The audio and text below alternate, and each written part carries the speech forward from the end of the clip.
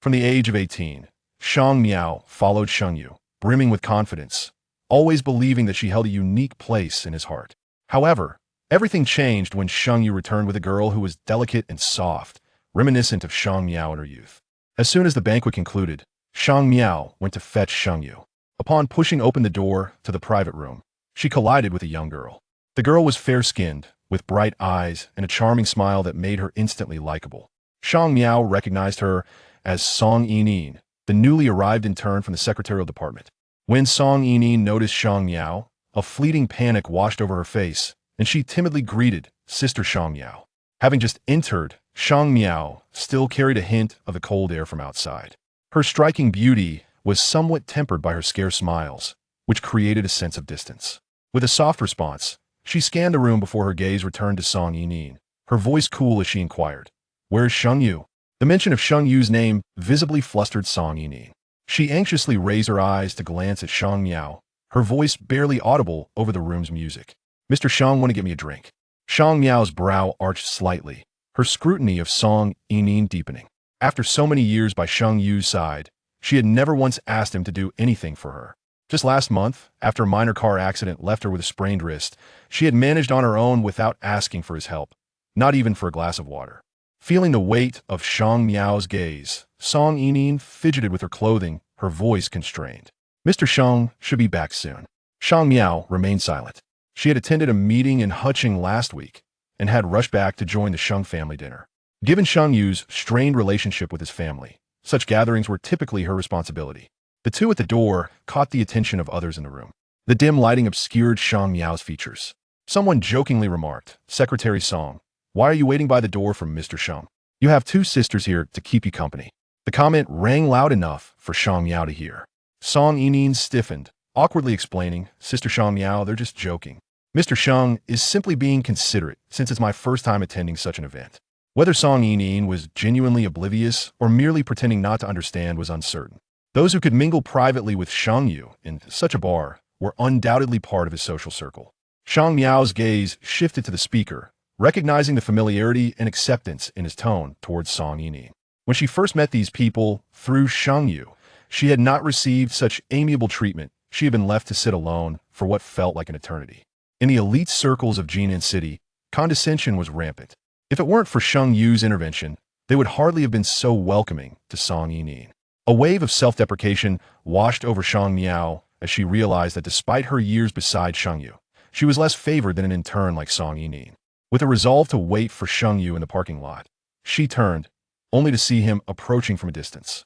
The collar of his black shirt was casually open, and his sleeves were rolled up to his elbows, revealing perfectly sculpted forearms. In the chaotic ambience of the bar, he emanated an air of untouchable elegance. The only incongruity was the carton of pure milk he carried in his hand, which seemed out of place. Shang Miao's attention drifted from the milk to Song Yining as she heard Sheng Yu's smooth voice. "What are you doing out here? Didn't I ask you to enjoy yourself inside?" Holding the milk carton, Song Yining's ears flushed a shade of pink as she replied softly, "I intended to go to the restroom, but then Sister Shang Miao arrived." It was then that Sheng Yu noticed Shang Miao, but he quickly returned his gaze to Song Yining, producing a piece of candy from his pocket to offer her. "I picked this up while getting the milk." Surprised, Song Yining accepted it with a shy smile. Only then did Sheng Yu turn his attention back to Shang Miao, asking, "Did you drive here?" Shang Miao contemplated saying, "Aren't you the one who asked me to pick you up?" Yet the words remained unspoken, and she merely nodded in silence. "Take Yining home first." Song Yining resided in a modest apartment in the northern part of the city, a stark contrast to the upscale neighborhood where Shang Miao and Sheng Yu lived. Shang Miao had to navigate half the city to reach her home. Exhausted from her business trip and the long drive, she understood the implications of Sheng Yu accompanying her home. Although they lived in the same building, he never stepped into her apartment unless there was a pressing need. As she felt his arms encircle her waist from behind, Shang Miao glanced down at the defined bones of his wrist and the elegant shape of his fingers. After their passionate encounter, her voice hoarse, she watched as Sheng Yu emerged from the shower, changing clothes. He never stayed overnight, a stipulation that had influenced his decision to buy her this apartment. With a languid squint, she teased, "Are you taken with that in turn?" Sheng Yu continued dressing, his expression unfazed. "She's quite obedient." Shang Miao scoffed. There were countless obedient individuals, yet none had captured his heart. Her gaze shifted to the chiseled lines of his physique with a hint of amusement. If she's so obedient, why have you held back for so long? Sheng Yu paused, his dark eyes locking onto hers, and after a moment of contemplation, he furrowed his brow. She's too obedient, it's hard to let go. Shang Miao's smile slowly faded. Oh, it wasn't that Sheng Yu was unwilling, it was that he found it difficult to part with her. The next day at the office, Shang Miao found Song Yining in a predicament. Song Yining noticed her, but quickly averted her gaze, clearly trying to avoid attention. Shang Miao paused, entering the president's office without hesitation. To her surprise, by noon, news broke that Lisa, the secretary who had troubled Song Yining earlier that day, had been dismissed. Later that afternoon, Shang Miao encountered Song Yining in the president's office. The girl stood timidly, her youthful face betraying her nerves as she introduced herself softly. Sister Shang Miao, Mr. Sheng asked me to report here. Sheng Yu had been right, she was indeed very obedient. As Shang Miao flipped through the documents, her eyes narrowed slightly, and even seated, her presence was undeniably commanding. What did Mr. Sheng ask you to do? Song Yining grew even more anxious. He said that I should stay by your side to learn.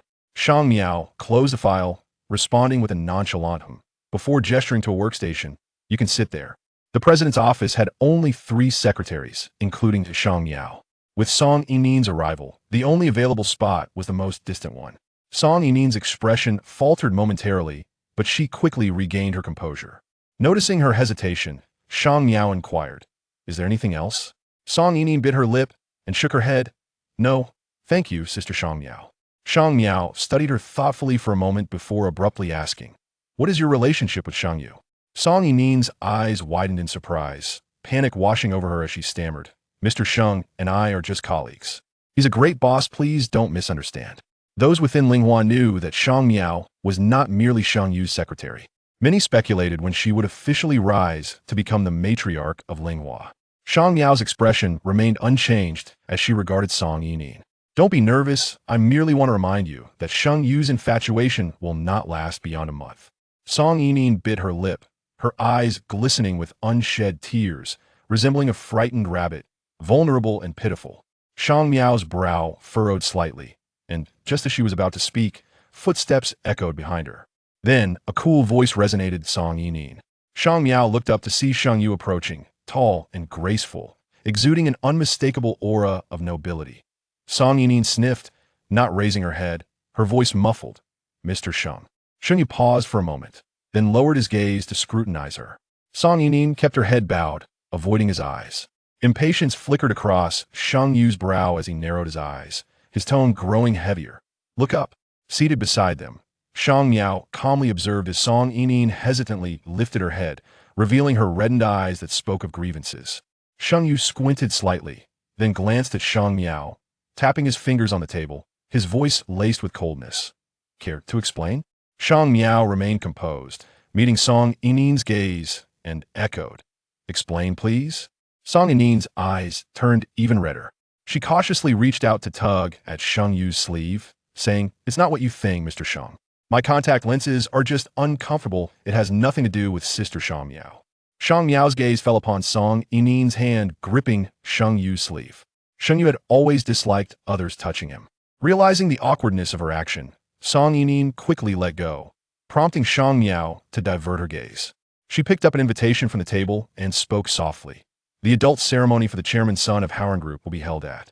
Before she could finish, Sheng Yu interrupted, "You can go by yourself." He turned and proceeded toward his exclusive office area, taking Song Yining along with him. Shang Miao lowered her head to tuck away the invitation, still able to hear Sheng Yu's indifferent voice. No need to fear her. Shang Miao did not perceive herself as threatening, but she needed to inquire about Lisa. Lisa was the deputy director of the secretarial office, highly capable, yet she had been unexpectedly dismissed. However, observing the scene of Song Yining blushing in front of Sheng Yu through the large glass partition, she resolved to find a better time to address it. Song Yining emerged from Sheng Yu's office after more than an hour, her cheeks flushed as she greeted Shang Miao before returning to her workstation. As an intern, she technically had no right to enter the CEO's office. Yet now that Sheng Yu had brought her in, Shang Miao had no choice but to assign her work. Song Yining glanced at the all-English contract that Shang Miao handed her, her expression turning awkward as she did not take it. Shang Miao's tone was cold and distant as she asked, "Can't you read it?" Song Yining bit her lip, her charming face turning crimson, clearly embarrassed this time. She stammered, "My English isn't very good." Shang Miao understood and handed her a report instead. "Do you know Excel? Prepare the report." Song Yining felt even more embarrassed, her voice barely above a whisper. "Thank you, Sister Shang Miao." When Shang Miao approached Sheng Yu with the invitation, he was engaged in a video conference and gestured for her to wait. Standing beside him, her gaze lingered on a plush rabbit beside Sheng Yu's computer. The craftsmanship was rough, and it appeared somewhat worn, clearly belonging to a young girl. It starkly contrasted with the surrounding, cool-toned decor. As Sheng Yu concluded the meeting and raised his eyes to her, he inquired, "What is it?" Shang Miao snapped back to reality, extending the invitation. "Howren Group is collaborating with us. We should show our respect." Sheng Yu glanced at the gilded envelope, a hint of displeasure crossing his handsome features. Before Shang Miao could further persuade him, he suddenly looked at her and spoke mildly. "I assigned Song Yining to assist you. Are you displeased?" Shang Miao's expression remained unchanged. "I have no reason to be displeased." "That's good," Sheng Yu replied, casually producing a black card and handing it to her. "For Howren, you go and prepare a gift." "And you?" Sheng Yu replied, "I have matters to attend to." As Shang Miao took the bank card and turned to leave, she was abruptly called back by Sheng Yu. He gazed at her without reservation. "Song Yining is different. Do not touch her." Shang Miao discerned this as a warning. However, the extent of Song Yining's difference, as mentioned by Sheng Yu, would be revealed to Shang Miao that evening. On her way to attend the Howren Group's banquet, she realized halfway that she had forgotten her phone and had to return to retrieve it. As she stepped into the area of the CEO's office, she heard the charming laughter of a girl. In the secretary's office, Song Yining was sitting next to Sheng Yu. Sheng Yu's hand rested on the keyboard, clicking absent-mindedly. Though Shang Miao stood at a distance, the quietness of the space allowed her to hear Song Yining's somewhat whiny complaint. "Am I too foolish? Sister Shang Miao has already given me the simplest task, yet I still can't manage it, and am making you stay late with me." Sheng Yu paused in his typing, casually replying, "What's there to fear? She was even more foolish than you in the past." Chapter 3. Shang Miao quietly observed them. It turned out that when Sheng Yu mentioned having something to attend to, he meant accompanying Song Yining for overtime work. She hesitated for a moment, feigning nonchalance as she reached for her phone. It was then that the two noticed her presence. Song Yining immediately grew anxious. "Sister Shang Miao, I will definitely finish my work today." "Indeed," Shang Miao responded, picking up her own phone from the desk. "With President Sheng's assistance, you will undoubtedly accomplish it." She was right. Having such a prominent boss like Sheng Yu handle these tasks made everything much easier. However, for reasons unknown to her, Song Yining's complexion paled slightly. Sheng Yu, devoid of any apparent pressure, raised his gaze to her. "Why haven't you left yet?" Shang Miao lifted her phone. "I forgot to take it. I'm heading over now." The gathering was at the Jinan Hotel, filled with familiar faces. When someone spotted Shang Miao arriving alone, they inquired about when Sheng Yu would be coming. Shang Miao responded smoothly, "He has an unavoidable meeting tonight, but will arrive as soon as he can." It was a well-known phrase, understood by all. Yet, Sheng Yu did indeed show up. As the banquet progressed, he entered alongside Song Yining. The man exuded an air of refined elegance, and the young lady beside him appeared charming and delightful, a fitting pair. A wealthy socialite, engaged in conversation with Shang Miao, gestured towards them. "Who is that girl next to President Sheng?" Upon seeing Song Yining, Shang Miao instinctively tightened her grip on the highball glass. Sheng Yu also noticed her. In the moment their eyes met, she understood his intentions. After exchanging pleasantries with the socialite, Shang Miao gracefully made her way towards him. "Didn't you say you wouldn't come?" she casually inquired, holding her glass. "I brought her to see." Sheng Yu's gaze fell on Song Yining. The latter immediately felt a wave of shyness. Her youthful appearance aligned perfectly with the current trend of delicate, slender figures. When she looked up at others, she exuded an innocent charm. "Sister Shang Miao, I only came along with President Sheng because I've never attended such a banquet before." Shang Miao nodded coincidentally. Someone spotted Sheng Yu and approached for a chat. Just moments ago, they had been discussing whether he would attend, believing he would not show up.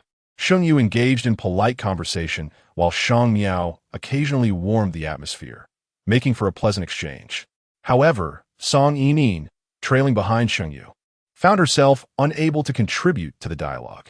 She quietly observed Shang Miao, noting her poise in social interactions, effortlessly handling the greetings from various attendees without a hint of error. Noticing Song Yinin's discomfort, Shang Miao raised her glass in a gesture of encouragement. In time, you'll naturally become adept at socializing. Song Yinin nodded appreciatively. Thank you, Sister Shang Miao. Hearing their conversation, Sheng Yu glanced back at Song Yinin. What's wrong? She forced a smile. It's nothing. Sheng Yu, feeling a bit discontent, stated, I'll take you home. Song Yinin's eyes instantly lit up with delight, but she hesitated, asking, wouldn't that be too much trouble? I can go back by myself. Shang Miao remained silent, watching as Sheng Yu led Song Yinin away. When Sheng Yu departed, he did not spare her a glance. Only Song Yinin, with her demure demeanor, bid her farewell. The few entrepreneurs who had engaged in conversation earlier approached, inquiring, Secretary Shang, who is this young lady? Why does President Sheng regard her as if she were a treasure? Such inquiries bore a subtle undertone. Those entrenched in the business realm were largely aware of the affair between Shang Miao and Sheng Yu. Yet, here he was, accompanied by another young woman, and it seemed he was rather fond of her. The onlookers cast glances at Shang Miao, tinged with curiosity. Having indulged in wine, Shang Miao was unable to drive and thus summoned chauffeur. By the time she arrived home, it was well past midnight. Upon unlocking the door, she discovered someone seated in the living room. She kicked off her high heels, eschewing the light, and walked over, declaring, I am quite fatigued today. The chilly aura surrounding Sheng Yu was intermingled with a hint of strawberry sweetness, which was particularly pronounced in the darkness, the scent of Song Yinin. Shang Miao stiffened momentarily before stepping aside. Did you see off Secretary Song? Indeed, Sheng Yu replied in a low, subdued tone, devoid of emotional fluctuations. She remains blissfully ignorant of everything. What do you intend to do this time? A month, or perhaps 3?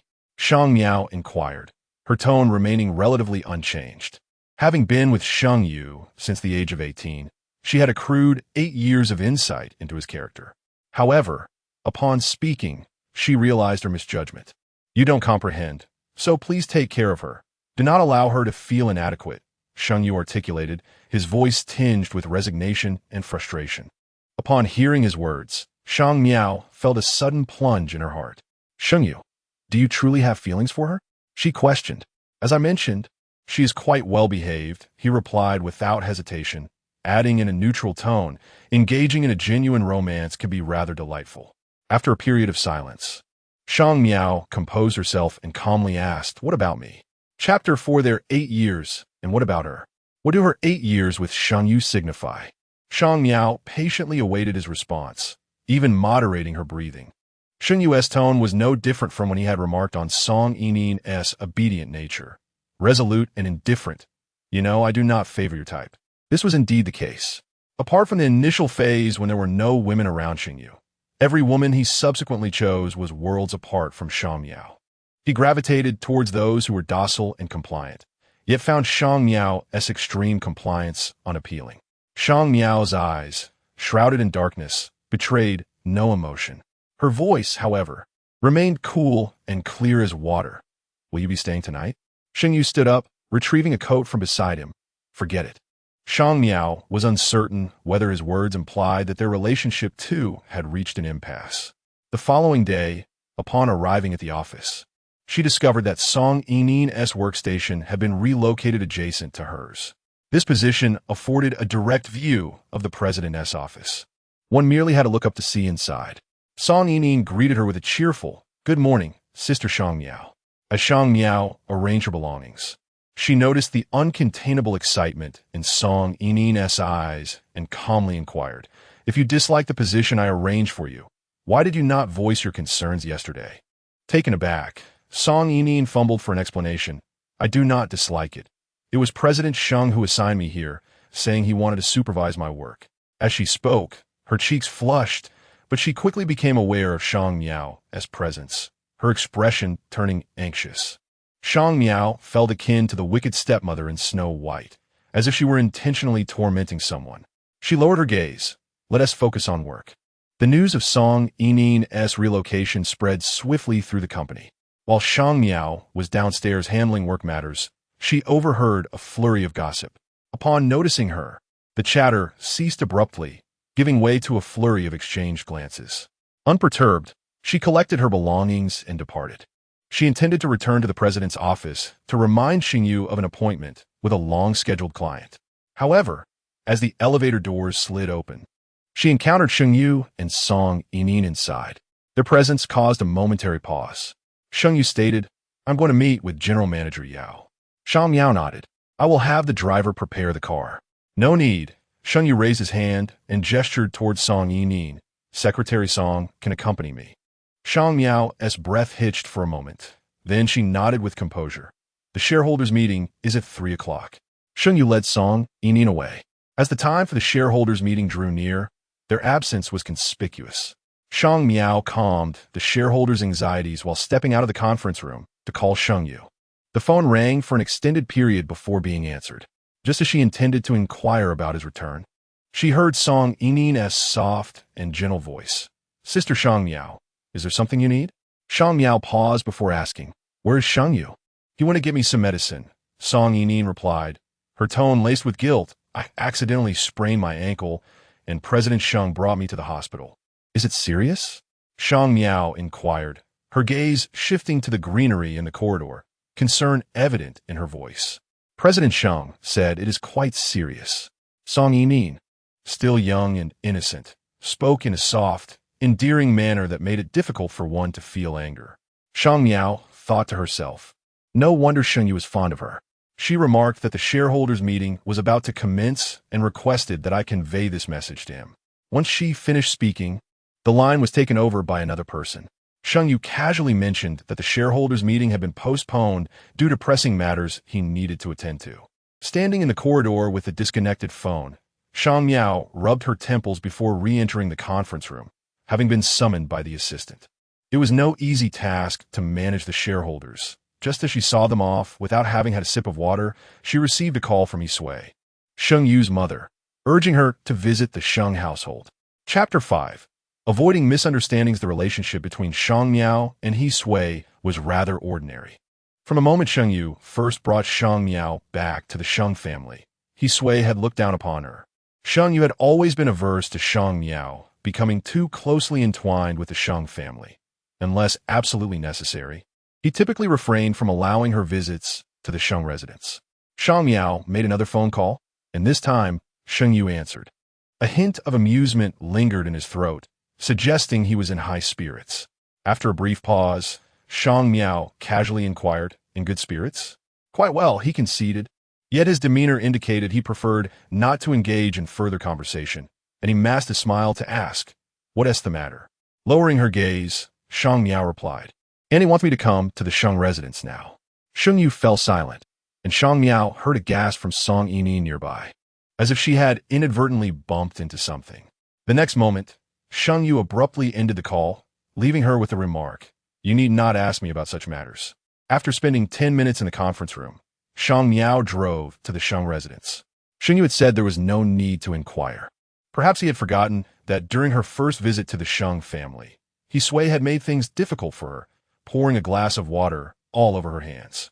At that time, Sheng Yu had comforted her by gently touching her ear, advising her to be cautious around Yisui in the future. As Shang Miao arrived at the Sheng residence, she coincidentally encountered Yisui, who was sending someone off. Recognizing the affluent lady, she greeted her with a smile. The woman was beautiful and gracious, and those who befriended the Sheng family regarded her as a potential daughter-in-law. After bidding farewell, Yisui cast a glance at Shang Miao and inquired, "Where is Sheng Yu? Why isn't he with you?" Shang Miao replied, "He has matters to attend to." Yisui scoffed coldly, retrieving an invitation from the study and handing it to her. It was an invitation to a soiree at Lin's Manor, intended for Sheng Yu. The event was highly sought after among the elite of Jinan City, attracting only the wealthiest and most illustrious individuals. Taking the invitation, Shang Miao sought out Sheng Yu again. Upon hearing the situation, he fell silent for a moment before instructing her to come find him. Not daring to approach, she chose to wait at a nearby CF.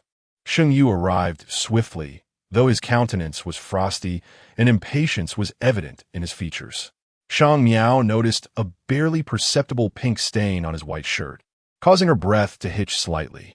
Her hand, resting on the table, instinctively curled. She asked, "Would you like something to drink?"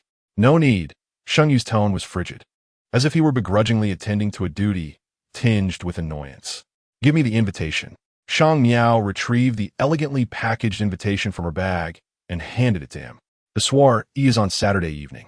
Should the gown be custom-made or from a high-end brand? She was accustomed to managing such details for Sheng Yu, being both meticulous and considerate. However, Sheng Yu interrupted her. Send the specifics to Song Yining. She will accompany me this time. Shang Miao cautioned, the Lin's Manor event is quite significant. It may not be appropriate to bring her. I can bring whoever I deem fit. Sheng Yu cut off any further discussion, taking the invitation and preparing to leave. Shang Miao noticed his phone, which he had been holding since entering, light up with a WeChat notification. She could not discern the content clearly, but she caught sight of a pink rabbit avatar. Shang Miao withdrew her gaze, falling silent and tacitly acknowledging his statement. Sheng Yu was indeed correct. As the owner of Linghua, he had numerous individuals eager to curry favor with him, and naturally, he could bring anyone along as he pleased. As she observed Sheng Yu preparing to depart, Shang Miao gathered her belongings, ready to head home. Just as she was about to rise, she noticed Sheng Yu suddenly halt, turning back to regard her from a few paces away. His voice was cool and detached, devoid of any superfluous emotion. Do not use this number in the future. Switch to my work number.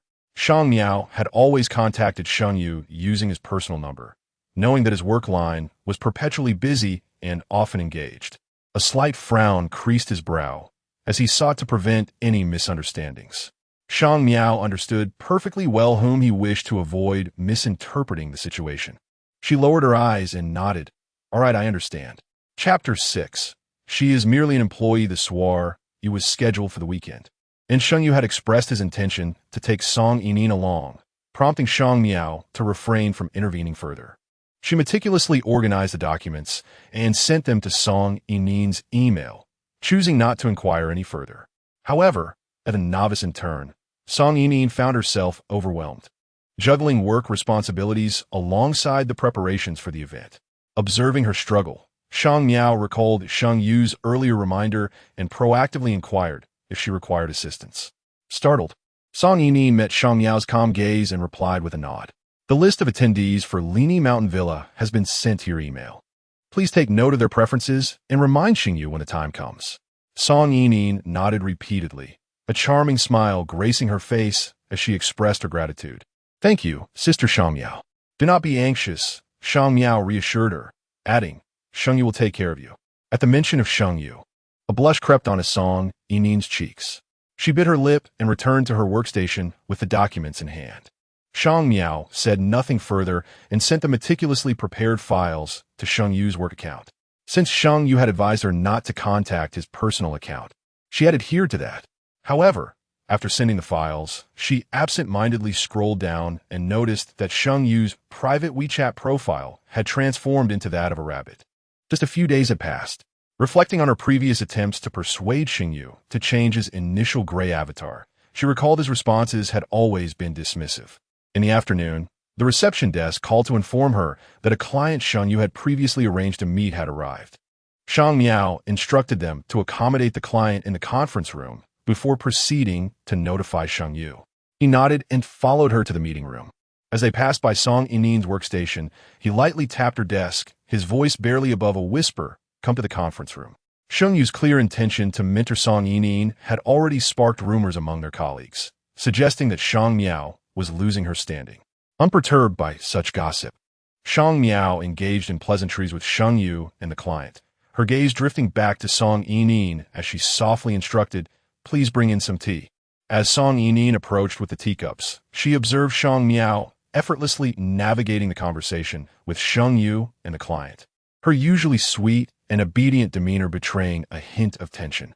Once the client had departed, she, in a fit of defiance, murmured, Sister Shang Miao, President Sheng. I shall take my leave now. Shang Miao's expression remained composed. With a lingering glance at Sheng Yu, Song Yining turned and exited. Left alone in the conference room, Shang Miao furrowed her brow and posed a question to Sheng Yu. Have you made up your mind? Are you truly taking her to the soiree? Otherwise? Sheng Yu replied, pinching the bridge of his nose before continuing, from now on, let Zhou Jun meet with clients alongside me. Zhou Jun was another secretary in the president's office, primarily handling internal matters. Shang Miao recalled the dejected and insecure expression on Song Yinin's face moments ago and understood the implications. Yet, she could not help but exclaim, "You are rather generous with her." Sheng Yu did not refute this, stating, "The young lady deserves protection." Suddenly, recalling something, he called out to Shang Miao, "Please assist her in selecting a gown. The expense will be covered by me. Simply state it is a company reimbursement." Shang Miao was unaware that Sheng Yu's kindness towards her was manifested in such a manner. She nodded stiffly, contemplating whether to inquire if she had any preferences. As the workday neared its conclusion, Shang Miao returned with several styles, intending to ask Song Yinin for her opinion. However, before she could even step into the office, she overheard Song Yinin's voice, tinged with a sense of grievance, saying, "Mr. Sheng, you should take Sister Shang Miao to the banquet. I am incapable of doing anything right and fear I would bring you shame." Shang Miao found herself at the doorway, caught in indecision about whether to enter or retreat. Then, she heard Sheng Yu's response, "She is an employee, and you are a girlfriend. Who do you think would be more embarrassing to take?" Shang Miao lowered her gaze, realizing that, in his eyes, she was merely an employee. Chapter 7. She is cradled by Sheng Yu on the weekend. Sheng Yu took Song Yinin to a dinner party, while Shang Miao remained indifferent. It was only in the afternoon, as she was leaving her home, that she unexpectedly encountered Sheng Yu, who was also heading out. He wore a shirt, the collar slightly unbuttoned, revealing a hint of his collarbone, which was somewhat alluring. Coincidentally, Shang Miao's knee-length dress was black, just like Sheng Yu's shirt, and their simple styles inadvertently made them resemble a couple dressed in matching outfits. Shang Miao paused briefly before casually greeting Sheng Yu, inquiring if he was off to the dinner. He responded with a nonchalant his demeanor lacking enthusiasm. As the elevator reached the ground floor, Shang Miao stepped out first, as she had made plans to dine with Lisa. When Lisa was dismissed previously, Shang Miao had wanted to ask Sheng Yu about it, but never found the opportunity. They met at a Japanese restaurant, where Lisa couldn't help but vent her frustrations, claiming she had been unjustly accused. It was clear that Song Yinin had failed to complete her work, and after a few reprimands, Lisa found herself labeled as a bully to the intern. Shang Miao remarked, "She is now cradled in Sheng Yu's palm. You have to tread carefully around her." Lisa, perplexed, questioned what Sheng Yu saw in her. After expressing her bewilderment, she seemed to feel a sense of injustice for Shang Miao, mentioning that she had heard Sheng Yu intended to nurture Song Yinin's talents. The efforts Shang Miao had put forth for Sheng Yu were well acknowledged by the people at Linghua. She worked tirelessly and was willing to endure hardships. No matter how much she had to drink at the table, she would ensure that Sheng Yu received satisfactory results from any client he wished to cultivate. With her gaze lowered, Shang Miao sipped her cup of tea in silence. The employees at Linghua often claimed that Song Yinin was the next Shang Miao. Yet Shang Miao herself did not agree. She had been meticulously trained by Sheng Yu, evolving from an inexperienced 18-year-old to her current capable self, all thanks to Sheng Yu's guidance. Song Yinin, however, was different. She was nurtured by Sheng Yu's careful attention, gradually cultivated in a sheltered manner. He had unreservedly allowed Song Yinin to accompany him to various events, even though it was evident that she was nowhere near being competent. After parting ways with Lisa, Shang Miao was about to head home when she received a call from Sheng Yu, his tone uncharacteristically grim. "Jinan Hospital, come over." By the time Shang Miao arrived, Sheng Yu had already bandaged his wrist, while Song Yinin sat nearby, visibly distressed, her eyes reddened. Shang Miao walked briskly, furrowing her brow as she examined Sheng Yu's wrist. "How'd you get hurt? Weren't you going to the dinner?" Sheng Yu sat in the emergency room, his expression far from pleasant. He had been rear-ended, and the at-fault driver was still present. "I'll handle it," Shang Miao replied, then turned her attention to the still-sitting Song Yinin, kindly asking, "Are you hurt anywhere?"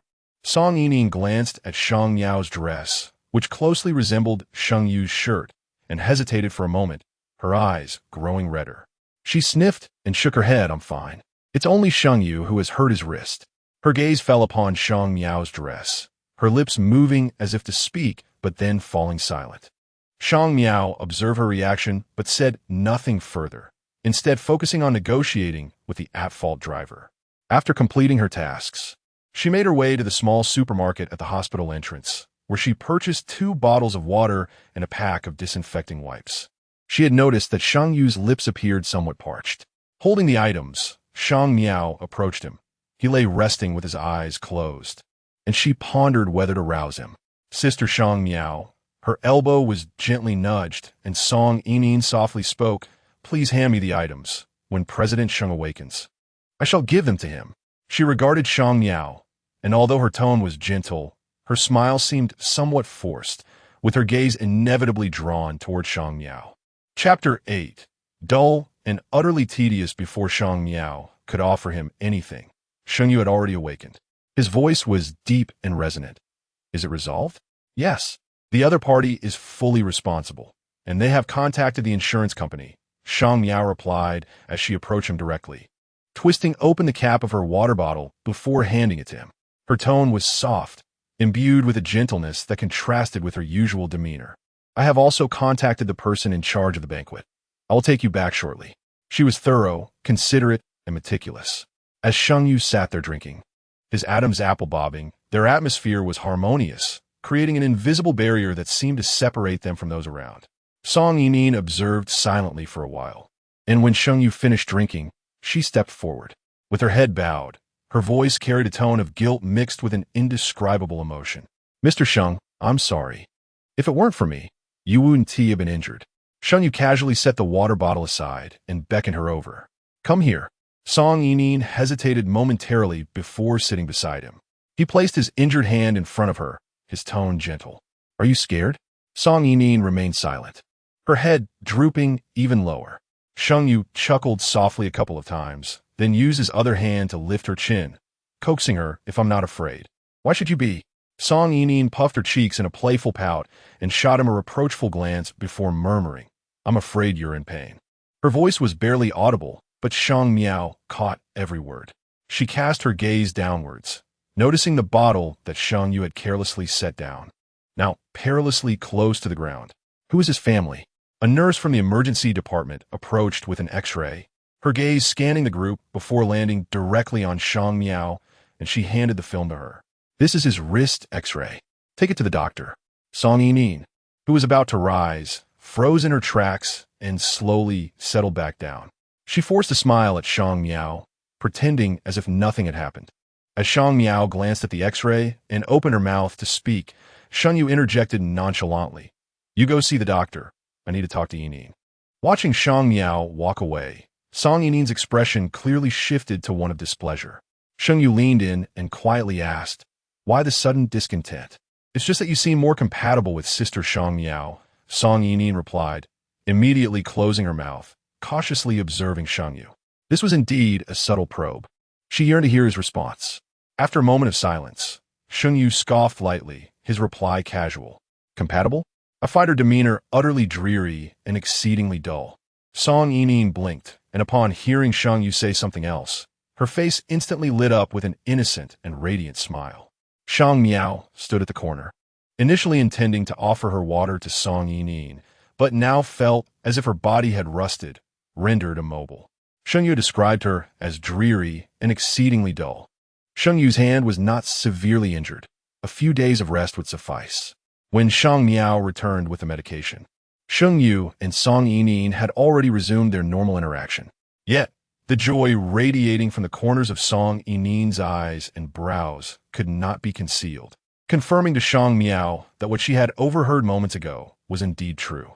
Throughout the journey, Shang Miao remained silent, quietly escorting Song Yining back before returning to her own neighborhood with Sheng Yu. The vehicle came to a steady halt in the underground parking lot, and Shang Miao removed the car key, her tone composed. "Have you established a relationship with her?" Just moments ago, as Song Yining exited the car, Shang Miao had observed through the rearview mirror that she had placed a gentle kiss on Sheng Yu's cheek. Sheng Yu did not deny it. "Yes." "When did this happen?" "Just now," Sheng Yu replied, adding, "She's feeling a bit jealous and needs some reassurance." Shang Miao instinctively tightened her grip on the car key, pondering why she would feel jealous of me. Sheng Yu then glanced at the black dress she wore and remarked, "You shouldn't wear black in the future. It doesn't suit you." Shang Miao pressed her lips together, contemplating whether it was truly unflattering or merely a matter of Song Yinin's preference. Chapter 9. The news of Yu and Sheng Yu's relationship quickly spread throughout Linghua. Shang Miao no longer took the exclusive elevator for executives. Instead, she now arrived 5 minutes earlier each day to share the public elevator with ordinary employees. The reason was simple. Song Yinin now commuted to and from work alongside Sheng Yu. This morning, due to a traffic accident, Shang Miao arrived later than usual. Upon reaching the top floor, she coincidentally encountered Song Yinin and Sheng Yu stepping out of the elevator together. Song Yinin, with her arm linked through Sheng Yu's, wore a charming and playful smile. Upon catching sight of Shang Miao, she momentarily froze, but then her smile brightened even more as she greeted Sister Shang Miao. Good morning. Shang Miao glanced at the hand that was wrapped around Sheng Yu's arm, her tone flat as she replied, Morning. Realizing she was still holding onto Sheng Yu, Song Yinin playfully stuck out her tongue and quickly released her grip, then mischievously looked at Sheng Yu and teased, What should we do since Sister Shang Miao saw us? Sheng Yu raised an eyebrow, glancing at Shang Miao, clearly unconcerned about her scrutiny. Shang Miao had no desire to witness the intimacy between them and turned to head back to her workstation, her high heels clicking rhythmically against the polished floor. A few steps away, she could still hear Song Yinin playfully calling out, Ooh. However, around noon, Song Yinin emerged from Sheng Yu's office with a visibly less cheerful expression. She stopped in front of Shang Miao, biting her lip, and said, Sister Shang Miao, President Sheng is looking for you. Shang Miao was taken aback. She could hardly fathom what Sheng Yu could possibly want, considering he had delegated most of his work to Song Yinin. Sensing her hesitation, Song Yinin urged, President Sheng is still waiting. While Shang Miao was in the midst of replying to a client's email, she looked up at the sound of Song Yinin's voice. Is there something you cannot handle? I can guide you, but I'm a bit occupied right now. The words, spoken without intent, struck a chord with Song Yinin, causing her already dim expression to darken further. After meeting with Sheng Yu, Shang Miao finally understood the reason behind Song Yinin's troubled demeanor. Her gaze briefly landed on the rabbit figurine on the desk before swiftly shifting away, and she inquired of Sheng Yu, You intend to take me back to the Sheng family? Aren't you worried about Song Yinin getting jealous? Sheng Yu's father, Sheng Songhai, had a birthday approaching, and he Sui had somehow learned of Song Yinin's involvement, insisting that Sheng Yu bring her along. Sheng Yu lifted his eyelids and regarded her, saying, My mother is not someone she can contend with. So you want me to endure her scrutiny? Shang Miao questioned. She was aware of Sui's high standards for a daughter-in-law, recalling how difficult her first visit had been. Yet back then, Sheng Yu had not been as prepared. It was evident he understood that such an occasion would not allow for a clean escape. Shang Miao tugged at the corners of her mouth and asked, What if I refuse? That is permissible, Sheng Yu replied, unfazed, as he twirled the pen in his fingertips before placing it steadily on the table. His lips parted slightly. Just ensure that you are ready to consider it. The implication of his words was clear only to the two of them. After a moment of silence, Shang Miao nodded. All right. On the day of Sheng Songhai's birthday, Shang Miao waited in the parking lot after work for Sheng Yu, as they had agreed to go together. However, Sheng Yu never arrived. As the birthday banquet approached, time slipped away, and despite her attempts to reach out, no one responded to Shang Miao's messages. Unable to resist the urge, she returned to the president's office, only to find it empty. With a frown darkening her expression, she inquired of a colleague who was still working late, Where is Sheng Yu? The colleague appeared momentarily taken aback and replied, President Sheng has left. He departed with Secretary Song. Chapter 10. A sense of weariness as Shang Miao arrived at the Sheng residence. Dinner was just about to commence. She handed the gift she had brought to the housekeeper, her gaze drifting towards the already seated Sheng Yu. Sheng Yu was engrossed in his phone, merely lifting his eyelids upon hearing her approach. Sheng Songhai, with a furrowed brow, remarked sternly, Why are you so late? Sheng Yu was saying you might not come. I was caught in traffic on the way. Happy birthday, Uncle, Shang Miao replied. Her expression remained inscrutable as she gracefully took a seat beside Sheng Yu, her gaze momentarily pausing to notice him engaged in conversation with Song Yinin. Perceiving her attention, Sheng Yu flipped his phone face down on the table and leaned slightly closer. Speaking in a tone only they could discern, I thought you weren't coming. You told me to wait for you in the underground parking, she replied. Sheng Yu hesitated for a moment. I forgot. His demeanor was nonchalant. It looks like it's gonna rain, so I took Yinin home first. After all, you have your own car. You didn't reply to my messages. Shang Miao's lashes lowered, concealing her thoughts, yet her hands clenched tightly on the table. You didn't answer my calls either. I assumed you had something important to attend to. So it was merely to see Song Yinin home. At the birthday gathering for Sheng Songhai, numerous relatives had arrived. He Sui was preoccupied with entertaining guests, leaving no time to confront Shang Miao, who also refrained from seeking her out. It was not until someone inquired about Sheng Yu's marriage prospects that he Sui reluctantly glanced in Shang Miao's direction, offering a dismissive response. It's still too early. Nothing is certain yet. The relatives expressed surprise. Haven't Shang Miao and Sheng Yu been together for several years? Why is there still no conclusion? Despite their awareness of he Sui's disdain for Shang Miao, the latter had been with Sheng Yu long enough that even Sheng Songhai tacitly acknowledged their relationship, leading many to believe that Shang Miao's marriage into the Sheng family was a foregone conclusion. He Sui, visibly displeased, did not wish to engage further and beckoned Shang Miao over. Her gaze was laden with implication. What do you have to say about your relationship with Sheng Yu? What can I say? He Sui was aware of Song Yinin's presence. Shang Miao could only respond truthfully. It is indeed too early. Both Sheng Yu and I are still young, and we are currently focused on our careers. Conversing with He Sui was far from comfortable, and after enduring subtle jabs, Shang Miao stiffly excused herself. Not far from her departure, she overheard relatives advising He Sui, if you keep targeting her, what will happen if she marries Sheng Yu? He Sui, undeterred and unafraid, made no effort to conceal her sentiments. She will never marry Sheng Yu. Shang Miao halted in her tracks, her spine straightening as she retreated to a distant corner of the living room. Upon arriving, she unexpectedly encountered Sheng Yu in a video call. His voice, deep and laced with amusement, resonated. There's no one else here, just me. Shang Miao stood still, contemplating a retreat.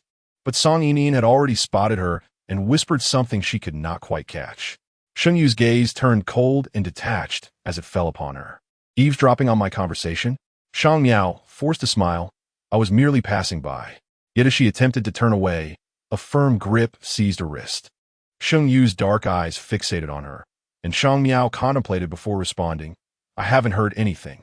Only then did Sheng Yu's gaze descend, settling upon the necklace adorning her right wrist. His eyebrows subtly arched in curiosity. Why was she still wearing it? Shang Miao turned her wrist slightly, accustomed to its presence.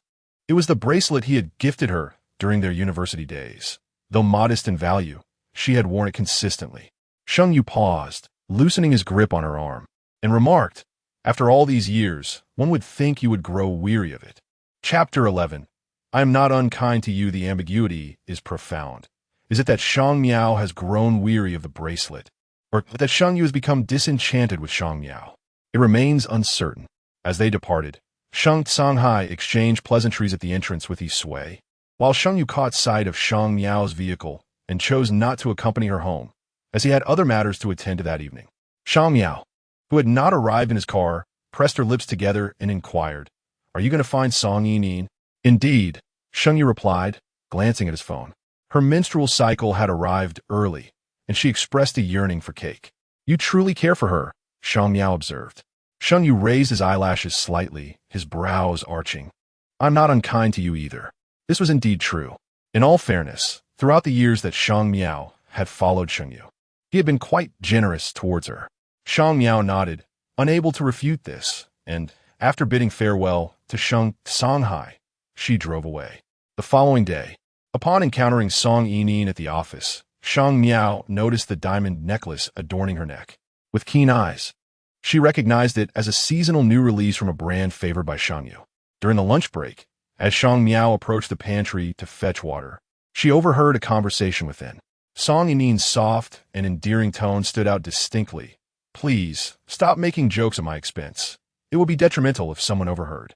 Moreover, there was a hint of distress in her voice, as if she were deeply conflicted. If Sister Shang Miao were to find out, she would likely be very upset. Wouldn't she? Upon hearing Shang Miao's name, the others ceased their teasing, for Shang Miao held a commendable reputation at Linghua. Standing at the door for a moment, Shang Miao descended to purchase a cup of coffee. The afternoon proceeded as usual, until the project department submitted a document for Shang Miao's review. The more she examined it, the more her brow furrowed, ultimately leading her to close the file and return it, declaring it too chaotic and in need of a complete overhaul. The department manager hesitated, attempting to explain that this report had been provided by the secretariat. Nearby, Song Yinin's complexion shifted between pale and green, her voice barely above a whisper, "Sister Shang Miao." "I prepared the report." With a frown, Shang Miao could not help but admonish, "You are an intern. You are not yet at the level to handle such reports." Song Yinin sniffled, "I'm sorry, Sister Shang Miao." The report contained numerous issues requiring amendments, and since the department was unwilling to take it on again, it fell to Shang Miao to rectify it. Throughout the entire afternoon, Song Yinin remained dutifully at her workstation, completing her proofreading tasks. When evening came and it was time to depart, Sheng Yu emerged from the office, pausing before Shang Miao. He wrapped his fingers lightly on her desk, stating, "Song Yinin will begin shadowing me tomorrow. You will need to reorganize her responsibilities." Upon hearing this, Shang Miao turned her gaze towards Song Yinin, who was focused on the contract before her, seemingly oblivious to Sheng Yu's words. However, the tension was palpable as she bit her lip, her jawline taut with anxiety. Shang Miao calmly redirected her attention to Sheng Yu, asking, "Can you provide a reason?" "You are not suited to mentor newcomers," Sheng Yu replied expressionlessly. "She will not learn anything of value under your guidance." Shang Miao fixed her intense gaze upon him, recalling that it was he who had initially insisted she accompany her. Sheng Yu's demeanor remained unyielding as he asserted, "I retract that now." The news of Sheng Yu siding with Song Yinin soon spread throughout the company, casting a shadow over Shang Miao. As Shang Miao concluded her workday, she could distinctly sense the peculiar gazes directed at her, yet she chose to ignore them. The city of Jinan was often drenched in rain, and as summer approached, the downpours intensified. After stopping at a gas station to refuel, she emerged only to find a torrential rainstorm had commenced. When she finally managed to navigate her way back home, she discovered the door ajar, and within sat Shang Yu. Chapter 12. Do you want me to be a wild man? After a brief pause, Shang Miao placed her bag down and removed her coat. Her tone remained as usual, questioning whether Song Yinin had come to seek an explanation. Otherwise, she could not fathom any other reason for Sheng Yu's visit. Sheng Yu lifted his gaze, countering with a question, "When did you return?" Shang Miao, having stayed late to amend Song Yinin's report, had left work half an hour later than usual. She poured herself a cup of hot water, hoping to dispel the chill that lingered on her skin. Sheng Yu continued to observe her, seated casually on the sofa, his long legs stretched out as though he belonged to this abode. "I had to work overtime, and it's raining outside, which delayed me," she replied. "You seem dissatisfied with Song Yinin." The slight furrow of his brow indicated he was indeed aware. Shang Miao sipped her hot water, feeling a wave of comfort wash over her. She was not particularly keen to discuss Song Yinin with Sheng Yu. "As long as you are satisfied, does my attitude truly matter?" Her tone was less than pleasant. After a moment, she added, "Did you come to see me for something else?" Just then, Sheng Yu's phone on the coffee table chimed. He glanced down briefly before lifting his gaze once more, his eyes appraising Shang Miao with an inscrutable calm. Yet, in the next moment, he diverted his attention back to his phone, responding to a message before returning his focus to her slender waist, chuckling. What else could there be? The unspoken understanding between adults was palpable, especially after several years of intimacy. However, Shang Miao seemed somewhat distracted tonight, her mind wandering with the sound of the rain outside. Sheng Yu pinched her waist lightly, leaning in to kiss the corner of her lips, his voice deep and almost coaxing. "Miao Miao, do cooperate a bit." It was evident that Sheng Yu was in good spirits tonight. At the conclusion, he even unusually assisted Shang Miao in tidying up. Nevertheless, the marks on her body were quite pronounced, lingering into the next day. Attempts to conceal them only drew more attention. Shang Miao chose a long-sleeved shirt paired with high-waisted trousers, presenting a polished appearance. Unbeknownst to her, Sheng Yu had inadvertently left a mark on her neck, which she had not noticed, but others certainly had. Song Yinin's demeanor throughout the day was notably sour, frequently casting glances at Shang Miao. During lunch break, as Shang Miao was preparing to leave, She overheard faint sounds of an argument coming from the CEO's office, followed by Song Yining storming out with red-rimmed eyes. When she passed by Shang Miao, she hesitated momentarily before hastily departing. Shang Miao, with an unperturbed expression, continued to gather her belongings. As she had a client meeting in the afternoon, upon returning from her meeting, she noticed Song Yining still had puffy eyes. Shang Miao surmised that the quarrel with Sheng Yu had not yet been reconciled. However, she was indifferent and simply took the documents to find Sheng Yu. She handed him the folder, stating, "I need your signature." Sheng Yu acknowledged with a hum, then suddenly focused on her neck, frowning as he inquired, "Why didn't you cover that up? Were you deliberately trying to let her see?" Shang Miao replied, "I didn't notice." She understood well. With the conflict between Song Yining and him, he must have felt discomfort and needed a reason to vent. "If necessary, I can explain it to her," she offered. Sheng Yu paused in his motion of gripping the pen, then let out a derisive snort, his tone betraying no discernible emotion as he inquired, "How do you intend to explain this? My nights spent with others have nothing to do with you." Sheng Yu listened to her words in silence for a considerable time, observing her expressionless visage, as if she genuinely believed that the person she had shared last night with was interchangeable with anyone else. He pressed the tip of his tongue against his left cheek, then cast the pen he had been holding onto the table, his voice laced with mockery as he asked, "Do you wish for me to play the role of a promiscuous man?" Chapter 13. "The number you dialed is not in service." Shang Miao lowered her brow. Wishing to avoid overthinking, there was no need for it.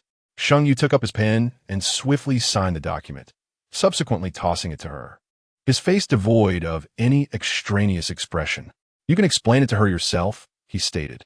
Shang Miao acknowledged him with a brief sound and turned to leave with the document in hand. Sheng Yu paused, his pen momentarily halting as he called out to her, "In the future, if there's anything, have Song Yining come to me." Shang Miao's steps faltered as she noticed the cold indifference in Sheng Yu's gaze. "Do not come here again." It was unclear what Sheng Yu had conveyed to Song Yining, but when they met again the following day, Song Yining was once more adorned with a bright smile.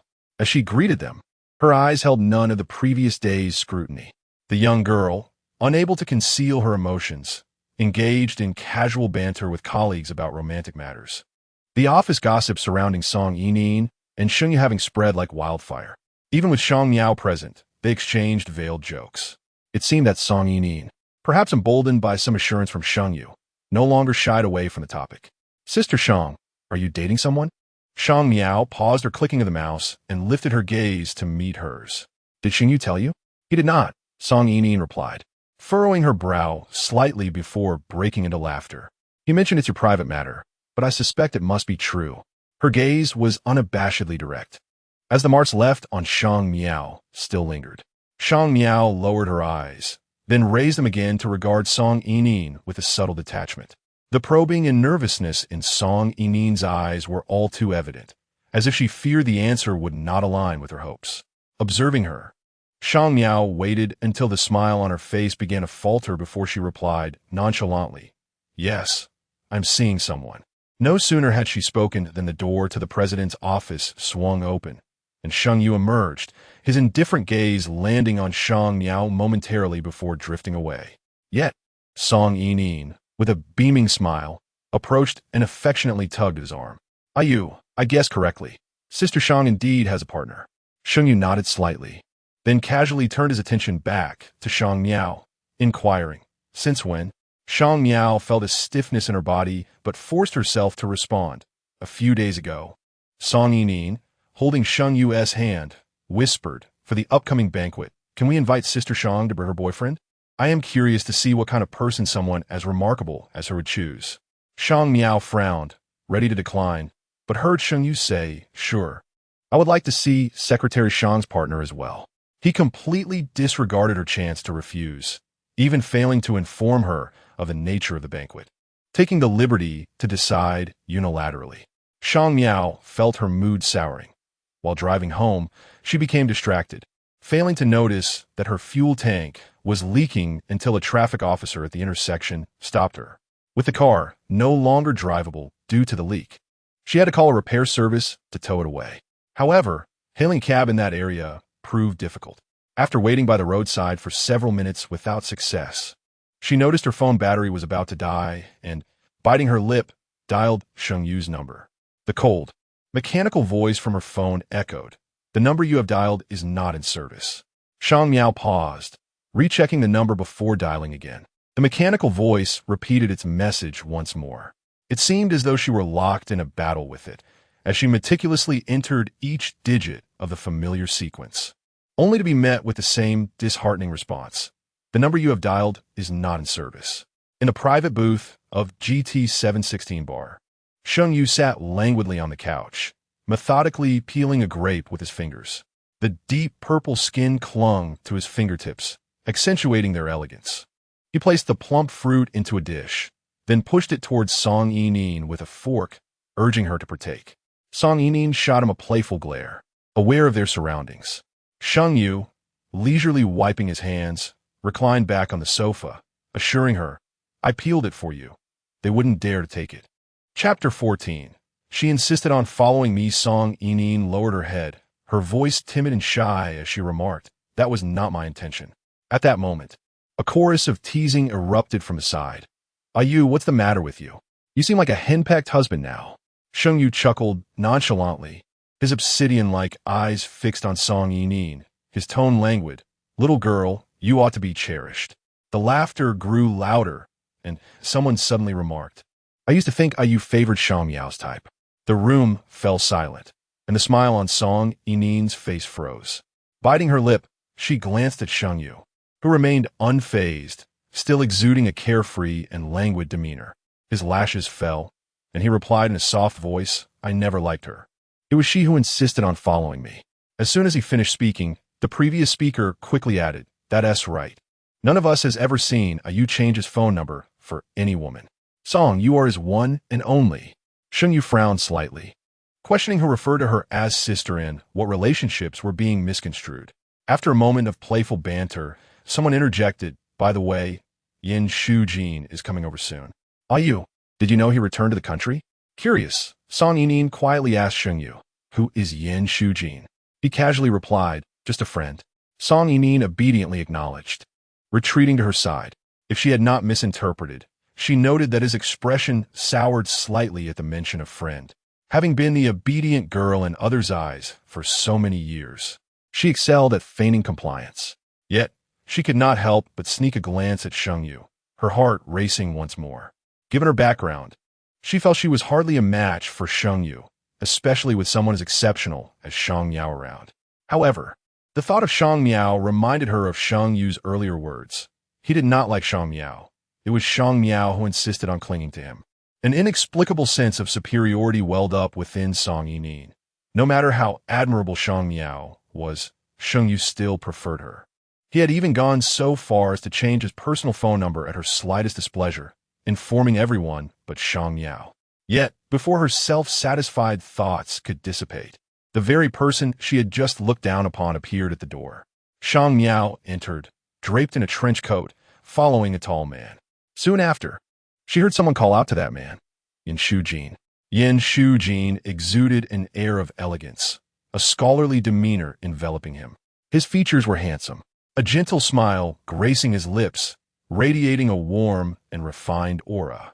Instinctively, Song Yining glanced at Sheng Yu, only to find his brow slightly furrowed. His gaze fixed intently on Shang Miao. She tugged at his sleeve and whispered, "You, I'm a bit thirsty. Could you pour me a glass of water?" At that moment, Sheng Yu's attention returned to her. As he shifted his gaze, Shang Miao happened to look over, their eyes meeting directly.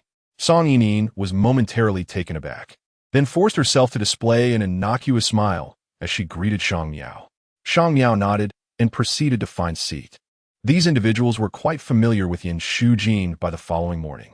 After exchanging pleasantries, they inquired, "Yin Shujin, how did you come here with Shang Miao?" They had not notified Shang Miao about their recent gatherings, and they had just been discussing her behind her back, which rendered the situation somewhat awkward. Yin Shujin smiled gently and subtly, explaining that she had encountered Shang Miao stranded on the road and had decided to accompany her. "Oh, how fortuitous," they remarked. Sheng Yu poured himself a glass of wine and then filled another glass, sliding it across the table towards Yin Shujin without any particular inflection. "Care for a drink?" Yin Shujin calmly pushed it back, replying, "No, Miao Miao's car broke down, and I need to take her home shortly." Chapter 15.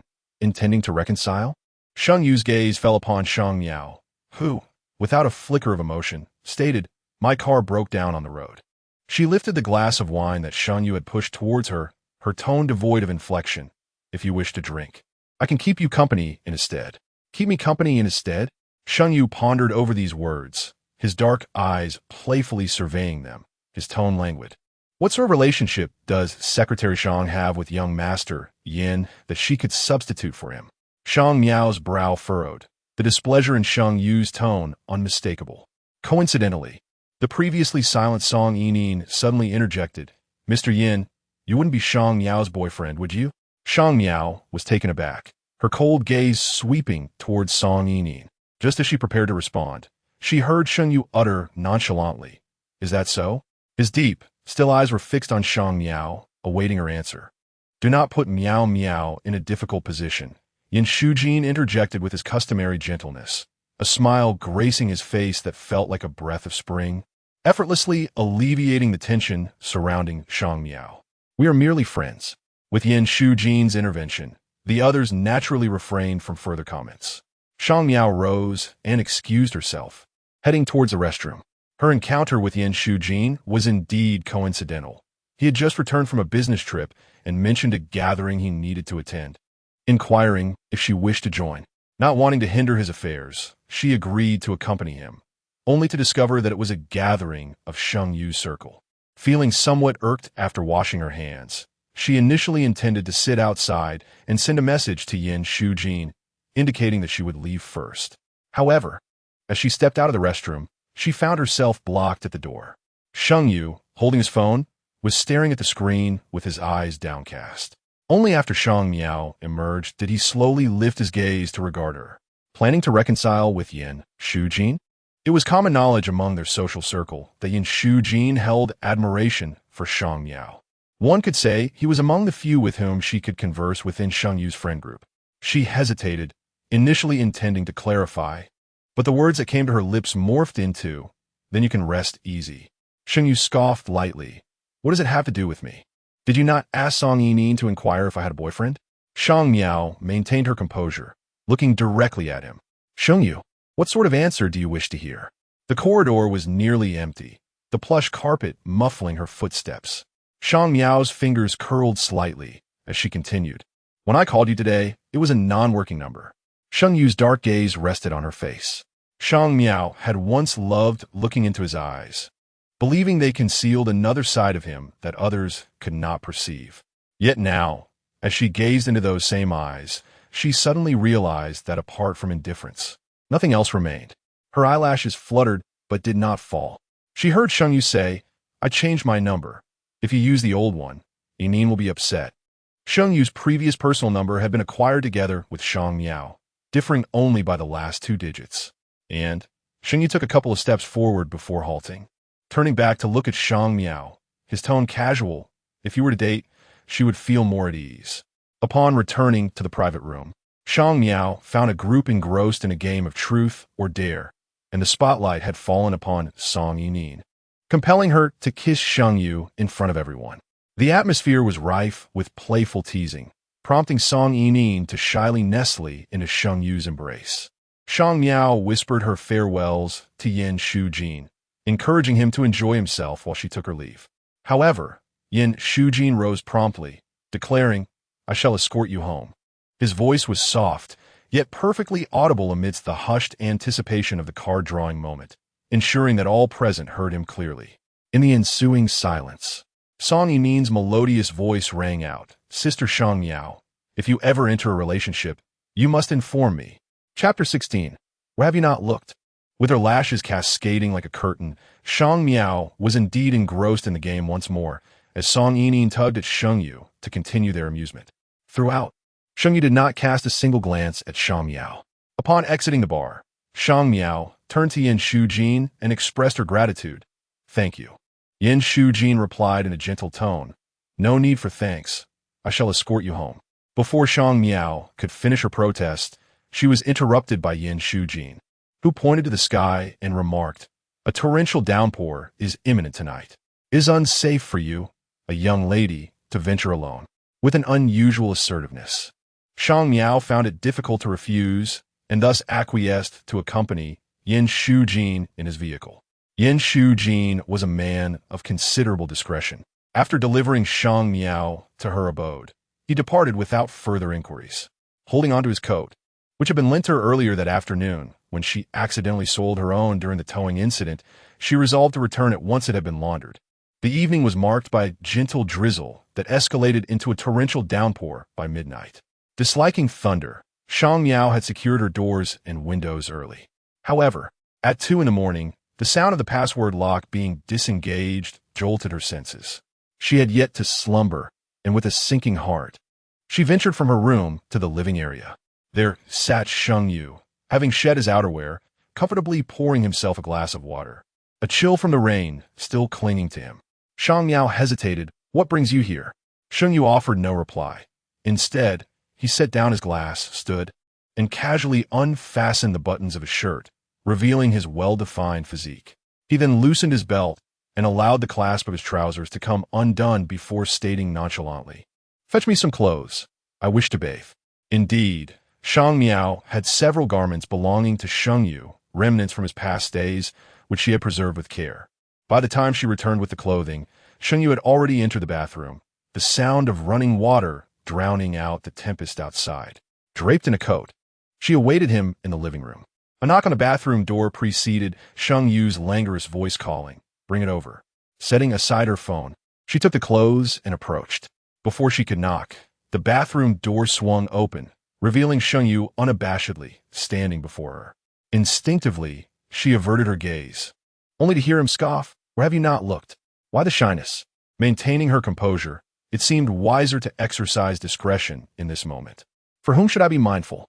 Sheng Yu, having donned his trousers, suddenly discarded the garment he had held and pulled Shang Miao into the bathroom, leaning in closer as he spoke with a subtle hint of sarcasm. "Now that Yin Shujin has returned, you must be careful." Shang Miao furrowed her brow, directing her gaze towards Sheng Yu. It was then she noticed a faint flush at the corners of his eyes, and his typically indifferent expression was marred by a hint of disarray. Sheng Yu was intoxicated. The realization dawned upon Shang Miao. His instances of drunkenness were few and far between. The only time that lingered in her memory was during their early days together. He had been fresh to the world, thoroughly inebriated, and when she came to collect him, he had embraced her waist, slurring a multitude of words. Noticing his distraction, Sheng Yu felt a twinge of displeasure. He reached out and grasped Shang Miao's chin, gazing down at her with an air of superiority. After scrutinizing her for a moment, his brows furrowed. She was indeed unattractive. Shang Miao brushed his hand away and bent down to retrieve his clothes. As she lowered her head, she impulsively asked, "Then who is beautiful?" Sheng Yu fell silent in response. He pushed Shang Miao aside and exited the bathroom, reclining on the sofa in the living room. Shang Miao contemplated waking him to suggest he return to his own home, but upon seeing his furrowed brow, she decided against it. However, the following morning, when Shang Miao arose, she found Sheng Yu sitting in the living room with a rather grim expression. Upon noticing her, he pinched the bridge of his nose and said, "Do not tell Song Yinin." Chapter 17. The Genuine Girlfriend, What Is There to Say? Shang Miao murmured softly as she prepared warm milk, anticipating the onset of her menstrual cycle and wishing to avoid coffee. She inquired if Sheng Yu would like some, but the only response was his retreating figure and the sound of the door closing behind him. The previous night had brought rain, leaving the roads damp. With her car in the shop for repairs, she had no choice but to take a taxi to the office. As she descended the stairs, she did encounter Sheng Yu, yet he wore an icy expression, seemingly oblivious to her presence. Thus, she prudently refrained from mentioning the prospect of sharing a ride with him. Arriving at the office a few minutes later than usual, she was greeted by hushed laughter upon entering. Raising her gaze, she spotted several colleagues gathered around Song Yinin's desk, where a takeaway bag from the breakfast shop lay, filled with cups of coffee. Upon noticing Shang Miao, Song Yinin beamed at her, an innocent and naive smile adorning her face. "Sister Shang Miao, come and have breakfast." Shang Miao shook her head. "No, thank you. I've already eaten, but I specifically bought everyone a cup of coffee, and it was all paid for by Yu Song Yining chimed, now quite accustomed to referring to Sheng Yu in such a familiar manner.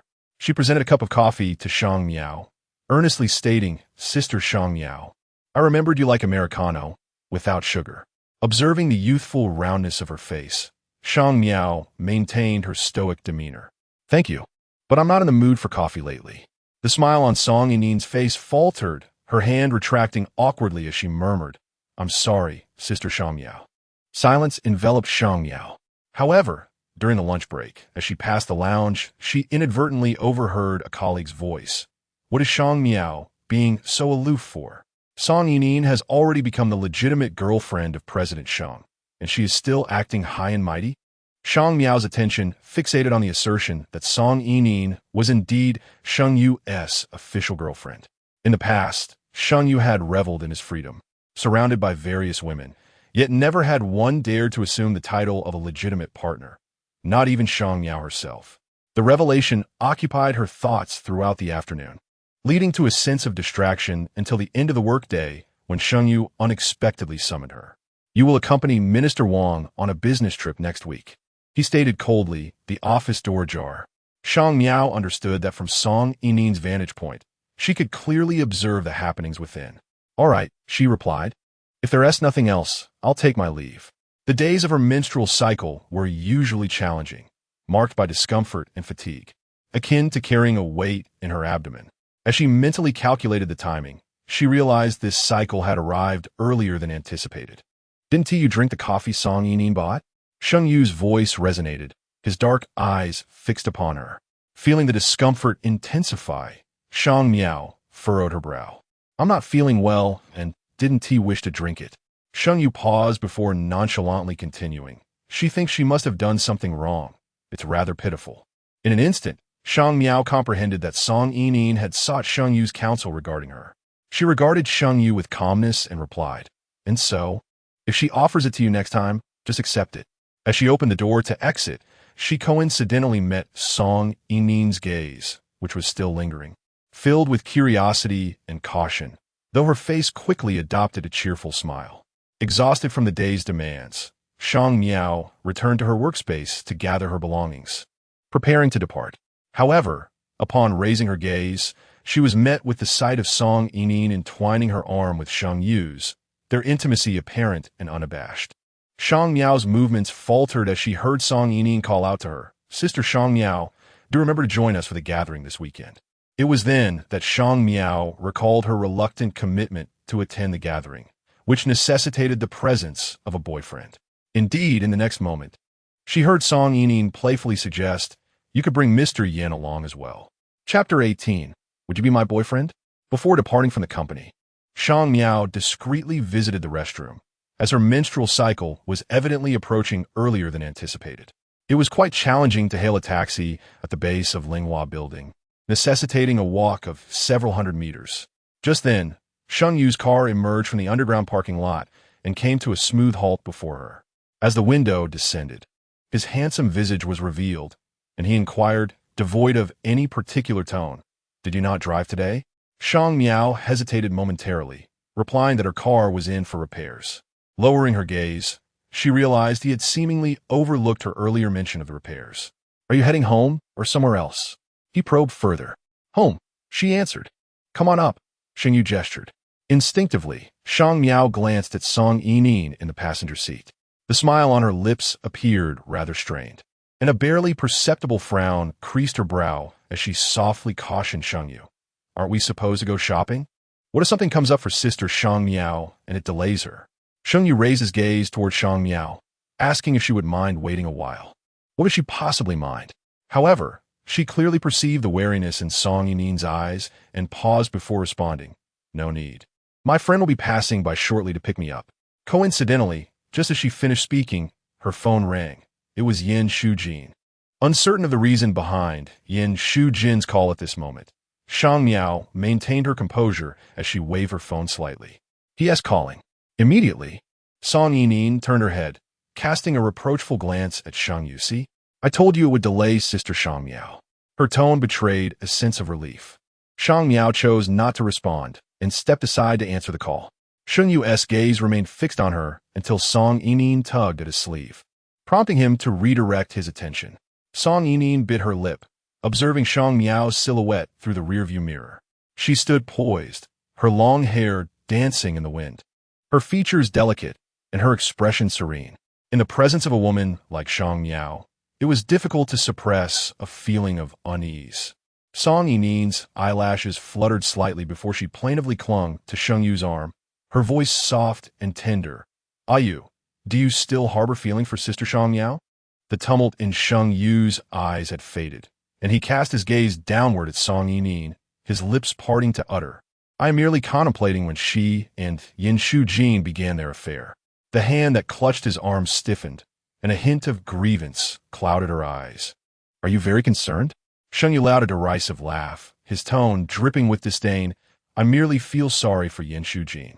After exchanging a few more words to soothe her, Sheng Yu pressed the accelerator and drove away. Upon hearing the engine's roar, Shang Miao glanced back, noticing that Sheng Yu's car had already distanced itself. She pursed her lips, taking a moment before accepting Yin Shujin's invitation for dinner. Yin Shujin was nearby and promptly arrived to pick her up, presenting her with a small bag. "I brought you a gift. Last night was rather hurried." Yin Shujin was always considerate, embodying elegance and thoughtfulness. Shang Miao felt at ease in his company, and he was one of the few friends she could readily arrange to dine with. Hence, her request felt somewhat unreasonable. After much hesitance, she remained silent, until Yin Shujin perceptively inquired in a gentle tone, "Is something troubling you?" Shang Miao lowered her brows, deeming the matter trivial and something she could handle herself. Yin Shujin responded with a soft murmur. Then, with a hint of smile, ventured, "Yet you appear rather troubled. Perhaps you might consider confiding in me?" He paused momentarily, tentatively suggesting, "Is it because of Sheng Yu and his young girlfriend?" The affair between Shang Miao and Sheng Yu was well known within their circle, though Sheng Yu himself refused to acknowledge it, leaving others hesitant to speak openly. Yin Shujin, wary of being too forward, was about to amend his approach when he heard Shang Miao's feigned calm voice. "Would you be willing to be my boyfriend?" Chapter 19. It is not his consideration, but his reluctance. Shang Miao's forthrightness left Yin Shujin momentarily at a loss for words. "It's perfectly fine if you are unwilling." Shang Miao lowered her gaze, feeling somewhat uneasy herself. "I was merely speaking casually. Please do not take it to heart." After a brief silence, Yin Shujin replied, "I apologize, Miao Miao. But may I inquire as to why?" "There's nothing significant," Shang Miao responded. "I have been single for far too long and feel it is time to embark on a romantic relationship." She refrained from mentioning Sheng Yu, and Yin Shujin did not press her further. Following dinner, Yin Shujin kindly escorted her home. However, upon reaching the entrance of the community, they encountered Sheng Yu. His sleek black Bentley was parked beside Yin Shujin's vehicle. He cast a casual glance at Shang Miao, who had just alighted from the car, before his gaze settled on Yin Shujin. Yin Shujin greeted him, "Good evening." Sheng Yu acknowledged her with a curt response, then remarked with an undertone of sarcasm, "It seems that Secretary Shang's tactics extend beyond the realm of business." Shang Miao easily detected the irony in his tone, yet she found herself perplexed as to why. He had brought along Song Yining, presumably to provide a sense of security, subtly implying that she ought to find a boyfriend. What, then, was the purpose of his mockery? Shang Miao lowered her gaze momentarily before bidding farewell to Yin Shujin. "Thank you for your kindness. I will return your clothes once I have washed them." Yin Shujin smiled and shook his head. "There is no need for such trouble. They are merely old garments." Shang Miao understood that this was merely his polite way of speaking. Her somewhat impetuous remark earlier had undoubtedly tread upon Yin Shujin's sensitive ground. His willingness to escort her home was a testament to the impeccable upbringing and grace he had cultivated since childhood. As Shang Miao had anticipated, her menstrual cycle arrived earlier than expected, and she was soon drenched in cold sweat from the pain. With a pallid complexion, she ventured out in search of pain relievers and curled up on the sofa, suffering greatly, until she finally dozed off in a haze during the early hours of the morning. When she awoke the following morning, her body ached and felt weak, her hands and feet growing cold. Her phone, resting nearby, vibrated incessantly, with WeChat messages flooding in. She realized she had inadvertently joined a group of individuals from Sheng Yu's circle, now discussing their preparations for a departure. After a moment's contemplation, she sent a message stating that she was unwell and would not be able to attend, then set her phone aside. She proceeded to the kitchen to prepare herself a warm bowl of sweet, glutinous rice balls, which provided considerable comfort. Just as she was halfway through her treat, the doorbell rang. Shang Miao set down her spoon to answer the door, revealing Sheng Yu, clad in casual attire, his expression cool as he stood at the threshold. His gaze fell upon Shang Miao's face, and he slowly knitted his brow in concern. "Have you a fever?" "No, it's merely my menstrual cycle," Shang Miao replied. Her cycles were quite regular, and Sheng Yu had likely remembered this from the past. After all, during her menstrual days, he had never sought her company.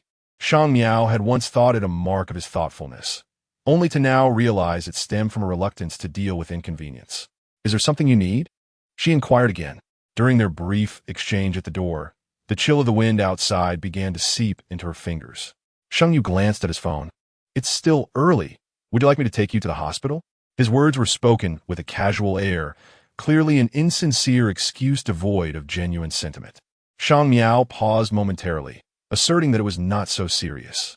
With her declaration, Sheng Yu naturally refrained from further comment, instead engrossed in replying to messages on his phone as he turned to depart. Upon her return to the dining table, she discovered that her sweet red sugar dumplings had already cooled. Shang Miao had initially intended to rest at home, yet unexpectedly, Sheng Yu returned, this time accompanied by Song Yining. Chapter 20. How much do you truly care for her?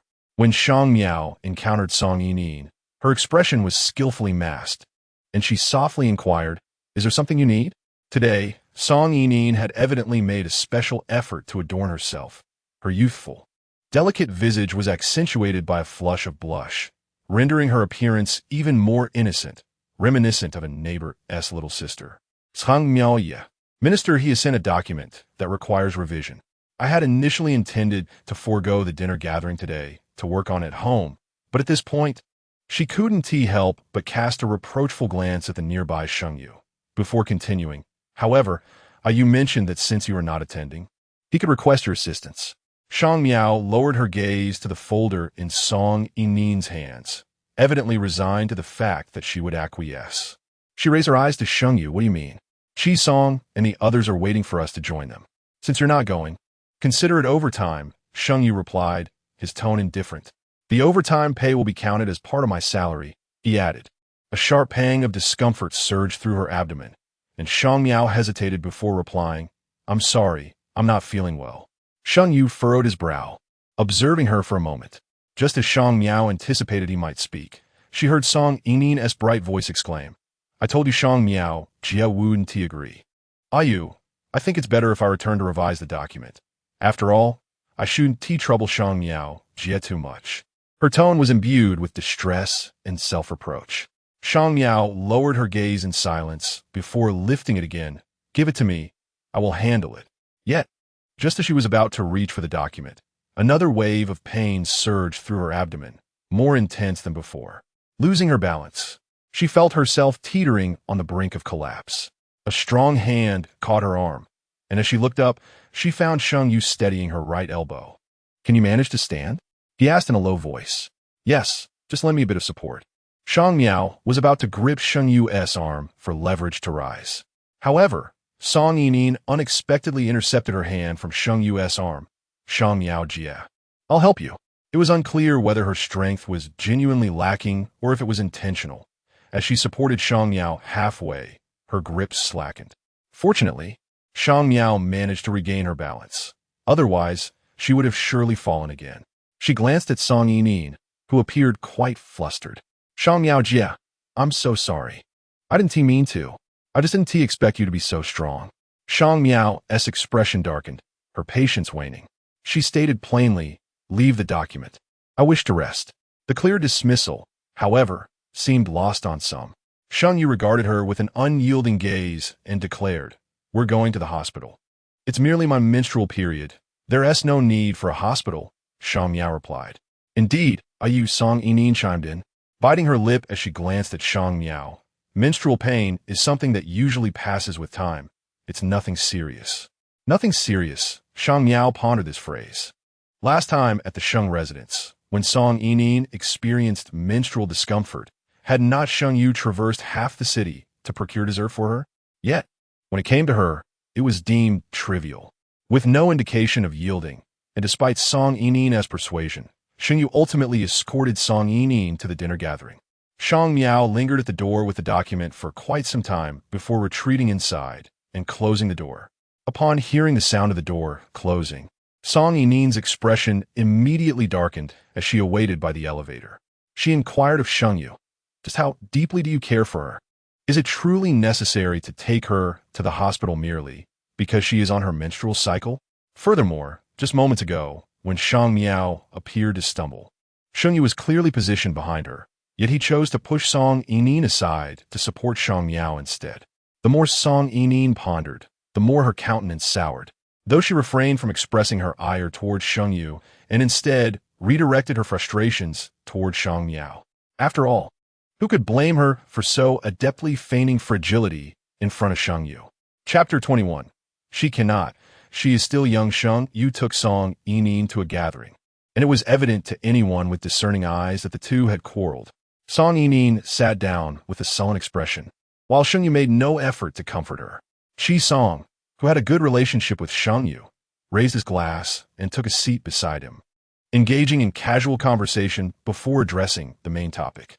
Are you serious about this young lady?" Sheng Yu's expression remained impassive as he replied with indifference. "What do you think?" "Nothing much. Just thought I should tell you to make an effort to appease her quickly. You wouldn't want to truly provoke her," Chi Song remarked, glancing subtly towards Song Yining's corner, where her youth and visible disappointment were strikingly apparent.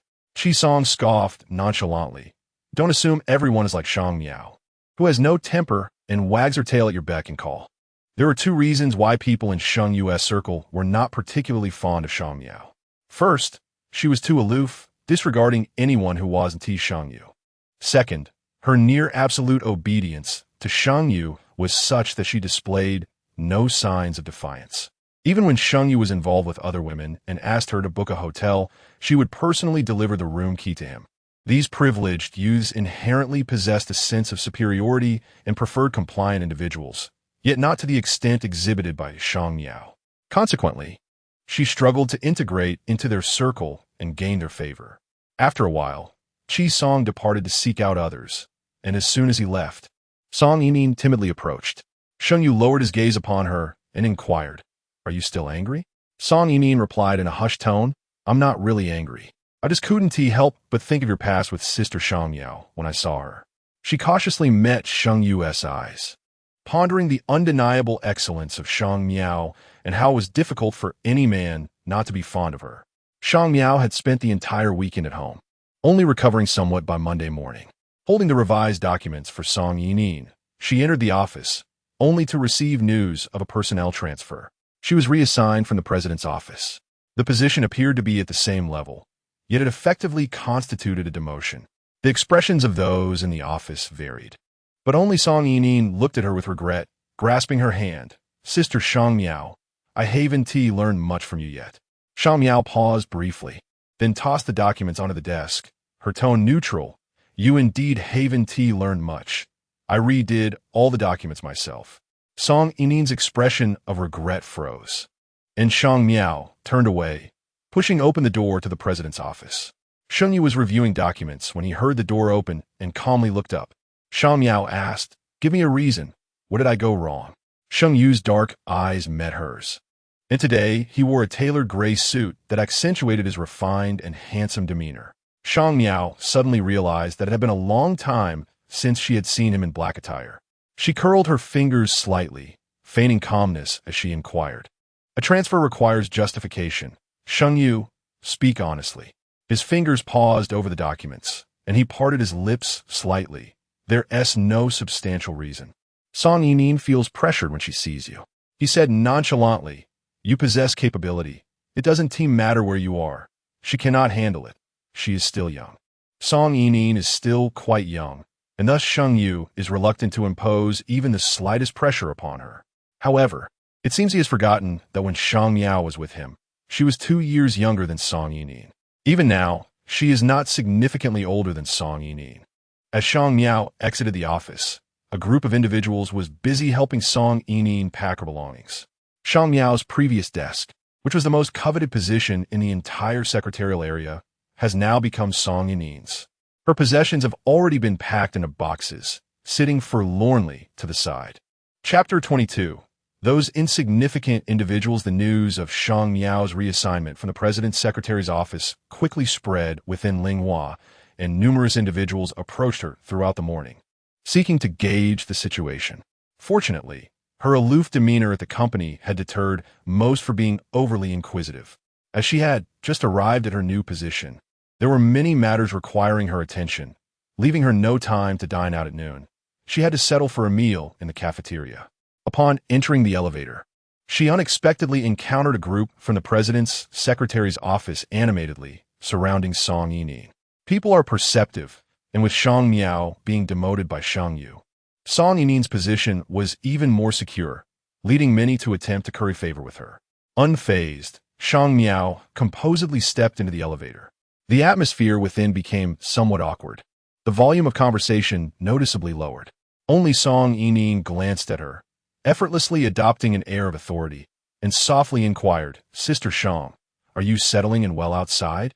I spoke with Yu, and he mentioned that you are much needed out there. You should be reassigned back soon." If one were to overlook the hint of smugness in her tone, her words might have seemed sincere. Shang Miao merely replied with a noncommittal her demeanor cold and detached. She had no concern over whether Sheng Yu would reassign her again. After all, her role held similar significance no matter where she worked. Song Yining, in her self-satisfaction, could barely conceal the smile on her face. In the fast-paced environment of a large corporation, Shang Miao was unexpectedly informed before the end of the afternoon that she was required to attend a social gathering. As drinking was customary at such events, she found herself in a predicament since her menstrual cycle had not yet concluded. Upon her arrival, the clients were already present. Navigating client interactions was second nature to her, and after just 3 glasses of wine, both parties were nodding in satisfaction. Quick to react, Shang Miao excused herself to the restroom, only to collide with someone emerging from the adjacent private room. The delightful fragrance emanating from Yin Shujin was unmistakable, and upon meeting his gaze, both appeared momentarily taken aback. He queried, "What brings you here?" To which she replied, "Meeting a client." Detecting the scent of alcohol on her, he frowned and remained silent for a moment. "I need to use the restroom," Shang Miao said, intending to bypass him, but inadvertently caught sight of Sheng Yu leisurely seated within the room through a narrow crack in the door. Song Yining was nowhere to be seen, either absent or having stepped out. It was no wonder Yin Shujin had asked her how she ended up there. He probably assumed she was once again there to fetch Sheng Yu. Retracting her gaze, she nodded subtly at Yin Shujin and turned to leave. After Yin Shujin finished a phone call outside and returned to the private room, he overheard someone joking, "You mentioned it was a brotherly gathering. How can you leave so soon?" He looked toward Sheng Yu, who, holding a phone, appeared unfazed. "She's working late. I'm just delivering something to her before returning. Will you even be able to return?" Chi Song teased, whistling. His jest was not enough, as he also included Yin Shujin. "Shujin, don't you think so? Now that a Yu has ventured into the lair of the moon goddess, how could he possibly escape?" Yin Shujin regarded Sheng Yu thoughtfully, unexpectedly reminded of Shang Miao's delicate silhouette from moments before. He furrowed his brow and called out to Sheng Yu, who cast a nonchalant glance in his direction. Yin Shujin paused for a moment before speaking. "Shang Miao is in the adjacent private room. I just encountered her."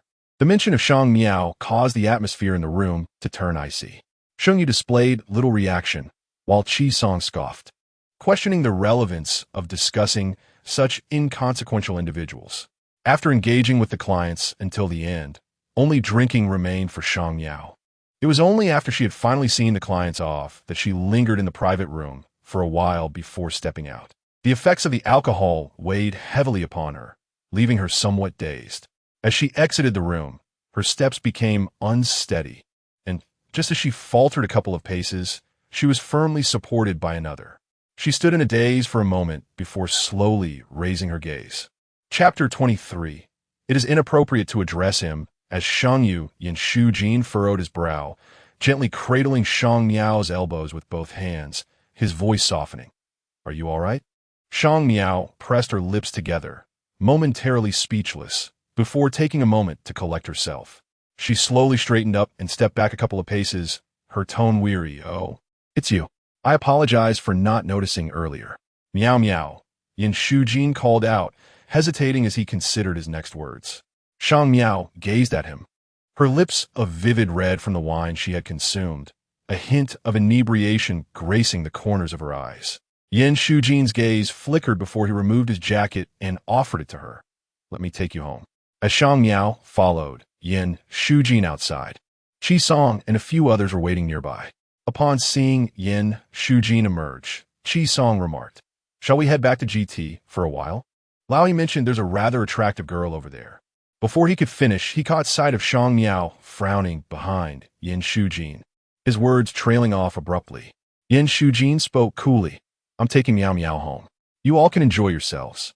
Shang Miao, tall and slender, walked alongside Yin Shujin, resembling a straight bamboo shoot.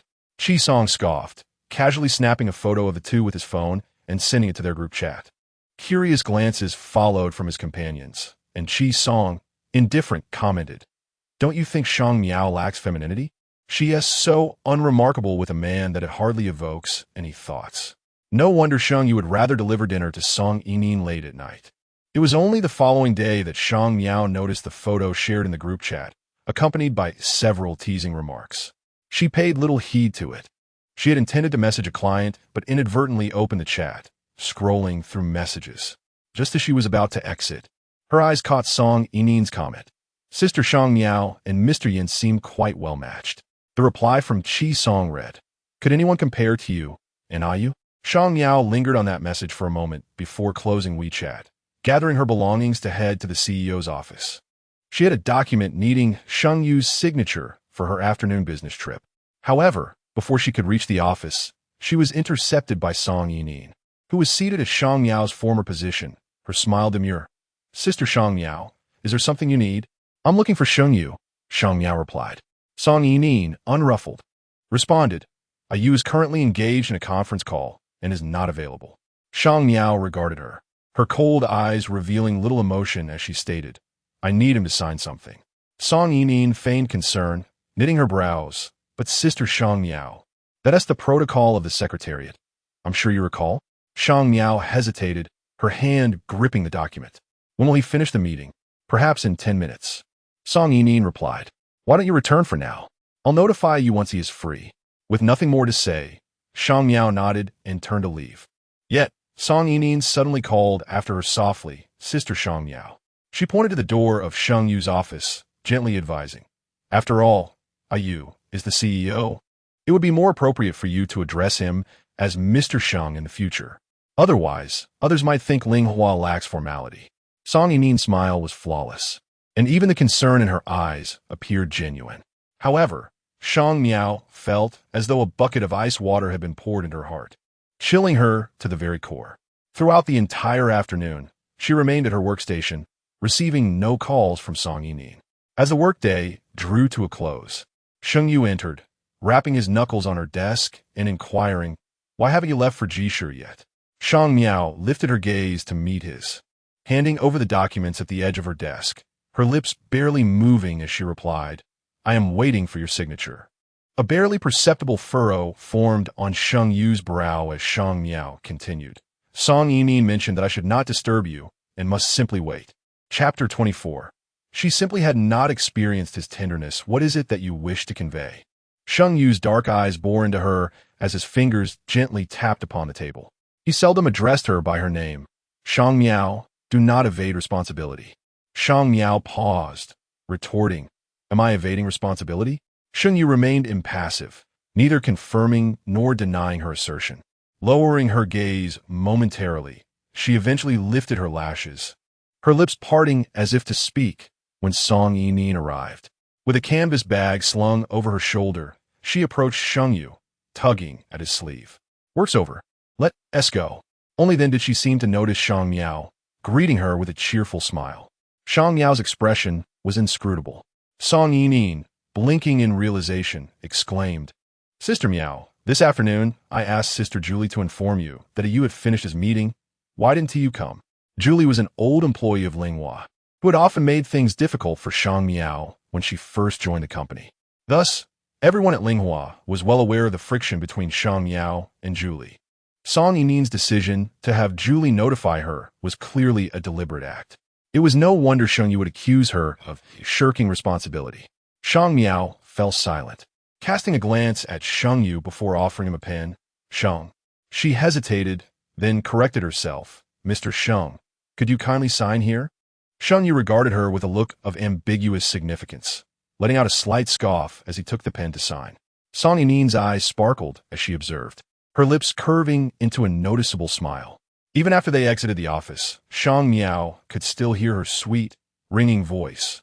"Will you accompany me to check in at a restaurant?" When Sheng Yu was considerate, he was genuinely gentle and attentive. Shang Miao diverted her gaze from him, regrettably reflecting that she had never truly experienced such tenderness. By the time they arrived in the neighboring city, it was already 10 o'clock. Shang Miao went directly to the hotel to rest for the night, preparing to meet the client the following day. Upon seeing only Shang Miao, the client's expression soured. "Where's Mr. Sheng?" This client was an established partner of Linghua, accustomed to being accompanied by Sheng Yu and Shang Miao in previous meetings. The client was adamant that Sheng Yu must attend in person. After several fruitless explanations, Shang Miao had no choice but to call Sheng Yu. To her surprise, Sheng Yu was quite accommodating, booking a flight to arrive that afternoon. Shang Miao went to the airport to receive him, but did not see Song Yinin. She inquired, "Why didn't you bring her along?" After all, it was common knowledge that Sheng Yu cherished Song Yinin, and Shang Miao had assumed he would take her with him. "She has other matters to attend to and cannot come," Sheng Yu replied succinctly. His long limbs carried him swiftly, and Shang Miao, in her high heels, struggled to keep pace. Maintaining her composure, she said, "Then I shall have Minister Wang book you a room." "No need," Sheng Yu replied, his tone devoid of emotion. "I will stay with you for a while. Let us not complicate matters." Sheng Yu indeed preferred simplicity, and thus, Shang Miao refrained from further discussion. This had always been the case. When he took her on business trips, they often required only one room, and accompanying staff had long grown accustomed to this arrangement. Upon returning to their room, as Sheng Yu went to the bathroom to freshen up, Shang Miao received a call from Yan Shujin. His voice was warm and gentle, always imbued with a comforting smile. He inquired if Shang Miao would like to join him for lunch the next day. Before she could respond, the bathroom door swung open. A few droplets of water stained Sheng Yu's shirt, tracing from his collarbone down to his chest as he unfastened several buttons, revealing a considerable expanse of skin that appeared almost ethereal. He cast a downward glance at Shang Miao, his tone indifferent, requesting a bath towel. As he intended to take a shower, his voice was not soft, and the tranquility of the room allowed Yan Shujin to hear him clearly. He hesitated before inquiring of Shang Miao, "Are you and Sheng Yu together?" Chapter 25. "Did you think I wanted to sleep with you?" Shang Miao glanced back at Sheng Yu, who wore a cold expression. Unfazed, he shrugged off his damp shirt and tossed it on the floor. His eyes flickered toward Shang Miao, a subtle movement of his brow conveying unspoken thoughts. Shang Miao pressed her lips together and softly informed Yan Shujin, "I'm on a business trip." She ended the call without mentioning Sheng Yu. Sheng Yu observed her intently and after a moment, asked in a neutral tone, "Yan Shujin?" "Yes. When did you two become so close?" Shang Miao retrieved a bath towel from the cabinet, her mind elsewhere as she replied, "We've always had a good relationship." Sheng Yu averted his gaze and fell into silence. The business suite reserved by Ruan Liqing featured a spacious bed and a small sofa outside. She assumed Sheng Yu would opt for the sofa after his shower, but to her surprise, he entered the room bare-chested. His hair was damp, and droplets of water clung to his collarbone, cascading down his skin, finally vanishing into the alluring curve of his abdomen. Naturally, Sheng Yu sat at the edge of the bed and tossed a towel to Shang Miao, succinctly instructing, "Dry off." Startled, Shang Miao paused in her task of reviewing documents. After a moment, she took the towel and knelt beside him. She had dried his hair numerous times before, each time out of concern that he might catch a cold. Initially, he had declined her offers, but eventually he relented. However, it had been quite a while since that last occasion. She could no longer recall when he had stopped allowing her to tend to his hair, even after their most intimate moments together. He would leave with his hair still wet. With the towel in hand, she diligently dried his hair. Just then, Sheng Yu's phone emitted a notification sound, being close. Shang Miao noticed it was a message from Song Yining. Sheng Yu too saw it, picking up his phone and rising, completely unaware of Shang Miao, still kneeling beside him. The towel slipped from her grasp as she lost her balance, falling onto the bed. Stopping by the balcony, Sheng Yu turned back to her, his brow furrowing slightly. "You should step outside." Upon noticing the phone screen had opened to his contacts, likely to call Song Yining, she gathered her belongings, taking the documents to the living room as the door closed behind her. Sheng Yu's call lasted quite a while, and Shang Miao could hear snippets of his low, warm voice laced with laughter. Yet, even after she finished reviewing all the documents, the door showed no signs of opening. In resignation, she knocked on the door. It opened quickly, revealing Sheng Yu, who looked down at her. "Is there something you need?" With calm composure, Shang Miao pointed to the bed behind him, stating firmly, "That is my bed." Following her gesture, Sheng Yu glanced back at the large bed, his brow furrowing slightly as he stepped aside, a half-smile playing on his lips. Kumin, uncertain of his intentions behind the invitation, she entered, as it was her room after all. She confidently slipped onto the covers. Moments later, the bed shifted as Sheng Yu lay down beside her. Shang Miao was an undisturbed sleeper, while Sheng Yu lay on his side, his hand hovering just above her eyes, pausing at a distance of 10 centimeters. Shang Miao's eyelashes were both long and thick. Though her eyes were closed, she could sense Sheng Yu's movements. She pressed her lips together, instinctively softening her breath. It was during those moments when she shared a bed with Sheng Yu that, however, in the next instant, Sheng Yu withdrew his hand, and the shadow before Shang Miao vanished, causing her to faintly furrow her brow. Almost immediately, Sheng Yu's playful voice broke the silence. "Did you think I was considering sleeping with you?" Chapter 26. You truly failed to arouse interest. Shang Miao paused, her eyelashes fluttering as she inhaled deeply before opening her eyes. She inquired of Sheng Yu, "What do you wish to do?" The room was illuminated only by a small night light, casting insufficient brightness to clearly discern Sheng Yu's expression. His voice, however, was notably indifferent. "Sleep. This is my room." Shang Miao remained composed. "You can simply book another room."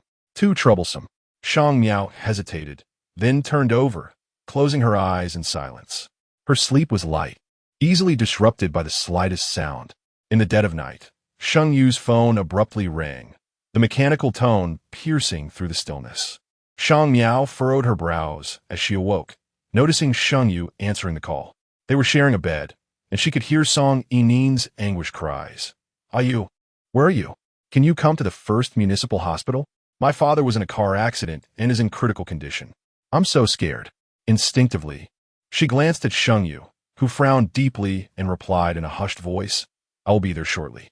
As the call ended, Sheng Yu pinched the bridge of his nose and rose, changing his clothes while instructing Shang Miao, "Book me a flight back to Jinan."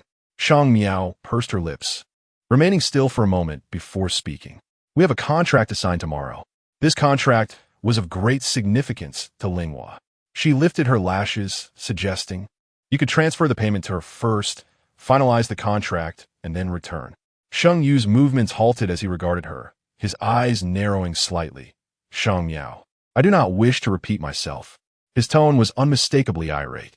Shang Miao clutched the blanket and suddenly asked, "Sheng Yu, it's not just a fleeting affair with her, is it?" She had never witnessed Sheng Yu exhibit such concern for anyone else. Even she had never dared to summon him in the dead of night. Sheng Yu was known for his poor temper, particularly when awakened abruptly. His dark eyes revealed a hint of frustration as he retorted, "When did I ever claim it was merely a dalliance?" Indeed, it seemed that Shang Miao had always assumed that Song Yining was akin to Sheng Yu's previous partners, someone he would tire of within a month. After Sheng Yu departed, sleep eluded Shang Miao. She poured herself a cup of hot water on the balcony, her mind lingering on Sheng Yu's earlier words.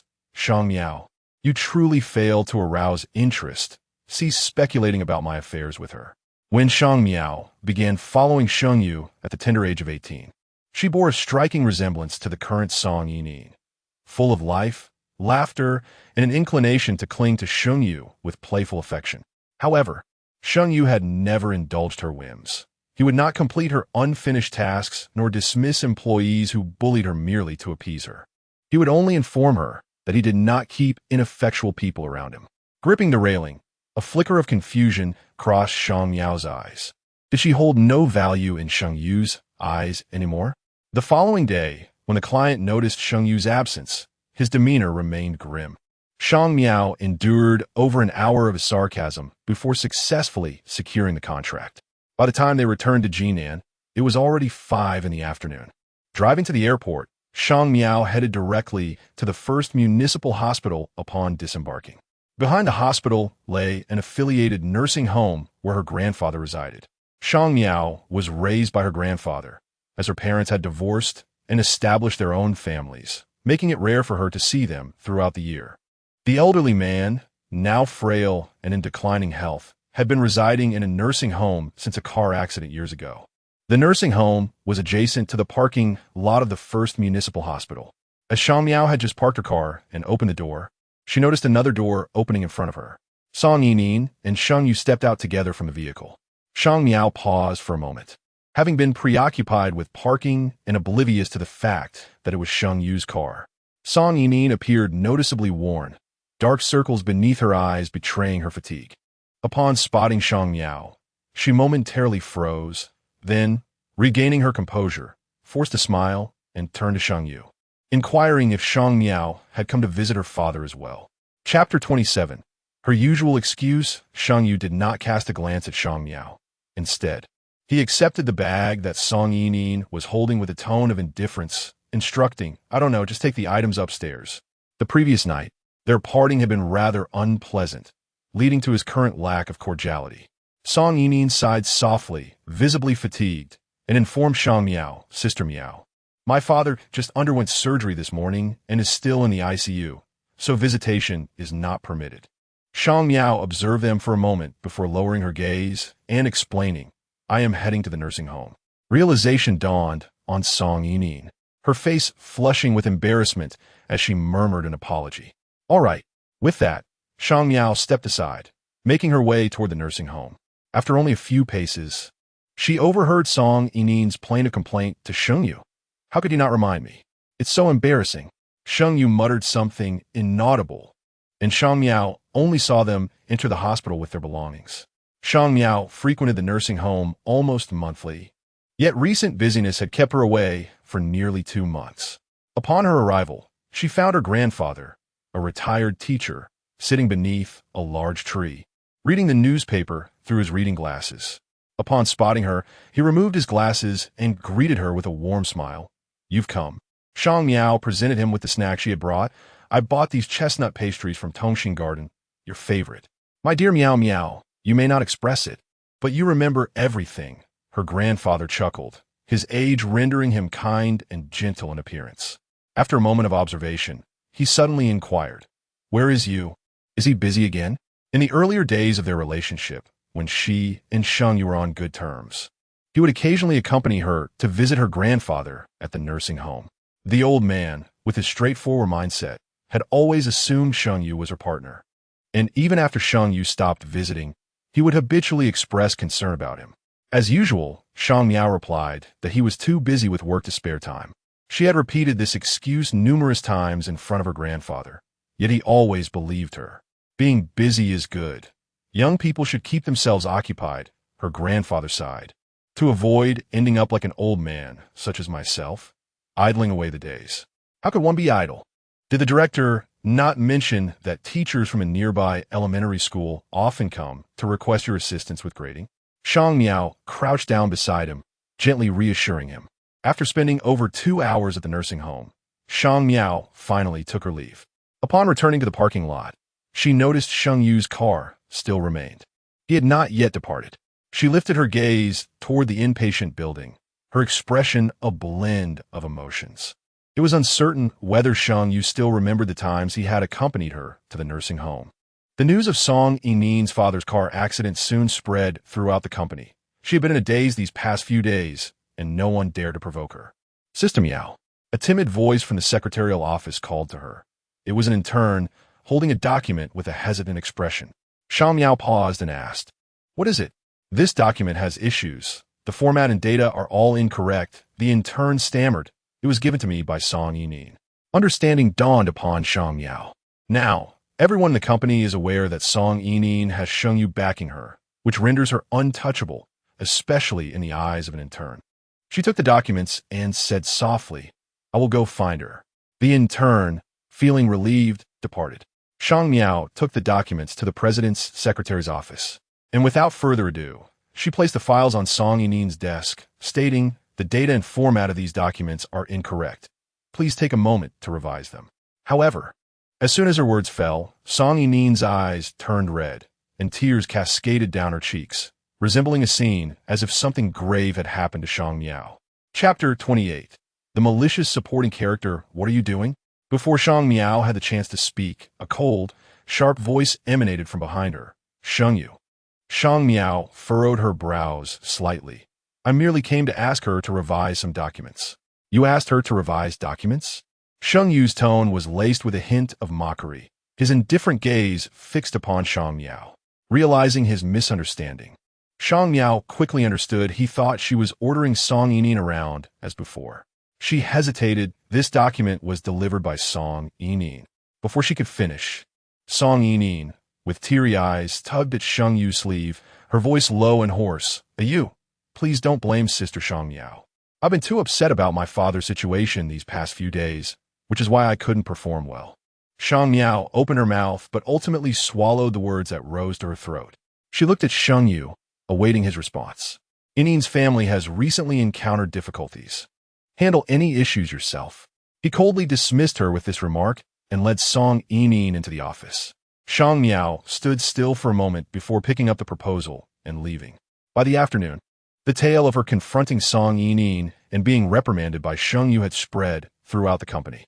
When she overheard it in the restroom, the narrative had morphed into her taking advantage of Song Yinin's family troubles to bully the innocent girl. In this version, Song Yinin was depicted as the sweet and pitiable intern, while Sheng Yu was the considerate and gentle CEO, leaving Shang Miao with the undeserved reputation of a wicked supporting character. The gossipers spoke with conviction, as though they had witnessed the events firsthand. With an expressionless face, Shang Miao pushed open the restroom door, washed her hands apathetically, and exited, leaving the others inside exchanging awkward glances. Upon returning to her desk, the timid intern from the morning stood before her once again. "Sister Shang Miao, Director Feng is urging for the documents." She referred to the document that Song Yinin had mishandled. Shang Miao paused her packing and raised her gaze. "I will deliver it to Director Feng shortly. You may leave for the day." The intern, overwhelmed with gratitude, departed, leaving Shang Miao alone in the empty office. She had yet to modify half of the documents when her phone rang. An anxious voice from the nursing home informed her that her grandfather had been accidentally hit by a car on his way back from school and urged her to hurry to the first municipal hospital. Hastily gathering her things, she hurried out, only to encounter Song Yinin and Sheng Yu just as she exited the elevator. The redness around Song Yinin's eyes had faded, but they were still glistening with tears, and she was whispering to Sheng Yu. Shang Miao cast a glance at them before continuing on her way, her pace quickening. Yet, Song Yinin would not let her off easily. Releasing Sheng Yu's hand, she jogged over to block Shang Miao's path, her expression earnest. "Sister Shang Miao, I apologize. This morning, it was my own emotions that got the better of me, and I inadvertently implicated you. I've heard the talk around the company." Biting her lip, she looked as though she had made a significant decision. "I will explain things to them, Sister Shang Miao." Shang Miao, pressed for time, nodded distractedly. "Do as you wish." As she attempted to move on, Song Yinin, in a moment of misguided determination, reached out to grab her arm. "Sister Shang Miao, let me treat you to a meal." "That is unnecessary." Shang Miao, feeling anxious, could not help but let her tone reflect her impatience. Song Yinin was momentarily taken aback, gripping a little tighter. With her delicate, bunny-like face, her look of grievance was utterly endearing. "Sister Shang Miao, Do you really dislike me? Shang Miao glanced down at her phone, her impatience evident. She exerted a slight force, attempting to withdraw her hand. However, inexplicably, Song Yining was abruptly toppled by her strength and found herself seated on the ground. Chapter 29. He is her boss, not her boyfriend. Shang Miao paused, her brow furrowing slightly. She instinctively glanced towards Sheng Yu not far away. Pursing her lips as she spoke, I have urgent matters to attend to. I cannot join you for dinner. Song Yining bit her lip in silence, inhaling deeply before slowly rising to her feet and walking over to Sheng Yu, appearing as though she had suffered a great injustice. Sheng Yu cast a cool glance at Shang Miao before lowering his head to examine Song Yining's hand. His voice was low and gentle, akin to soothing her. Did you injure yourself? Song Yining shook her head. I'm fine. You let us go. Didn't we agree to bring fish soup to Dad today? Upon finishing her sentence, she took his arm, leading him away, deliberately averting her gaze as they passed Shang Miao. Sheng Yu allowed her to pull him along, his strides long yet considerate as he slowed down to match the petite Song Yining's pace. Shang Miao's grandfather's condition was not severe. He had merely sustained an ankle injury from being brushed by an electric scooter on his way back from school and would recover with a few days of rest. Concerned, Shang Miao insisted on admitting him to the hospital. Just as she was preparing to pay after obtaining a Dr. S note, she encountered Sheng Yu at the elevator. He stood alone, a thermos in hand. Seeing Shang Miao, his brow furrowed slightly. What brings you here? Shang Miao paused momentarily, then pressed the elevator button, her tone unchanging. A family member is hospitalized. Her voice was characteristically calm, devoid of strong emotion. However, after a brief silence, Sheng Yu let out a scoff, his expression revealing a mix of indifference and irritation. Shang Miao, you've certainly loosened up lately.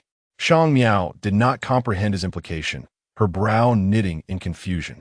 Then she heard Sheng Yu, with a mocking lift of his brow, ask, your family is here? Sheng Yu was more aware of her family's circumstances than anyone. Her parents were divorced and resided away from Jinan, leaving only her grandfather in the nearby nursing home. Sheng Yu narrowed his eyes slightly, his tone frosty as he remarked, next time, it would be wise to concoct a more credible excuse. Shang Miao stiffened, questioning Sheng Yu. What excuse do I need to fabricate? You. She had just started to speak when Song Yining trotted over from the front, momentarily pausing upon seeing Shang Miao before stepping forward to take the thermos from Sheng Yu's hand. My dad wants to speak with you. Let us head to the ward. Sheng Yu nodded, then turned to Shang Miao, his demeanor flat as he inquired, shall I visit your family as well?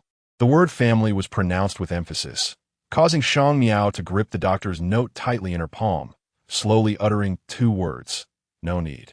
Song Yining, realizing the situation, furrowed her brow and looked at Shang Miao, hesitantly asking, Sister Shang Miao, is your family hospitalized?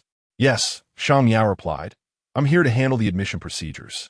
This is the orthopedics department, Song Yining added. Does your family have a bone issue? They will need to rest well. Shang Miao paused, acknowledging I know. Song Yining glanced at Sheng Yu, who was staring down, lost in thought. She could only maintain a forced smile and continue conversing with Shang Miao, asking, May I inquire about what happened to your family? I've been spending time in the hospital and have become quite familiar with certain matters. They were hit by a vehicle, but it's not a serious issue, Shang Miao replied just as the elevator arrived.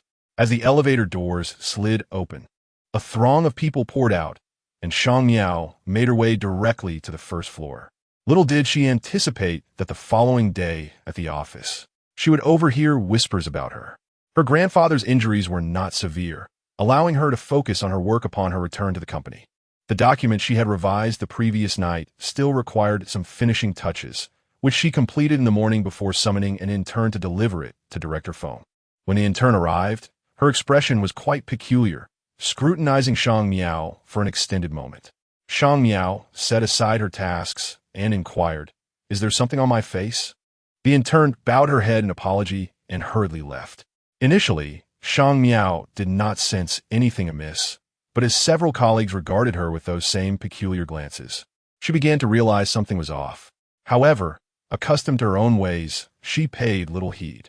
It was not until the afternoon when she sought out the HR department that she inadvertently encountered Julie. Their mutual animosity meant Julie would hardly pay any attention to her. After casting a sidelong glance at Shang Miao, Julie smirked and remarked to HR, "I've heard of Dong, sure, imitating the beauty. But this is the first time I've heard of someone emulating a car accident involving their father. What a revelation." Shang Miao paused momentarily, lifting her gaze to meet Julie's. Julie, emboldened, gathered her belongings and strutted away, leaving HR awkwardly watching Shang Miao. With composure, Shang Miao inquired, "What new gossip has circulated around the company?" She was not oblivious. Julie's demeanor and words led her to surmise that it was related to her visit to the hospital the previous night. In truth, her speculation was not far from the truth. Early that morning, rumors had begun to spread, claiming that Shang Miao, in a bid to compete with Song Yining, had fabricated a story about her own family being involved in a car accident, all supposedly hospitalized at the first municipal hospital. HR, having finished speaking, fell silent. Shang Miao did not overlook the flicker of disdain that had not been concealed in their eyes. Contemplating her next move, she strode directly to seek out Sheng Yu. As she walked past, she saw Song Yining holding a box of small cakes, her face adorned with a sweet smile, surrounded by cheerful colleagues. Yet, the moment Shang Miao entered, every smile froze, and it was Song Yining who first regained her composure, asking Sister Shang Miao, "Do you need something?" Shang Miao glanced at her, her steps unwavering. "I'm looking for Sheng Yu." There was a discernible chill in her tone, prompting Song Yining to pause without further obstruction. Julie, standing nearby, scoffed. "With that attitude, she still thinks she's something special." Song Yining forced a smile, replying, "Sister Julie, please don't say that. She has a different relationship with Yu." Upon entering Sheng Yu's office, he appeared unoccupied. "My grandfather was struck by an electric bike on his way back to the rehabilitation center, injuring his ankle," Shang Miao stated flatly, delivering the news in one breath. Sheng Yu looked up, asking, "So, do you intend to visit him? He often inquires about you." Shang Miao's demeanor remained indifferent, but the subtle tension in her curled fingers betrayed her anxiety. Sheng Yu regarded her for a lengthy moment in silence. Taking a deep breath, Shang Miao replied, "If I don't go, then so be it. Why should I?" Sheng Yu looked at her, demanding, "Give me a reason." A heaviness settled in Shang Miao's heart. She truly could not find a justification for Sheng Yu to visit her grandfather. After all, he was her boss, not her boyfriend. Even if one were to become slightly more intimate, the relationship would merely remain that of mere bed companions. What rationale exists for introducing such a companion to one's grandfather? Moreover, this particular companion is a remnant of the past. Since being with Song Yining, Sheng Yu has not sought her out for quite some time. Shang Miao lowered her eyelashes, her voice hoarse. "I apologize. It was my overthinking." Sheng Yu gazed at her, his dark eyes devoid of emotion, and softly reiterated, "I have stated, provide me with a reason, and I may consider it." Chapter 30, When Do We Break Up? Shang Miao stood in place, taking shallow breaths. She gazed at Sheng Yu for a considerable time before articulating her words deliberately. "You once promised me that you would take good care of my grandfather." This was the initial agreement, the moment when Shang Miao first introduced Sheng Yu to her grandfather. He had assured her that as long as she obediently followed him, he would look after her grandfather. Shang Miao had been exemplary, consistently compliant, yet eventually, Sheng Yu lost his patience. This memory was distant, so far back that Sheng Yu had to ponder it before responding. "Did I say such a thing?" Shang Miao lowered her gaze. "If you don't remember, consider it as if I never said it. Leave now. I will visit when I have time," Sheng Yu replied, offering no definitive answer. Shang Miao did not press further. However, at the end of the day, she waited in the office for an hour, yet he did not appear. By the time she reached the hospital, dinner had already passed. Her grandfather had just finished his meal and was reclining with a book.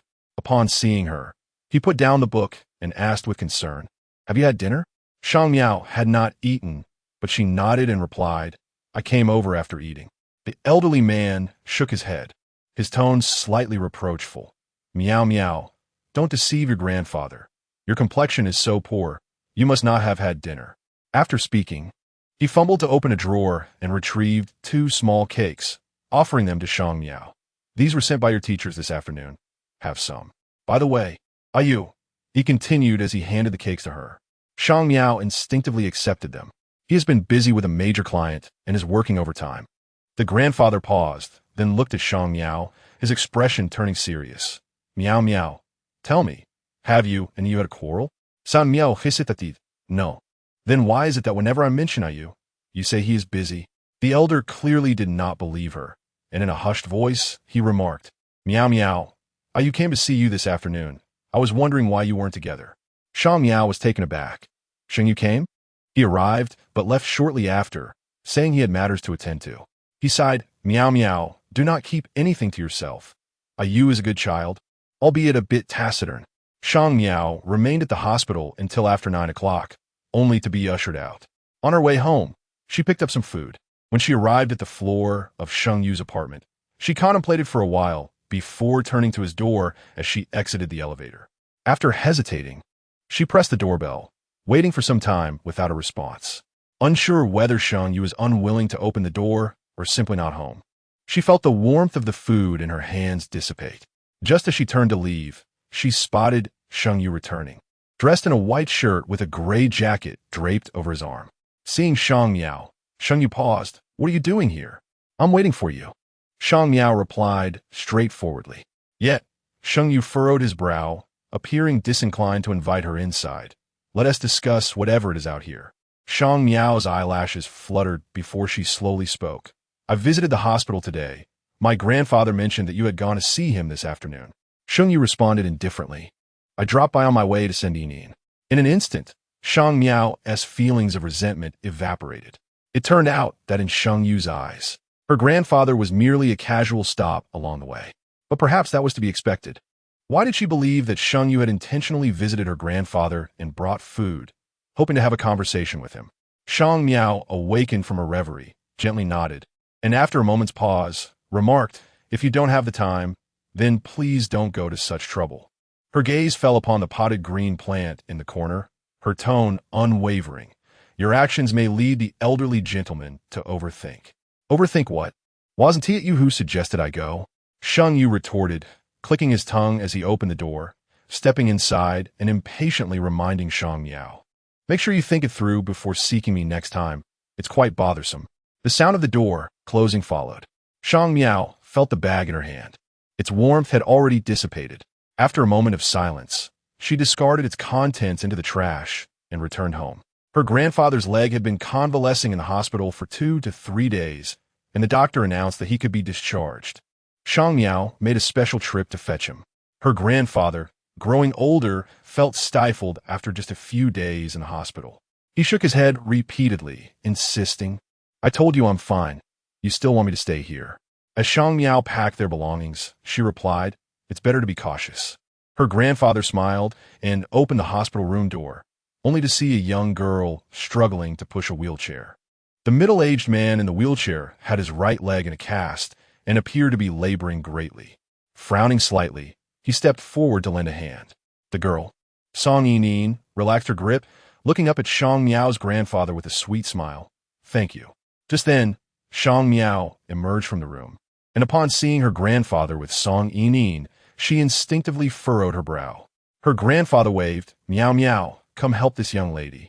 Song Yinin, taken aback, stared at Shang Miao. Shang Miao Jia, what are you doing here? Unfazed, Shang Miao approached, took the wheelchair from Song Yinin, adjusted its position, and effortlessly maneuvered around the corner. Grandfather, I'll take you home first. She wished to minimize her interaction with Song Yinin in front of her grandfather, returning the wheelchair to Song Yinin and grabbing her suitcase to leave. Shang Miao Ye. Song Yinin hesitated, calling out to her. Yu is fetching the report and will be here soon. Let him help you with your luggage. Though her words were laced with concern, Shang Miao felt a sense of unspoken possessiveness in them. Just as she was about to decline, Sheng Yu had already arrived. Upon seeing him, Song Yinin waved, Yu, come help Shang Miao Jia. It's quite inconvenient for her to handle such a large suitcase alone. Yu? Shang Miao's grandfather stood nearby, frowning as he scrutinized the exchange between Song Yinin and Sheng Yu, sensing an inexplicable oddity. Noticing his gaze, Song Yinin cautiously tugged at Sheng Yu's arm, saying, Yu, this is Shang Miao Jia's grandfather. He helped me just now. Sheng Yu looked at Shang Miao's grandfather, his gaze momentarily pausing before he nodded. You're being discharged today? The grandfather did not respond to the question, but instead turned to Song Yining, quietly inquiring, what is your relationship with this young lady? He was referring to Song Yining. Shang Miao also awaited his answer. Yining is my girlfriend. Sheng Yu replied without a flicker of emotion. Shang Miao's expression faltered. What had she been anticipating? Did Sheng Yu truly expect that Song Yining had no connection to him? Shang Miao closed her eyes in silence for a moment before reopening them. She lifted her suitcase and linked her arm with her grandfather's, saying, I shall escort you home. However, the old gentleman brusquely shook off her hand.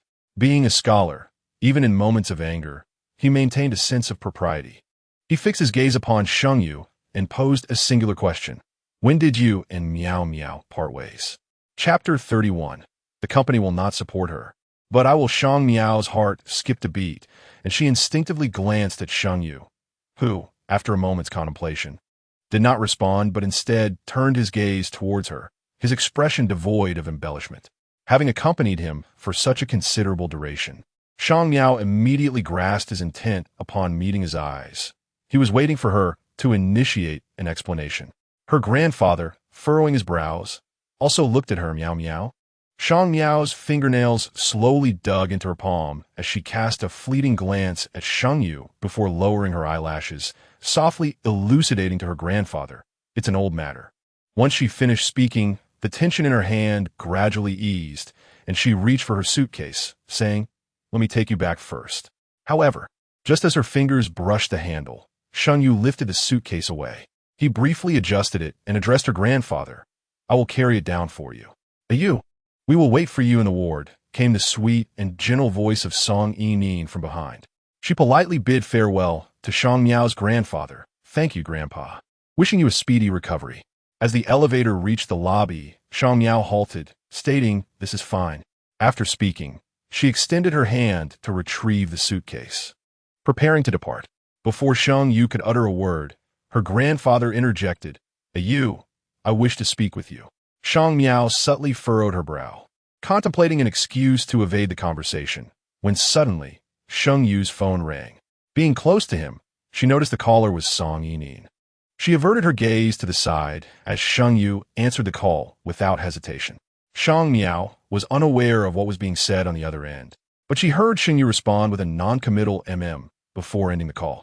His expression remained unchanged as he nodded to her grandfather. I apologize, but I have something to attend to. Though his words were apologetic, his demeanor was unmistakably clear. Shang Miao cast her eyes downwards, accepting the suitcase, and descended the stairs. The elevator, stopping intermittently, took merely 2 minutes, yet Song Yining had already summoned him. Dragging the suitcase while assisting her grandfather, she made her way to the parking lot. The elderly man wore a furrowed brow throughout the journey, his expression weighed down by gravity. Only after Shang Miao had escorted him back to the nursing home did he finally speak. Miao Miao, what exactly is going on between you and you? Not much, she replied, pausing her task of organizing his daily medications, and then nonchalantly added, perhaps it is simply a matter of incompatibility. I refrained from informing you earlier to spare you concern. It was unclear to whom this explanation was directed, but Shang Miao's lashes fluttered as she considered its validity. She and Sheng Yu might indeed be ill-suited for one another. The photograph of Sheng Yu assisting Song Yining's father in a wheelchair circulated within Linghua after an employee, unwell, happened upon the scene. It was rare for anyone at the company to witness such a personable side of Sheng Yu, leading to a wave of astonishment. Shang Miao also came across the photograph but felt no particular reaction. When Sheng Yu wished to show kindness, no one could impede him. Yet, her indifference did not deter numerous onlookers from secretly reveling in the spectacle. The nature of Shang Miao and Sheng Yu's relationship was not a secret within Linghua, and those who had always looked down on her seized the opportunity to indulge in the gossip.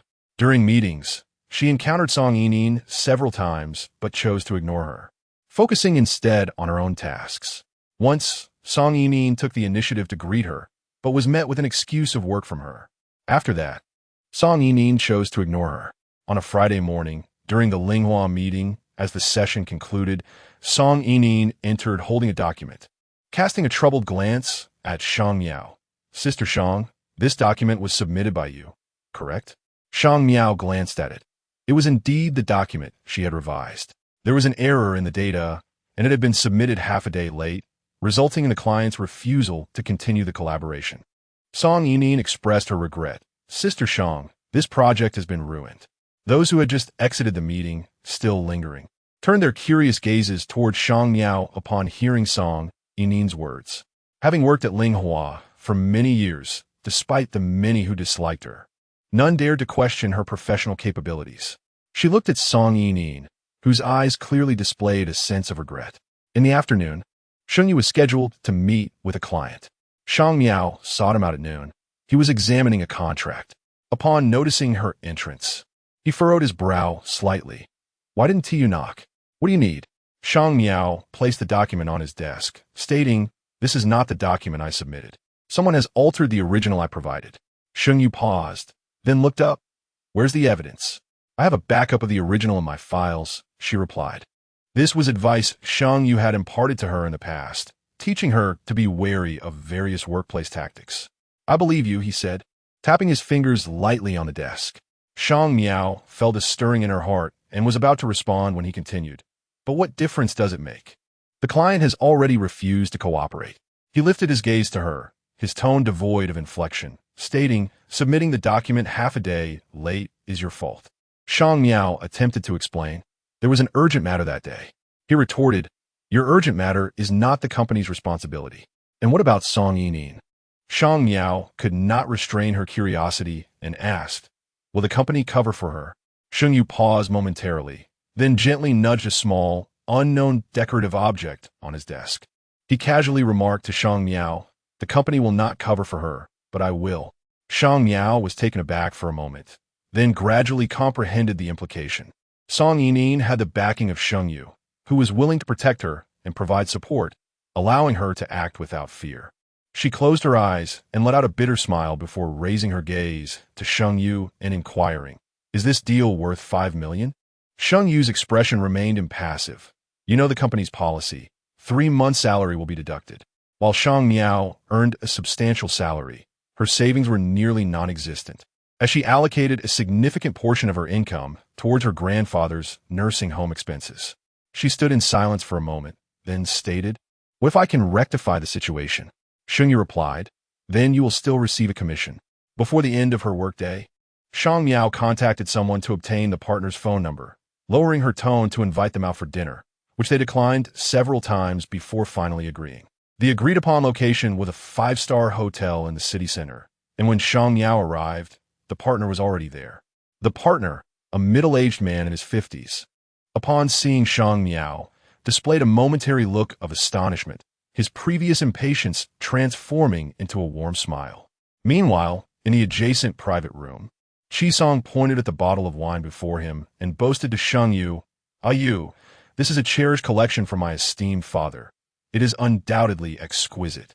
Today, being a rare occasion for pure camaraderie, we must indulge ourselves. Sheng Yu gently pushed aside his wine glass, replying in a calm tone, I want tea drink. I have matters to attend to shortly. What matters could you possibly have? Are you off to bring warmth to your little girlfriend? Qisong scoffed. You treat other women with far less care. Why have you fallen so deeply for her? Sheng Yu paused, and before he could respond, someone nearby jested. What do you know? Yu simply has a penchant for this type. Back when he was involved with Shang Miao, wasn't she just as pure and innocent? Chapter 32. Just as Secretary Qisong scoffed disdainfully, remarking, Isn't she right next door, entangled with that old fellow Yu Yuanfang? You all know what kind of character he possesses. Yu Yuanfang was notorious in the business world of Jinan for his difficult demeanor, unyielding, and cunning. Despite having consumed no less than 5 drinks, he still refrained from steering the conversation towards serious matters. Instead, he poured her another glass, a playful smile betraying his intentions. Miss Shang, I've long heard of your esteemed name. You are even more beautiful in person. Mr. Sheng is indeed fortunate. Shang Miao's tolerance for alcohol was rather low. Normally, she would bring an assistant to social gatherings, but this time, she lacked a suitable companion. She attempted to shield her glass, only to have Yu Yuanfang seize the opportunity. squeezing her hand and remarking on her youthful skin. Despite feeling lightheaded, she swiftly withdrew her hand, suppressing her discomfort as she stood and said, "Excuse me, I need to visit the restroom." Once in the restroom, she leaned against the sink for quite some time, suppressing the wave of nausea that threatened to overwhelm her. The corridor of the hotel was lengthy, and as she emerged from the restroom, her steps were slow. The thought of Yu Yuanfang's leering gaze made her feel ill. As she passed a private room, the door suddenly swung open, and she collided with the person exiting. Qisong was taken aback by the encounter. Upon catching the scent of alcohol emanating from her, he instinctively took a couple of steps back. Shang Miao glanced up at him, but her eyes soon found Sheng Yu. She parted her lips to say sorry. Qisong was merely stepping out to take a call, brushing past her impatiently. "Don't block my way." Left alone at the entrance, Shang Miao found herself rooted in place, lost in thought until someone inside called out, "Shang Miao." She looked up and heard someone instructing to close the door. It jolted her back to reality, and she quietly pulled the door shut before returning to her own room. Once she had left, the young man who had spoken earlier muttered apologetically, "I feel like I might have gone a bit too far." She looked as if she were about to cry. His companion chuckled, "Stop overthinking it. It's your turn now. Drink up." Upon returning to the private room, Shang Miao found that Yu Yuanfang's two secretaries had departed. Leaving him alone, he gestured toward the filled glass, saying, "Miss Shang, we agreed that we wouldn't leave until we were drunk tonight." Shang Miao recognized that his intention had shifted beyond mere contractual discussions. Casting a glance at the glass, she raised her hand to push it away. "Mr. Yu, it's not appropriate to discuss business after drinking. Let us reschedule for another day." As she attempted to leave, Yu Yuanfang would not permit it. Grasping her wrist with a flippant tone, "It's easier to discuss business after a few drinks." A wave of revulsion surged within her, compelling her to struggle against his grip. Just then, the door to the room swung open, and a cool, indifferent male voice resonated. "Shang Miao, how much longer must I wait for you?" Turning around, she saw Sheng Yu standing there, his expression impassive, his gaze deliberately lingering on her. He did not rush to drive off. Instead, he lowered the car window, allowing his eyes to drift over the neon lights outside, casually taunting, "When did business discussions require such measures?" Shang Miao rubbed her forehead in silence. Plagued by a severe headache, Sheng Yu let out a derisive snort, one hand resting on the steering wheel as he pressed the accelerator and set the car in motion. The wind outside was fierce, causing Shang Miao to feel a chill. She contemplated rolling up the window, but Sheng Yu interjected, "Do not close it. The scent of alcohol is unbearable." Shang Miao had always possessed a keen ability to perceive Sheng Yu's emotions. Even in his inebriated state, she could discern his anger, likely stemming from the lingering aroma of alcohol on her. She instinctively leaned further into the corner of the seat. Upon arriving home, Sheng Yu just tossed Shang Miao into the house when his phone buzzed alive.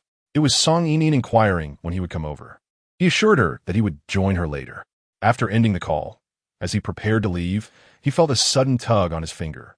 Shang Miao sat obediently on the sofa, clutching his finger. The heavy scent of alcohol enveloped her, and the corners of her eyes were tinged with red. Sheng Yu halted, observing as Shang Miao entwined her hand around his wrist, tilting her head back and hoarsely murmuring, "Sheng Yu, it has been such a long time since you sought me out." After uttering those words, she stood up, wrapped her arms around his neck, and nuzzled against his lips with an endearing gesture. The following morning, Shang Miao awoke to an all-encompassing ache throughout her body, rubbing her temples. She made her way to the bathroom, standing before the full-length mirror and noticing the mottled marks on her skin, confirming that the events of the previous night were not merely a figment of her imagination. However, Sheng Yu had been remarkably cautious this time, leaving no trace upon her neck, perhaps out of fear of arousing Song Yinin's suspicions. Shang Miao had botched a deal worth 5 million for the company, and news of her blunder swiftly circulated. Julie seized the opportunity to come over and deliver a few scathing remarks. Song Yinin, however, did not make an appearance. Instead, it was rumored that she had quarreled with Sheng Yu once again. It was a rare occurrence for Shang Miao to encounter Song Yinin in the staff cafeteria. Aside from the initial encounter, she typically accompanied Sheng Yu for lunch. Song Yinin, balancing a tray, ambled alongside Julie and halted upon spotting Shang Miao. Recognizing their strained relationship, Shang Miao turned to leave, but Song Yining followed her and sat opposite her, hesitantly inquiring, "Sister Shang Miao, do you know where he was last night?" The question was laced with an element of probing. Shang Miao paused briefly before responding nonchalantly. "Do you not know where he was?" Song Yining, toying with her lips, feigned ignorance. "I had something to attend to last night, so I do not know where he was." Shang Miao maintained her composure. Perhaps he was busy." With no further words to exchange, Song Yining hastily consumed a few bites of her meal before departing. Yet, later that afternoon, Song Yining trailed after Sheng Yu, appearing as though no argument had transpired between them. She approached Shang Miao with a light jog, exclaiming, "Sister Shang Miao, you mentioned the upcoming company team-building event and asked me to draft the plan. Linghua offered excellent benefits, and each year, Shang Miao was entrusted with organizing the team-building activities." She handed over the nearly completed document to Song Yining, stating, "I have done most of the work. If you find it unsatisfactory, feel free to redo it." Song Yining accepted the document, her smile dimming slightly as she replied, "All right." Shang Miao, disinterested in deciphering her subtle intentions, focused on preparing for her business trip the following week. Linghua had numerous partners in other provinces, and during mid-year, Sheng Yu typically had to embark on several business trips. Shang Miao was uncertain whether Sheng Yu would take her along this year, especially since he now had Song Yining by his side. However, the following day, Sheng Yu informed her to accompany him to Huqing. Shang Miao was somewhat taken aback. Would Song Yining be joining them? Sheng Yu barely lifted his eyelids and replied, "What do you think?" Of course, Song Yining would attend, but as an intern, she was still unfamiliar with the intricacies of Huqing's dynamics. Thus her role was merely that of Sheng Yu's girlfriend. Meanwhile, Shang Miao remained solely as his secretary. Chapter 33. 50 Diamonds at Dawn. The partners from Huqing had already sent someone to await their arrival at the airport. Previously, it was always Sheng Yu leading Shang Miao, so the representative eagerly approached them, showering them with enthusiastic praise. Song Yining found herself sidelined, tugging at Sheng Yu's sleeve, her expression pale. Having collaborated with this company numerous times, the negotiation of terms proceeded smoothly. Shang Miao retrieved the document from her bag and handed a copy to both Sheng Yu and the counterpart's boss, then habitually instructed Song Yining, "Remember to book a restaurant." Song Yining stood frozen, unable to interject into their conversation and feeling increasingly uncomfortable. Now, she was being treated like an intern by Shang Miao. Pressing her lips together, she remained motionless for a while, gazing at Sheng Yu, her eyes beginning to redden. It was only after Shang Miao finished speaking that she realized her oversight. "I'm sorry, I mistook you for Xiao Yi," she said. "It's all right, Sister Shang Miao," Song Yining replied softly. Shang Miao hesitated, casting a brief glance at her before raising her eyes to instruct Xiao Yi behind her, "Go book the hotel. Do you remember President Zhao's dietary restrictions?" Song Yining's face grew even paler.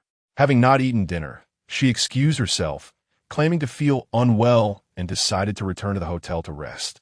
She looked at Sheng Yu with pleading eyes. "Yu, could you take me back?"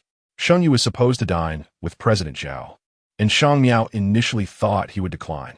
However, to her surprise, he nodded. "All right, I'll take you." He turned to Shang Miao, instructing her, "I will come back shortly." Yet, that shortly stretched on long enough for the dinner gathering to conclude without his return. After sending off President Zhao at the entrance, Shang Miao hailed a taxi back to the hotel. The door to Sheng Yu and Song Yining's room remained tightly shut, leaving her uncertain whether anyone was inside. The matters with Huqing were resolved swiftly, and Shang Miao thought everything was settled. Unexpectedly, a photograph surfaced from an unknown source. Capturing the moment, she had a confrontation with Yu Yuanfang that night. Due to the angle, it appeared as if she was willingly embracing Yu Yuanfang. The photo was presented to her by Xiao Yi, who looked concerned. "Sister Shang Miao, is this all right?" Shang Miao scrutinized the photograph for a moment, her expression neutral as she opened the WeChat group chat. The conversation was lively, a mix of discussions about games, beautiful women, and sports cars. She scrolled up through the messages, but found nothing pertaining to the photograph. Yet, as she exited the chat, a new message popped up. "Who took the photo of Shang Miao and the old man Yu? How scandalous." Shang Miao stared at the screen. observing those who shouldn't be reveling in this gossip. Only when someone began to mention Sheng Yu, asking, "What are your thoughts on seeing Shang Miao and Yu Yuanfang in such a close embrace?" did the excitement ignite further responses, flooding the chat. Half a minute later, Sheng Yu was drawn into the conversation, responding with a single word, "Scram." With an expressionless face, Shang Miao exited WeChat. Upon returning to Jinan, the uproar caused by the photograph continued to swirl, with more and more people in the company whispering about her. "Sister Shang Miao, someone is looking for you," Xiao Yi announced, entering with a stack of copied documents. She was one of the few who still willingly spoke with Shang Miao. Shang Miao acknowledged her and headed to the meeting room. There, Yin Shujin sat with a somewhat familiar young man. Shang Miao pondered for a moment, recalling that the young man was indeed part of the same circle as Sheng Yu, though he typically exuded a rather subdued presence. Upon noticing her, the young man immediately stood up awkwardly and said, "I apologize, Shang Miao. That photograph was taken by me. I casually shared it in the group at the time, not anticipating it would have such a significant impact on you." Chapter 34, perhaps in moments of need, he would still think of her. Zhou Junhui asked, "Did you take that photograph?" "I merely captured it casually," he replied, feeling a twinge of embarrassment for infringing upon someone's privacy, especially since he later witnessed Sheng Yu escorting Shang Miao out of the private room. Although the photo had already been shared, he had not given it much thought until recently, when he began to hear unflattering rumors about Shang Miao, which made him uneasy. "I am Zhou Junhui," he said, scratching his ear, feeling that his actions were rather unscrupulous. "If you ever need assistance, please feel free to reach out to me." Shang Miao remained silent, gazing at Zhou Junhui, recalling that he was the young man who had asked her to close the private room door that night. Zhou Junhui, feeling awkward, quickly apologized several times before taking his leave. Shang Miao turned her attention to Yin Shujin, who had been silent. "Do you have other matters to discuss with me? Are you well?" Yin Shujin inquired, his warm voice laced with genuine concern regarding the recent events. Before he could finish, Shang Miao interrupted, "I am unaffected." Yin Shujin studied her for a moment, a hint of helplessness concealed within his gaze. "Shall we dine together that evening?" Shang Miao and Yin Shujin lingered in the reception room for a while. Just as they were about to return to the office, Xiao Yi hurried over. Upon seeing Shang Miao, she caught her breath and exclaimed, "Sister Shang Miao, a client is causing a stir in the secretary's office." Xiao Yi appeared hesitant, and as Shang Miao approached, she realized the client was a woman. The woman was vehemently accusing a female secretary of seducing her husband. The secretary's face alternated between crimson and pale as Shang Miao furrowed her brow and stepped forward. "Madam, please calm yourself. We can discuss any issues you have in a measured manner." However, the woman, in her fervor, disregarded Shang Miao's words and shoved her aside. In her high heels, Shang Miao's ankle twisted painfully from the push, nearly causing her to stumble, but she was caught by someone from behind. Yin Shujin stood behind her, supporting her shoulder with concern. "Are you all right?" Shang Miao cautiously twisted her ankle and shook her head with lowered brows. The incident eventually drew Sheng Yu's attention, and when he arrived, Shang Miao had just managed to soothe the client's emotions. He glanced at her and instructed Song Yining to escort the client to the reception room. As Song Yining passed by Shang Miao, her voice dropped, whether intentionally or not.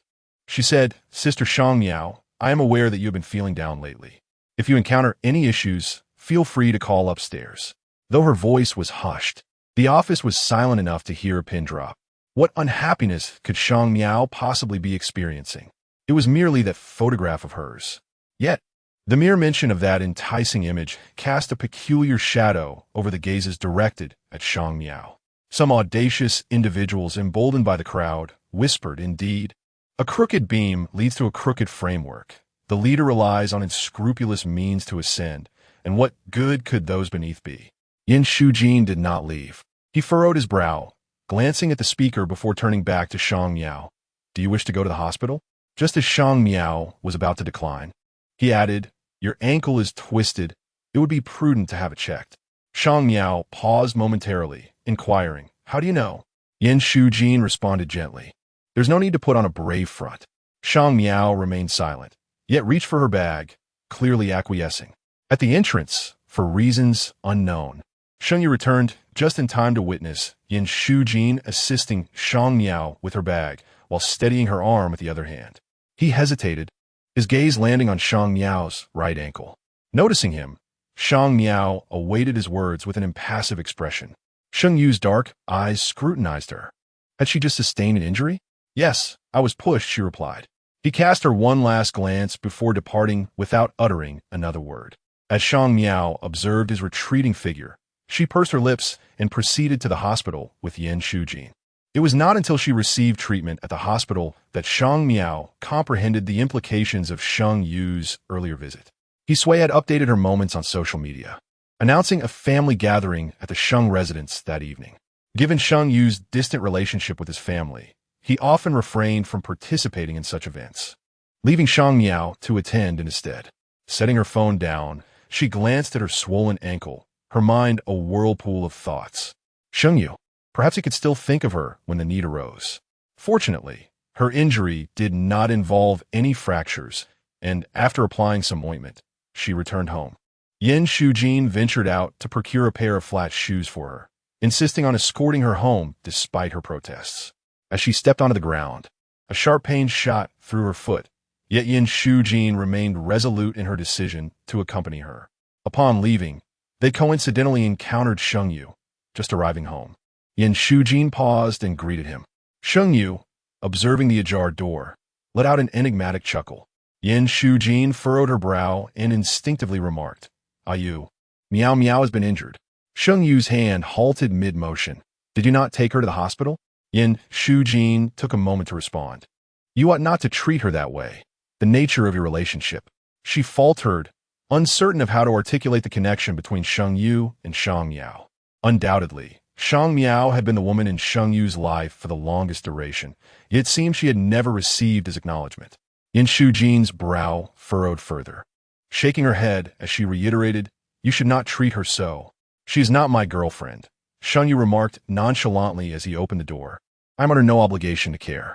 As he finished speaking, the door behind Yin Shujin gently closed, resonating a steady sound in the quiet hallway.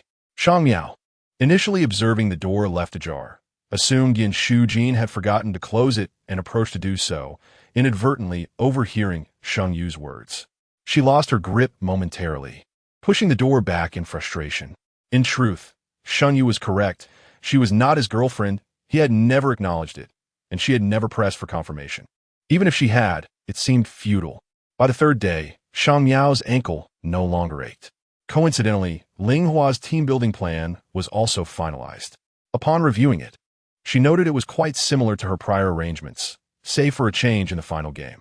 When Xiao Yi entered, her expression was far from pleasant as she returned to her workstation, her demeanor cold and silent. Shang Miao observed her and paused to ask, "What's wrong?" "It's just the group upstairs. They're all secretaries. Why do they think they are superior?" Xiao Yi complained with a tone of frustration, exclaiming, "I originally went to find President Sheng for his signature, but I was blocked outside by Sister Julie and Song Yining, who refused to let me in." Shang Miao suggested, "You could give the documents to them, allowing them to sign and return them to you." However, they declined, insisting that these documents must be signed personally. Otherwise, they would not take responsibility should any issues arise.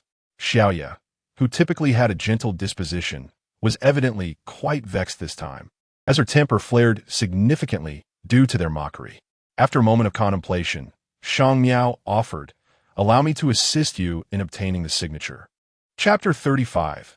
Your effective behavior is unappealing. Xiao Yi hesitated, well aware of the dynamics between Shang Miao, Song Yining, and Zhu Li.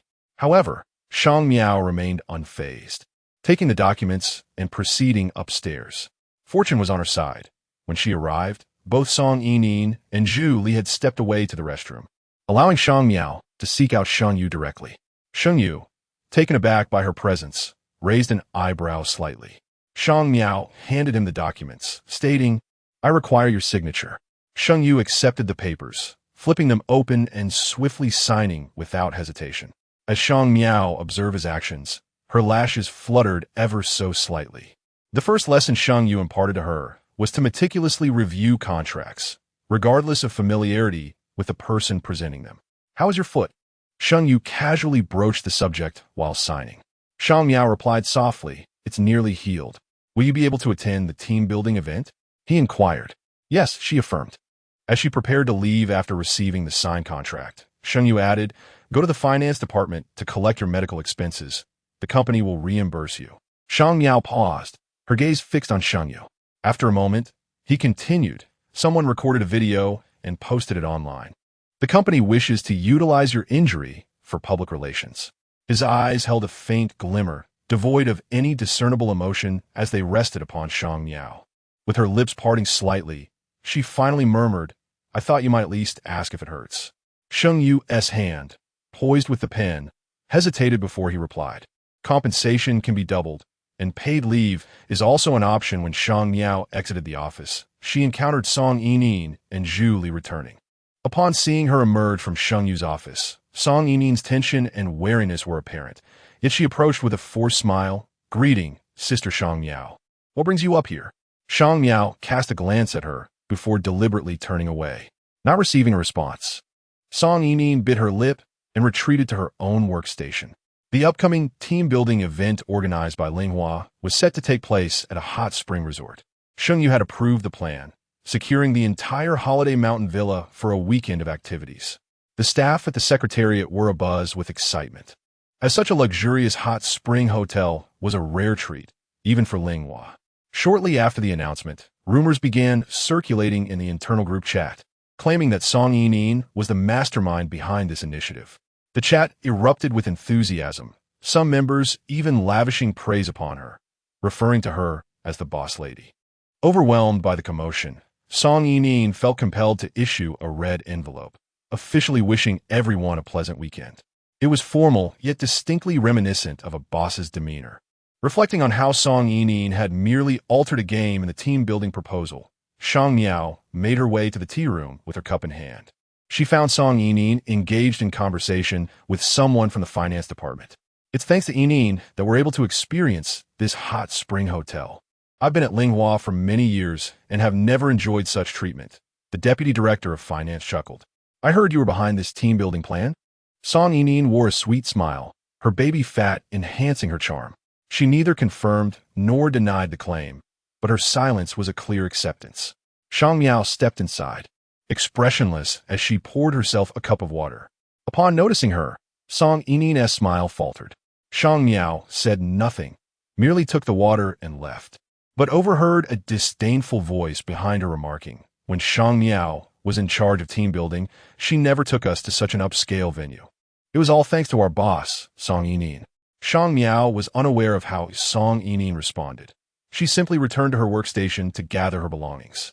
The team-building event was scheduled for the weekend, with everyone gathering at the company before boarding a bus together. As Shang Miao exited, she coincidentally collided with Sheng Yu. He cast a glance at her, but did not utter a word about going together. Shang Miao arrived a good 10 minutes later than Sheng Yu. His driving skills were commendable, swift yet steady, while she had been caught in traffic for quite some time. The company had chartered 5 buses, and Shang Miao sat beside Xiao Yi. Xiao Yi was not particularly fond of bus rides, and, glancing out at Song Yining, could not hide her envy as she exclaimed, "When will I ever get to ride in a Maybach?" Song Yining mentioned her motion sickness as a reason to avoid the bus, prompting Sheng Yu to drive his multi-million Maybach instead. Shang Miao diverted her gaze and lowered her head to her phone. Yin Shujin had sent her a video of the ragdoll cat he cared for. At that moment, as she averted her eyes, she fortuitously missed Sheng Yu's glance. He could only see her profile, his expression inscrutable. "Are you?" Song Yining nudged his arm, her tone tinged with a plaintive note. "Did you hear what I said?" Sheng Yu shifted his attention to Song Yining, pausing momentarily. "What's the matter?" "I was asking if this outfit looks good on me today."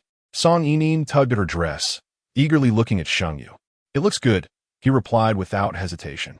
This response delighted Song Yining, who then linked her arm with Sheng Yu's and confidently strolled past the bus. Shang Miao withdrew her gaze from her phone, lifting her eyes to observe the silhouettes of Sheng Yu and Song Yining, noting how he carefully shielded her with his hand. The hot spring hotel was nestled halfway up the mountain, and by the time they arrived, it was already noon. Shang Miao and Xiao Yi had lunch before retreating to their rooms for a nap. Just as she was drifting off, she heard colleagues outside asking if anyone wanted to go hiking. Having injured her ankle, Shang Miao declined the invitation. When she finally arose, the hotel was deserted. After inquiring with the staff, she learned that everyone had gone hiking. Grabbing a book, she intended to bask in the sun at a nearby pavilion. However, just as she turned a corner, she encountered Sheng Yu, who had just finished a phone call. Upon seeing her, his brow furrowed slightly. "Why didn't you go up the mountain?" "I didn't want to," Shang Miao replied, assuming he had forgotten about her ankle. Just as Sheng Yu was about to speak, his phone rang again, prompting him to step aside to take the call. It seemed to be work-related, and Shang Miao detected a somber tone in his voice. Lost in his thoughts, she inadvertently overlooked a rather inconspicuous step as she descended the stairs. Her foot slipped, and in that moment of imbalance, she began to fall. A chilling presence approached from behind. Her waist was suddenly encircled by a strong arm, as Sheng Yu, one hand still clutching his phone, expertly steadied her with the other. His brow tightened, and his tone was less than pleasant. "Why must you be such a trouble?" The cool scent that lingered at her nose dissipated once he regained his composure. Sheng Yu gazed down at her with an air of aloofness, his dark eyes brimming with indifference. "Are you unable to walk, or is it a deliberate act?" After a moment of silence, Shang Miao inquired softly, "Deliberate act of what?" Sheng Yu offered a smile that was neither genuine nor mocking, his eyelashes casting shadows as the corners of his lips curled upward. "Shang Miao, are you feigning ignorance on purpose?" Before Shang Miao could articulate her response, Song Yining sprang into the room, bouncing in with the returning colleagues from the mountain. Just as Shang Miao prepared to create distance between herself and Sheng Yu, she heard his low voice remark, "Your pretentious demeanor is rather unbecoming." Chapter 36, 100 Diamonds. When Song Yining arrived, Shang Miao was still standing there in a daze. "What were you and Sister Shang Miao discussing?" "I saw you both together just now," she said, rushing directly to Sheng Yu. She appeared to be acting coy, but in reality, she was probing for information. Sheng Yu replied nonchalantly, "It's nothing." He swiftly changed the subject, asking, "Was the mountain enjoyable?" Although Song Yining recognized his attempt to evade the topic, she was adept at reading the room and followed his lead. As she passed by Shang Miao, she paused momentarily and forced a smile, saying, "Sister Shang Miao, it's a pity you didn't go to the mountain. It's particularly beautiful." That evening, Song Yining organized a game of truth or dare, which attracted a large crowd, leading to several tables being set up. Shang Miao deliberately chose not to join Song Yining and Sheng Yu and instead sat at the edge with a few unfamiliar colleagues. At the beginning of the game, the questions were rather tame, but as it progressed, they became increasingly audacious. When it was Shang Miao's turn, a colleague asked her a rather personal question. "Sister Shang Miao, when was your first time, and with whom?" Upon hearing this, Shang Miao fell silent. Coincidentally, Song Yining, who was delivering fruit, halted as well. She forced a smile. "How can one ask a girl such a private question?" 20 years old, with Sheng Yu, Song Yining blurted out. As soon as she finished, Shang Miao echoed her words softly. Though her voice was low, the room was quiet enough that most people heard. Song Yining's face immediately turned pale. She hurriedly set down the fruit platter and left with red-rimmed eyes. The atmosphere became awkward, yet Shang Miao remained composed. She picked up the props and asked, "Shall we continue?" The attendees, being perceptive, managed to gloss over the awkward moment with laughter. After a few more rounds, Shang Miao lost interest and decided to step outside, intending to return to her room. However, just as she turned a corner, she was blocked by someone following her. Sheng Yu frowned. "Can we talk?" Shang Miao arched an eyebrow. "About what?" Sheng Yu studied her for a while before his brow relaxed. "Never mind," he said. "Was it wrong of me to say that earlier?" Shang Miao hesitated before responding. "You're suggesting I should have kept it to myself? Who was it meant for? Me? Song Yining?" After saying this, he chuckled dismissively. "I forgot. Why should you remember?" Shang Miao's pupils quivered slightly. "They asked, so I answered casually. Don't mention such things again." Sheng Yu said, visibly irritated, struggling to explain. Shang Miao wanted to express that there was nothing to explain. Sheng Yu's reputation at the company had always been that way.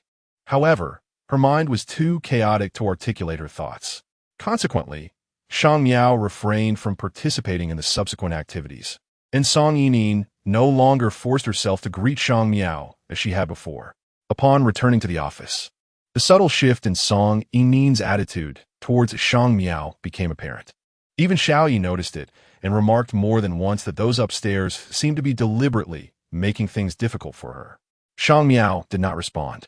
She packed her belongings as she had made dinner plans with Yin Shujin that afternoon. To be precise, it was Yin Shujin who had invited her multiple times, but she had always been too busy. Yin Shujin reserved a table at a trendy restaurant, and as Shang Miao approached, he felt a twinge of embarrassment. "I'm sorry, Miao Miao, for dragging you to a place like this. It's quite nice here," Shang Miao replied. Yin Shujin smiled gently. "How have you been lately?" Shang Miao understood he was referring to Sheng Yu and replied, about the same as before. Yin Shujin's expression turned serious, revealing his concern for Shang Miao. She had been with Sheng Yu for several years, and their relationship was well known among their social circle. However, now there was another woman, Song Yining, seemingly intent on winning Sheng Yu's affections. At the mention of Sheng Yu, Shang Miao hesitated momentarily before quickly masking her emotions. She found herself unsure whether she was speaking to Yin Shujin or attempting to console herself. He was never truly mine. Adults are merely fulfilling their own needs. Miao Miao. Yin Shujin furrowed his brow slightly. Instead of worrying, why not help me find a boyfriend? Shang Miao responded in a nonchalant tone. In truth, this request was rather challenging. After being with Sheng Yu for so long, any discerning suitor would likely be hesitant to pursue a woman with such a history, akin to a divorcee. Yin Shujin sighed, choosing not to dwell on that topic, and instead inquired, "Has your foot healed?" "It's almost better," she replied. "Would you accompany me to a banquet this weekend?" Yin Shujin hesitated. "My aunt's birthday is coming up, and she insists I bring a date." Shang Miao was familiar with his aunt, a renowned dancer in Jinan. On the evening of the banquet, she prepared herself, waiting for Yin Shujin to pick her up. However, at 6 o'clock, he called to say he couldn't make it and asked her to go alone. Without protest, Shang Miao went downstairs to hail a cab. Unfortunately, traffic was heavy, and by the time she arrived, the banquet had already commenced. She attempted to call Yin Shujin, but he was unreachable, so she sent him a message, letting him know she was outside. "Ayu, I heard your company went to a hot spring hotel for team building." She was absorbed in her phone when she heard Chi Song's voice approaching. Startled, she looked up to see Chi Song and Sheng Yu walking toward her. Upon spotting her, Chi Song raised an eyebrow and remarked, "Oh, are you playing doorman here?" Shang Miao ignored his taunts and continued to await Yin Shujin. "Do you need me to take you inside?" Sheng Yu's cool voice interrupted. He addressed Shang Miao. Checking her phone for a response from Yin Shujin, she found none. So she tucked her phone away and replied, "Thank you." Sheng Yu silently handed her the invitation and stepped inside the banquet hall. As they entered, they saw Yin Shujin hurrying out. Shang Miao called out to him, and he reluctantly approached, gesturing toward a corner where 5 or 6 children were gathered, looking distressed. "Sorry, Miao Miao. I've been cornered by them." Chi Song raised an eyebrow. "Shujin, so you brought Miss Shang along?" Sheng Yu's gaze remained fixed on Shang Miao, who had dressed elegantly for the occasion in a fitted apricot-hued dress, her hair neatly styled, exuding an air of grace and poise. Unaware of Sheng Yu's attention, Shang Miao followed Yin Shujin to greet his aunt.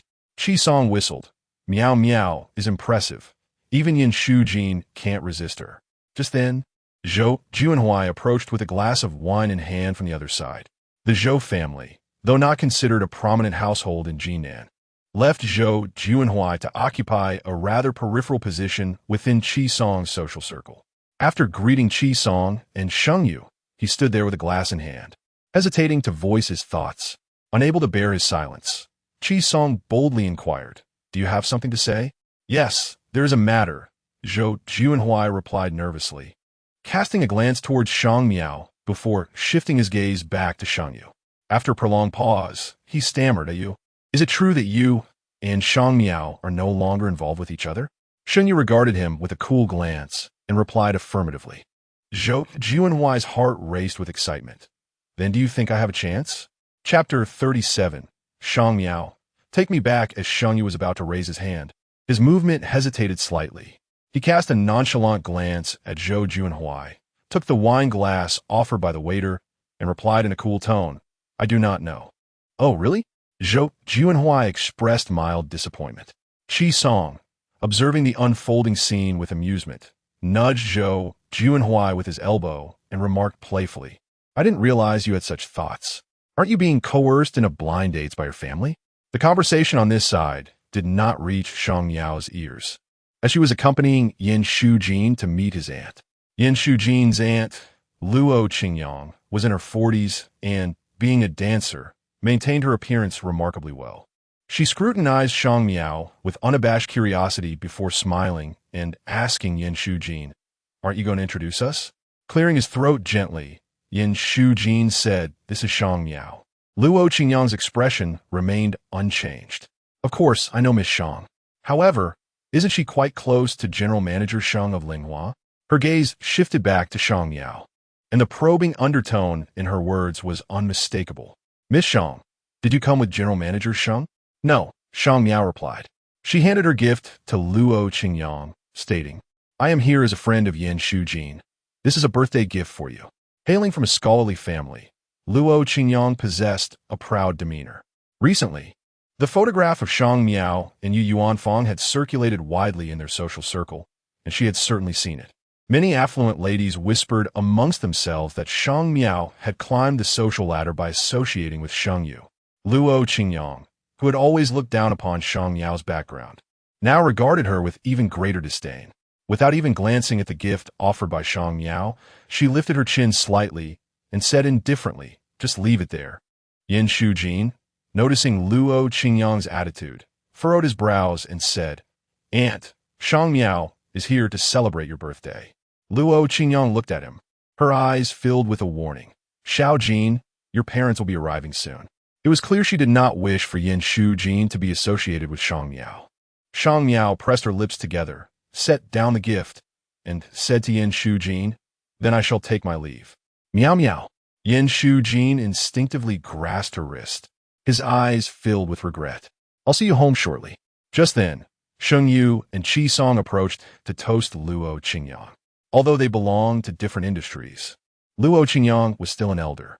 Upon arriving, they saw Yin Shujin holding Shang Miao's hand, and Qi Song, with a half-smile, teased, "Has Shang Miao been cast aside by you only to immediately turn her sights on Yin Shujin?"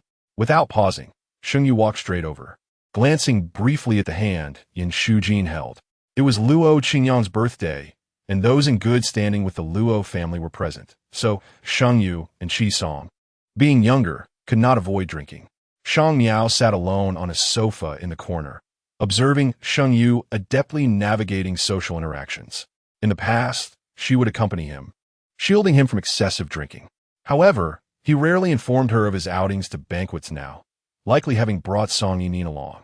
Yet, for reasons unknown, Song Yining had not come tonight.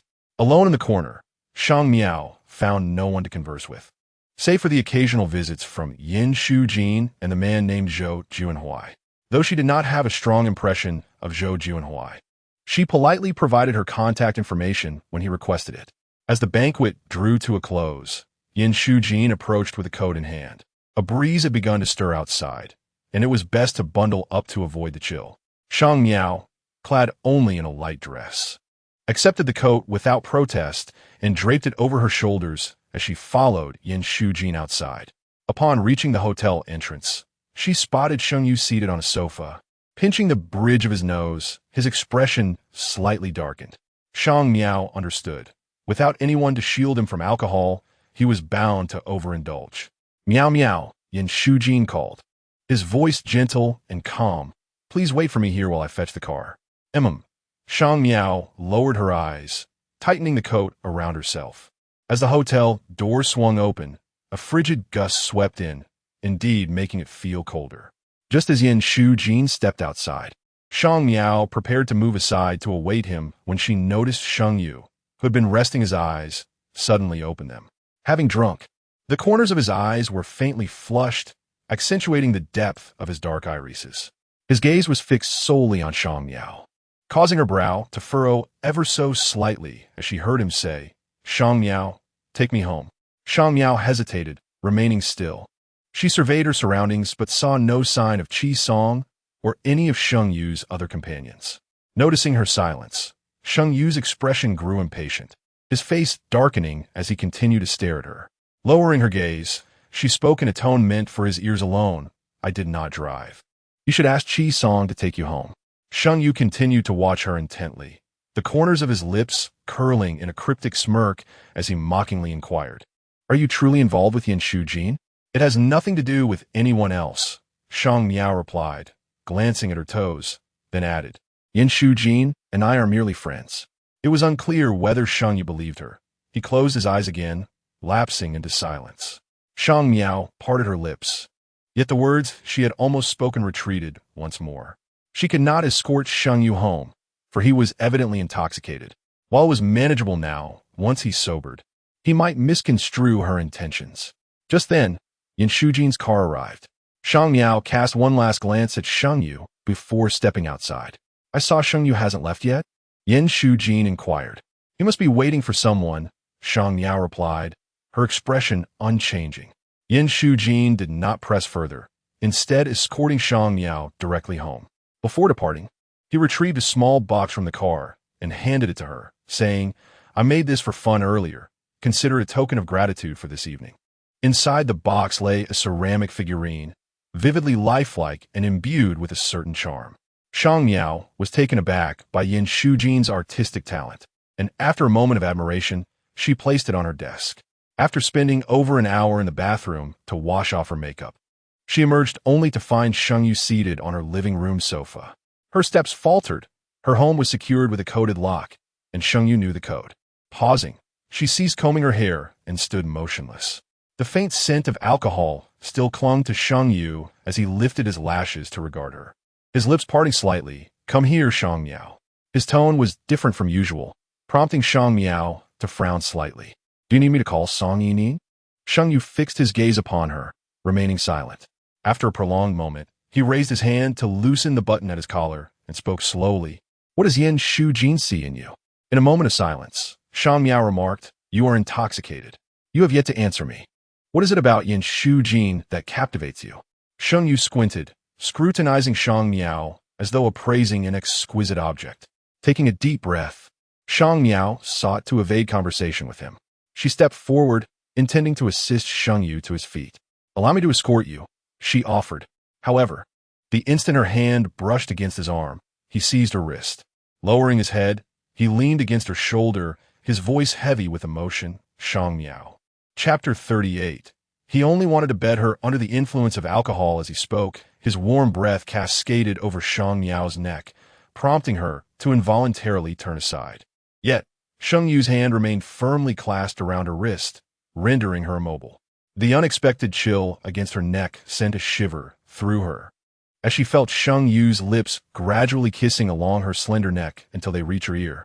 Shang Miao's ears were sensitive, and she felt herself almost instantly weaken.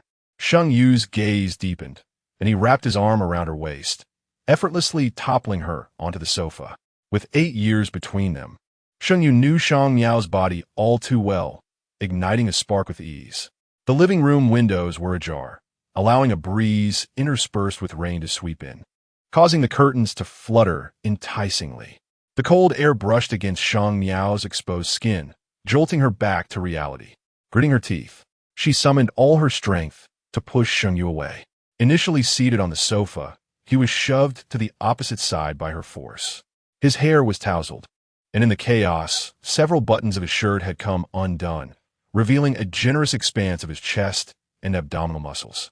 Meanwhile, the straps of Shang Miao's nightgown had been carelessly pulled down, leaving it hanging loosely. After taking a moment to adjust her shoulder strap and steady her breathing, she declared, Sheng Yu, look closely at me. I am not Song Yining. Sheng Yu's expression darkened, and just as he was about to respond, a phone rang nearby. It was a call from Song Yining. He hesitated for a moment before answering. Song Yining's voice came through the receiver, laced with a hint of grievance. You? Didn't you say you would come to keep me company tonight? Why haven't you arrived yet? Sheng Yu pinched the bridge of his nose in annoyance and said, Wait a moment. He hung up the phone, and Shang Miao remained seated on the sofa, her nightgown in tatters, exposing her back entirely. Shang Miao was slender, and her shoulder blades seemed poised to take flight. Her pale skin further accentuated a poignant sense of fragility. Having acquiesced to Song Yining, Sheng Yu lifted his leg to leave. Just as he took a step, another sound interrupted him, and he turned back to Shang Miao, stating matter-of-factly, "You are certainly not Song Yining." After Sheng Yu departed, Shang Miao lingered in the living room for a considerable time before retreating to her room. Her wrist throbbed painfully from where Sheng Yu had gripped it, now slightly reddened. Yet, he remained oblivious to her discomfort, his intentions purely to indulge in the intoxication and share a bed. The following morning, Shang Miao first met with a client before heading to the office. Upon her arrival, Xiao Yi greeted her with a conspiratorial tone. "The upstairs is quite lively. What is going on?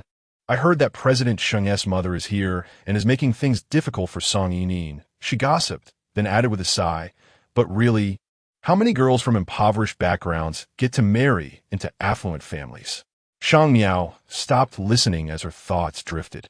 She couldn't fathom why he Sui would be at the company, as she typically shunned involvement in such matters.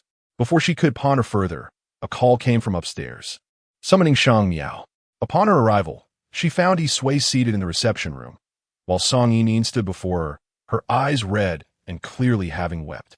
Sheng Yu was nowhere in sight. As Shang Miao hesitated at the door, he Sui's gaze fell upon her.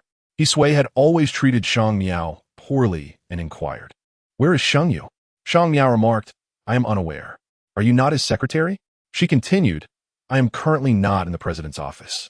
Maintaining her composure, she glanced at the coffee placed before he Sui, furrowing her brow as she approached. "Allow me to replace your coffee with some red tea."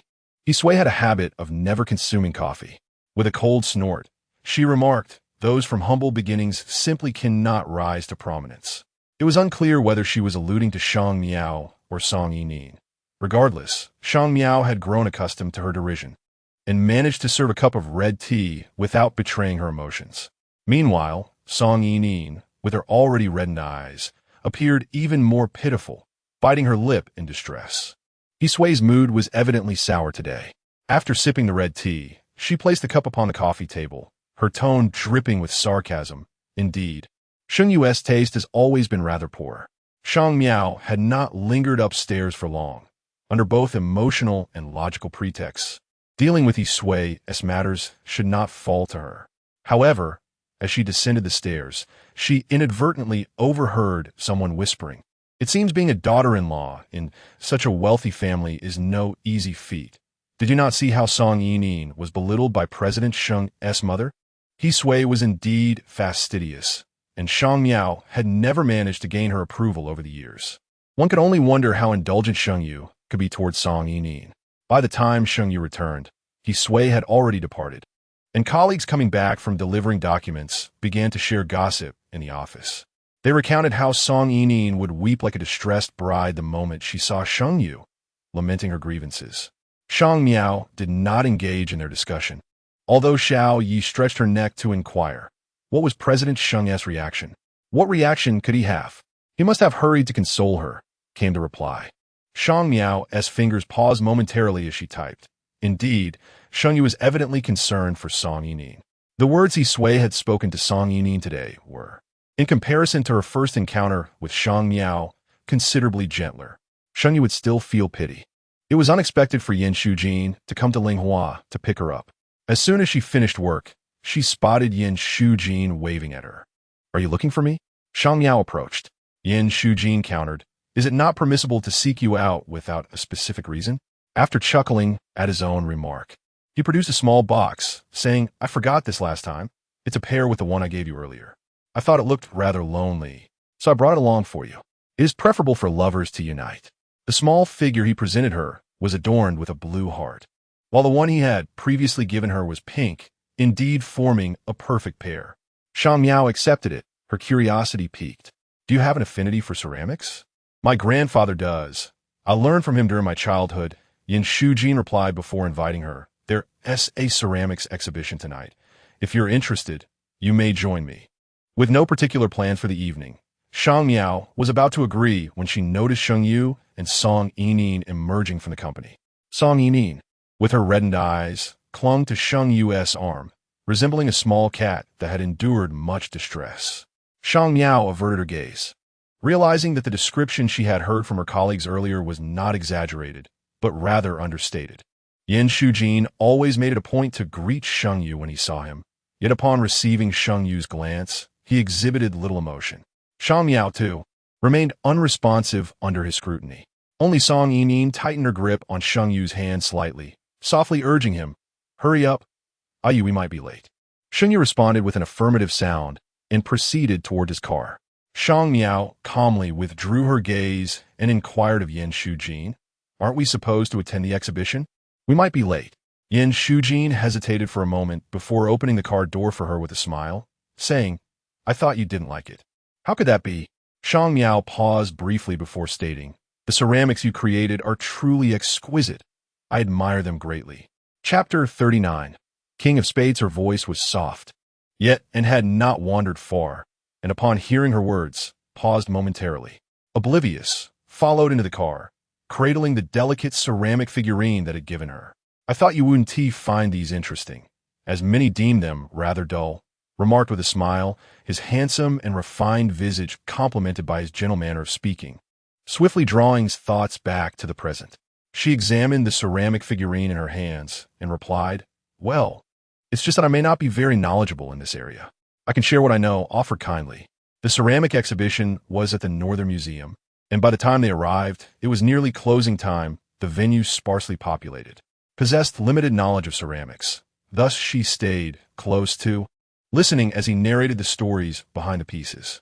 They paused before a particularly elegant vase, and, as gazed at it, his eyes filled with tenderness. "This is one of my grandfather's proudest creations."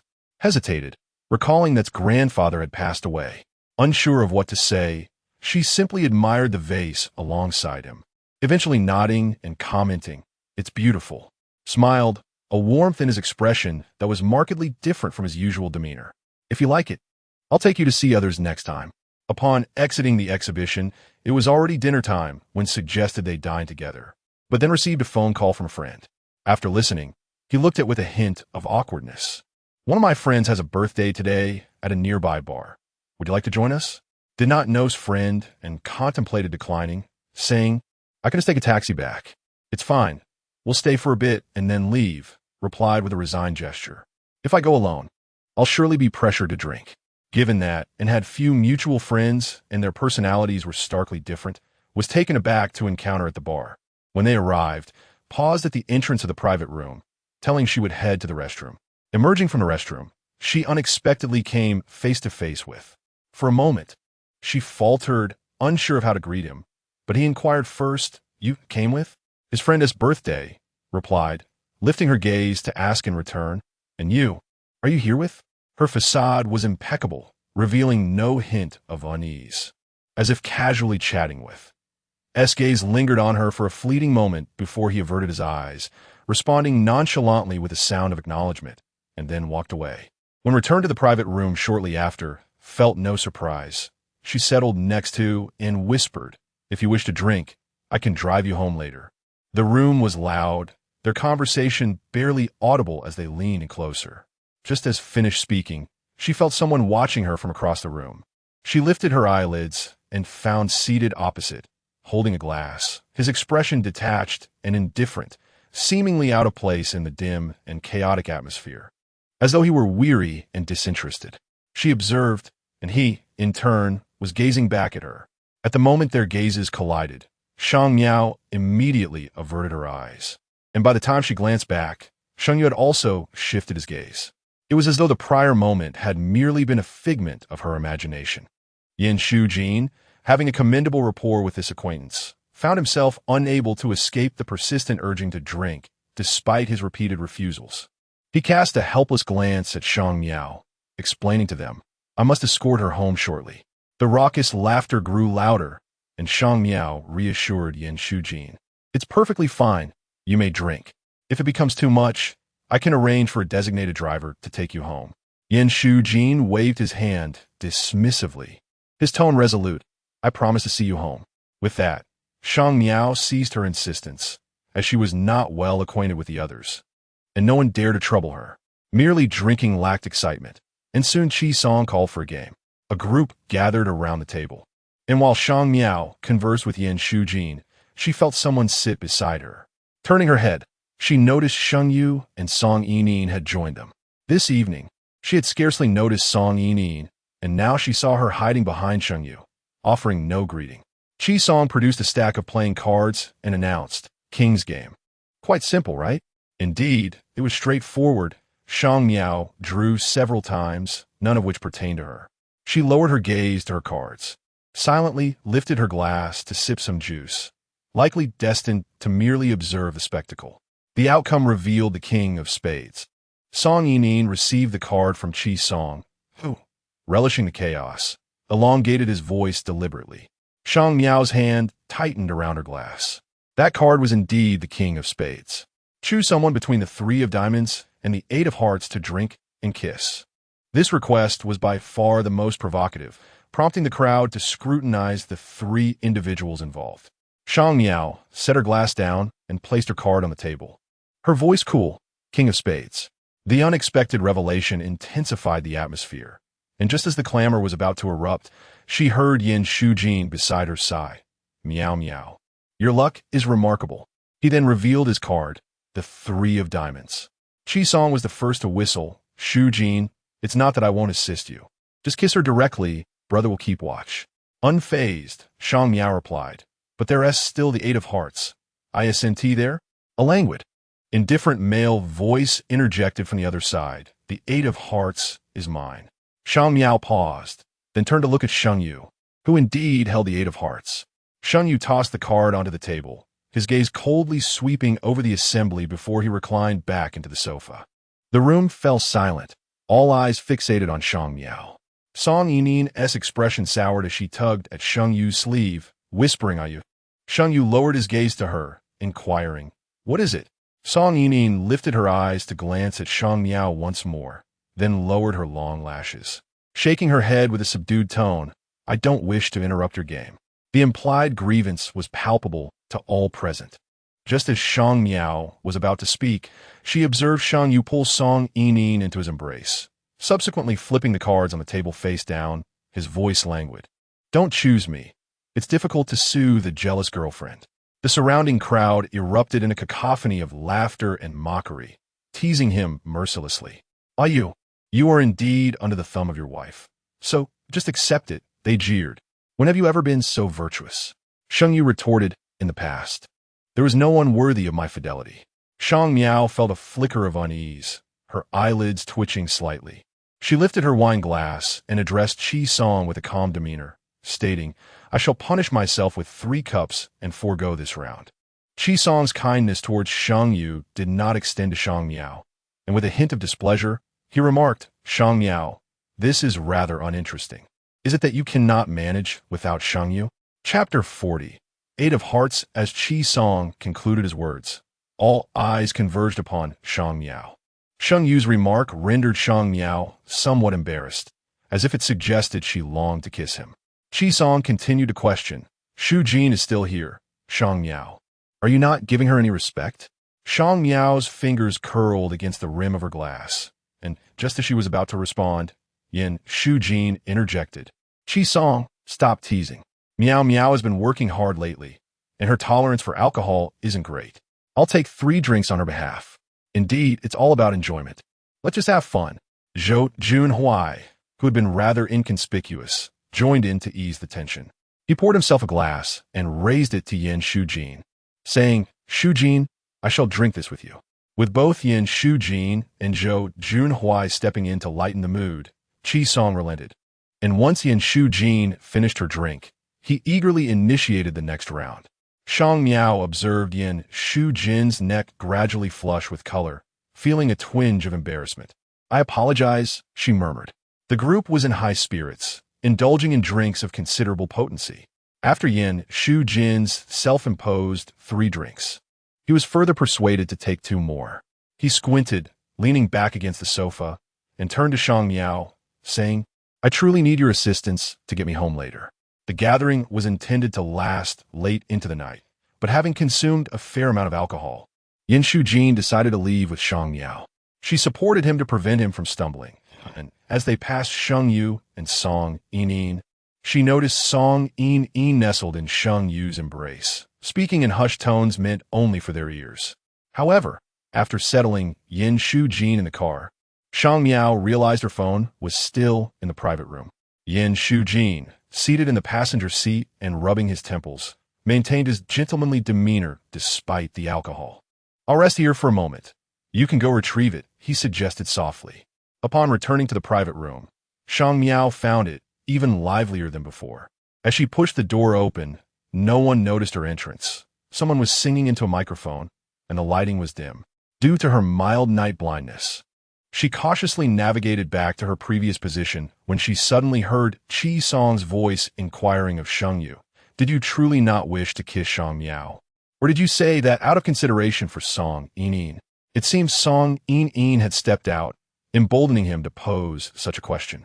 As Shang Miao found her phone, she overheard Sheng Yu's nonchalant reply, "No, I genuinely did not want to.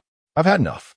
Shang Miao's breath hitched, and she slowly grasped her phone, retracing her steps to exit. Unexpectedly, she collided with someone. The person staggered back with an exclamation, and Shang Miao recognized the voice as Zhou Junhuai's. He gasped, "Shang Miao, what are you doing here? Did you not leave?" "I forgot my phone," Shang Miao replied. "Could you please assist me a bit? I can't see very well." Zhou Junhui paused, then asked, "Is your vision impaired?" "I have a bit of night blindness," she explained. "Then let me guide you out. It's quite dark in here," Zhou Junhui offered, taking the initiative to clear the path for her. After following him outside, Shang Miao stood by the entrance of the bar for a while before searching for Yin Shujin. Upon seeing her approach, Yin Shujin hesitated and asked, "Are you unwell? You look rather pale." Shang Miao shook her head. "Perhaps it was just too noisy inside. It gave me a headache."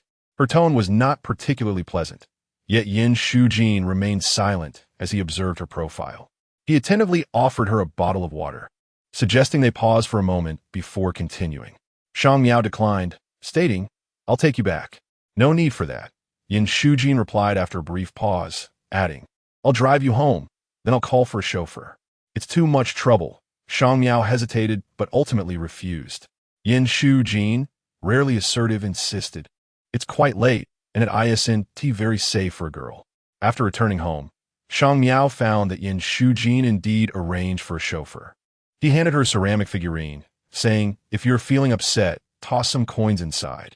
Shang Miao was puzzled by his words. He continued, "This is a method my grandfather taught me. It's quite effective, similar to a wishing well." Carrying the figurine upstairs, Shang Miao placed both figurines side by side on her desk. After much contemplation, she found a coin and tossed it inside. On Wednesday morning, Shang Miao took a leave from work, as it was the day for her grandfather's checkup. When she arrived at the nursing home to pick him up, the director happened to be there, subtly reminding her that the quarterly fees were due. This nursing home, known for its excellent conditions, came with a hefty price tag, prompting Shang Miao to calculate her schedule to handle the payment on Friday afternoon. Her grandfather shook his head, saying, "I told you we didn't need something so expensive. You didn't listen. How much have you spent over the years?" Supporting him into the car, Shang Miao reassured him, "It's nothing. Linghua pays me quite well." After a moment's hesitation, her grandfather asked, "Is your mother still asking you for money?" After her parents divorced, her mother established a new family in another city, severing ties with her grandfather due to his disapproval. However, 2 years ago, her mother suddenly reached out, claiming her younger daughter was ill and needed a substantial sum. After a moment of silence, Shang Miao replied, "You needn't worry. I'll manage." Being his own flesh and blood, her grandfather found it difficult to voice his concerns, merely suggesting they consider relocating or that he might move back home. Shang Miao disagreed. Her grandfather's health was frail, and he was alone, while she was too busy with work to care for him. She comforted the elderly man, saying, "You needn't trouble yourself with anything else. Just focus on staying healthy." Upon arriving at the hospital, she realized it was also the day of Song Yinin's father's discharge. He was recovering well and could walk with the aid of a cane. As Shang Miao assisted her grandfather, they coincidentally encountered Song Yinin and her father exiting the elevator, not noticing Sheng Yu. as Shang Miao helped her grandfather into the elevator. Song Yining suddenly called out to her. Shang Miao turned back. With a somewhat insincere smile, Song Yining's gaze fell upon Shang Miao as she took a deep breath, saying, "I was in the parking lot dropping off some things, Shang Miao." This seemed to be an attempt to prove she was not alone, but accompanied by Sheng Yu. Shang Miao remained unfazed, replying with a simple emotion. In an instant, Song Yining's smile faltered as she watched Shang Miao enter the elevator. She realized her previous demeanor appeared foolish, yet every time she witnessed Shang Miao's calm and composed presence, an overwhelming sense of insecurity would wash over her. After accompanying her grandfather for a thorough examination and confirming that everything was in order, Shang Miao returned to the office. Upon entering, she was greeted by the exuberant Xiao Yi, who eagerly shared the photos from the team-building event have been developed. "Shang Miao, take a look." Shang Miao cast a quick glance, finding nothing particularly astonishing, just ordinary photographs. However, Xiao Yi, with her keen eye, sifted through the collection and unearthed one particular image, hesitatingly inquiring, "Shang Miao, isn't this you and General Manager Sheng?" Chapter 41, 150 Diamonds. Upon hearing the news, Shang Miao cast a glance at the photograph. In it, a man and a woman stood outside the lobby of a hot spring hotel, with Sheng Yu embracing her waist from behind, while she turned to look back at him. The distance was great, obscuring their expressions, yet one could sense the subtle, ambiguous emotions flowing between them. Xiao Yi's gaze was undeniably inquisitive, prompting Shang Miao to explain. "That day, I nearly fell, and he caught me." This photograph had not only caught Xiao Yi's attention, it had been seen by most of the company, and Song Yining had maintained a pale complexion throughout the day. However, Sheng Yu exhibited little reaction, not even sparing the photograph a second glance before averting his gaze. Observing his indifference, Song Yining felt a slight sense of relief. In the afternoon, personnel from the finance department approached Shang Miao with a payslip requiring her signature. Due to her previous loss of the Yuan Fong collaboration, according to Ling Hua's regulations, her salary would be docked for 3 months. Although her monthly salary was substantial, the total amount for 3 months appeared quite daunting. Even Xiao Yi, upon inadvertently glancing at the figure, was taken aback. "Sister Shang Miao, this deduction could cover a down payment for a house back in my hometown." Shang Miao stared at the daunting number, hesitating to sign, her brow furrowed and lips pressed together. It was only after the finance personnel prompted her that she finally affixed her signature. Xiao Yi, aware of the circumstances, felt a sense of injustice on Shang Miao's behalf. "You shouldn't bear the blame alone for the lost contract. It is utterly unfair for you to suffer the consequences alone." Shang Miao remained silent, just as her phone rang. She glanced at it before rising, stating, "I'll take this call." In the break room, upon answering, a frail, childlike voice emerged from the other end. "Sister, when will you come to see Tao Dao?" Tao Dao was her half-sister, only 8 years old, suffering from congenital leukemia and requiring exorbitant treatment fees every month. The last time Shang Miao had seen her was when her mother brought her to face Shang Miao, tears streaming down her face. Yet, throughout the years, aside from the monthly financial transfers, Li Yan'an, her mother, rarely called. Returning to the office, Xiao Yi prepared to deliver documents upstairs, and after a moment's thought, Shang Miao said, "I'll take them." As she ascended the stairs, she noticed Song Yining biting her lip. "Sister Shang Miao, is there something wrong?" "There's a document for President Sheng," she replied, raising the items in her hand. Song Yining attempted to stand. "I can take it for you. His feedback is necessary," Shang Miao replied coolly. Song Yining stiffly resumed her seat. When Shang Miao pushed open the door to Sheng Yu's office, he was engrossed in work. Hearing the commotion, he looked up, and Shang Miao handed him the document, saying, "I need your feedback and signature." Sheng Yu acknowledged with a grunt. "Leave it here. I will review it shortly." After speaking, he returned to his work, yet Shang Miao remained standing in place. After a moment, Sheng Yu paused his tasks and inquired, "Is there anything else?" "It concerns the 3-month salary that was deducted from me," Shang Miao replied, her eyes cast down on Sheng Yu's desk as she spoke slowly. Sheng Yu hesitated, his hands folding atop the desk, his voice deepening. "That is company policy. I mentioned that I could remedy the situation. Have you managed to rectify it?" Sheng Yu scoffed softly, then cast a meaningful glance at Shang Miao. Shang Miao, you are no exception.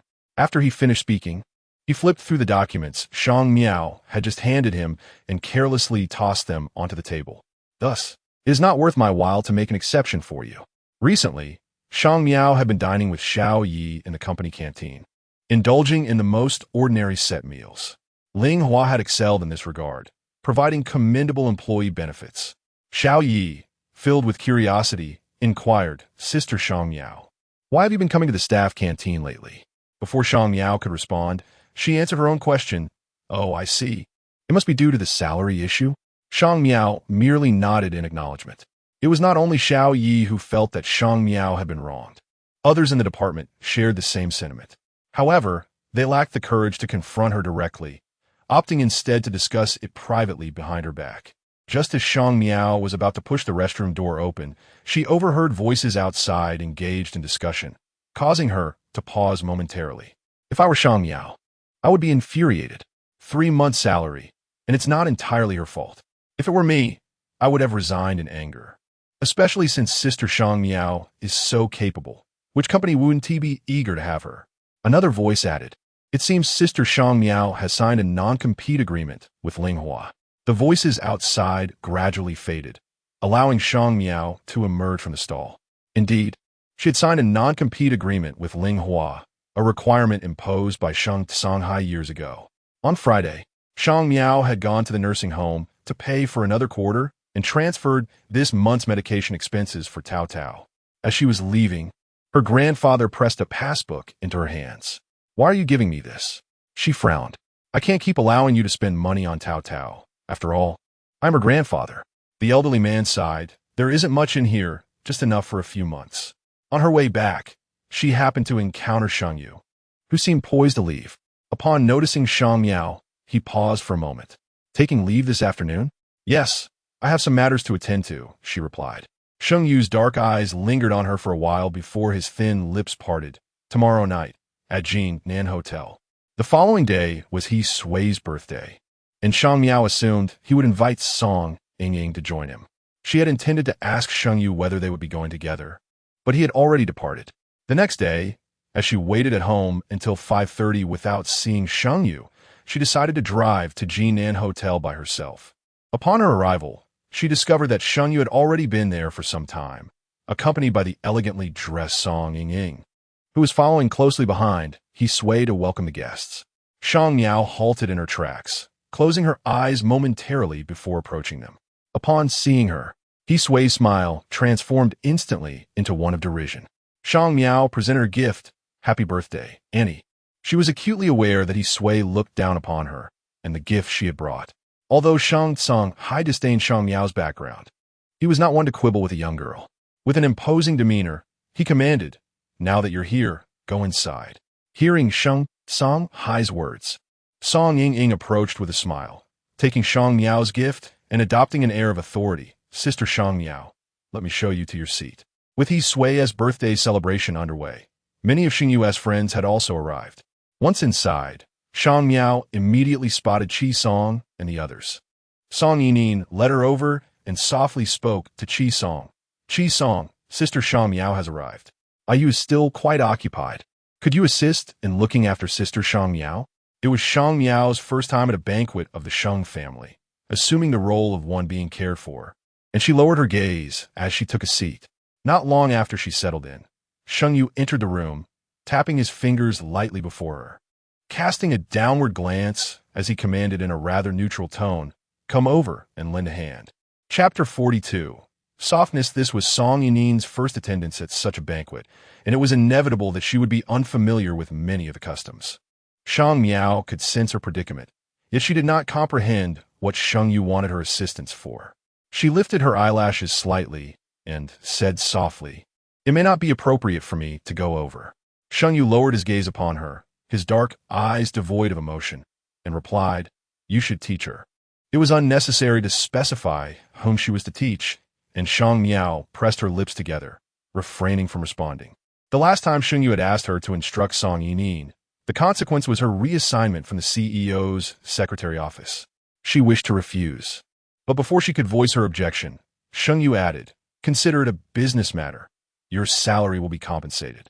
He spoke casually, and Chi Song, who overheard, let out a whistle and teased. Yu is quite generous, isn't he? After saying this, he turned to Shang Miao. You should seize this opportunity that has fallen from the sky. Whether it was a pie or a trap was debatable. Shang Miao glanced outside and vaguely saw Song Yining standing awkwardly, resembling a mere serving staff. It was Song Yining's first time at the Sheng family banquet. She was unfamiliar with many of the rules and did not recognize the guests. Standing behind, he swayed like a marionette, forced to smile. He swayed, annoyed by Song Yining's clumsiness, made her feel even more aggrieved. However, she dared not display her discontent openly and could only maintain a stiff expression. When Sheng Yu approached, she instinctively wanted to retreat toward him. Yet before she could move, she caught sight of Shang Miao behind Sheng Yu. Song Yining's expression stiffened slightly, and she quietly asked Sheng Yu, Yu, why did you ask Sister Shang Miao, a guest, to come over? Before Sheng Yu could respond, Shang Miao had already positioned herself beside He Sui, politely and skillfully accepting items from the guests and engaging in casual conversation with them. The contrast was stark. Song Yining pouted and tugged at Sheng Yu's sleeve, on the verge of tears. Yu, do you think I am too foolish? Which is why you brought Sister Shang Miao here. Sheng Yu reached out and brushed her tear-streaked cheek, his voice low and soothing. She is accustomed to this. Shang Miao, not far from them, heard his words. She paused momentarily in her actions of accepting gifts and then casually set them aside. Although He Sui was not fond of Shang Miao, her assistance made things considerably easier, so she left the outside affairs to Shang Miao and retreated inside to rest. Once He Sui and Sheng Songhai had departed, Song Yining felt she could finally relax. She grasped Sheng Yu's hand, sniffed, and asked, Did I embarrass you today? No. Sheng Yu replied, lifting her hair behind her ear, You are not a server. I do not require such trivialities to uphold my dignity. Hearing this, Song Yining felt a measure of relief, while Shang Miao remained silent ahead. Song Yining was not a server. She did not need to perform such tasks. So what was she then? Yin Shujin arrived somewhat late, accompanying his parents. Upon seeing Shang Miao in charge of the reception, he seemed taken aback. The Yin family exuded an air of cultured politeness. Observing them, Shang Miao understood where Yin Shujin's good temperament originated. After the Yin family entered, Shang Miao glanced at the guest list, noting that a few guests had yet to arrive. Sheng Yu and Song Yining had already entered, and just as Shang Miao welcomed the last guest inside, the time for the banquet had arrived. She had not yet rested when her phone rang. It was a message from Sheng Yu on WeChat, asking her to find him. This was a role Shang Miao had played numerous times over the years, merely following along to entertain guests. When she arrived, He Sui and Sheng Yu were already waiting, accompanied by Song Yining. He Sui's mood was not particularly pleasant. She cast a glance at Shang Miao, remarking that one embarrassment was sufficient, yet they had to bring along two. Sheng Yu explained that Yining was allergic to alcohol and could not drink. Shang Miao wondered why he had brought her along. However, she soon understood. Having been by Sheng Yu's side for so many years, many assumed she was the established Mrs. Sheng, and thus, when it came time to drink, playful jests were inevitable. Song Yining, as Sheng Yu's legitimate girlfriend, merely needed to stand there and smile to effortlessly clarify any misconceptions. Upon reaching Qiu Song and the others, He Sui, as an elder, exchanged a few words before taking her leave. In contrast, Song Yining appeared more relaxed, engaging them in familiar conversation. Shang Miao felt utterly overlooked and had no desire to linger with Yining and the others. She turned to seek a quiet place to rest. Miao Miao. Yin Shujin followed her, his demeanor gentle. Come with me to meet a few people. The banquet hosted by the Sheng family had attracted many from Jinan, and Yin Shujin introduced her to several business owners, claiming they were in charge of an art gallery. In the past, to win He Sui's favor, Shang Miao had invested considerable effort in the arts, allowing her to engage in conversation. Coupled with her sensitivity to business matters, the representatives took a liking to her and even extended an olive branch. Miss Shang, if you're interested, you may join us. We are currently preparing for a touring exhibition. After departing from that group, Yin Shujin scrutinized her earnestly. Miao Miao, I believe you should give a try. Shang Miao inquired, try what? Planning an art exhibition? I think you have great ideas. Just then, he noticed Sheng Yu approaching and paused to say, staying at Linghua isn't the best choice for you now. The nature of Shang Miao and Sheng Yu's relationship was no secret.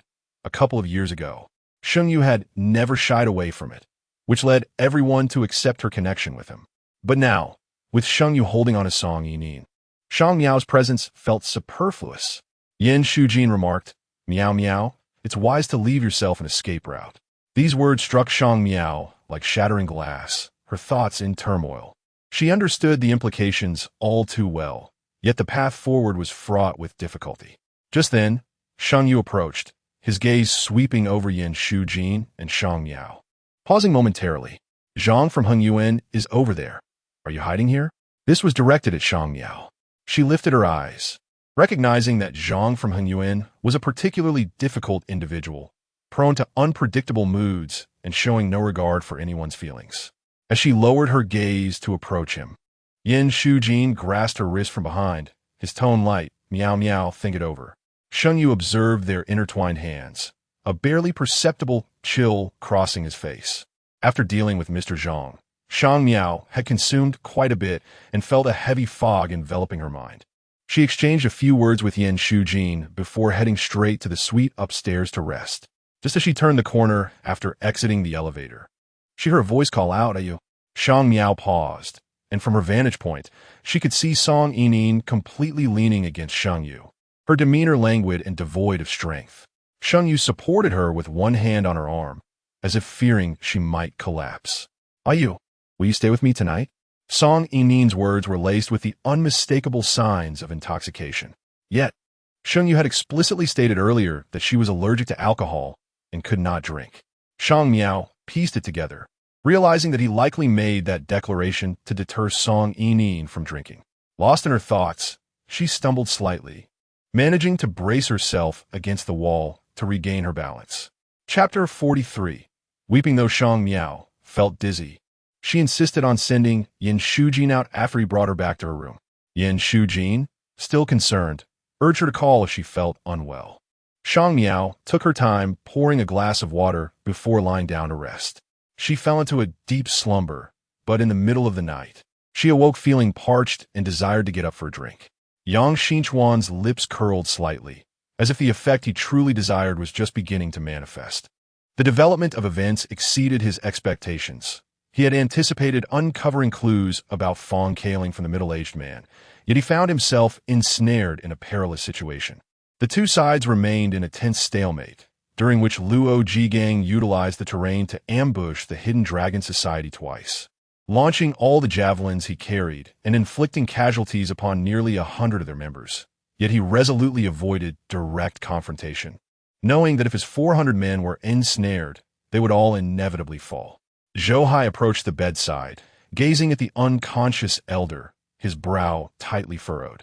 Everything seemed to follow a natural course, yet he had not anticipated that his wife would become so domineering in her old age, leading to such a catastrophic disaster. Did I not say that only the dead need to kneel? Father, are you wishing for me to curse them to reincarnate sooner? Suvan remarked nonchalantly, making a jest. Could a few young lords really raise 2 million taels of silver?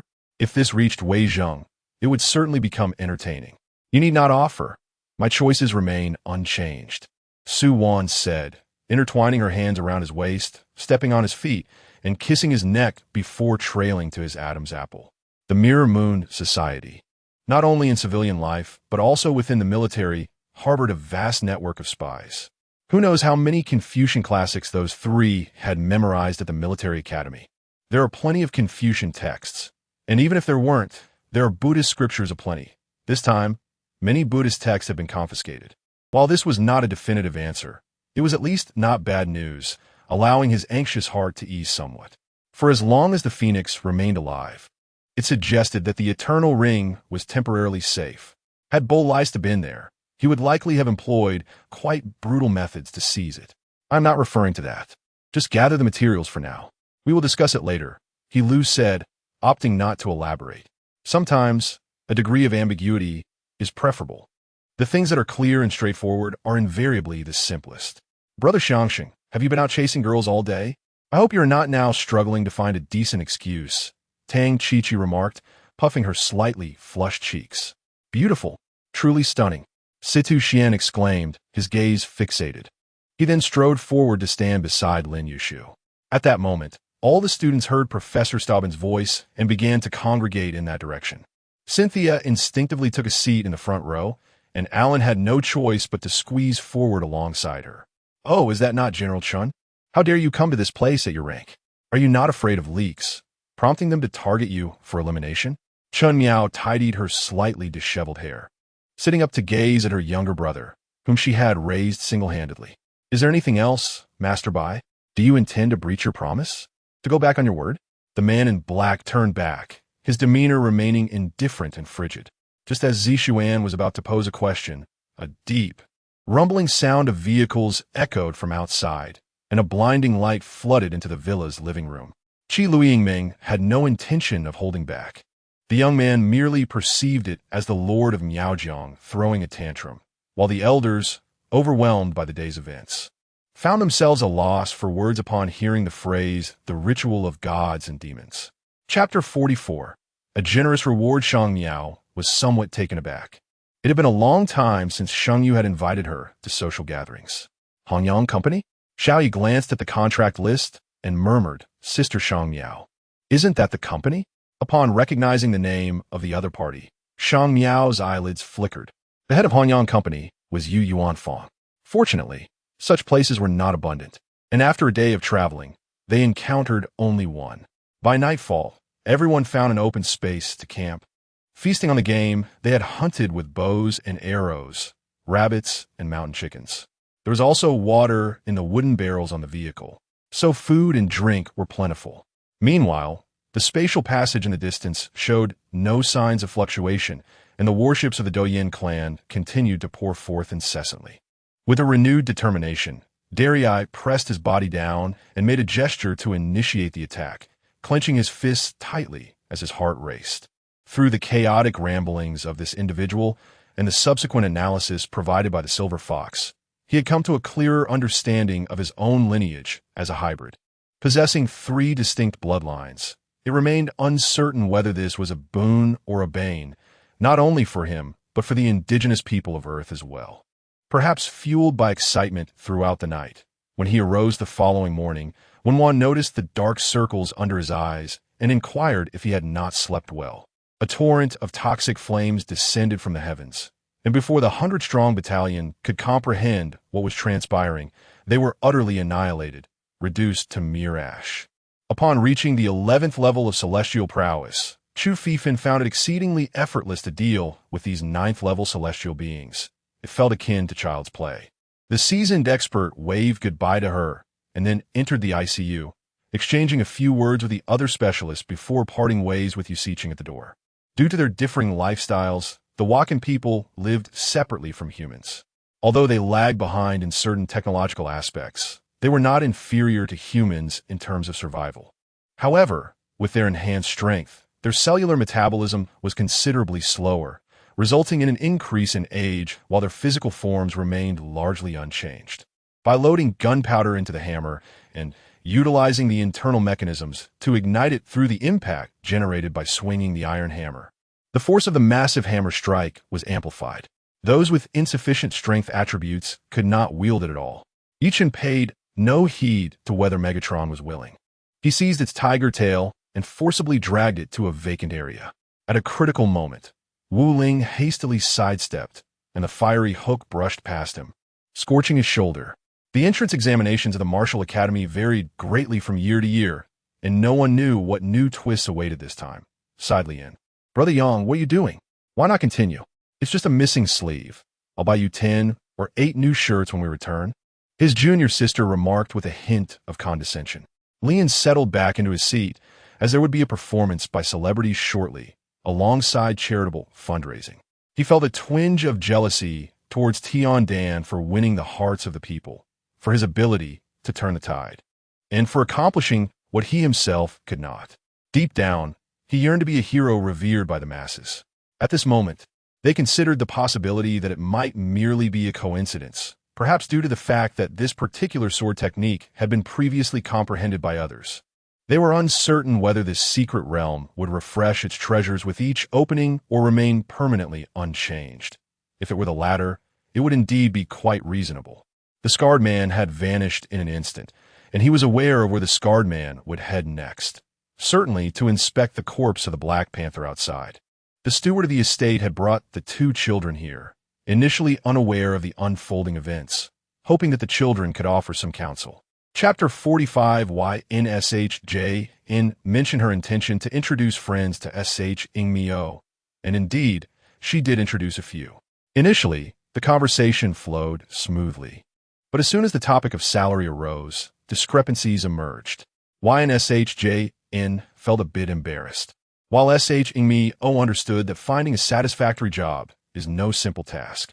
Sister Miao, little Y inquired, tapping her fingers on the desk. Has Mr. Sheng asked if the conference room is ready? We can head over now. Sheng Miao handed her a meeting record and replied, the meeting notes are here. However, Mr. Sheng will likely bring SNY New York in along. Little Y appeared surprised. Aren't you going? I have other matters to attend to. Sheng Miao replied nonchalantly, as the demands of the secretarial office kept her perpetually occupied. After Little Y departed, Sheng Miao completed proofreading 2 documents and was about to fetch water from the tea room when she noticed Little Y rushing back in haste. Seeing Sheng Miao, she exclaimed anxiously, Sister Miao, you must hurry to the conference room. A document is missing from the meeting, and Mr. Sheng is quite upset. Although the documents for the conference were not prepared by Sheng Miao, she was nonetheless pulled along by Little Y. Upon their arrival, the atmosphere in the conference room was tense and silent. Mr. Sheng wore a stern expression, and the air was thick with unease. The clients had not yet arrived, and evidently, Mr. Sheng had come in early, only to discover that a document was missing. Sheng Miao glanced at the time. The meeting was set to commence in 5 minutes.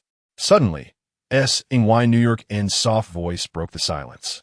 Clutching a notebook and dressed in professional attire, she appeared slightly more mature than before. Though Sheng Miao had no involvement in this meeting and intended to turn back, she was taken aback when SNY New York stated, this meeting was arranged by Sister Miao. She should have the materials. She had scheduled this meeting during her tenure at the President's Secretary Office, but upon her reassignment, she had transferred all materials to ZHL and SNY New York.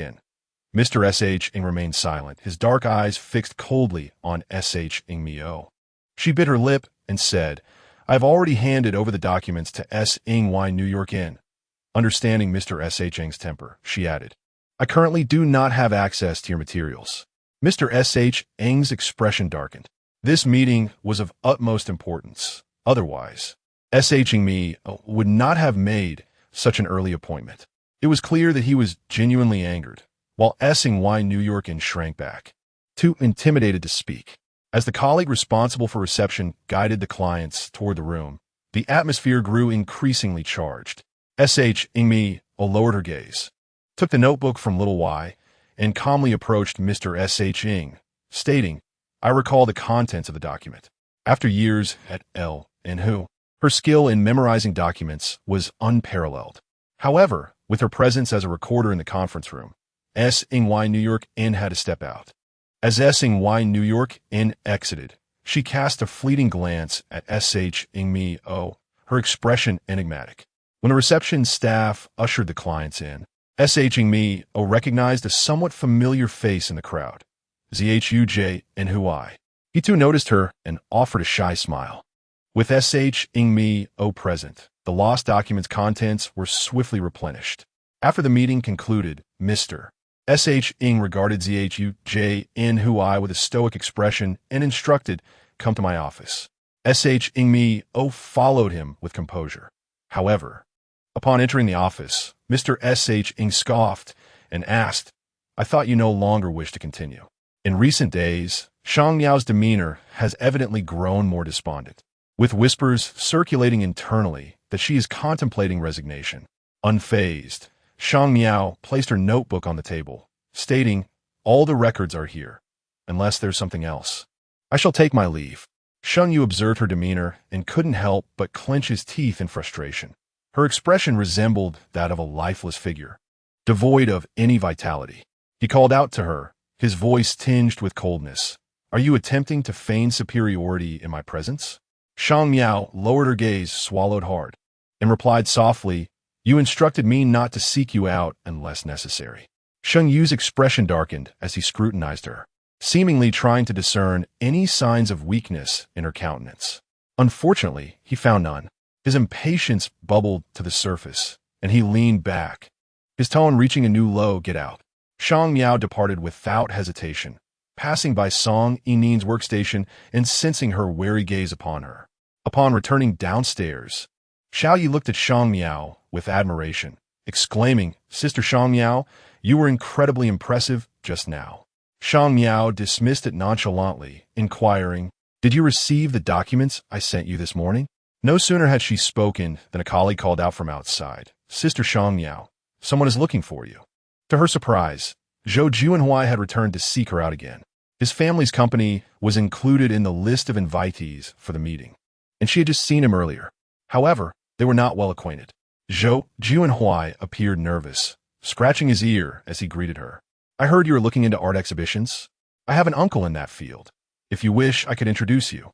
To be honest, Shang Miao did not have a profound impression of Zhou Juanhui, only recalling that he often trailed behind Qi Song. She politely nodded, Thank you, but it is not necessary for now. Zhou Juanhui felt a pang of disappointment. Is it that you're busy?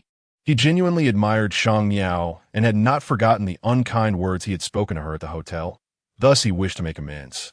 Reluctant to accept his assistance, Shang Miao watched him leave with a sense of regret. However, upon returning to her office, she found Sheng Yu had come down. He was tall, and every gesture exuded an air of authority, his demeanor particularly haughty when he was not smiling. Shang Miao halted her steps before approaching him. Sheng Yu regarded her with a mocking gleam in his eyes. Shang Miao, how impressive you are to arrange meetings with men during work hours. His words were blunt and rather unpleasant. Shang Miao's fingers involuntarily curled into a fist. Zhou Juanhui, do you know him? Sheng Yu's tone dripped with derision. The Zhou family is of modest means, and you find such individuals worthy of your attention? Shang Miao tightened her grip on her water cup, gazing at Sheng Yu for a considerable time before mustering the composure to ask, Did you come down to discuss something with me? Sheng Yu tossed a document her way, stating, You will handle the planning proposal for Linyang Industries. Linyang Industries was a rising star in the financial circle of Jinan. As Shang Miao perused the document, she was about to inquire about the deadline when Sheng Yu added, Include Song Yinin in the project. Shang Miao paused, then comprehended his implication. Sheng Yu was indeed taking note of her earlier comment about Song Yinin lacking substantial achievements, deeming her an inadequate intern. Thus, he intended to assign her a nominal role in this endeavor. Shang Miao and Song Yinin collaborated on a planning proposal, and even though Song Yinin was merely present, serving tea and water, her name had to be included on the document. Shang Miao's hand trembled slightly as she held the papers. She bit her lip and glanced up at Sheng Yu. What if I refuse? Sheng Yu's frigid gaze swept over her features, followed by a disdainful scoff as he looked down upon Shang Miao. Do you believe you possess the power to choose? Indeed, Shang Miao had no choice.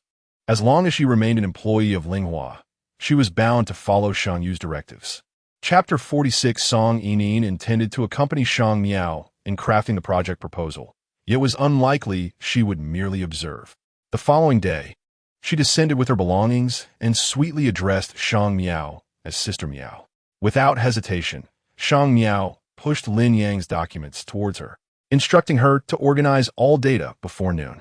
This time, Song Yinin refrained from causing a scene, fully aware of the advantages of working alongside Shang Miao, thus dutifully completing her tasks. However, her youth and her connection to Sheng Yu inevitably stirred commotion within the office. The complexities of Lin Yang's materials left Shang Miao feeling somewhat overwhelmed, and the ensuing noise only exacerbated her annoyance. She promptly exited the office to seek solace in the break room. Upon arriving, her phone rang. Yet again, it was Li Yinan. Rarely did Li Yinan contact her so frequently, and after a moment's hesitation, Shang Miao answered the call. Li Yinnan's sobs were frantic, and Shang Miao patiently waited until the tears subsided before inquiring directly. What is it that you need? Upon returning from the break room, Shang Miao's demeanor was colder than before. Li Yinnan had requested 10,000 yuan, claiming that Cao Tao's medical expenses were insufficient and that the hospital was urging them to leave. Shang Miao pinched the bridge of her nose, feeling an intense headache. Sister Miao, when will the proposal be finished? Song Yining inquired softly, approaching her. Shang Miao, already irritable, struggled to contain her frustration, even in her effort to remain composed. Her tone came off as harsh. You can handle it yourself. Song Yining bit her lip and retreated. However, at noon, she treated everyone in the office to milk tea, excluding Shang Miao. Sister Miao, I remembered you don't like milk tea, so I didn't tea buy any for you. I hope you don't mind, she innocently asked. Wide-eyed, Shang Miao silently regarded the proposal materials, her temples throbbing with pain, utterly lacking the energy to deal with another of Song Yining's antics. As the workday concluded, Shang Miao stepped out to retrieve something, only to collide with Sheng Yu, who had come to escort Song Yining home. She averted her gaze and sidestepped. Sheng Yu paid her no mind and went directly to find Song Yining. The latter, still engrossed in editing her spreadsheets, looked at Sheng Yu with concern.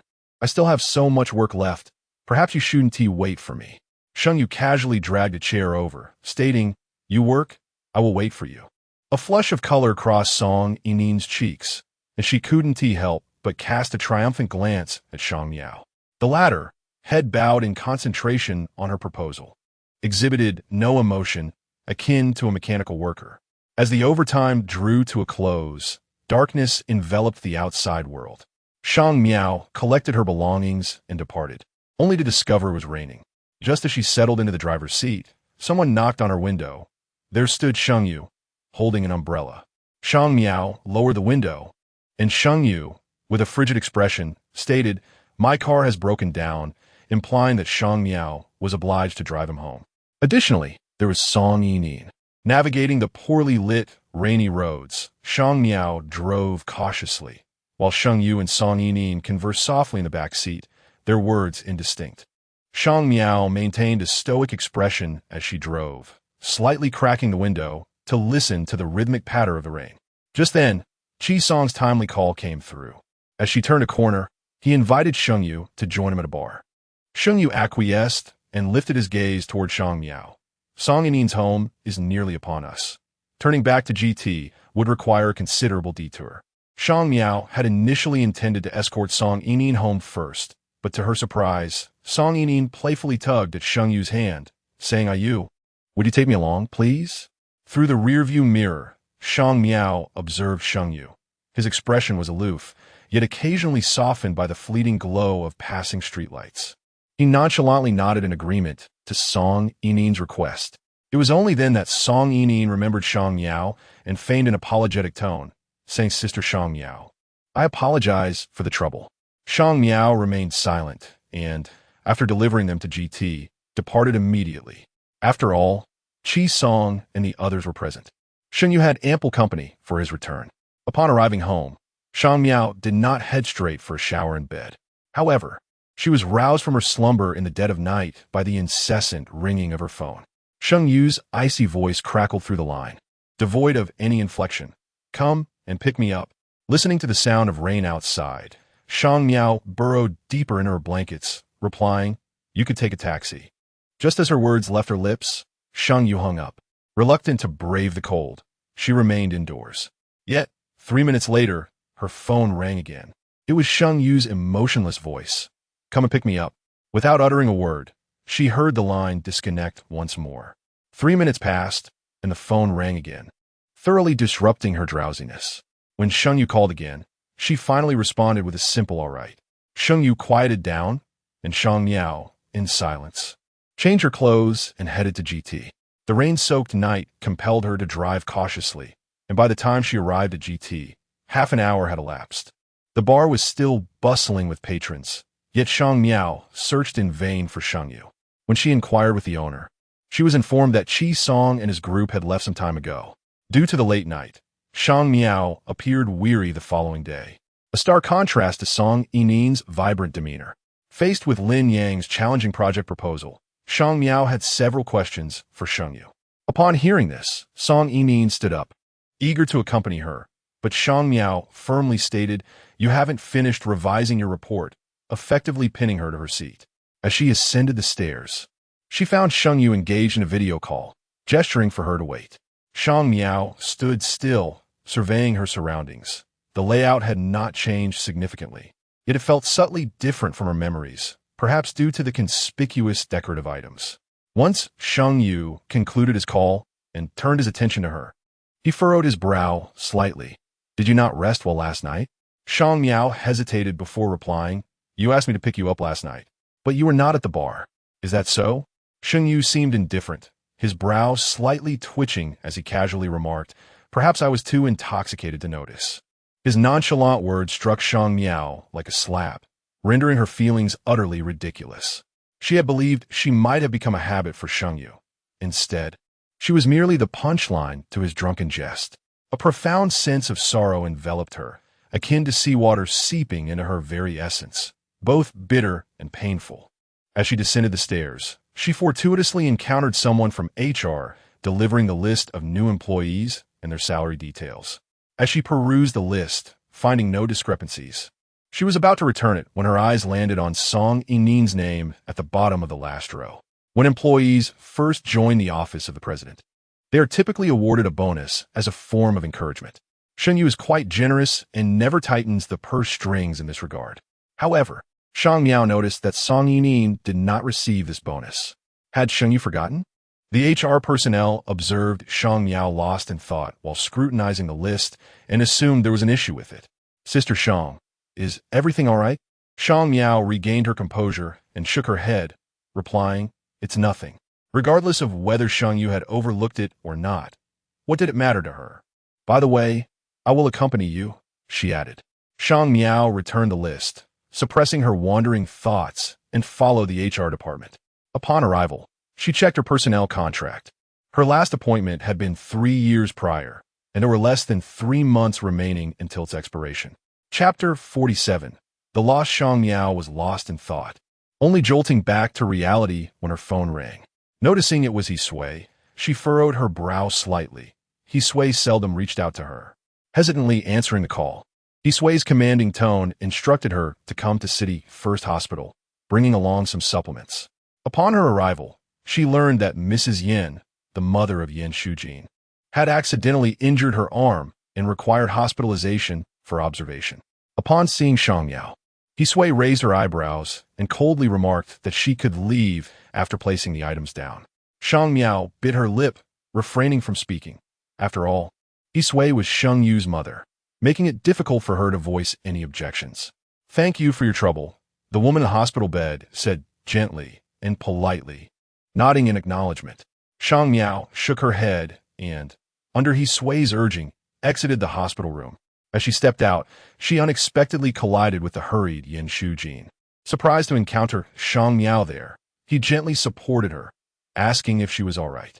"I'm fine," Shang Miao replied, not wishing to obstruct his path, and stepped aside to allow him entry. Mrs. Yan's hospital room was a single unit, and upon entering, there was a partition inside. Before Shang Miao could leave, she overheard Hisui's somewhat sharp voice. "If there's anything needed, have Shang Miao come over. She's got nothing pressing to do." Shang Miao maintained a neutral expression. When Hisui called her over, she still had unfinished work at hand, and upon returning tonight, she would likely have to work overtime. "Miao Miao." Yin Shujin also heard Hisui's words. He comforted Shang Miao softly before stepping inside to visit Mrs. Yin. He had intended to invite Shang Miao to dinner, but she declined, reminding herself of her responsibilities at the company. By the time she returned to the office, 2 hours had passed. As Shang Miao entered, she spotted Song Yinin engaged in conversation with Xiao Yi. Upon seeing her return, Song Yinin slowly made her way back to her desk. Shang Miao set her bag down and inquired, "Have you finished organizing everything?" "It's all been sent to your email," Song Yinin replied. Shang Miao nodded and took a seat at her computer. The planning proposal for Lin Yang's venture was challenging, and upon reviewing the spreadsheet revised by Song Yinin, she noticed a missing data point. initially intending to find it herself. The sheer volume of tasks at hand prompted her to hand the document back to Song Yining with instructions to revise it once more. Reluctantly, Song Yining responded, "ISNT, the spreadsheet already corrected? There's still one data point missing. It should be in the database. Please double-check," Shang Miao stated. Her request was entirely reasonable and indeed a task that Song Yining was expected to handle. However, the database was extensive, and searching through it would take time. Moreover, having been closely associated with Sheng Yu, Song Yining had become reliant on him for guidance, often making her clumsy in her tasks. By the time Shang Miao completed her own documentation, Song Yining still had not retrieved the necessary data. Unable to bear the delay, Shang Miao frowned and gently reminded her. Song Yining, with a blank expression, complied. After finally finishing her portion of the work, it was already half an hour past the end of the workday. As Shang Miao gathered her things to leave, Song Yining called out to her, "Sister Shang Miao, would you like to join me for dinner tonight? Thank you for driving me home last night." Shang Miao remained expressionless. "I have other matters to attend to." As she finished speaking, the office door swung open, revealing Sheng Yu, whose crisp cedar scent was refreshingly clean. He glanced at Shang Miao before raising his eyes to Song Yining, asking, "Why are you so late today?" "Shang Miao has returned late," Song Yining replied. Song Yining glanced at Shang Miao, shifting the burden of the two overtime issues onto her. Only then did Sheng Yu's gaze fall upon her, his brows slightly raised as he awaited Shang Miao's explanation. Taking a deep breath, Shang Miao slowly replied, "Annie asked me to deliver something to the hospital." "She asked you, and you just went?" Sheng Yu paused for a moment, casually throwing out the question without any ulterior motives. Shang Miao had spent 3 days barely sketching an outline for the planning proposal for Lin Yang Industries. In recent days, Song Yining had settled down, which significantly accelerated the progress. Linghua was quite generous with employee benefits. As long as a contract was signed, corresponding commissions could be earned. Shang Miao assumed that by signing her the proposal, Sheng Yu intended for her to take charge of the matter. Thus, after completing the proposal, she sought out Sheng Yu. She inquired, "Is it possible to meet with Lin Yang Industries next Tuesday?" As Sheng Yu was reviewing the proposal, he answered coldly, "I have arrangement for Tuesday." Shang Miao furrowed her brow. "What arrangements?" "Song Yining is returning to school," Sheng Yu replied succinctly. Clearly, he preferred to have Song Yining involved throughout the collaboration with Lin Yang Industries. After a moment of silence, Shang Miao feigned calmness and remarked, "Her name is already in the proposal. It doesn't matter whether she goes or not." Sheng Yu's fingers, which had been flipping through the proposal, paused, and he slowly turned his gaze toward Shang Miao. His dark eyes revealed no emotion as he informed her, "Your task regarding Lin Yang ends here. There is no need for your further involvement." It took a while for Shang Miao to comprehend his meaning, her heart sinking. She looked at Sheng Yu in disbelief. "What do you mean? It doesn't matter whether I go or not." Sheng Yu lowered his gaze, placing the documents back on the table. Shang Miao fixed her eyes on him, her fingers trembling. "If I don't go, then who will?" After a brief pause, Sheng Yu replied slowly, "I will arrange it." Shang Miao clenched her palms tightly, her voice trembling with anger. "Your arrangement is to exclude me?" Sheng Yu replied indifferently, "This is a company decision." A self-deprecating smile crossed Shang Miao's lips. It turned out that in Sheng Yu's eyes, she was merely disposable. On Monday, Sheng Yu took Song Yining to Lin Yang Industries, and upon their return, Song Yining's smile was unmistakable. Shang Miao watched coldly as Sheng Yu seemed to sense her gaze, casually glancing over, their eyes meeting briefly. Shang Miao quickly averted her gaze, handing the documents she held to Xiao Yi, feigning nonchalance. Xiao Yi looked at Shang Miao, genuinely feeling sorry for her. Unable to refrain from complaining, "Sister Shang, just wait and see. Song Yining is like a parasitic plant clinging to President Shang. Once he tires of her, she will be in for a rough time." Shang Miao remained silent. To be the parasitic plant of Sheng Yu was indeed Song Yining's own skill, and moreover, Sheng Yu seemed more than willing to indulge her. As the workday concluded, Shang Miao had not yet left when Yin Shujin called to invite her to dinner. She accepted the invitation. "I'm nearby at Linghua. I'll come pick you up," Yin Shujin said. Yin Shujin arrived promptly, and Shang Miao gathered her belongings and headed downstairs. There were several flights of stairs in front of the Linghua building.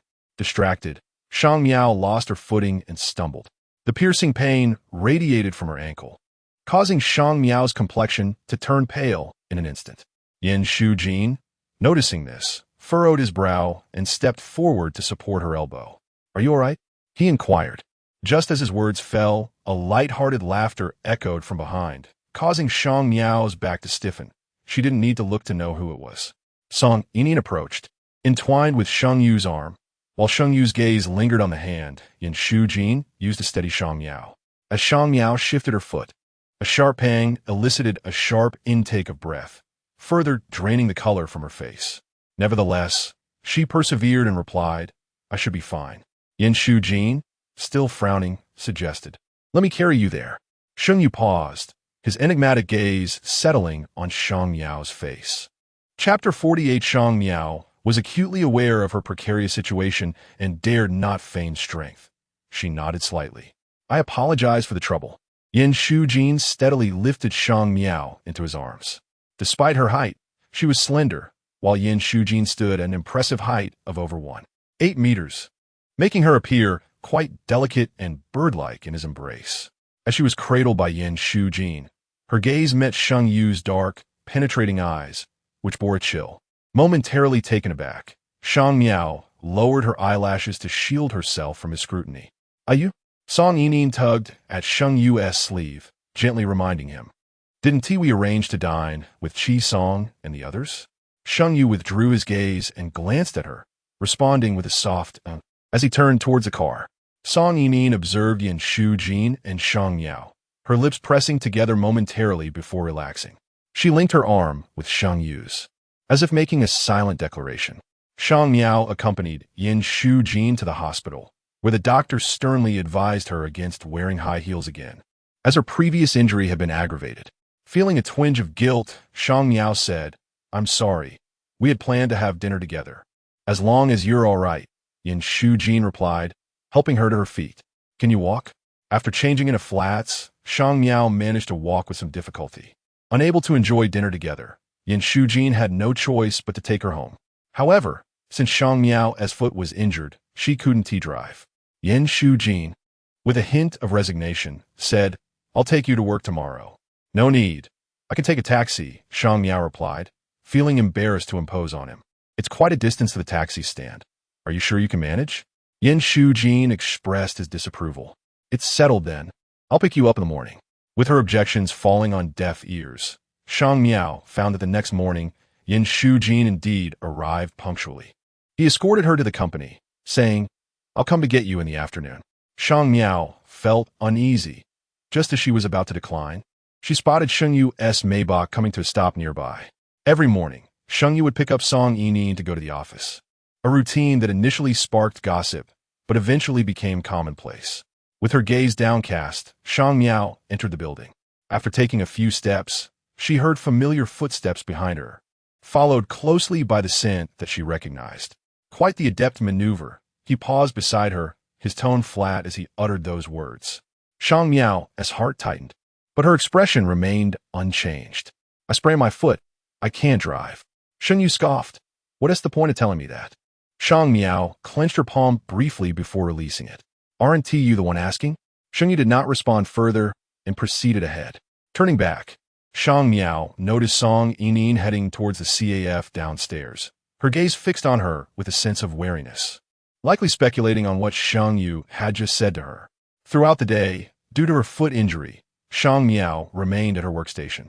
During lunch break, she overheard colleagues discussing the impending power outage due to electrical repairs, prompting an early departure. However, when a large stack of documents unexpectedly arrived from upstairs in the afternoon, she became preoccupied and forgot about the power outage. It wasn't until the office lights abruptly went out that she realized what had happened. Just then, her phone rang. It was Yin Shujin asking, "Miao Miao, haven't you come down yet? I heard they're doing electrical repairs." Although Shang Miao had night blindness, it wasn't too dark yet, allowing her to see with some effort. She slowly tidied up her belongings, and I hurried downstairs. Yin Shujin was one of the few who knew about her night blindness. He said, "It's all right. Just wait for me to come up." The weather was rather gloomy, and soon the light in the office dimmed. Shang Miao dared not move, sitting at her desk and waiting. Before long, footsteps approached the entrance. Shang Miao assumed it was Yin Shujin and called out, "I'm here," fearing he might not know her location. The footsteps halted, then slowly made their way towards her. All she could discern was a tall figure, unable to see the face. At that moment, aside from Yin Shujin, there was likely no one else. Shang Miao softly requested, "Could you assist me? I can't see clearly." A cold scoff echoed, and as the shadow loomed closer, it was accompanied by Sheng Yu's lightly mocking voice. "Is this how you ingratiate yourself with Yin Shujin to win his favor?" Shang Miao was taken aback to find it was Sheng Yu. She paused, then countered, "Why haven't you left yet?" Sheng Yu seemingly ignored her question and remarked, "Waiting for Yin Shujin to come fetch you?" When her vision was obscured, her other senses heightened. Sheng Yu's deep voice felt as though it was whispered directly into her ear. Shang Miao struggled to maintain her composure, stating, "I can't see."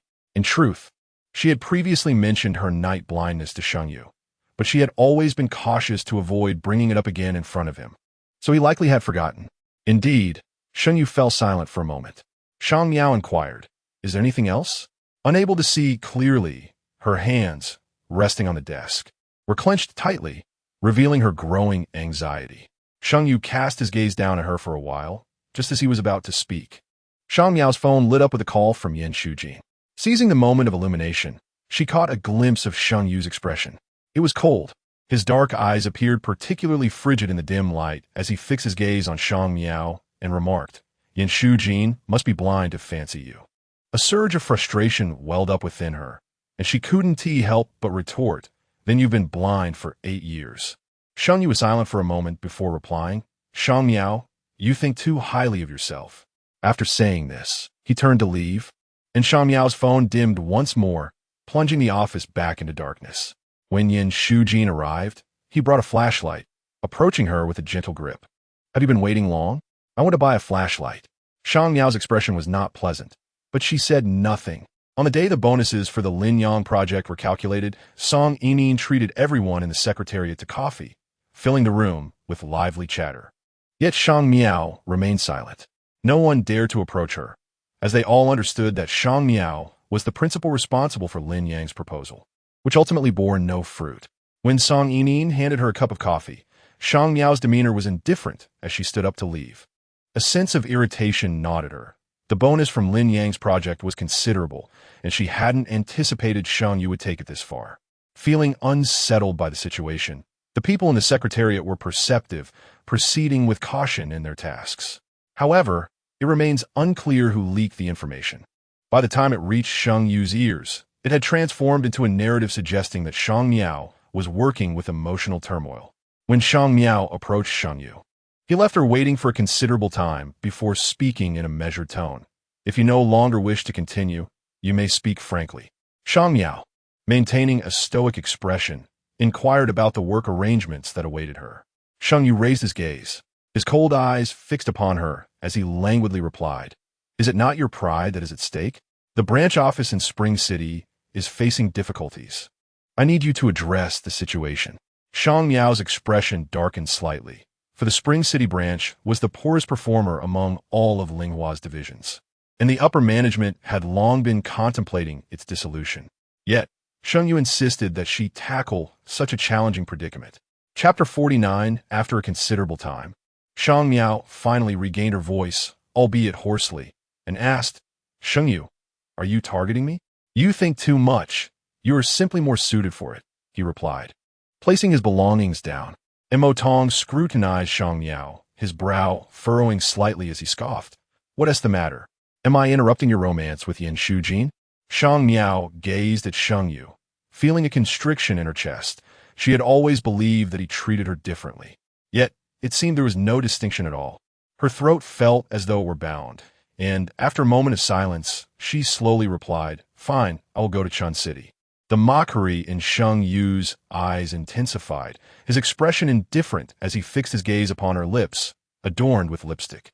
"We can depart first thing tomorrow morning." However, Shang Miao interjected, observing the coldness in his features. An inexplicable weariness washed over her.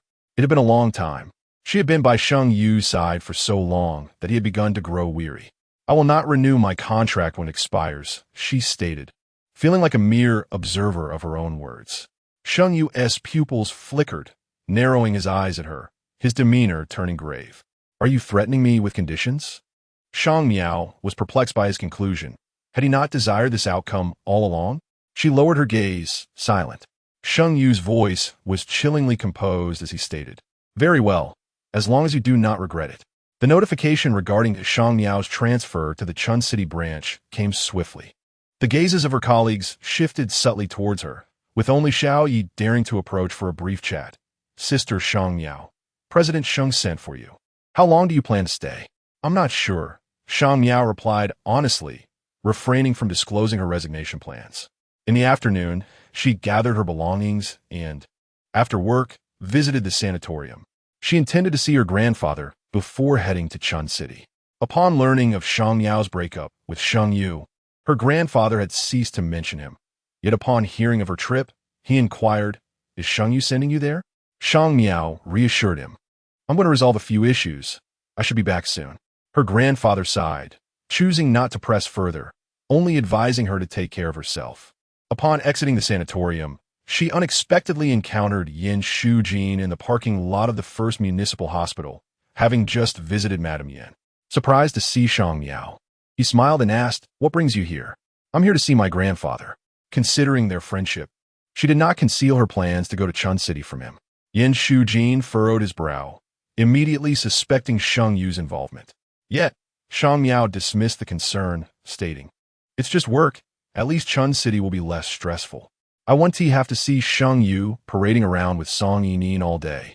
However, Shang Miao miscalculated this time. The following morning, upon her arrival in Chun City and meeting with Manager Wang, she received a call informing her that the headquarters intended to send someone, instructing them to pick them up in the afternoon. Manager Wang inquired, Secretary Shang, who else is the headquarters sending? Shang Miao was uncertain until that evening when, alongside Manager Wang at the airport to greet the newcomer, she saw Sheng Yu emerging with Song Yining, causing her expression to darken. Sheng Yu's personal arrival put Manager Wang on high alert as he approached. Eager to ingratiate himself, Shang Miao remained largely silent throughout the journey, her head inclined towards the window as she sat in the passenger seat. In the back, Song Yining and Sheng Yu engaged in lively conversation, while Manager Wang attempted to cultivate a rapport with Song Yining, chatting animatedly. This is my first visit to Spring City. You mentioned it would be a delightful graduation trip. Is there anything interesting to see in Spring City? Song Yining's tone was innocent and exuberant, truly reminiscent of a tourist.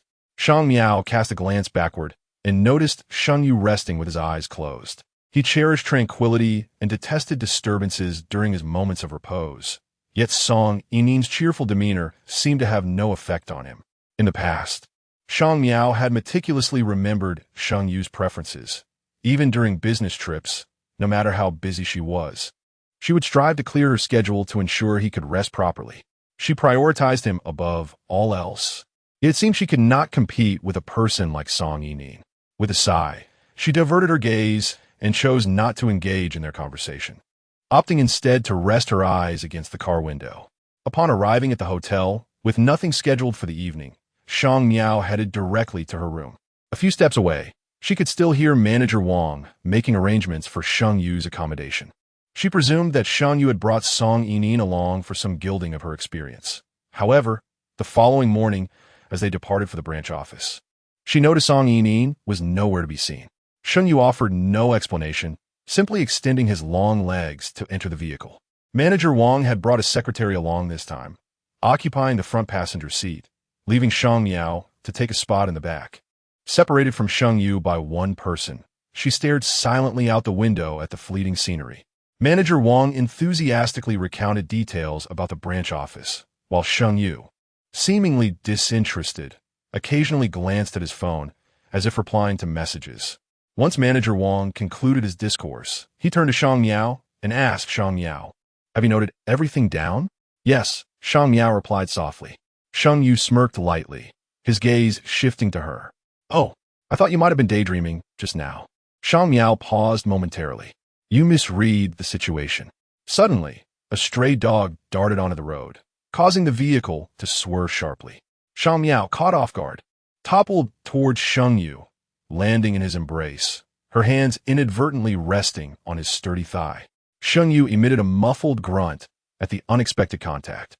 As the vehicle regained its course, Manager Wang repeatedly apologized, while Shang Miao, using some strength, straightened herself.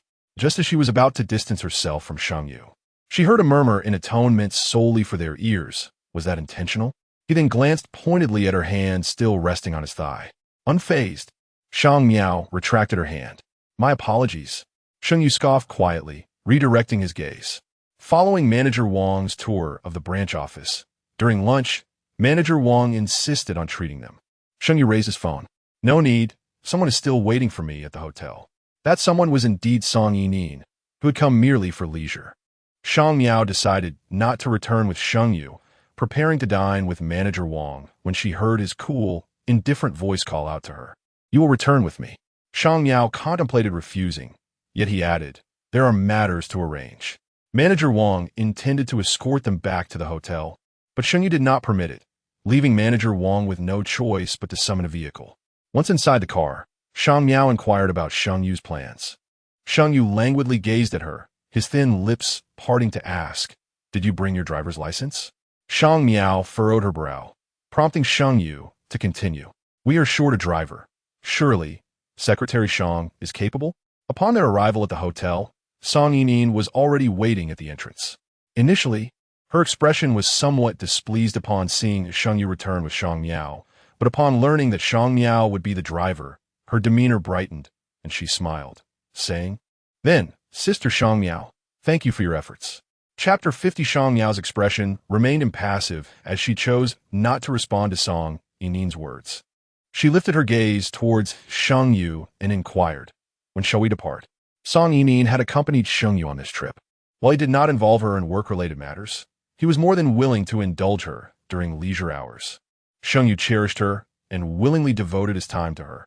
As for Shang Miao, merely a worker, she felt unqualified to voice any opinions, contenting herself with fulfilling her professional duties. As they contemplated lunch near the scenic area, Song Yining expressed her desire to eat, prompting Sheng Yu to accompany her while Shang Miao took charge of driving. Once in the car, Song Yining nestled into Sheng Yu's embrace, playfully complaining in a soft voice about being left behind that morning. Sheng Yu, maintaining a calm demeanor, reassured her, it's a rare holiday. You should rest a little longer. Though his tone lacked warmth, it resonated with thoughtfulness. Shang Miao focused on driving, but the absence of a partition allowed her to overhear Song Yining's affectionate banter. Upon arriving at the dining location, given its proximity to the tourist site, the parking area was quite a distance from the restaurant.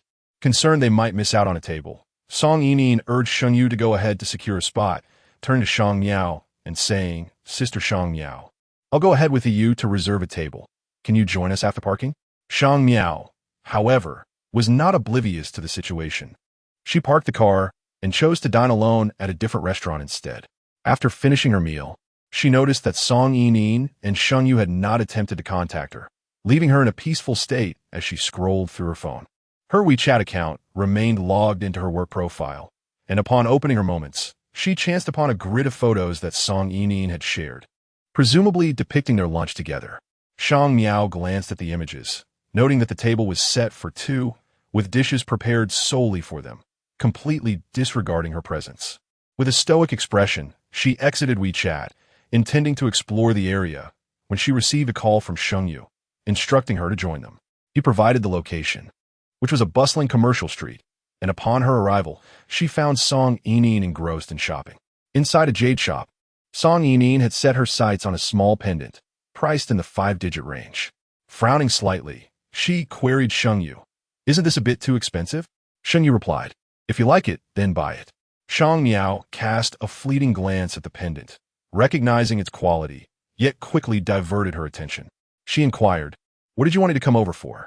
Sister Shang Miao. Before Sheng Yu could respond, Song Yining interjected, casting a playful glare at Sheng Yu. Could you accompany me to pick out some clothes? You, being a man, simply cannot appreciate fashion. This request seemed less about seeking Shang Miao as help and more a subtle assertion of her relationship with Sheng Yu. Pausing for a moment, Shang Miao replied, "I am not adept at choosing clothes. You are better off seeking Sheng Yu's opinion." This was the truth, as during her time with Sheng Yu, he had chosen her outfits, and even now, her style was influenced by his preferences. It wasn't that Shang Miao lacked personal taste. She had simply grown accustomed to her current style and found no inclination to change. Nonetheless, Song Yining was undeterred by Shang Miao's refusal, confidently pulling her along to shop, with Sheng Yu trailing behind to handle the payments.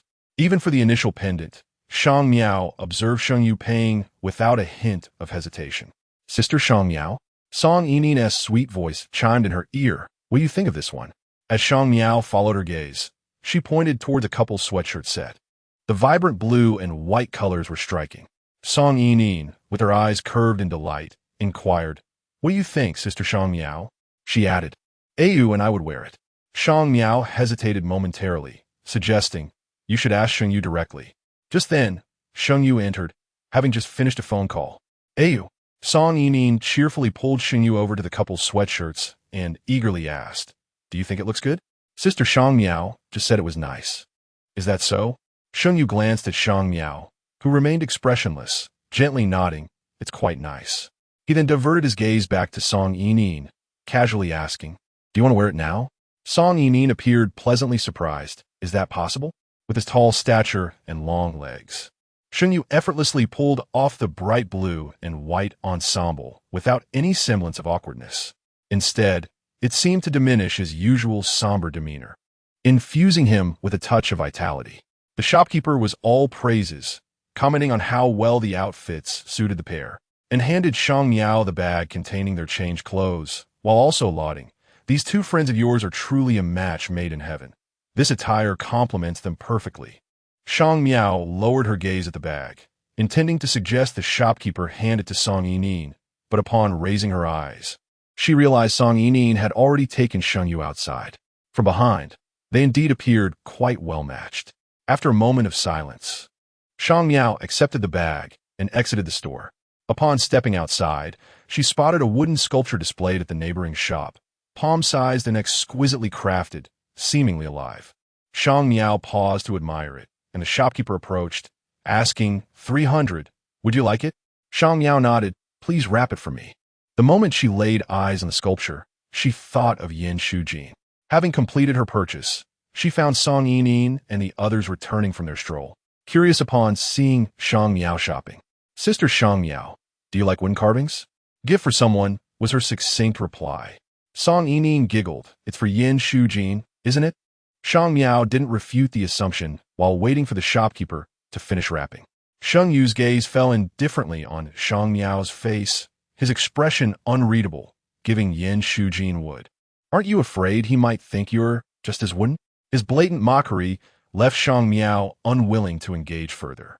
She picked up her items and asked, "When are we heading back?" The commercial street near the scenic spot offered little in terms of shopping, and Song Yining tugged at Sheng Yu's hand. "Ayu, I'm tired. Shall we go back?" Shang Miao needed to head to the parking lot to retrieve the car, and it was evident that Song Yining and Sheng Yu had no intention of accompanying her. When she returned with the vehicle, she found Song Yining holding a bouquet of flowers. Spring City, known for its perennial spring, boasted famous blooms. Shang Miao was allergic to pollen.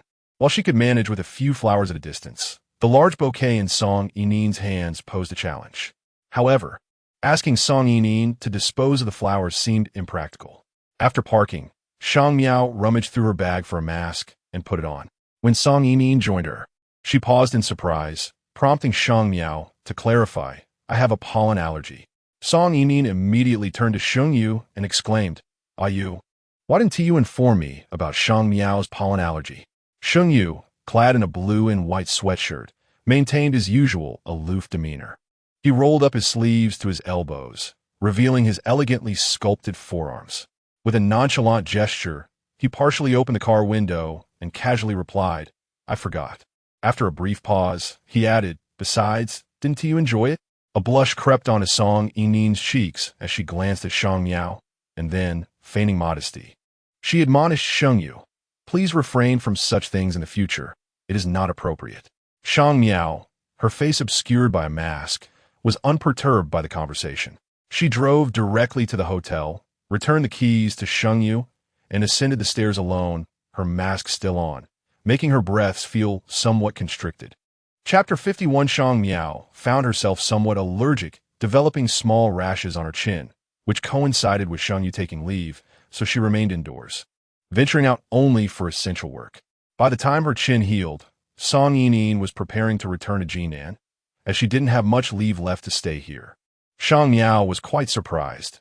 She had initially assumed Sheng Yu would accompany her back, yet he chose to remain. Evidently, Song Yining was uneasy about leaving Shang Miao and Sheng Yu alone, as she engaged Sheng Yu in conversation for quite some time before departing. Finally, she turned to Shang Miao and said, "Sister Miao, thank you for your efforts here. You know how you can be. I would appreciate it if you could look after him." While her words were courteous on the surface, they were laced with a hint of caution towards Shang Miao. After bidding farewell to Song Yining, Shang Miao urged Sheng Yu to meet a scheduled client. This time, Sheng Yu was driving while Shang Miao perused documents in silence. The atmosphere in the car was notably tranquil. The sudden ring of her phone shattered the quiet, causing her to frown as she answered. Recently, Li Yinan had been contacting her with increasing frequency. Upon opening the conversation, Li Yinan's voice was tinged with tears. "Miao Miao, your sister is unwell again." Shang Miao tightened her grip on the phone. "Didn't I transfer you 10,000 before?" Li Yinan hesitated, evasively suggesting, "Miao Miao, could you send another 20,000? Tao Tao is constantly in distress." Shang Miao sensed something amiss. "I've already sent you money several times this month." Li Yinan continued to cry, but avoided explaining the situation, eventually hanging up after a lengthy lament. With her brows knitted in concern, Shang Miao remained silent, unwilling to disclose too much about Li Yinan to others. Sheng Yu, having listened to her call, raised his eyebrows slightly and inquired, "Is there an issue?" Reluctant to discuss the matter, Shang Miao remained tight-lipped. Sheng Yu did not press her further, casually stating, "Do not let it interfere with your work." The client, Ms. Tu, was a competent middle-aged woman, reportedly a former resident of Jinan who had established her career in Chongqing. With a composed smile, Tu Xinxiong greeted Sheng Yu. "Sheng Yu, I was classmates with your mother." He swayed. Sheng Yu nodded. "I have often heard her speak of you. This is my daughter, Zhou Yuan. Has your mother mentioned her?" Tu Xinxiong gestured to the girl standing behind her. Zhou Yuan stepped forward, scrutinizing Sheng Yu before extending her hand. "Hello, I am Zhou Yuan." Sheng Yu maintained a neutral expression, shaking her hand with polite detachment.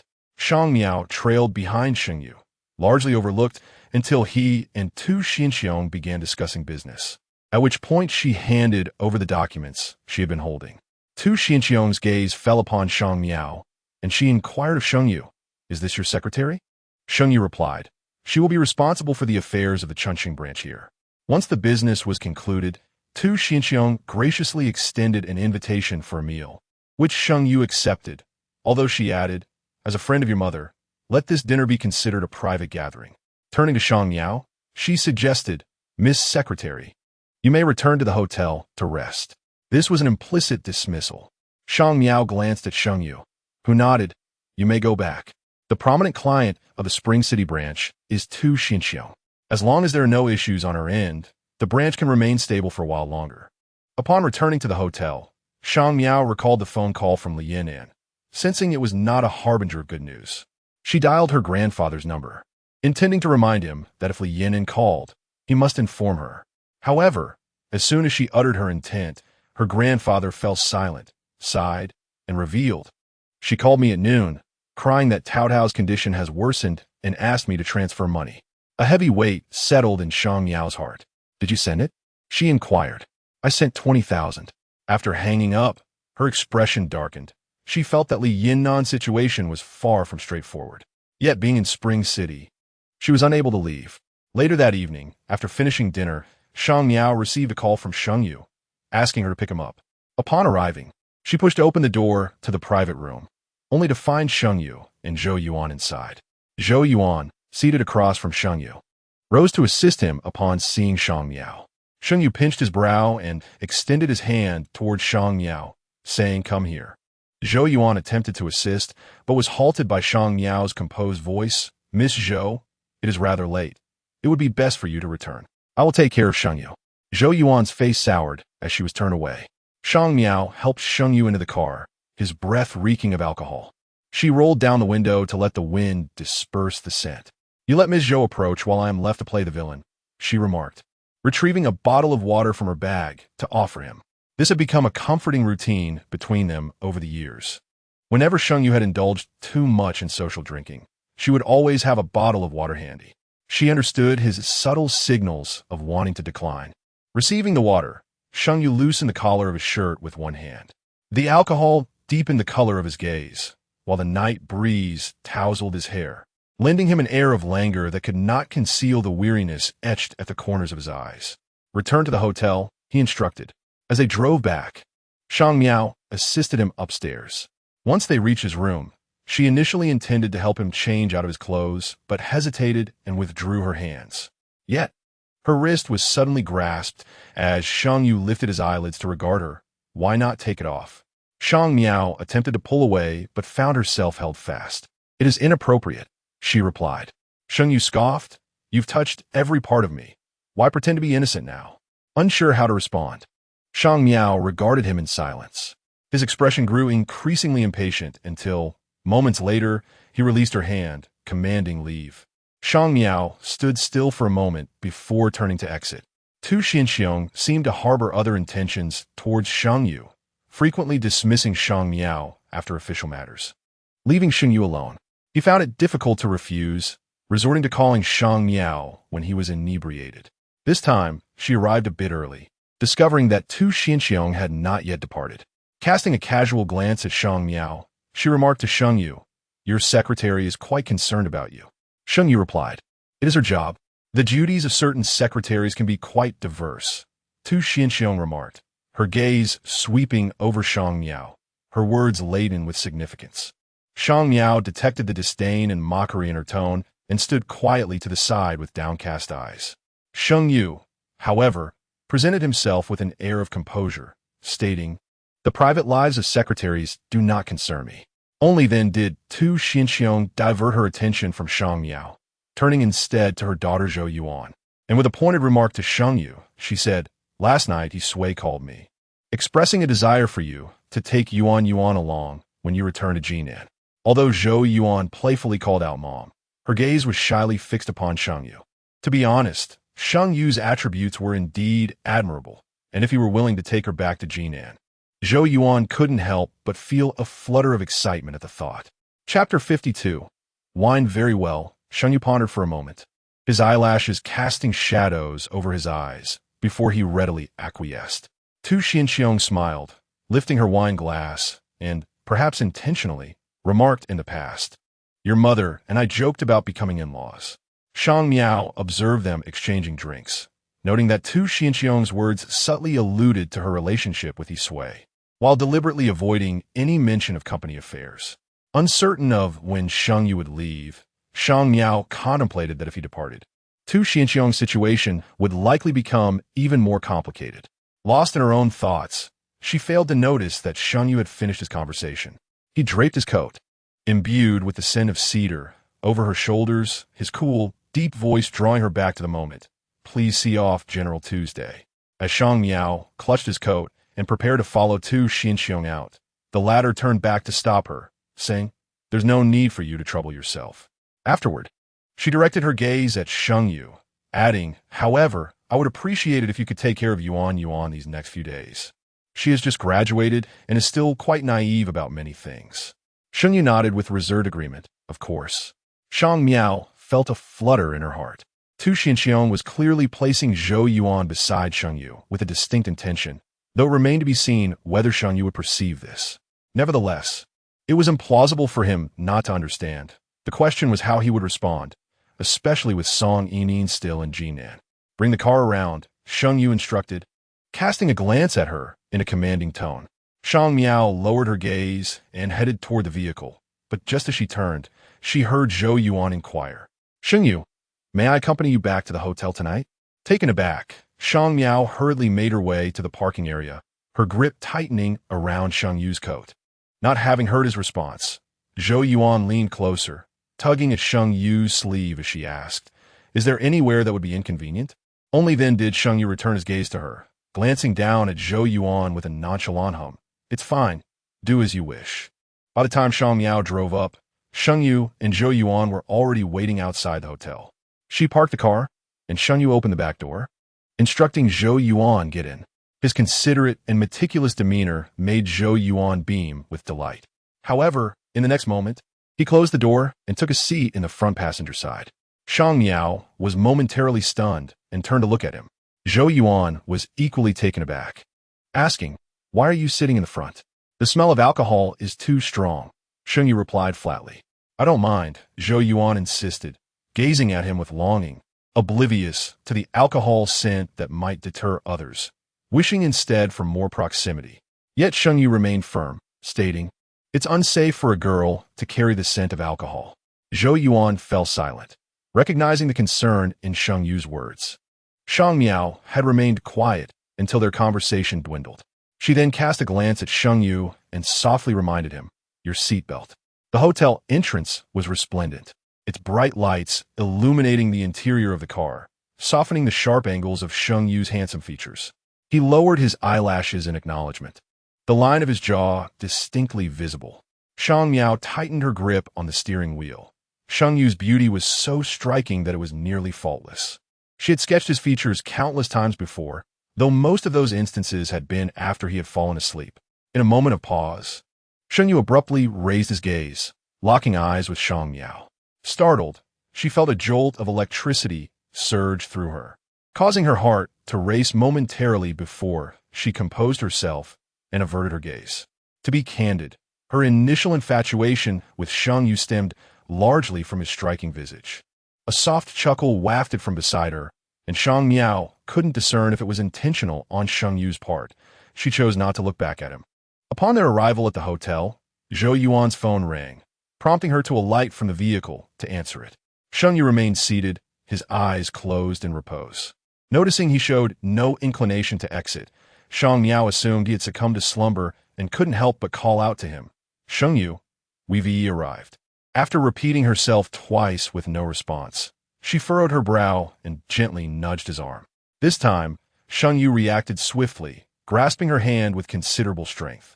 Attempting to withdraw, she found herself unable to do so, prompting her to speak again. "We're at the hotel, Sheng Yu." Having indulged in quite a bit of drink that evening, he felt drowsy and tightened his grip on her hand, his voice husky, just a moment longer. Shang Miao paused, preparing to respond, when Zhou Yuan knocked lightly on the car window. Having concluded her call, she waited outside for Sheng Yu. He lazily opened his eyes, a hint of impatience creasing his brow before he relaxed again. Once they reached the hotel lobby, Sheng Yu was seen assisting Zhou Yuan with the check-in process. Shang Miao greeted them before retreating to her room. After completing her own check-in, Zhou Yuan looked up at Sheng Yu and remarked, "Your secretary seems to regard you with rather dubious intent. Is that so?" Sheng Yu replied nonchalantly. Zhou Yuan continued, "Your gaze towards her doesn't seem particularly innocent either. Have you two been intimate?" A slight twitch of his brow indicated his discontent, his tone flat. "I abhor such scrutiny into my affairs." "Apologies. It's a habit of mine," Zhou Yuan retorted, unabashed, as her studies in psychology had fostered this inclination. Yet, observing Sheng Yu's reaction, she was convinced of a past entanglement with his secretary. Nevertheless, she remained indifferent. All men were fundamentally alike, and Sheng Yu possessed both wealth and allure. The following morning, Shang Miao was informed that they were to attend a meeting at the branch office. Zhou Yuan accompanied them, stating, "My mother advised me to learn from Sheng Yu, so today I shall temporarily assume the role of his secretary. You don't mind, do you, Secretary Shang?" Naturally, Shang Miao had no objections, and Zhou Yuan nodded in satisfaction. "Then please wait for us downstairs. We shall descend once our meeting concludes." Just as Sheng Yu returned from a phone call, he instructed Shang Miao, "Please hand over the documents to Zhou Yuan. She'll accompany me to the meeting." Zhou Yuan cheerfully urged Sheng Yu forward. "She has already given them to me. Let us not keep them waiting." Shang Miao escorted them to the entrance of the branch office. But Sheng Yu didn't spare her a glance as he ascended with Zhou Yuan. Watching their retreating figures, She couldn't help but smirk derisively, reflecting on how, after years by Sheng Yu's side, she had ultimately become nothing more than a driver. Unexpectedly, Sheng Yu and Zhou Yuan soon re-emerged. While Sheng Yu's expression was inscrutable, Zhou Yuan was visibly incensed, declaring, "The management of this company needs a thorough overhaul." They called a meeting yet failed to prepare any materials. Her tone and demeanor would lead an uninformed person to believe that the company belonged to her. However, Sheng Yu maintained an expressionless countenance, responding in a calm voice. "Shall we return to the hotel, or go elsewhere?" The work was no longer feasible, yet Zhou Yuan herself was indifferent to such matters. Her earlier anger had merely been an act in front of Sheng Yu. "The package I ordered has arrived. Will you accompany me to retrieve it?" She carelessly tossed aside the documents in her hand and inquired of Sheng Yu. He nonchalantly nodded, However, Zhou Yuan, seeing his agreement, raised an eyebrow and smiled, asking, "Could you drive? I would like to spend some time alone with you." Chapter 53. Medicine. The car fell into a tranquil silence, as Shang Miao awaited Sheng Yu's response. Should Sheng Yu decide to drive, it would imply that she must return to the hotel on her own. Observing his reluctance to acquiesce, Zhou Yuan smiled and conceded. "If you prefer not to drive, I can take the wheel." With such a proposition, refusal was no longer an option. Sheng Yu lifted his gaze to Shang Miao, who maintained her composure. "I can manage to return by myself," she stated. "Very well," he replied softly, and Shang Miao picked up her bag and exited the vehicle. The sun in Spring City was merciless, and the bright day made being outdoors rather uncomfortable. She contemplated hailing a taxi, but realized she would need to walk a fair distance outside the precinct to find one. Initially, she intended to summon a ride via her phone, yet after a prolonged wait, no driver accepted the request. Reluctantly, she set off under the sun. Halfway through her journey, Yin Shujin called her, still preoccupied with the idea of introducing friends to Shang Miao. "I'm still in Spring City, so it might not be convenient," she informed him. "Not to worry. Xie happens to be in Spring City as well. He has just returned to the country," Yin Shujin elaborated. "Miao Miao, if you have time, it would be beneficial for you to meet him. Xie is quite proficient in this area and has his own team." Given Yin Shujin's earnestness, Shang Miao felt compelled to oblige and requested Xie contact information, promising to arrange a meeting when possible. Yin Shujin smiled contentedly, but then cautioned her. "Xie is a childhood friend of mine, but he does possess a rather peculiar temperament." Back at the hotel, Shang Miao added Xie on WeChat, but he did not respond for an extended period, which she chose to ignore. Instead, it was Yin Shujin's reminder that sparked her interest in exploring Spring City, a place rich in ethnic culture, replete with numerous exhibitions and artistic treasures.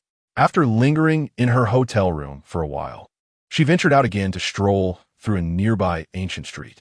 She encountered several intriguing handcrafted items, capturing images to share with Yin Shujin, who praised them enthusiastically, prompting her to make a purchase. When she had nearly completed her exploration, Shang Miao returned to the hotel, only to find that Sheng Yu and Zhou Yuan had not yet arrived. She dined alone and soon discovered that Xie had accepted her friend request. Taking the initiative, she messaged him, but he remained unresponsive. Setting her phone aside, she prepared to take a shower when suddenly, a knock echoed from the door. Startled, Shang Miao opened it to find Zhou Yuan standing there. Clearly taken aback by her promptness, Zhou Yuan stammered, "Sheng Yu seems to be experiencing some stomach discomfort. Could you fetch some medicine?" Indeed, Sheng Yu had a history of gastric issues, a consequence of excessive drinking during earlier social engagements. Shang Miao proceeded downstairs to acquire the familiar stomach medication he preferred. Her room was on the 8th floor, while Sheng Yu's was on the 10th. Upon ascending, she found his door slightly ajar and presumed Zhou Yuan was inside, so she refrained from entering, opting instead to knock gently. Footsteps approached, and without glancing at the person, Shang Miao extended the bag of medication toward them. "Here's the stomach medicine." No one reached for it, and a man's lightly mocking voice broke the silence. "You truly are a bother." Shang Miao looked up to see Sheng Yu clad casually in a bathrobe, observing her from an elevated position. He had likely just emerged from the shower, his hair still damp, casually swept back, revealing his smooth forehead. After finishing his words, Sheng Yu did not wait for the medication, but turned and entered the room. Shang Miao hesitated for a moment while holding the items before following him inside. The business suite that Sheng Yu had booked was spacious. Shang Miao placed the medicine on the table and reminded him, "The medication is here. Just one of each will suffice." Sheng Yu remained silent, lowering his head to dry his hair with a towel, his bathrobe hanging loosely on him. From Shang Miao's perspective, she could glimpse the faint outline of his waist and abdomen. She averted her gaze, preparing to leave. Just as she was about to step out, Sheng Yu remarked, "You seem to be on vacation during this business trip." His tone was neutral, yet it unsettled Shang Miao, implying that while Sheng Yu had allowed Zhou Yuan to accompany him, it now appeared that Shang Miao was the one shirking responsibilities. Pressing her lips together, she replied, "Isn't it enough that Miss Zhou is accompanying you?" Sheng Yu paused his drying motion and let out a cold laugh, his dark eyes fixating on Shang Miao as he asked, "Do you have an issue with that?" She lowered her gaze, murmuring, "No." A slightly damp towel landed on him as Sheng Yu sat on the sofa, expressionless, and said, "Come here and help me dry my hair. I'm tired." Shang Miao held the towel, but did not move. Sheng Yu raised his eyebrows, visibly displeased. "Do I need to invite you over?" His hair was soft, a stark contrast to his appearance, which always struck Shang Miao as incongruous. Lost in thought, she inadvertently neglected her task until Sheng Yu inhaled sharply, bringing her back to reality. He slightly turned his head to evade her grasp, asking, "What are you thinking about?" Shang Miao replied, "Nothing." He paused, his tone dripping with sarcasm. "Thinking about Yin Shu Jin?" Shang Miao furrowed her brow. She was perplexed by Shang Yu's constant references to Yin Shu Jin, and his words made her uncomfortable, prompting her to retort, "So you were thinking about Song Yining or Miss Zhou?" Sheng Yu's dark eyes narrowed slowly, his gaze on Shang Miao, the mockery in his smile becoming increasingly pronounced, as if he was about to utter another sardonic remark. However, before he could speak, his brow furrowed tightly, and he bent slightly, trembling faintly. Observing his reaction, Shang Miao hesitated, recalling that Sheng Yu had been experiencing gastric discomfort. Having seen him so lively earlier, she had assumed he was fine.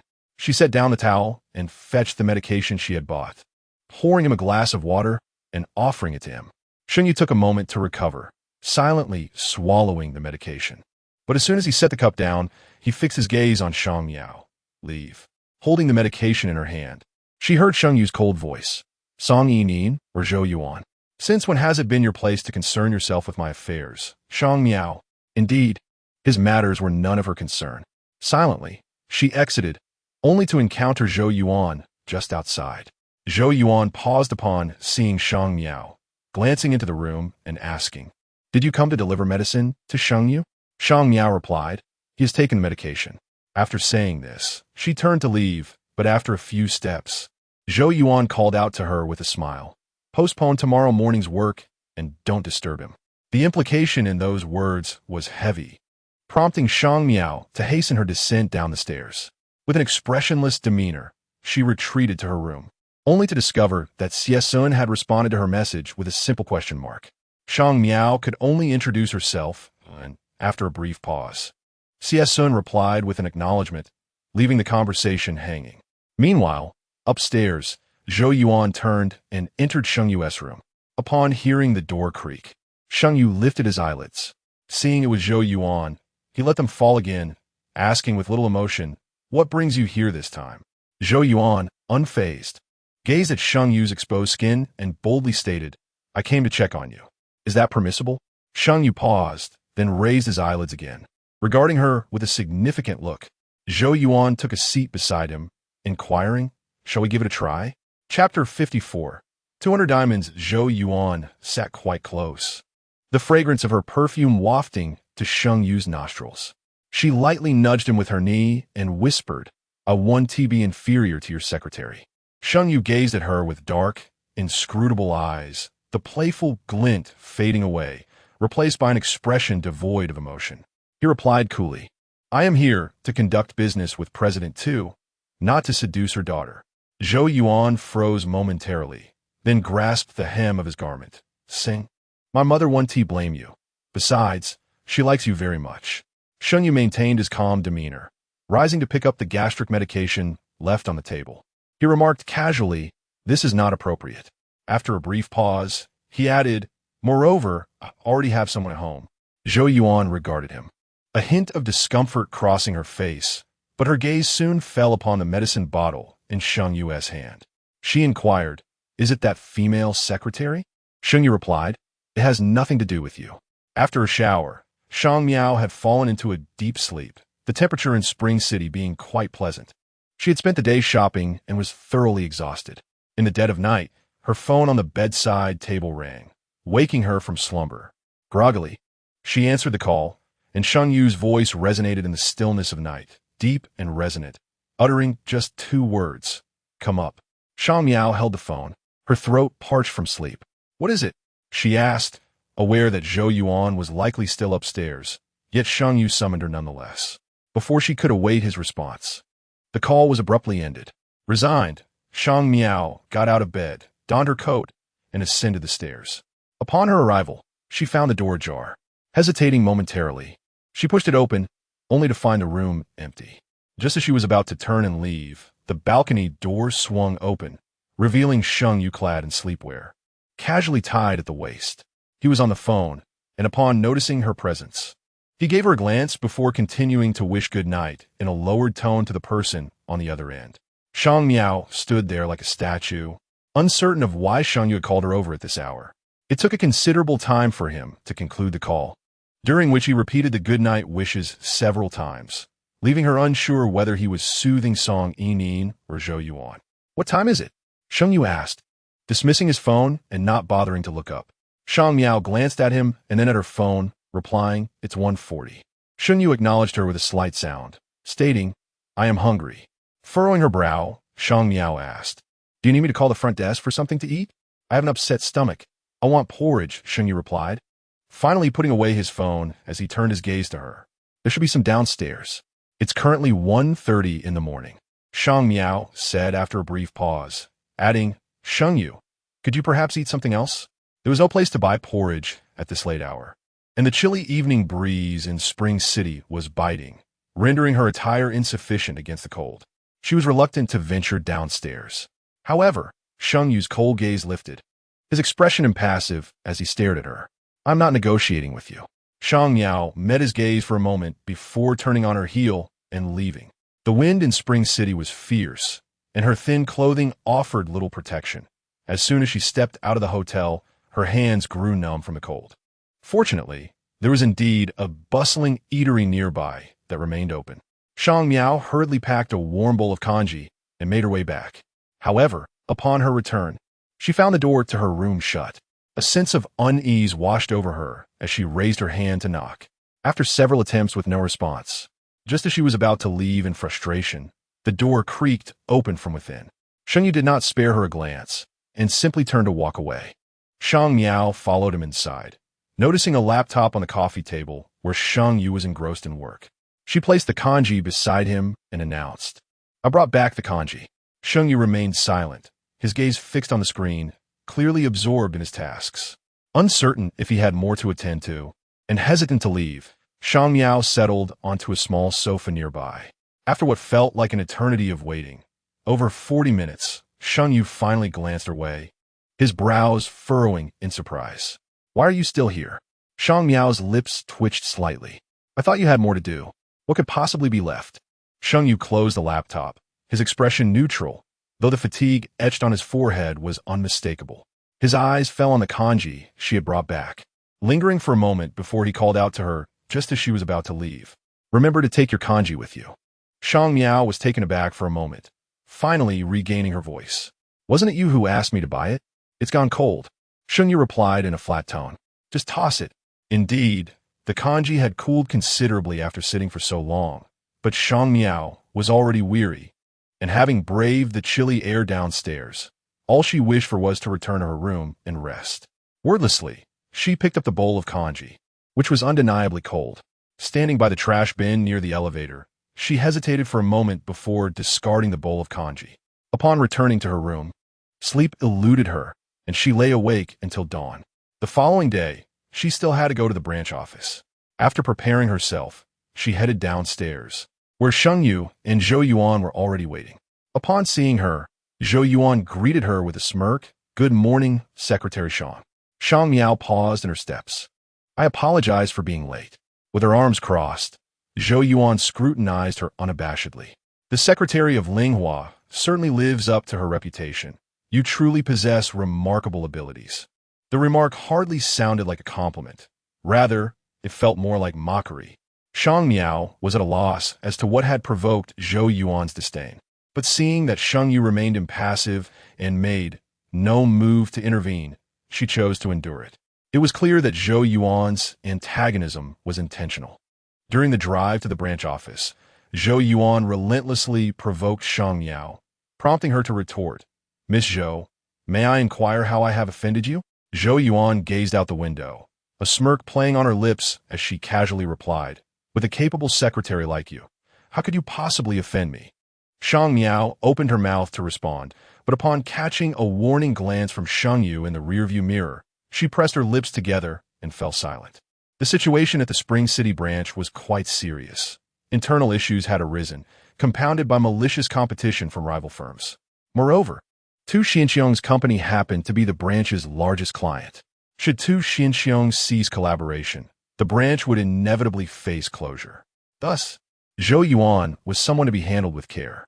Upon arriving at the branch office, Sheng Yu exited first and then made his way around to Zhou Yuan's side, gallantly opening the car door for her. Zhou Yuan donned a lace dress today, complemented by delicate stiletto heels, exuding an ethereal charm. Observing Sheng Yu's considered gestures, she raised an eyebrow and cast a challenging glance at Shang Miao, then extended her hand toward Sheng Yu, asking, "Could you assist me? My heels are rather inconvenient." Sheng Yu casually offered his hand, and Zhou Yuan gracefully leaned against his arm. Shang Miao, dressed in flat shoes due to her driving, carried a substantial stack of documents that Zhou Yuan had insisted she take, following closely behind them into the branch office. She remained silent until they entered the conference room, at which point she turned to Zhou Yuan and stated, "I apologize, Miss Zhou, but today's meeting is internal, and your presence may not be suitable." Chapter 55. Shang Miao maintained a calm demeanor, stating, "This is Linghua's rule, Miss Zhou." Zhou Yuan scoffed lightly, and then turned to Sheng Yu beside her, asking, "Does your company have such a rule?" Sheng Yu lifted his gaze to meet hers, then turned back to Shang Miao, casually replying, "This afternoon, I will accompany you to purchase the new handbag we admired yesterday." Zhou Yuan pouted, expressing her displeasure. "Can I at least listen?" After a moment of contemplation, Sheng Yu directed his gaze back at Shang Miao, his eyes narrowing slightly before he addressed Zhou Yuan. "If you find it dull, you may have Shang Miao accompany you for a stroll." Without a second thought, Zhou Yuan retorted, "What is the point of shopping with her?" The disdain in her tone was unmistakable, causing Shang Miao to stiffen involuntarily. She glanced at Sheng Yu, who remained unperturbed, nodding lazily in agreement with Zhou Yuan's statement. "It's up to you." Although Zhou Yuan wished to stay, she recognized the unwavering demeanor of Sheng Yu and understood that he would not acquiesce. Thus, she refrained from insisting on accompanying him. Once she departed, Sheng Yu turned his attention to Shang Miao, speaking in a cold and indifferent manner. "Bring the documents." Shang Miao had initially organized all the materials, but upon leaving, Zhou Yuan had thrust additional files into her hands, resulting in a disarray. After a brief search, she finally gathered everything to present to Sheng Yu, who was becoming increasingly impatient, tapping his fingers on the table and coldly remarking, "Has your work efficiency deteriorated to this extent?" The attendees for the meeting began to arrive, prompting Shang Miao to tidy her belongings and take a seat beside Sheng Yu. Manager Wang from the branch office rubbed his hands nervously, glancing awkwardly at Sheng Yu. "President Sheng, the opponent's momentum is quite fierce. We are finding it challenging on our end." Sheng Yu's dark eyes revealed no emotion as he tapped the table, coldly asserting, "The specific data and market cases I requested earlier have yet to be provided." Manager Wang appeared troubled, wanting to offer an explanation but failing to find a valid excuse. As Sheng Yu's expression turned icy, Shang Miao recognized this as a precursor to his anger and busied herself with organizing the necessary materials, striving to avoid provoking him. However, someone nearby, perhaps sensing Sheng Yu's rising ire, accidentally bumped into Shang Miao's arm. with Sheng Yu seated beside her, engrossed in his documents. The collision caused his papers to skew. His expression darkened instantly, glaring at Shang Miao. "If you cannot manage this, then get out." Shang Miao's face turned pale. She retracted her hands holding the documents, lowering her eyelashes, and softly apologized. "I'm sorry, President Sheng. It was my oversight." Sheng Yu's ire lingered even until the conclusion of the meeting, instilling a sense of fear in everyone present. Even Manager Wang merely followed behind him, ingratiating himself and bowing to send people off. Shang Miao, with an impassive expression, trailed after him. It would be disingenuous to claim she felt no grievance, especially being humiliated in front of so many. After all, since completing her internship years ago, she had seldom faced such reprimands from Sheng Yu regarding her work. Zhou Yuan had been waiting outside, and, upon seeing Sheng Yu emerge with a grim expression, cheerfully approached him. "Why are you so angry? Who's upset you?" As Sheng Yu faced her, he had to suppress the anger brewing within him.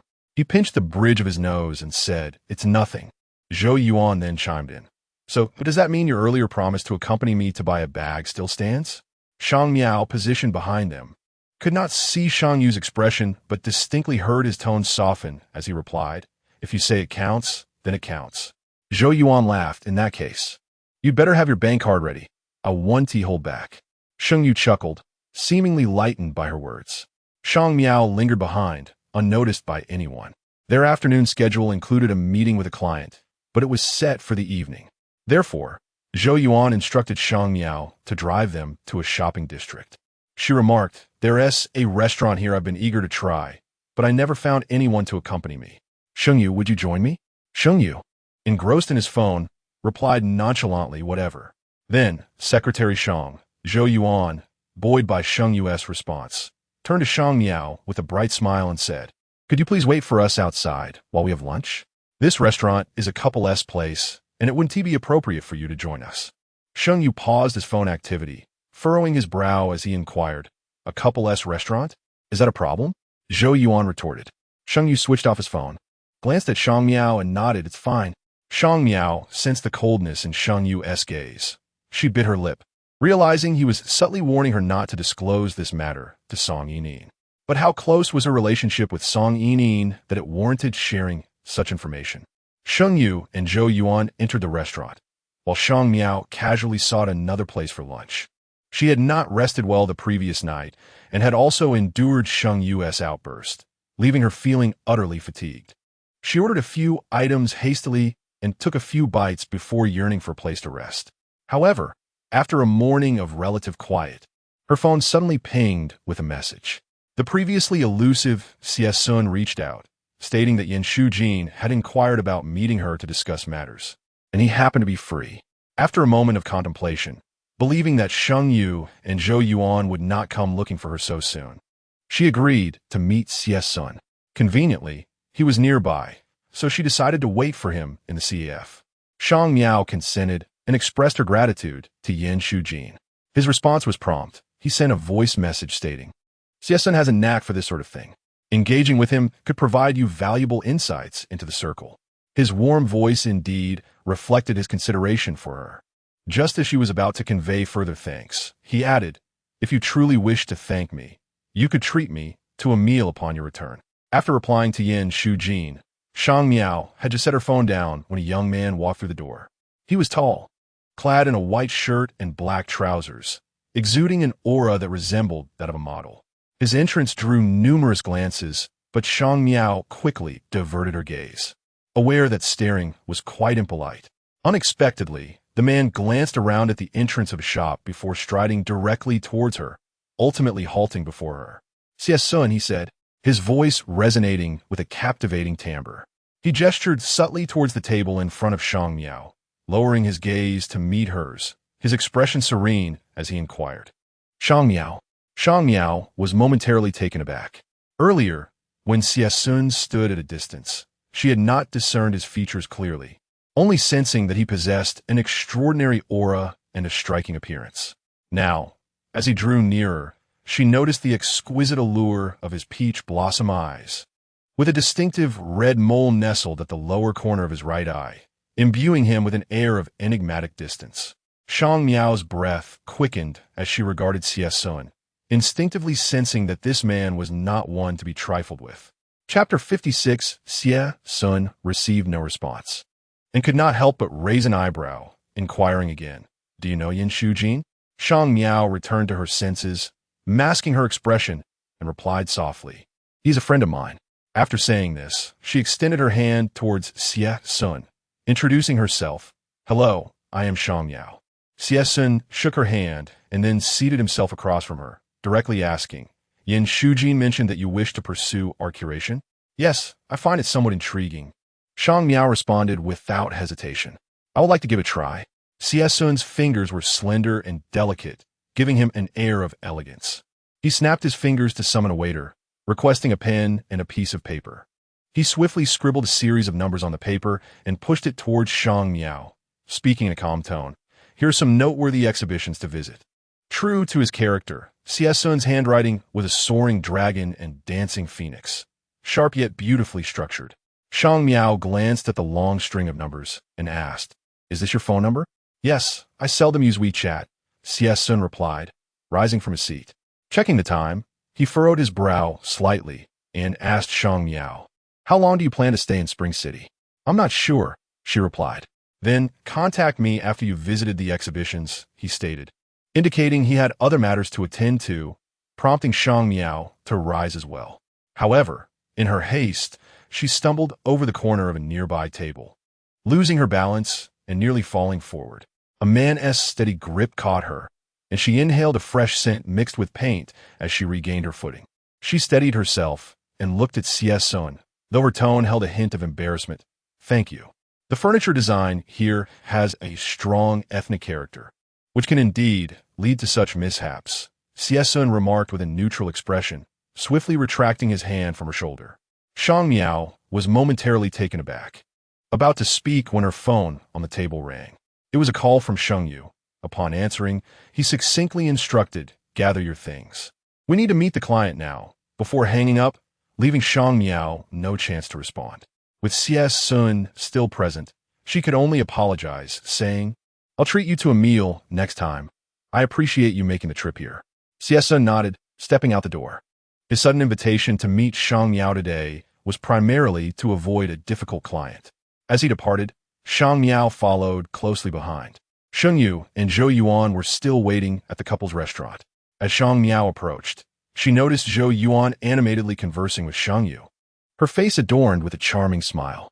Upon seeing Shang Miao, Sheng Yu raised an eyebrow and casually asked, "Where have you been?" "I was dining next door," Shang Miao replied succinctly. She noticed Zhou Yuan holding a new handbag, presumably purchased by Sheng Yu before she arrived. Although not particularly fond of bags, Shang Miao recognized it as a seasonal new release from a luxury brand, valued in the 5-figure range. Zhou Yuan, catching her gaze, chuckled and lifted the bag, asking Shang Miao, "Do you think it's beautiful, Secretary Shang?" Sheng Yu is indeed generous. The moment I expressed my liking, he purchased it without a second thought. Shang Miao cast her gaze downward, appearing quite generous. Whether her collaboration with Tu Xinxiong would continue remained uncertain. Nevertheless, she had already spent a considerable amount on her daughter. Yet, she could not voice this thought aloud. With a faint acknowledgement, she proceeded to drive over. The branch office had 2 principal collaborators. One was Tu Xinxiong, and the other was a gentleman named Zhang Tan.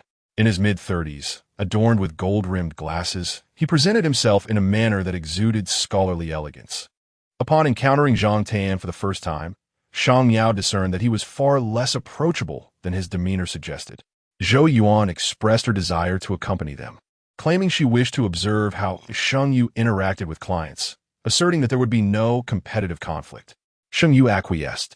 Zhou Yuan confidently seated herself beside Sheng Yu, leaving only the space adjacent to Zhang Tan unoccupied. Shang Miao's eyes flickered as she took a few steps aside, not intending to sit.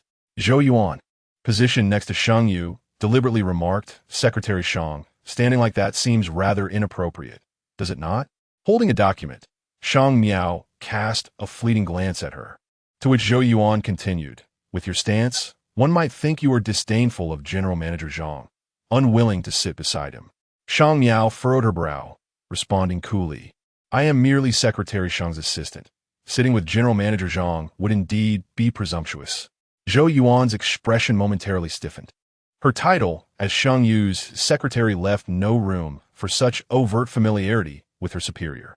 As anticipated, Zhang Tan's gaze towards her grew subtly enigmatic.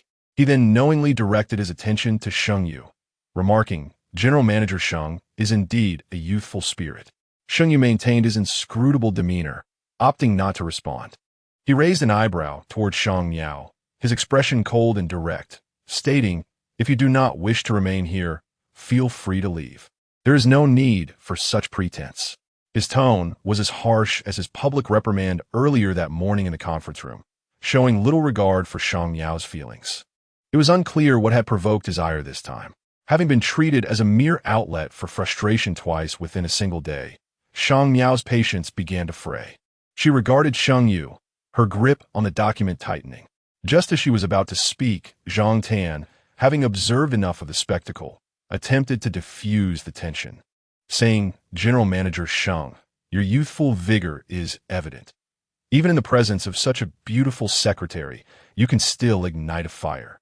He smiled at Shang Miao, adding, I assure you, there is no danger beside me.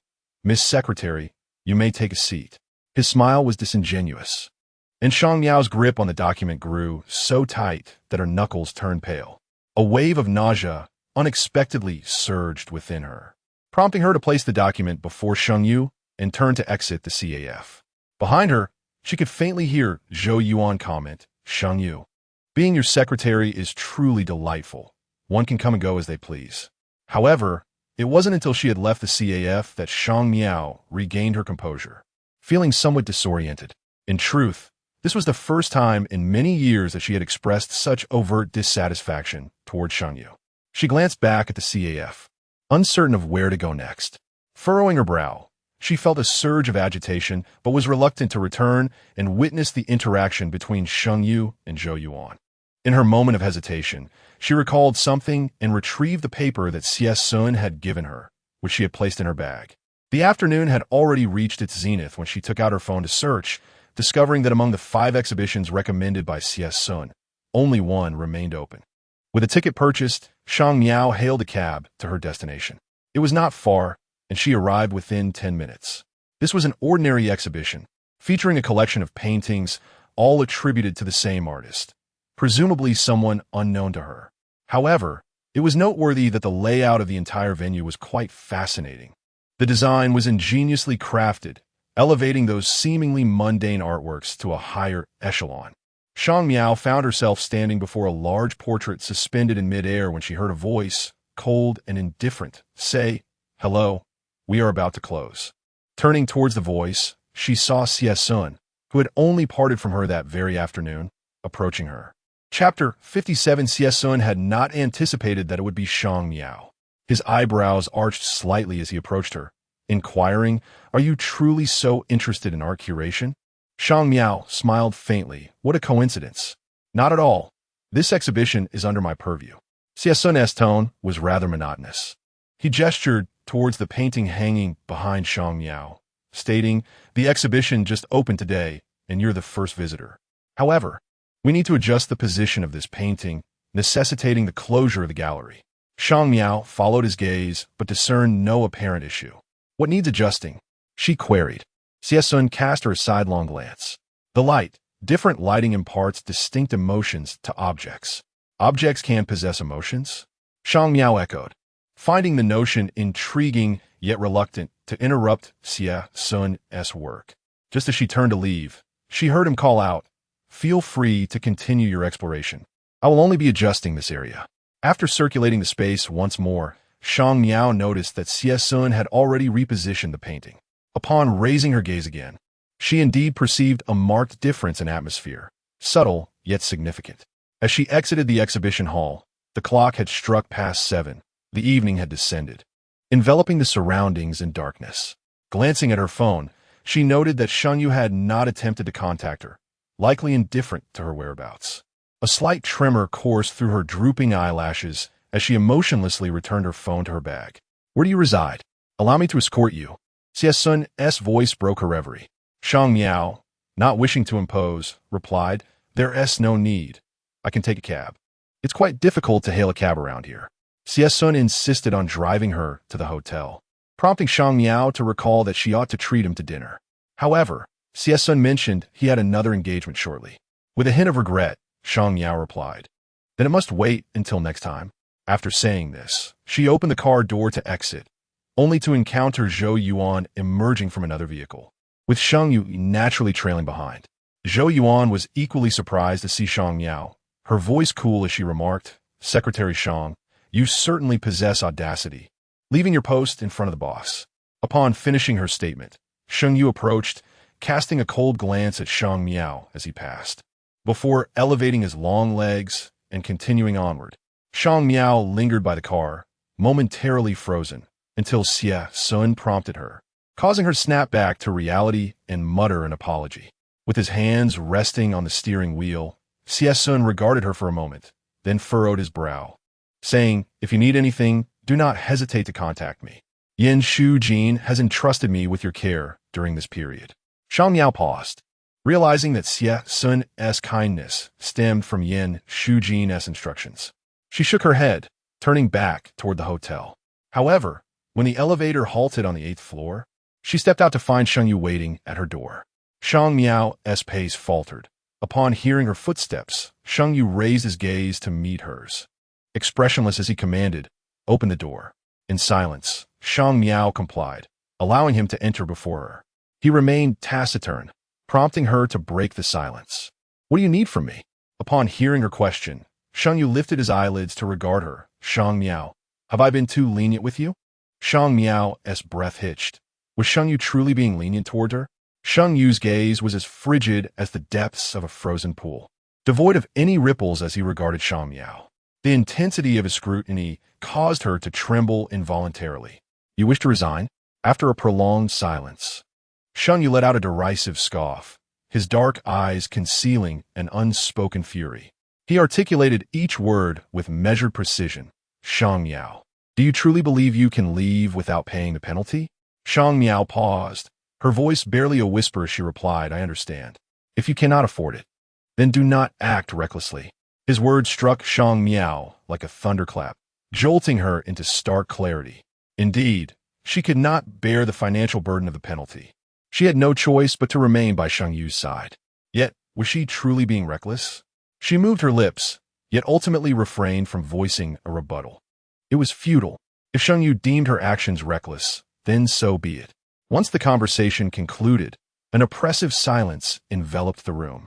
Shang Miao anticipated that Sheng Yu would take his leave, but to her astonishment, he unfastened the buttons of his shirt, showing no inclination to depart.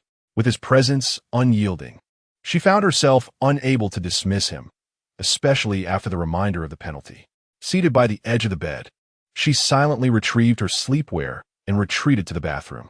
She awaited his departure, yet when she emerged from her shower, Sheng Yu remained. Clad in the hotel's bathrobe, tightly fastened at the collar, her damp hair cascaded untamed over her shoulders. Sheng Yu regarded her with an air of nonchalance, casually inquiring, "Have you been with anyone else during this time?" Shang Miao froze, convinced she had misheard. "What did you say?" Sheng Yu raised an eyebrow. "Yin Shujin, Zhou Junhua, or perhaps the man who brought you back today." He casually listed these names, then pressed on, "Have you been with any of them?" Shang Miao felt as if her blood had turned to ice. Disbelief etched across her features as she stared at Sheng Yu, who continued to observe her emotionlessly. "Answer me." Words eluded her. Her breath came in shallow gasps, and her nails dug into her palms without eliciting any pain. After what felt like an eternity, she regained her voice. Trembling as she asked, "Is this what you truly think of me?" Sheng Yu seemed impervious to her distress, scrutinizing her for a considerable time before finally posing. "Is there none?" Shang Miao pressed her lips tightly together, unable to utter a single word. Sheng Yu stood, drawing closer to her, his hand gripping her chin with a chilling demeanor that sent shivers down her spine. "It is best if there is not. You know I detest filth." With his grip forcing her to meet his gaze, she could see the fleeting contempt reflected in his eyes. A heavy stone seemed lodged in her chest, suffocating her. She mustered the courage to speak. "Sheng Yu, You have the least right to call me filthy. Sheng Yu indulged in numerous liaisons, welcoming all comers. Jin then awaited Song Yining, while Zhou Yuan resided upstairs. Shang Miao sensed the pressure of Sheng Yu's grip on her chin intensifying, yet she chose not to struggle, instead maintaining her gaze upon him.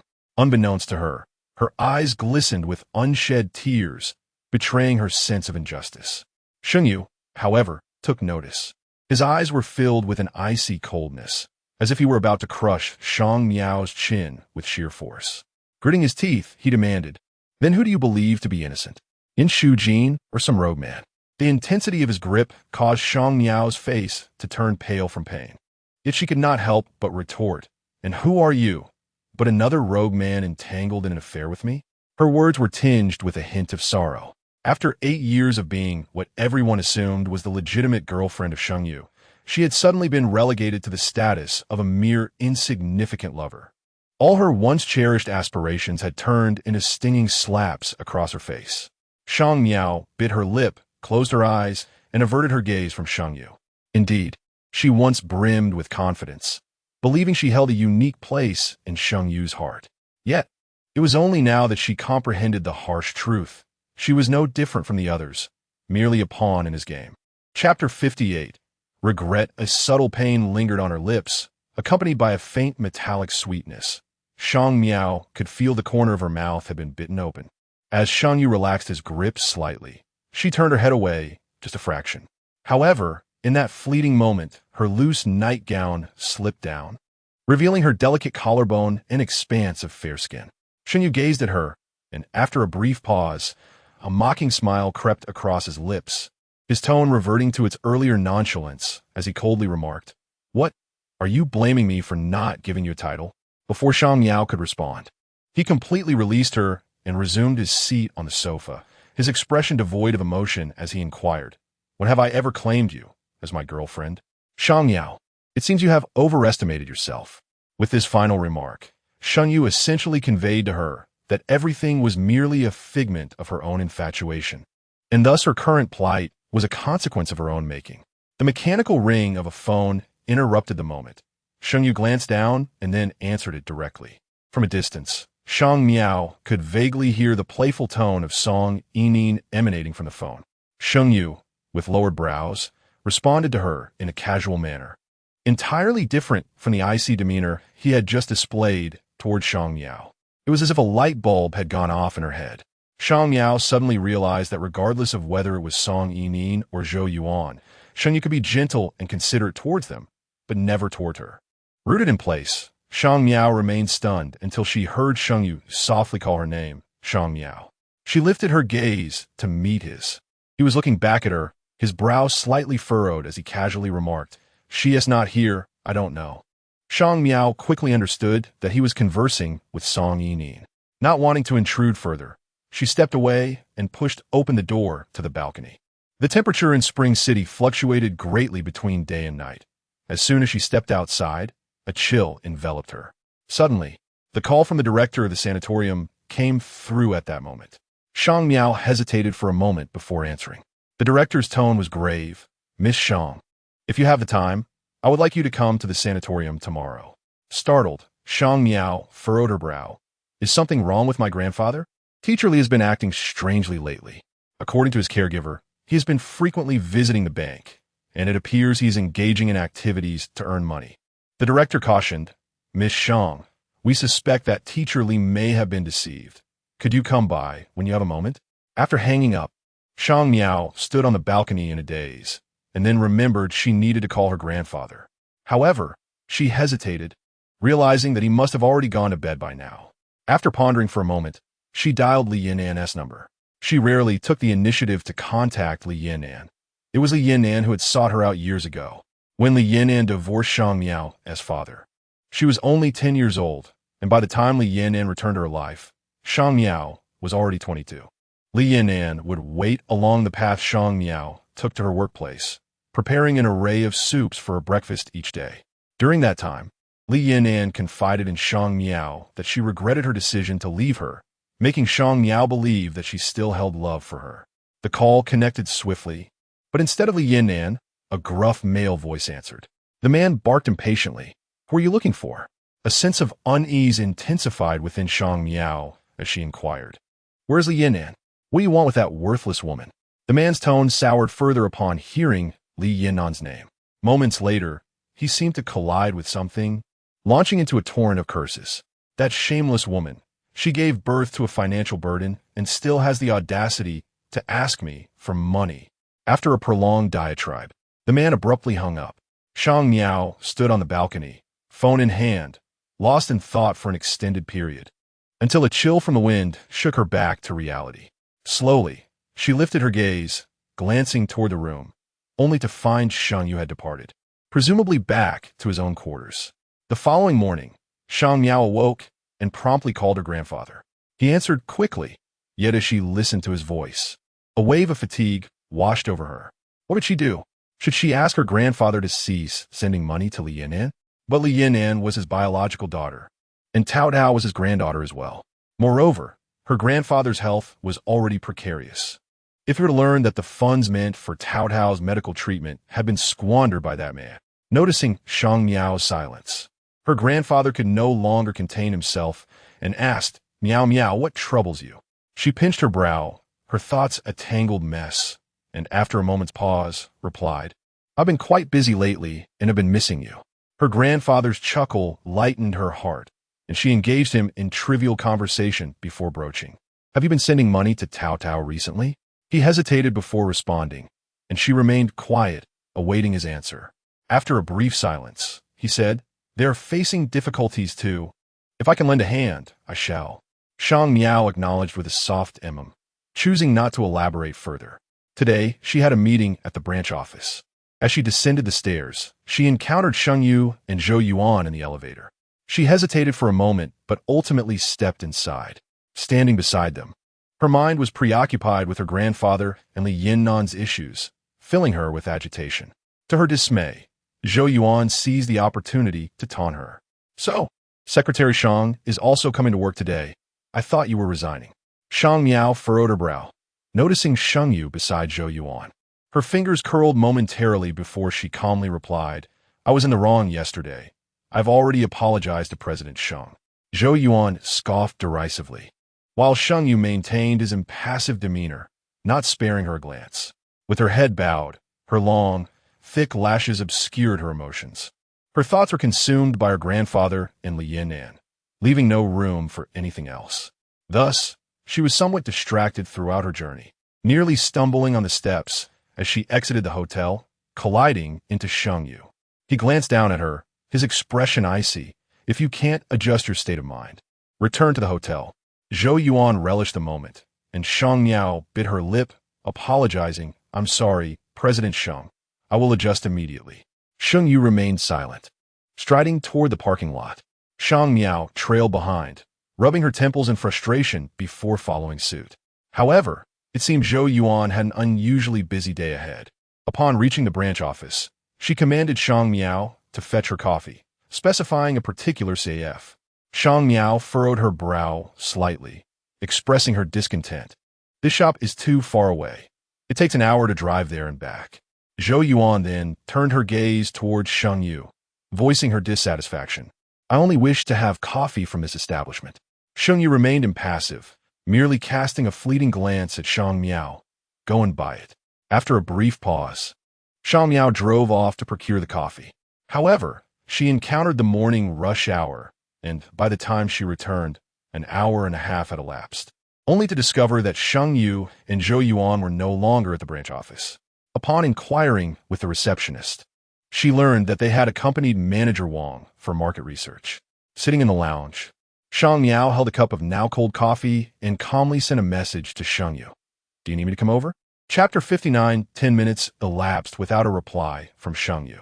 Shang Miao stood up and greeted the front desk, preparing to leave. However, before she could depart, she noticed Manager Wang hurriedly returning.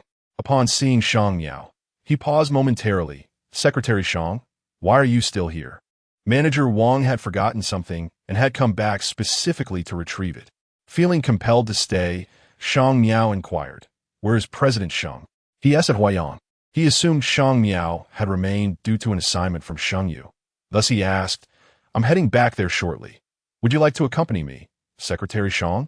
Since Manager Wang had already spotted her, it would be inappropriate not to go, so Shang Miao nodded and followed Manager Wang to Huayang. The distance to Huayang was not considerable. They arrived in merely 20 minutes. Throughout the journey, Manager Wang engaged her in cautious conversation regarding the branch office, seemingly eager to glean Sheng Yu's thoughts from her. Maintaining her composure, Shang Miao replied, President Sheng is personally overseeing matters in Spring City. He will undoubtedly manage the branch office effectively, so you need not worry so much. Her naturally aloof demeanor, coupled with her impassive expression, only added to the distance felt by Manager Wang, who dared not speak further. Upon arrival, a responsible individual greeted them outside, respectfully informing Manager Wang, President Tu just arrived. President Sheng is attending to her inside. President Tu referred to Tu Xianxiong, and Shang Miao was taken aback by her unexpected presence, causing her to furrow her brow slightly. Manager Wang cleared his throat, seemingly eager to display his capabilities before Shang Miao, and remarked, President Tu and I are quite old friends.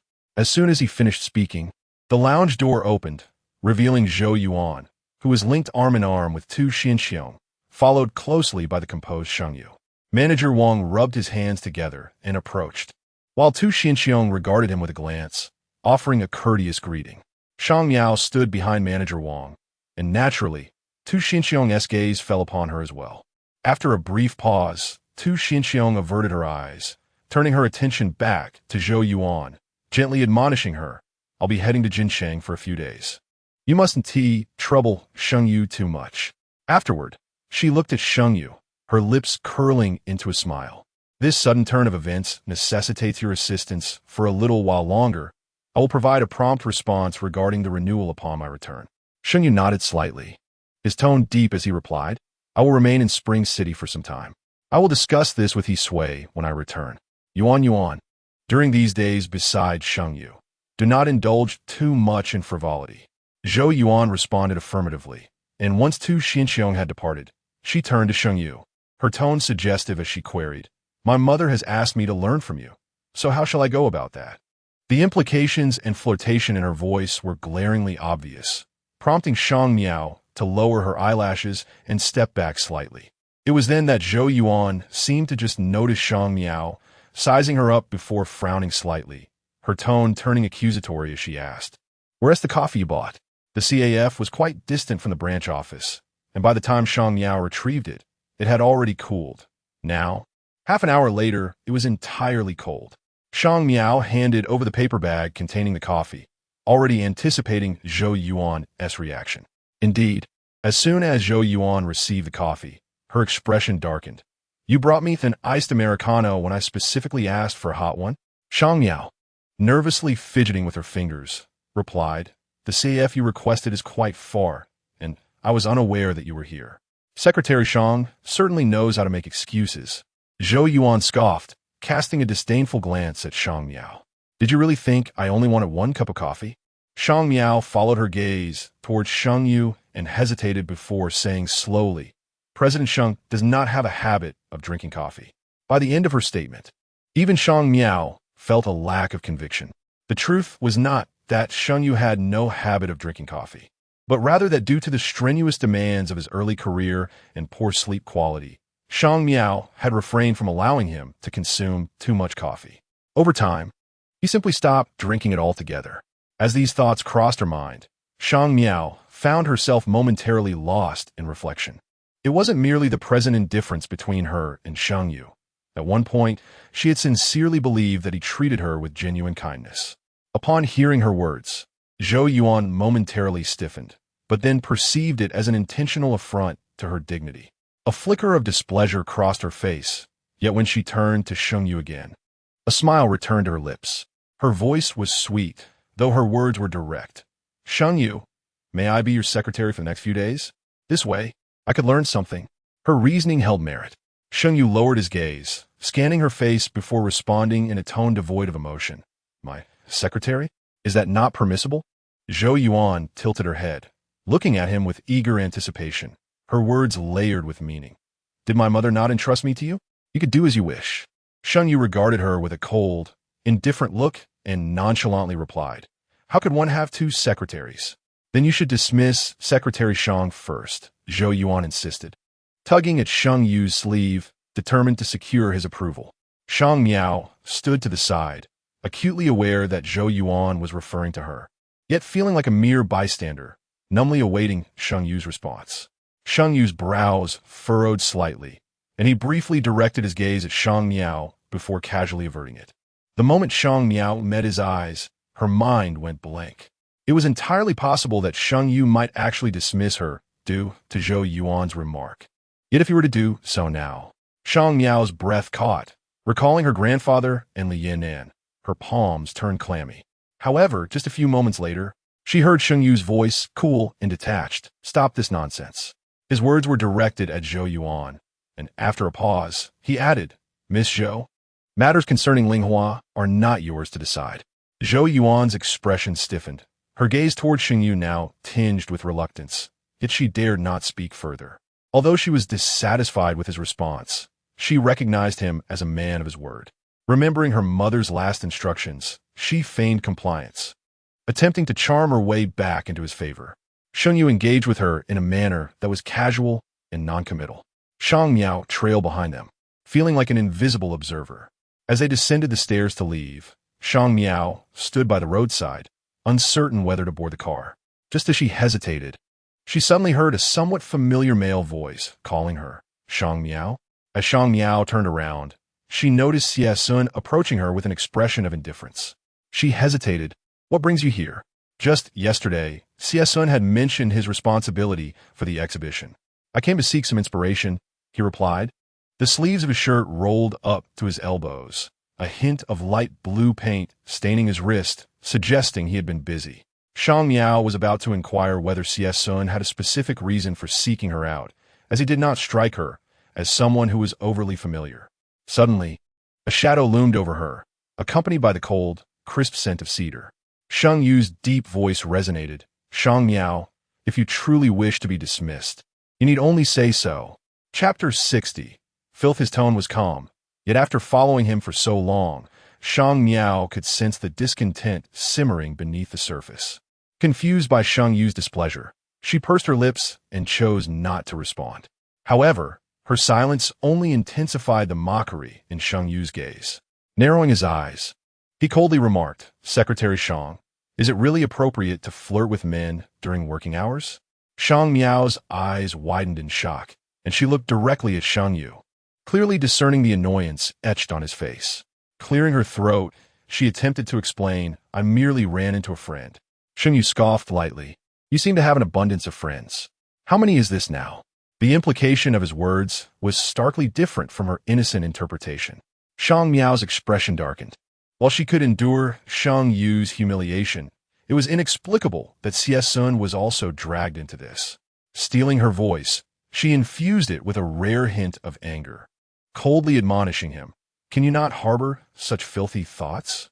Am I not allowed to have my own friends?" Sheng Yu's demeanor turned icy. His gaze fixated intently on Shang Miao. The inherent pressure of his authoritative presence was palpable, and with his stern countenance, it intensified further.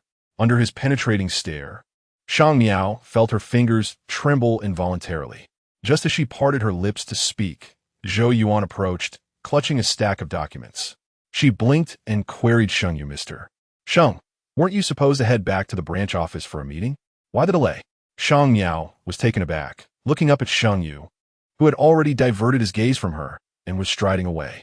Zhou Yuan followed closely behind, but after a few steps, she halted and turned back to scrutinize Shang Miao, stating, "Since you no longer wish to accompany Sheng Yu, you need not do so in the future." Shang Miao sensed an underlying message in her words, yet Zhou Yuan departed immediately after speaking. It was only when their figures had faded from view that Shang Miao felt utterly drained. She realized that Sheng Yu had likely intended for her to accompany him to the meeting. Furrowing her brows, she contemplated turning to follow his departing figure. "Was that your boss?" Xie Sun's voice broke her reverie, reminding her that he too had been subjected to Sheng Yu's scorn moments earlier. Rubbing her forehead, she apologized. "I'm sorry for dragging you into this." However, Xie Sun regarded her intently and replied, "It seems my sudden visit has caused you some trouble." "It has nothing to do with you." Shang Miao shook her head, fully aware that even without CS Sun, Sheng Yu would have found another reason to provoke her. Moreover, she had no desire to discuss Sheng Yu with CS Sun, so she directly inquired, "What brings you here to see me?" CS Sun gestured toward a nearby warehouse. "I'm testing some templates inside, and was hoping to find someone to assist me." "Don't you have employees?" Shang Miao asked, intrigued. "Yin, Shujin mentioned you have a team. They're at the exhibition hall you visited yesterday," CS Sun explained. In a matter of moments, Shang Miao followed CS Sun into the warehouse, where the entrance was dimly lit. The mottled walls were adorned with an array of wooden frames, each varying in size, presenting a delightful disarray that somehow maintained a semblance of order. Shang Miao gazed at the arrangement and inquired of CS Sun, "Is this part of your exhibition planning?" CS Sun nodded, stating, "The client desires something rather novel that leaves a lasting impression." Shang Miao had attended numerous exhibitions in the past, but most adhered to conventional standards. She had yet to encounter a layout quite like CS Sun's. Noting the perplexity etched on her face, CS Sun jotted down notes in his notebook, explaining, "Setting up an exhibition requires more than merely placing items. Positioning, lighting, electronic components, and engineering are all indispensable." Pondering his words, Shang Miao asked, "Is this your typical design style?" CS Sun paused, lifting his gaze to meet hers. "Commercial exhibitions are ultimately driven by profit." Shang Miao chuckled. "Is it truly that pragmatic?" Just as she finished speaking, a sudden noise erupted, reminiscent of a falling component. Momentarily startled, she looked up, only to hear CS Sun's sharp command, "Step aside."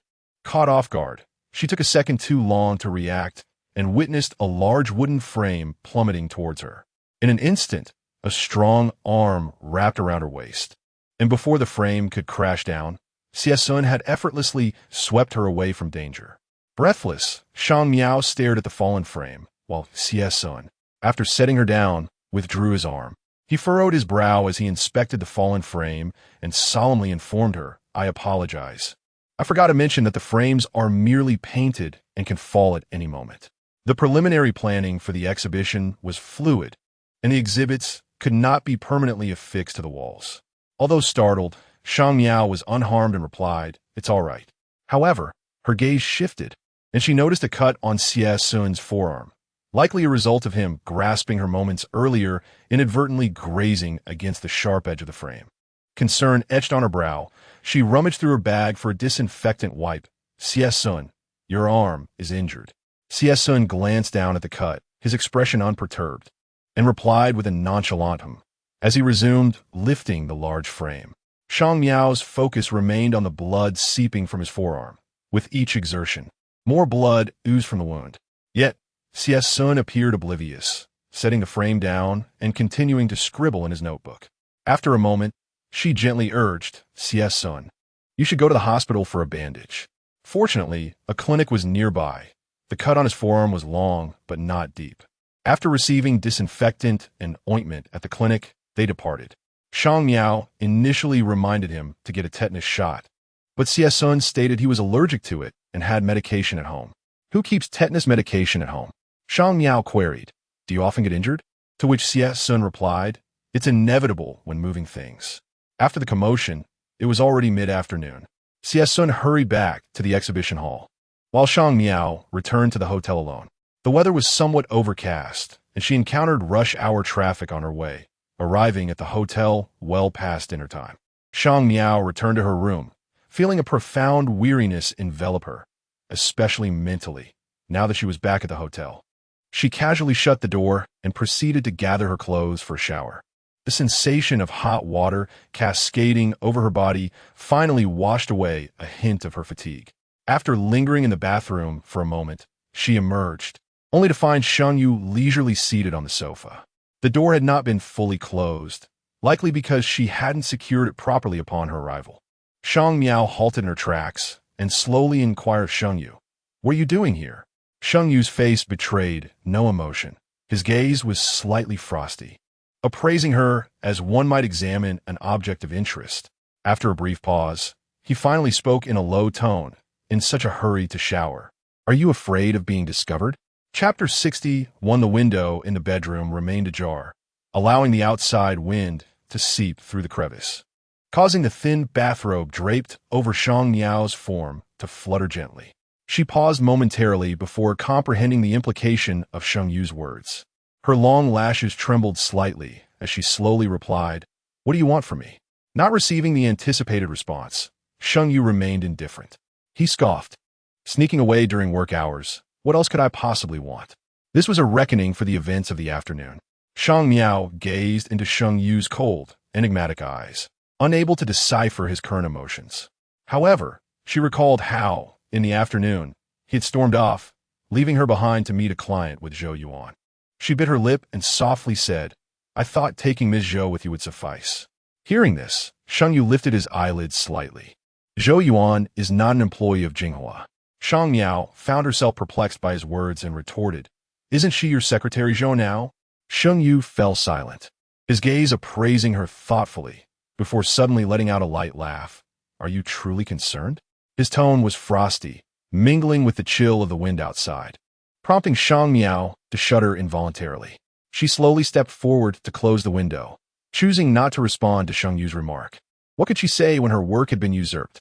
Even if she felt concerned, what difference would it make? Once the window was shut, cutting off the sound of the wind, she had yet to turn around when she heard the man's deep, indifferent voice behind her. "It matters not if you care. Shang Miao, you have no right to act willfully with me." Shang Miao's hand, which had been resting on the window, tightened its grip. She closed her eyes momentarily, then slowly opened them again to glance back at Sheng Yu. "Isn't it also rather inappropriate for Mr. Sheng to appear in his employee's room at night?" she stated, her gaze fixed intently on him. The elongated corners of her eyes lent her an air of aloofness. Standing while he sat, she let her lashes fall and her brow furrow slightly. Sheng Yu seemed displeased with the oppressive manner she took on, rising with a cold expression. He stepped forward, pinning her against the window. Leaning in slightly, his dark eyes remained fixed on her, roving across her face. "After sleeping with me for so long, now you wish to feign modesty?" They were in such close proximity that the familiar scent of cedar from Sheng Yu enveloped Shang Miao, making her instinctively arch her neck back, attempting to escape his reach. Yet he grasped the nape of her neck with one hand, applying just enough pressure to draw her head back. His gaze settled on the top of her head, and his thumb traced her neck in a gentle, rhythmic manner. "What haven't I seen of you? Is pretending really so entertaining?" Shang Miao's body tensed, her palms clenched tightly as she struggled to voice her thoughts. "Sheng Yu, could you please stop this?" After uttering those words, she embarrassedly shut her eyes. Having been by Sheng Yu's side for so many years, they had shared nearly every intimate experience. She once believed that these moments were a silent understanding between them, a tapestry of their shared history. Yet now, he wielded those past occurrences against her as mere pretense. It felt as though a weight pressed down on her chest, making it difficult to breathe. Sheng Yu scrutinized her for a while before, in a sudden fit of irritation, he released his grip. The atmosphere in the room, which had descended to a chilling silence, was abruptly shattered by a ringing mobile phone. Sheng Yu cast a fleeting glance at the device resting on the coffee table, pressed his lips together momentarily, and then slowly answered the call. As soon as the connection was made, Song Yinin's cheerful voice burst forth. "Yu, have you had dinner yet?" Sheng Yu responded with a noncommittal sound, his gaze still shrouded in melancholy as it swept over Shang Miao. Shang Miao, roused from her reverie, noticed her eyes were slightly red and her complexion pallid and unappealing. Upon meeting Sheng Yu's gaze, she hesitated for just a moment before turning and retreating into the bathroom. Once the door was locked, Shang Miao leaned against the sink, gasping for air. Outside, she could faintly hear Sheng Yu's voice. And when she looked up at her reflection in the mirror, she found it absurd. 8 years of affection had culminated in Sheng Yu's mere remark about having slept for so long. In a sudden surge of self-directed anger, she raised her hand and delivered a sharp slap to her own face, the force of which caused her already reddened eyes to overflow with tears. A couple of hot droplets fell onto the back of her hand. When she finally emerged, Sheng Yu had already left, the door wide open. Shang Miao stood rooted for a moment, walked over to close the door, and then slowly returned to bed to rest. The following morning brought with it the burden of work. Shang Miao had not slept well through the night, and by the time she rose, her face was haggard. After a brief attempt to tidy herself, she stepped out, only to encounter Zhou Yuan in the elevator. Zhou Yuan paused upon seeing Shang Miao, her brows knitting in distaste as she mockingly remarked, "Secretary Shang, you aren't planning to meet clients with that mournful expression, are you?" In truth, Shang Miao had already applied makeup, and her complexion was far better than it had been upon waking, yet she felt utterly drained. Her mind was weary, and she had no desire to engage in a dispute with Zhou Yuan. Instead, she pursed her lips and proceeded to the front hall. Sheng Yu was already there. Casting a sidelong glance at Shang Miao, his brow furrowed in concern. Is it not a tad disrespectful for an employee of Linghua Company to present themselves to clients in such a manner? Zhou Yuan's somewhat sharp voice echoed from behind. Shang Miao cleared her throat, her voice hoarse as she hastily replied, "I apologize, I am not feeling well today, Before she could finish, Sheng Yu interrupted her, commanding, "Arrange for a chauffeur." Shang Miao lifted her gaze. Sheng Yu's tone was indifferent. "In your current state, can you even drive?" With the relief of having relinquished her work duties, she took the initiative to occupy the passenger seat, leaning against the window to gather her strength. However, for reasons unknown, the traffic was particularly congested that morning, and as she rested against the glass, the cacophony of honking horns lulled her into a drowsy state. Gradually, the voices from the back seat faded away, and her eyelids grew heavy, rendering them nearly impossible to lift. It was only when there was a knock on the window that Shang Miao jolted awake. The once congested flow of traffic had vanished, and they had arrived at the branch office. Outside, Sheng Yu, his expression inscrutable, tapped again on the window. After a moment's pause, Shang Miao composed herself and exited the vehicle. Sheng Yu glanced at her, remarking, "You seem to have slept soundly." Shang Miao rubbed her temples and murmured, "I apologize. What else can you say besides sorry?" Sheng Yu scoffed. Shang Miao kept her head bowed in silence, following Sheng Yu inside. Upon reaching the second floor, they found Zhou Yuan waiting in the lounge, a water cup in hand, and she cast an annoyed look at Sheng Yu. "Why are you only arriving now?" "I received a phone call," Sheng Yu replied. Zhou Yuan hesitated to inquire further, merely responding with an "oh" as she picked up the documents resting on the table. "Shall we head to the conference room?" she asked. Shang Miao remained stationary, suspecting that Sheng Yu would soon take Zhou Yuan along to the meeting. However, Sheng Yu cast a nonchalant glance at Zhou Yuan and, in a rather indifferent tone, stated, "You are not suited to attend today's meeting. Let Shang Miao go in your stead." Zhou Yuan was taken aback, her expression contorting as she contemplated a rebuttal. Yet, Sheng Yu swiftly snatched the documents from her embrace and tossed them into Shang Miao's arms, his cold gaze fixed upon her. "Do you require me to carry you there?" he inquired. Chapter 62. Pain. Shang Miao furrowed her brows, carefully tucking away the documents in her arms.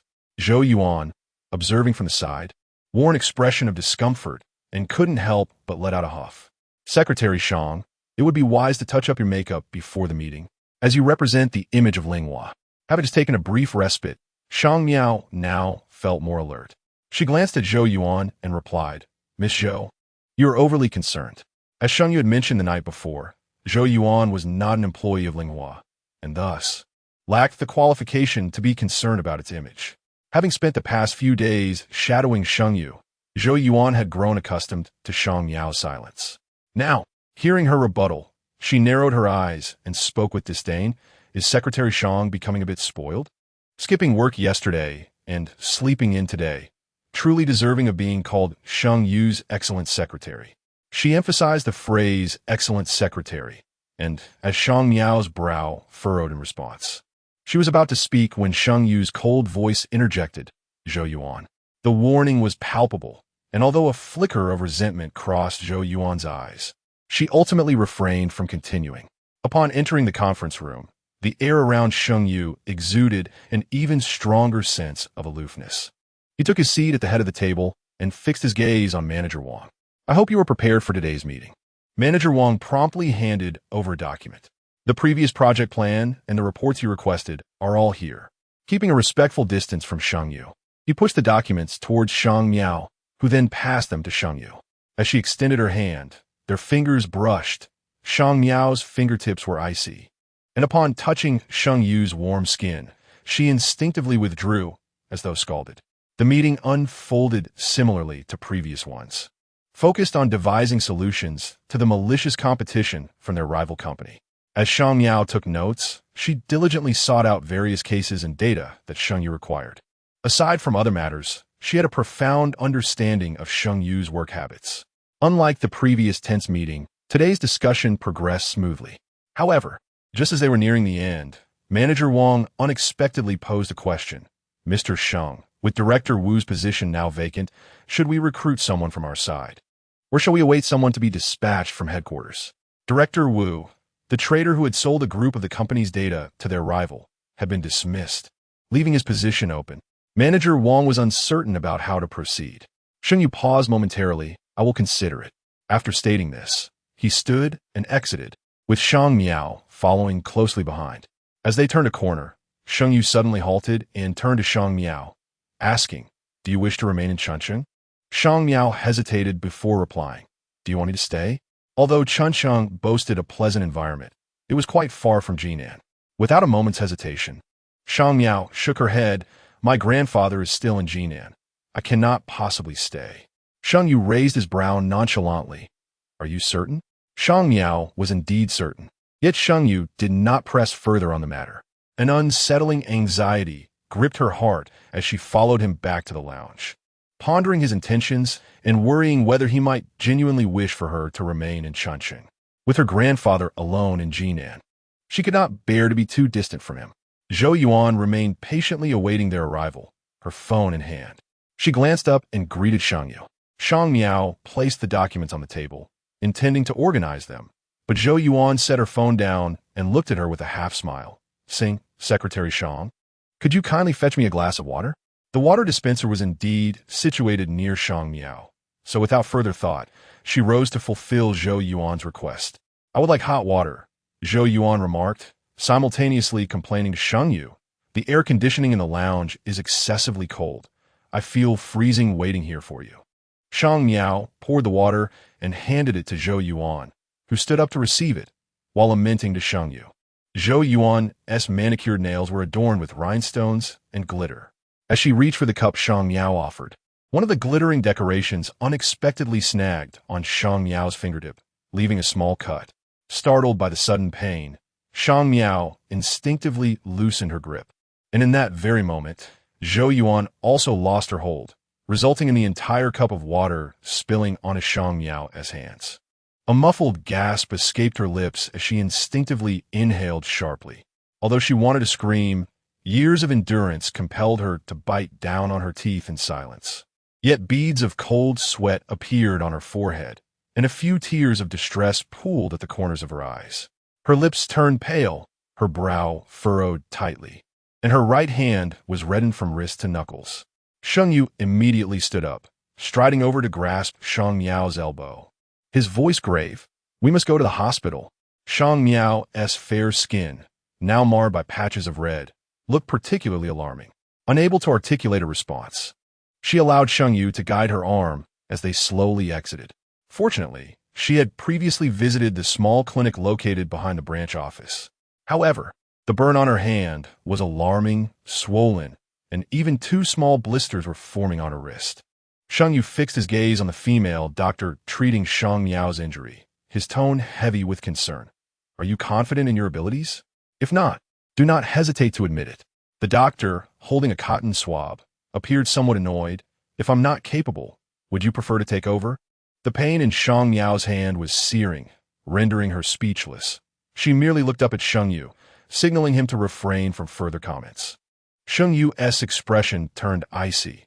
After observing Shang Miao for a moment, he finally spoke. "Should any issues arise, do not claim that the company mistreats its employees." With that, he strode out of the clinic. Although the burn on Shang Miao's hand was extensive, prompt treatment ensured there were no serious complications, though her hand was still wrapped in a thin layer of gauze. The only discomfort stemmed from the cut on her ring finger, inflicted by Zhou Yuan's manicure, which had been further aggravated by the hot water. The surrounding skin was now pale and somewhat painful. After finishing the bandaging at the clinic, Shang Miao assumed Sheng Yu would have returned to the company. Yet to her surprise, he was still waiting outside. She paused briefly, then approached him with an untroubled demeanor. Sheng Yu's gaze fell upon her hands as she emerged. After a moment's silence, he remarked, "The company will reimburse the expenses. It is considered a workplace injury, and you shall receive compensation." Shang Miao's brow twitched slightly. "What about Zhou Yuan?" She asserted. "Zhou Yuan did this intentionally." Sheng Yu's brow gradually knitted together. "Do you possess any evidence?" Shang Miao lowered her gaze, acknowledging that she had none. Sheng Yu's gaze towards her was somewhat intricate. After a moment of silence, he remarked, "Do not speak without evidence. The compensation the company offers you will be calculated at the highest standard." Shang Miao felt a twinge of discomfort upon hearing these words and retorted, "Are you shielding her?" Sheng Yu's expression turned slightly frigid. "Shang Miao, you lack evidence." Shang Miao's injured hand, recently bandaged, throbbed with pain. The agony from the scratch inflicted by Zhou Yuan seemed to extend to her very heart. With an ambiguous smile, she self-deprecatingly inquired of Sheng Yu, "If it were Song Yining who had been scalded, would you still be so fair and just?" Sheng Yu regarded her with a hint of impatience in his eyes. "Is this question of any significance?" Chapter 63. Det Shang Miao stood in place for a moment before slowly nodding. "I understand," she said, her tone devoid of embellishment, her lips pale, and her gaze towards Sheng Yu gradually softening. She forced a smile, clearing her throat to say, "I apologize. I was overthinking." Sheng Yu glanced down at his phone, offering no opinion. After a brief pause, he lifted his gaze and inquired, "Do you need me to take you home?" Originally, he had other plans for the evening, but given Shang Miao's injury, she had to return to the hotel to rest. Shang Miao was aware of Sheng Yu's temperament.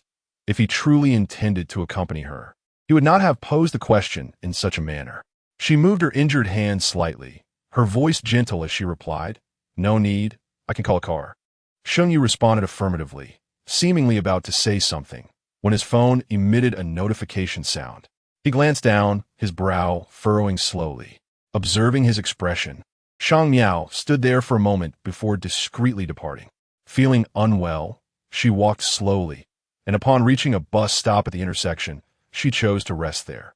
This area was a business park frequented by private vehicles, and she was in no rush to summon a ride.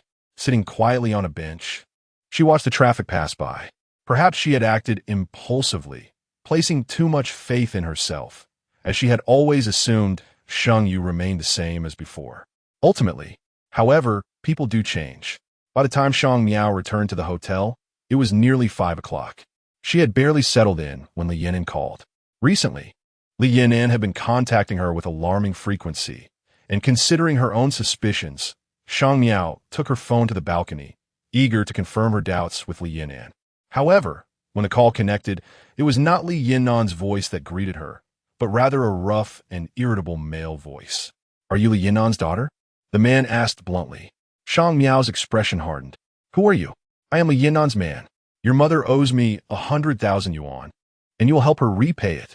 The hand holding the phone trembled with anger, her voice icy as she demanded, "Let her take the call." The man scoffed. "She has taken that good-for-nothing to the hospital. You are Shang Miao, right? A mother's debt must be repaid by her daughter. Hurry up and pay the money. Don't delay me while I have business to attend to." Regaining her composure, Shang Miao replied, "She is married to you, and Tao Tao is also your daughter. Paying for your own child's medical treatment does not constitute a debt. Spare me the excuses. If it weren't for her giving birth to such a worthless child, would I have to spend so much money?" The man was unyielding, his shouts growing louder. "I won't waste my breath with you. Li Yinan said you earn well. If you don't repay the money, I'll go find her father. If his daughter owes money, surely he should pay up." Upon hearing the mention of her grandfather, Shang Miao's already grim expression darkened further. Her grandfather had dedicated his life to education, and now, in his old age, his health was declining. If he were to hear of this situation, it would undoubtedly infuriate him. The man, having received no response from Shang Miao, began to curse again. Frustrated by his tirade, she decided to hang up. Yet, the echoes of his threats lingered in her ears, and she worried he might actually seek out her grandfather. unsure of how to explain the situation to him. Although my grandfather has not explicitly mentioned it over the years, Shang Miao has inadvertently encountered him several times lost in thought while gazing at a photograph of Li Yan'an. With a slight headache, she pinched the bridge of her nose. After all, Li Yan'an was still her mother, even if she had not fulfilled many maternal duties. Shang Miao vividly remembers her childhood when she would return home from school to see her mother's silhouette in the kitchen, diligently preparing a meal. Back then, upon hearing Shang Miao's arrival, Li Yan'an would emerge from the cupboard with a plate of freshly washed fruits, gently reminding her, dinner will be ready shortly. As Shang Miao's thoughts drifted, she inadvertently became lost in reverie. After sitting on the sofa for a while, she remembered to call Yin Shujin, asking him to keep an eye on her grandfather at the nursing home. Naturally, Yin Shujin agreed, and Shang Miao felt a sense of relief in her heart. I truly appreciate your help. It's nothing. Coincidentally, my mother has a follow-up appointment tomorrow, Yin Shujin replied nonchalantly. He then inquired about her relationship with Xie. Shang Miao answered candidly. He is a very nice person. Yin Shujin chuckled. That's good to hear. Xie is quite considerate towards his friends. With her right hand injured, it was inconvenient for Shang Miao to seek assistance from others, so she could only manage gradually on her own. The next morning, as she descended the stairs, she unexpectedly encountered Sheng Yu and Zhou Yuan together. Neither of their expressions was particularly pleasant. Shang Miao paused before approaching Sheng Yu, asking, "May I take a leave today?" Sheng Yu glanced at her bandaged hand. "Is it still bothering you?" His tone was devoid of emotion, akin to a superior expressing concern for a subordinate. Shang Miao lowered her gaze. "Yes, it feels a bit itchy. I would like to visit the hospital again." After a moment of examining her bandaged hand, Sheng Yu nodded. "That's fine." Shang Miao requested the front desk to call a taxi and waited at the entrance. Only after her figure had disappeared beyond the hotel doors did Zhou Yuan, suppressing her emotions, question Sheng Yu. "Have you completely disregarded Aunt He's words?" Sheng Yu's dark eyes fell upon her, and he coldly retorted, "Zhou Yuan, I detest self-righteous individuals. I allowed you to accompany me out of respect for General Tu, but that does not grant you the liberty to interfere with Ling Hua or my family." Zhou Yuan's complexion paled gradually as she attempted to explain herself, but Sheng Yu had already turned to leave. After walking a few paces, he paused, glancing back at Zhou Yuan. "Do not contact my mother without my permission again, and refrain from following me. It is quite bothersome." With that, Sheng Yu walked away, leaving Zhou Yuan standing alone, teetering on the brink of despair. Meanwhile, Shang Miao boarded a taxi at the entrance, heading directly to the nearest tertiary hospital. The swelling in her hand had not significantly diminished, and the doctor changed her dressings but did not reapply the bandage, merely advising her to be cautious. She waited in the corridor for the medication to take effect before slowly departing. Coincidentally, just as she exited the department, she turned to find herself face-to-face with Xie in the lobby. He, too, held a registration slip in his hand, and both were momentarily taken aback. Shang Miao was the first to break the silence. "Why are you at the hospital again?" "My wound has become infected. I came for a redressing," Xie replied, frowning, appearing somewhat unwell. Shang Miao furrowed her brow, raising her own arm. "I have an infection as well. It has become evident that the small clinic is indeed unreliable." Xie's inflammation appears far more alarming than Shang Miao's. Accompanying him to change the dressing, Shang Miao inquired, "Why didn't you come to the hospital when you felt unwell yesterday?" Xie replied, "I was too busy to notice." "So busy?" Shang Miao couldn't help but glance at the wound on Xie's wrist. "Yes," Xie affirmed, "my assistant had an urgent matter to attend to back home, and I couldn't find anyone else to assist me." After speaking, he tilted his head back, and Shang Miao noticed the dark circles under his eyes. Suddenly, Xie lifted his eyelids, his alluring peach blossom eyes gazing at Shang Miao. "Would you like to give it a try?" Chapter 64. Collision. Shang Miao was momentarily taken aback before grasping his meaning. Furrowing her brows, she hesitated. "I might not be capable." "Why not?" Xie sat up straight. "Aren't you interested in learning exhibition planning?" Shang Miao's fingers curled slightly as she lowered her gaze to her bandaged forearm. "My hand is injured. I may not be of much help." She wished to explain herself to Xie, but he nonchalantly replied, "I don't lack for assistance." Besides, I merely want you to observe and learn. Did you really think this could be understood in just a day or two? Shang Miao shook her head honestly. I just fear I might trouble you. Sun responded, how much trouble could you possibly cause? His attitude stirred something within Shang Miao. She was acutely aware that opportunities to learn from Sun were rare. Having agreed to his proposal, she requested leave from Sheng Yu once more and, with her afternoon free, accompanied Sun to his studio. Upon entering, Sun led her inside, where several young individuals were engaged in a heated debate. Upon seeing Sun return, they immediately silenced themselves, each greeting him with a respectful boss. Sun turned to Shang Miao, saying, find a spot to sit. Shang Miao glanced around. The room was cluttered with various items, save for a solitary table in the corner, devoid of seating. The young people present were momentarily taken aback by her presence. A bespectacled girl scrutinized Shang Miao for a moment before gasping and asking Sun, boss, are you hiding a beauty in your golden house? Indeed, chimed in another young man in a checkered shirt, nodding in agreement. Sun shot them a glance. Uninterested in their banter, he instead picked up a design draft and inquired, what were you discussing just now? As soon as the topic shifted to business, the two individuals straightened up, the girl with glasses stating, I believe using marble for the frame would be superior. It excels in both aesthetics and practicality. The young man in the checkered shirt groaned, Chu Ron, do you even know what practicality means?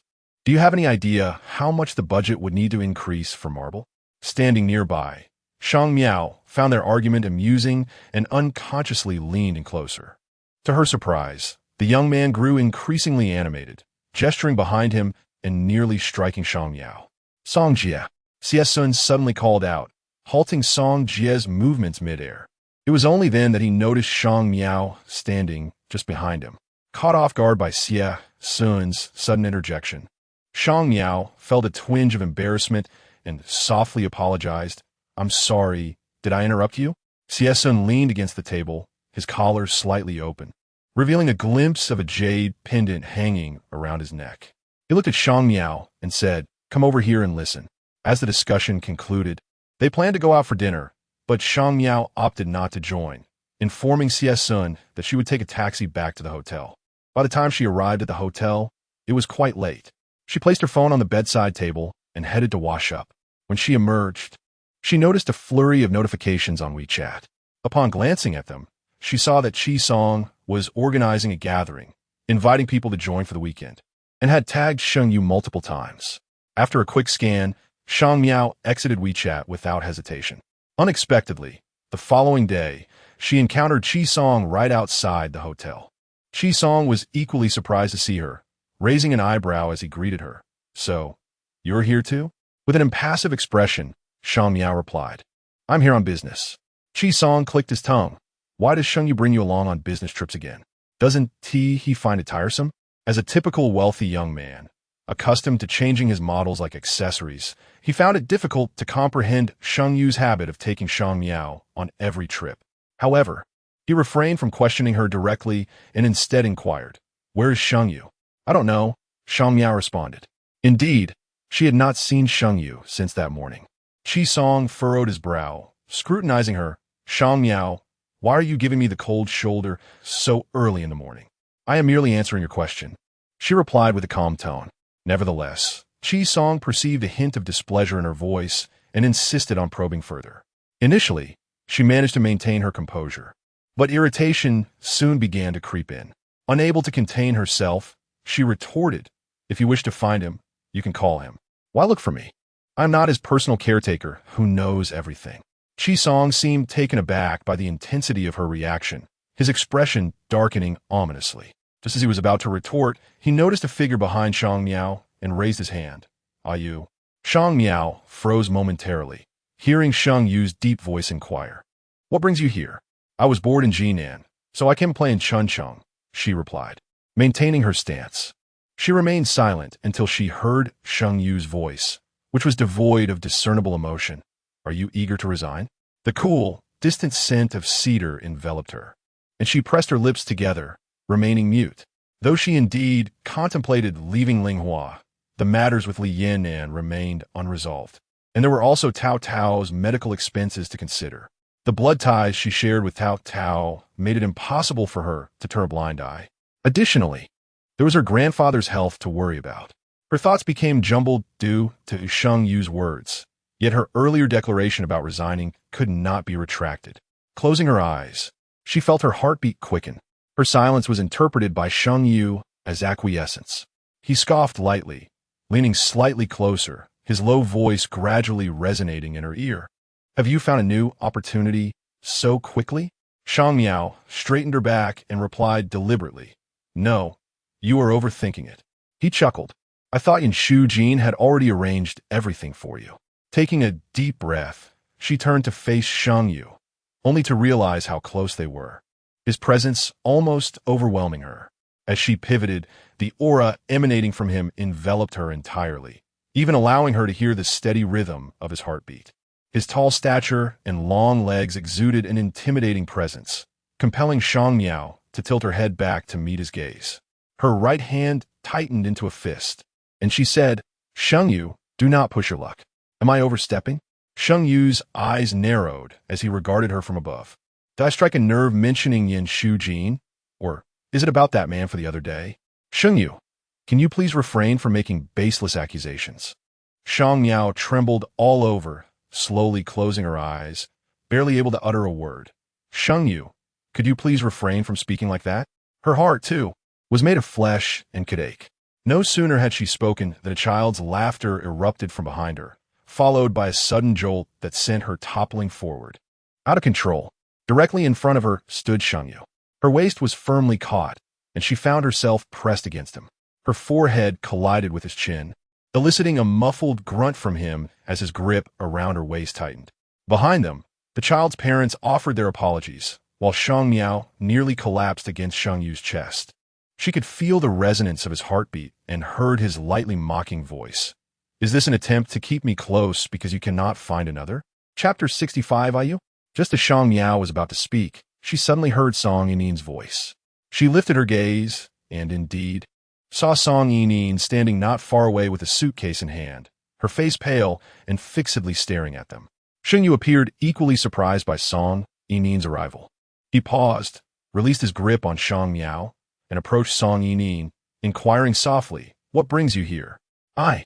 Song Yinin glanced at Shang Miao, then furrowed her brow as she looked at Sheng Yu, her eyes reddening as she choked out.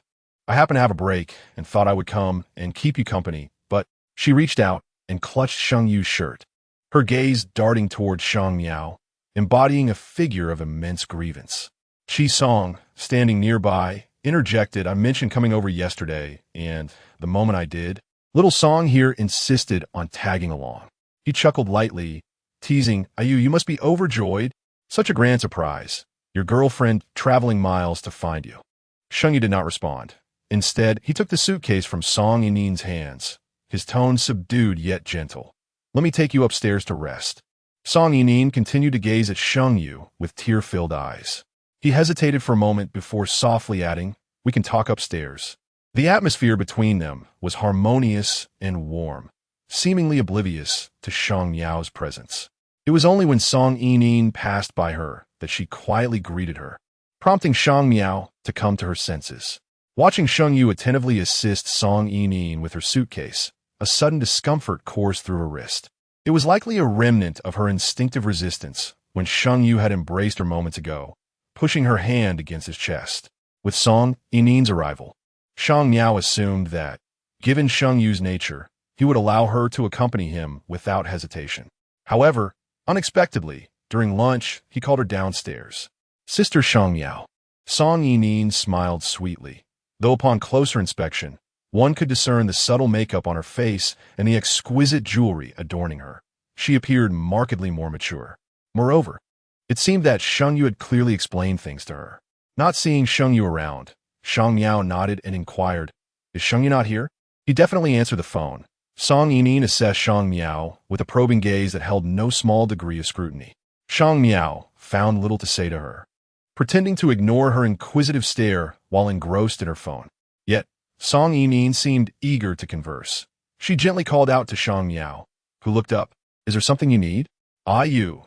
Song Yinin lowered her head, pausing before continuing. Has he been well during this time? Shang Miao regarded her. Recognizing the underlying implications of the question, an investigation of sorts. It was clear that she sought to ascertain whether Sheng Yu had been involved with any other women during this period. Or more simply put, whether anything had transpired between him and her. With an impassive expression, Shang Miao replied, "It would be better for you to ask him directly."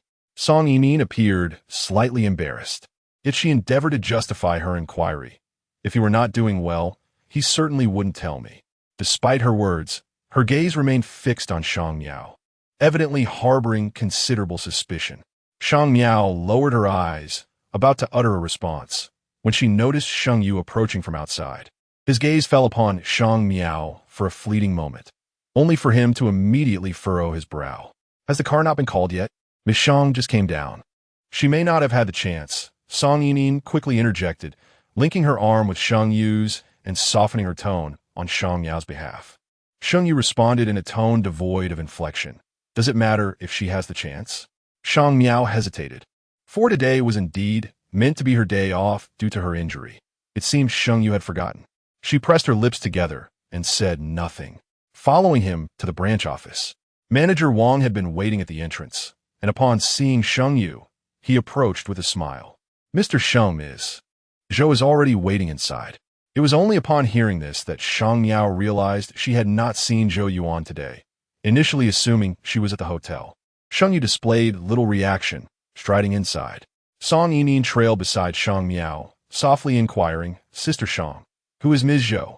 Who else could it be?" The answer surged within Shang Miao, yet she merely replied, "A business partner." Song Yimin exhaled a small sigh of relief, but before she could fully relax, she spotted Zhou Yuan waiting in the conference room. Zhou Yuan cast a glance at Song Yimin, then shifted her gaze directly to Shang Miao. "Secretary Shang has graced us with her presence today. How rare." Shang Miao's injury had yet to heal, and though she felt a twinge of discomfort toward Zhou Yuan, she maintained her composure. Placing the documents before Sheng Yu, she said, "I am Mr. Sheng's secretary. This is my duty." Zhou Yuan scoffed. "A secretary like you is beyond the means of most." Her words were laden with implications, and Shang Miao understood she was alluding to past events, while Song Yimin remained oblivious. Casting a suspicious glance between Shang Miao and Zhou Yuan, Song Yimin then moved beside Sheng Yu, gently saying, I worry I might disturb you. I shall wait outside." Sheng Yu raised his brow slightly, casually handing her a document. "No need." Afterward, he turned to Shang Miao, his expression impassive as he commanded, "You may leave." Chapter 66, 15,000 rewards. Shang Miao paused in her paperwork, lifting her lashes to glance at him. Yet Sheng Yu had already averted his gaze, his expression inscrutable as he perused the contract before him. "Is there something you need to retrieve?" Manager Wang ventured cautiously, addressing Sheng Yu. "Shall I go get?" "I could have Secretary Shang prepare the document. She should still be verifying something." He was uncertain if he had discerned the chill in Sheng Yu's tone, yet he appeared genuinely earnest. Indeed, Sheng Yu's gaze fell upon him, and when he spoke again, his voice bore a hint of displeasure. "You possess quite the knack for delegating tasks to others." Manager Wang rubbed his hands together, feeling anxious about the branch's poor performance. In truth, the branch could manage the document as well. He merely thought that since Shang Miao was brought in by Sheng Yu, she ought to have some standing before him. The calculations in his mind were lost on Shang Miao. She extracted a report and handed it to Sheng Yu, stating, "All market trends for the past 3 months are compiled here." Sheng Yu regarded her with a detached expression, his gaze inadvertently flitting to her slightly reddened wrist. And he remarked coldly, "It seems you are quite acclimated to this environment." Shang Miao faltered for a moment, then retracted her hand, replying softly, "It's merely work." The meeting topic remained focused on market dynamics. The small conference room felt cramped, with Shang Miao seated opposite Sheng Yu, alongside a collection of documents prepared for his convenience. However, just 2 minutes before the meeting commenced, Song Yimin suddenly interjected, "Sister Shang Miao, please hand me the documents. I can pass them to you later." The branch's materials were disorganized, and Shang Miao had spent considerable time categorizing them. Given her unique method of organization, it would likely be difficult for others to locate what they needed, so she instinctively replied, "No need. I've organized everything for ease. Song Yinin's smile faltered momentarily. Then she gritted her teeth and reiterated, Sister Shang Miao, I can handle it too. Realizing Song Yinin's true intent likely lay beyond merely passing documents. Shang Miao lowered her gaze and pushed the files toward her, choosing not to elaborate further. However, since Song Yinin had not personally organized these items, she struggled to keep pace with Sheng Yu's speed in locating documents, causing him to halt every couple of minutes to wait for her. Initially, Song Yinin managed to maintain her composure, but her complexion soon began to pale. Due to some data requiring real-time updates as per Sheng Yu's request, there had been no time to input them onto a USB drive. Everything had been printed on paper, rendering the organization laborious. As she rummaged through a set of comparative charts, Song Yinin searched fruitlessly for an extended period, finally furrowing her brow to ask Shang Miao, Sister Shang Miao, did you perhaps forget to create this chart? Shang Miao observed the disarray of documents that Song Yinin had left in her wake without responding. Song Yinin, glancing at her, felt a fleeting sense of relief, blinking at Sheng Yu with an expression of distress and innocence. Yu, it seems Sister Shang Miao hasn't completed this. I can't find it. Sheng Yu, whose cold dark eyes had already turned toward Shang Miao, slowly directed his gaze at her. The coldness that lingered at the corners of his eyes and brows was becoming increasingly difficult to suppress, signaling an impending eruption of temper. In the space between the blue folder and the green sticky notes, the document marked with a black mark in the upper right corner is the one, Shang Miao stated, meeting Sheng Yu's gaze with an expressionless demeanor. Sheng Yu's eyes flickered momentarily before he followed her indication and extracted the solitary report. Indeed, this report was rather thin, easily overlooked amidst a pile of documents. Song Yinin managed a feeble smile as she observed Sheng Yu pulling out the file. Linghua's secretary is quite amusing. How could someone with such capabilities dare to accompany the boss? Don't they feel embarrassed? Zhou Yuan, who had been ignored until now, interjected coolly, her tone condescending as her gaze rested upon Song Yinin. Song Yinin, perceptive to Zhou Yuan's unfriendly undertones, grasped her clothing nervously, striving to maintain her composure and meet Zhou Yuan's hostile stare. Yet, in a fleeting moment, she lowered her gaze and tugged at Sheng Yu's hem, softly murmuring, I'm sorry, Yu, I couldn't find a document. Her voice was soft, tinged with an unmistakable sense of grievance. Sheng Yu responded quietly, it wasn't important. To begin with, the phrase not important echoed in Shang Miao's ears, causing her to tense and then relax her hands resting on her lap. This seemingly trivial document was one she had painstakingly organized through the night.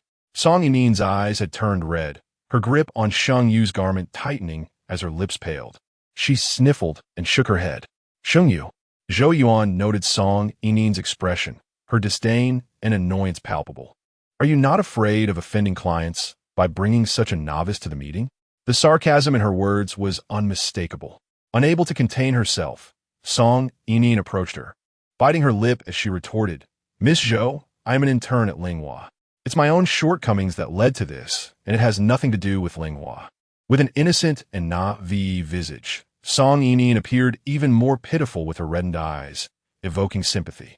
Lowering her eyelashes, she added softly, Please do not implicate Linghua in my mistakes. I simply didn't realize that Sister Shang Miao categorized things this way. This subtly shifted some blame onto Shang Miao. Zhou Yuan assessed her woeful countenance before shifting her gaze to the quietly seated Shang Miao, who displayed no emotion, seemingly accustomed to such scrutiny. As Shang Miao sensed Zhou Yuan's gaze, she calmly returned the look. Zhou Yuan scoffed lightly, her tone growing colder as she retorted at Song Yinin. Don't be so quick to take the blame. I never said it wasn't your fault. Song Yinin faltered, and Zhou Yuan smirked, appearing disinclined to engage further. Instead addressing Sheng Yu directly, my mother is returning this afternoon. If you intend to introduce her to such a person, then do not sign that contract. With that, Zhou Yuan rose to leave, casting a condescending glance at Song Yinin as she exited. Song Yinin stiffened under Zhou Yuan's scrutiny, only regaining her composure once Zhou Yuan had departed, her face pale.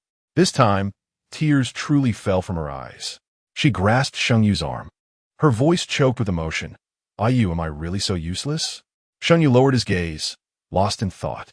Only upon hearing her words did he softly reply, "No, do not take her words to heart." Song Yingying, still feeling aggrieved, nearly threw herself into Sheng Yu's embrace. When her gaze fell upon the figure of Shang Miao across the room, she hesitated momentarily, then bit her lip and murmured, when discussing cooperation again, "Could you please bring Sister Shang Miao along?" Shang Miao paused upon hearing this, as if Song Yingying were pleading for some favor on her behalf.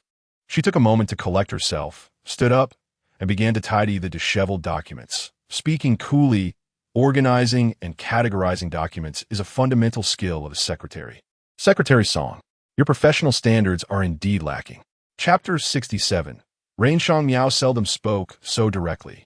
She silently gathered her belongings, preparing to leave. When she heard Song Yinying's trembling voice, "Sister Shang Miao, I know you do not like me, but..."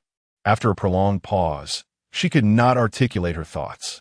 Shang Miao turned back and calmly completed her sentence. "But I shouldn't say that about you, should I?" Song Yinying remained silent, yet her expression was quite telling. She indeed believed so. "If I refrain from saying it, does that mean your professional abilities are not lacking?" Shang Miao's countenance was devoid of emotion, her mood stable, merely reminding Song Yinying, "With your current capabilities, you cannot possibly sustain yourself at Linghua." Yet, to be fair, what difference did it make if she were incapable?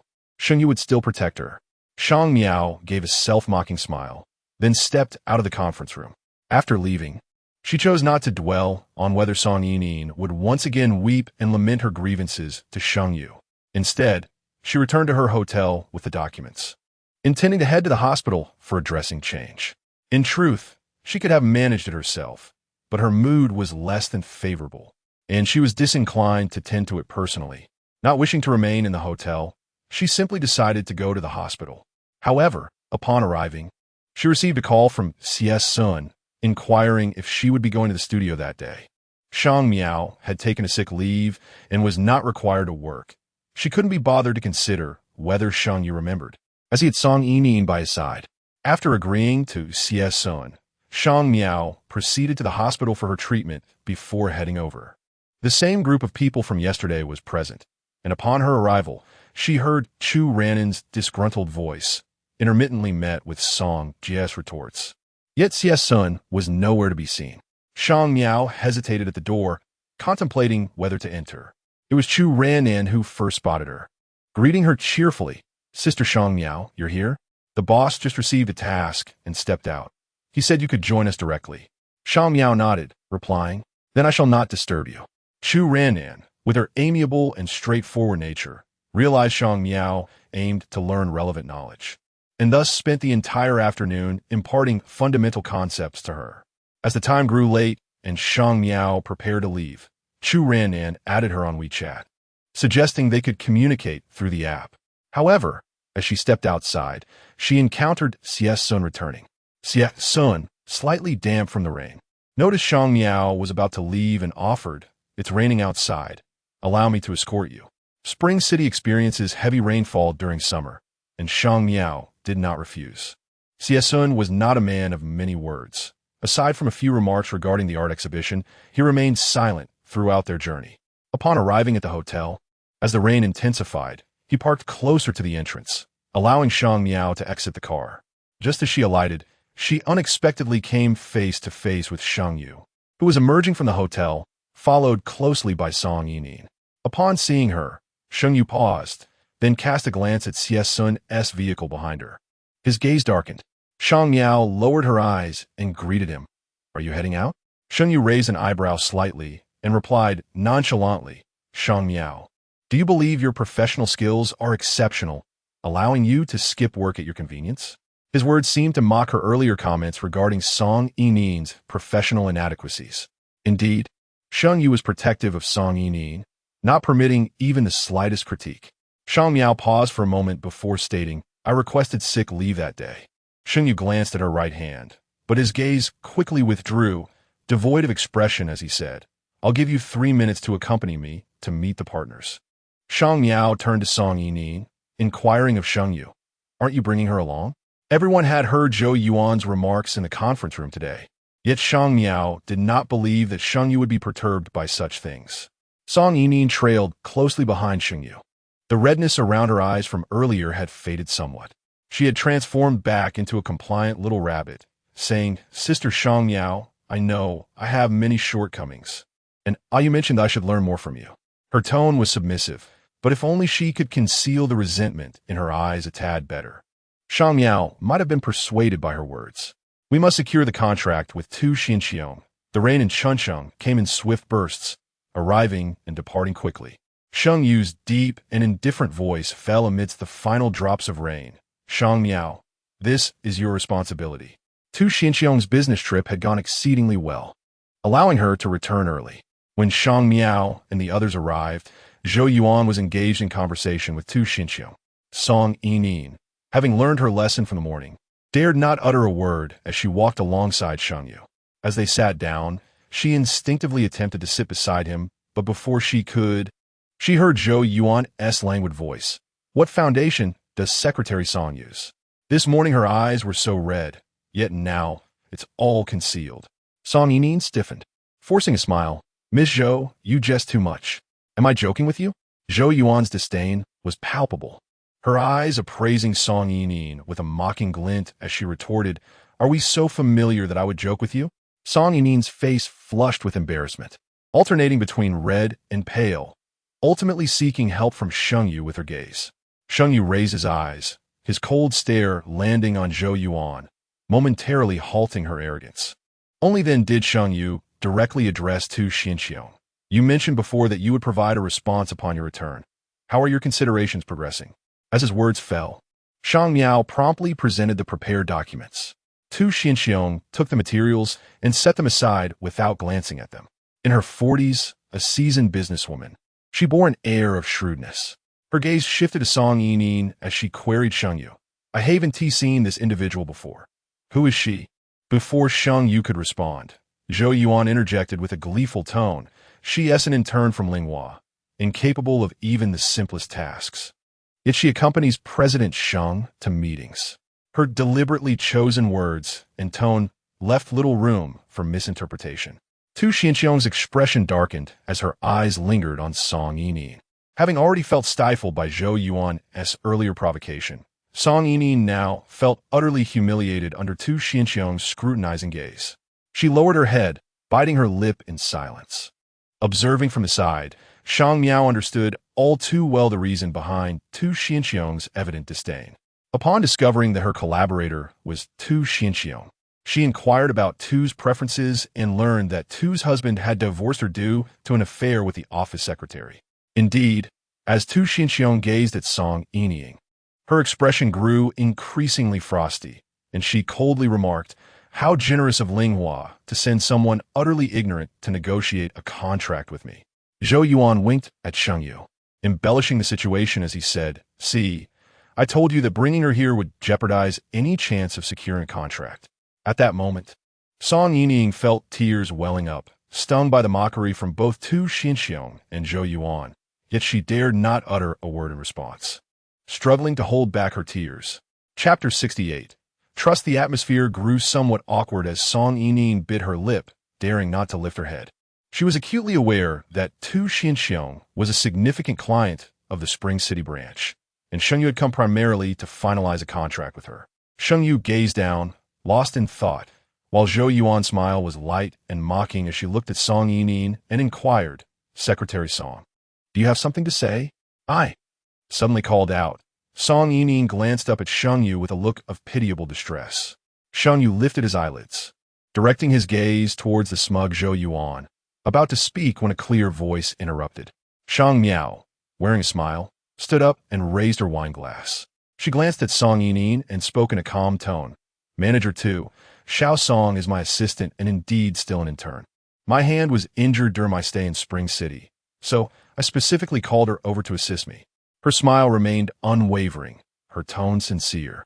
"If she has done anything to displease you and Miss Zhou, I shall drink a cup as punishment and apologize on her behalf." Upon finishing her words, Shang Miao downed her drink in one go. Tu Xinxiong's gaze toward her shifted slightly, but quickly returned to its previous state. Nevertheless, Linghua was indeed an excellent partner, and she subtly acknowledged Shang Miao's gesture with a nod. The atmosphere returned to its former state. However, Song Yinin's hand clenched the hem of her garment tightly as she stole a glance at Shang Miao before quickly averting her gaze. Shang Miao set down her glass and caught Song Yinin's look. Unfazed, she said, "Xiao Song, please go outside and bring in another bottle of wine." Song Yinin hesitated.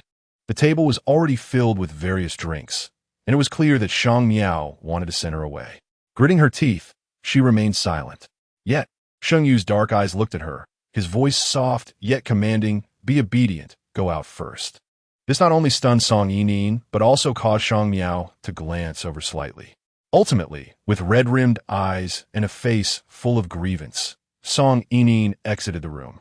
Tu Xianqiong's expression softened a bit, allowing Shang Miao to steer the conversation back to the contract. Accustomed to navigating discussions smoothly, she effortlessly redirected the topic. However, her previous seat had been somewhat distant and inconvenient, so she opted to move closer to Sheng Yu. As Shang Miao leaned against him, the faint scent of alcohol wafted from her. Sheng Yu paused momentarily, glancing at her. Assuming he was displeased with her proximity, she lowered her gaze and whispered in a tone audible only to the two of them. "It's more convenient this way. It's not ideal to change positions again." After speaking, she reached for a tissue, but as Shang Yu was placing his glass down, their arms brushed against each other. Shang Miao quickly withdrew her hand, continuing to chat with Tu Xianqiong as if nothing had happened. However, Tu Xianqiong seemed disinterested in her words, and after Shang Miao finished speaking, she directly asked Sheng Yu, "When do you plan to return to Jinan?" Shang Miao collected the form she was about to hand to Tu Xianqiong, clearly recognizing that whatever she said now would not garner Tu Xianqiong's attention. Sheng Yu's expression revealed nothing of his thoughts, yet his tone remained amiable. "I shall return once the work is completed. Is there any matter that necessitates your presence here?" Tu Xianqiong cast a glance at Shang Miao, adding, "Or is it that those around you are utterly incompetent, incapable of managing the branch office's issues? When I returned, I spoke with Yi Sui, and she expressed a desire for you to come back soon." As Tu Xianqiong uttered these words, her gaze inadvertently fell upon Shang Miao. Yi Sui mentioned that this Secretary Shang is someone you have personally nurtured. Surely she can handle the affairs in Chuncheng adequately? Shang Miao was taken aback by Tu Xianqiong's sudden pivot to her, yet she discerned the palpable indifference in Tu's demeanor. It was evident that if Sheng Yu truly departed, the likelihood of securing this deal hung in the balance. Sheng Yu remained aloof, lifting his eyelids to appraise Shang Miao before stating flatly, "She lacks the qualification." As a secretary, Shang Miao indeed could not represent Sheng Yu in negotiations for significant contracts. During her tenure by his side, she could only proceed with his endorsement. Tu Xianqiong was taken aback by his assertion, her expression darkening, but Sheng Yu continued, "Ling Hua genuinely wishes to collaborate. If General Manager Tu is still contemplating, I would appreciate a prompt decision, as Chuncheng harbors numerous enterprises." Having spoken, he turned his gaze toward Shang Miao. She understood his implication. This gathering had lost its purpose, and he wished to depart. Adopting a professionally serene smile, she quietly reminded Sheng Yu, "There's a conference call at 9:30 this evening." Sheng Yu nodded, and with a courteous yet distant farewell to Tu Xianqiong, he departed with Shang Miao. Upon exiting the private room, Shang Miao instinctively remarked, "I will settle the bill." Sheng Yu glanced at his phone, responding absent-mindedly with a nonchalant his stride unwavering. After Shang Miao settled the account, she stepped outside, only to discover that a light rain had begun to fall once more. She surveyed her surroundings and spotted Sheng Yu, alongside Song Yinin. Song Yinin, visibly affected by the earlier encounter with Tu Xianqiong and her daughter, appeared unwell, her complexion pale and resembling someone on the verge of collapse. Shang Miao approached, casting a glance at her before inquiring, "When are you leaving?" Song Yinin stiffened at the question, recalling how effortlessly Shang Miao had navigated the dinner conversation with Tu Xianqiong, feeling as though she had received a sharp slap. Presently, she had no desire to see Shang Miao, thus lowering her head in silence. After a prolonged pause without a response, Shang Miao turned her gaze to Sheng Yu, whose expression remained unchanged. "We shall leave now," he stated coolly. Hearing this, Song Yining felt a surge of resentment, but stubbornly remained silent, merely pressing her lips together as she stood beside him. Shang Miao was acutely aware of the palpable tension between them. Holding her phone, she declared, "I will call for a car outside." However, even after she arranged for the vehicle, the atmosphere between Sheng Yu and Song Yining remained one of mutual disregard. Shang Miao paid no mind, as their relationship was of no concern to her. She settled into the passenger seat and opened her phone, intending to check for messages, only to discover an unfamiliar text message on the screen. Initially, Shang Miao assumed it to be mere spam, but upon opening it, her expression darkened. "You better return my money, or I will report you to your company, and we shall see if you still have the audacity." It was evidently a message from Li Yinnan's husband. In truth, Shang Miao had never met this man. When Li Yinnan had approached her, she had only brought along Tao Tao. She vaguely recalled that this man bore the surname Yang. Fortunately, he had sent only this single message, and with a grimace, Shang Miao deleted it. Chapter 69. Upon arriving at the hotel, Shang Miao's expression remained grim, rendering her oblivious to the lingering tension between Sheng Yu and Song Yining. She uttered a brief farewell before retreating to her room. Without turning on the lights, she sat in the darkness for quite some time before dialing Li Yinnan's number. Li Yinnan, presumably preoccupied, answered the call while catching her breath, failing to recognize the caller as Shang Miao. "Who is this?" she inquired.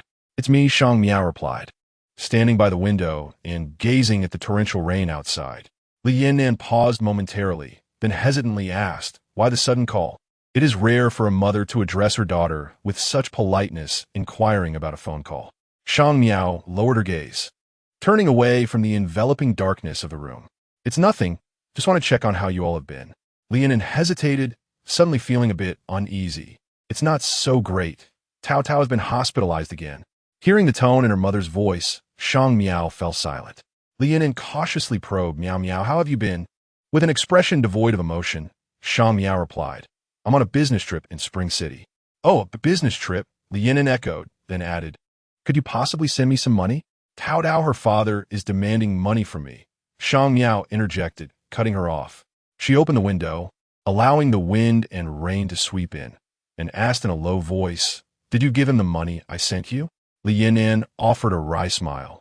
Attempting to explain, "What can I do?" Shang Miao hung up the phone, suddenly engulfed by a wave of fatigue. Over the years, she had sent Li Yinan a considerable amount of money, all for the sake of Tao Tao, who was still so young, and because Li Yinan was her mother. Who could have foreseen this? A sharp pain throbbed in Shang Miao's head. She sluggishly completed her evening routine and went straight to bed, unaware that upstairs, Song Yining and Sheng Yu were still embroiled in a cold war. Song Yining felt a sense of grievance. Today, she had been humiliated by Zhou Yuan and Tu Xinxiang, and instead of defending her, Sheng Yu had sided with Shang Miao, urging her to leave. After all, she was his girlfriend. The thought of Shang Miao sparked a flicker of resentment in her eyes. Lowering her lashes, she felt a sense of anxiety swell within her. The self-doubt that arose in the presence of Shang Miao had not surfaced for quite some time, especially given Sheng Yu's kindness towards her.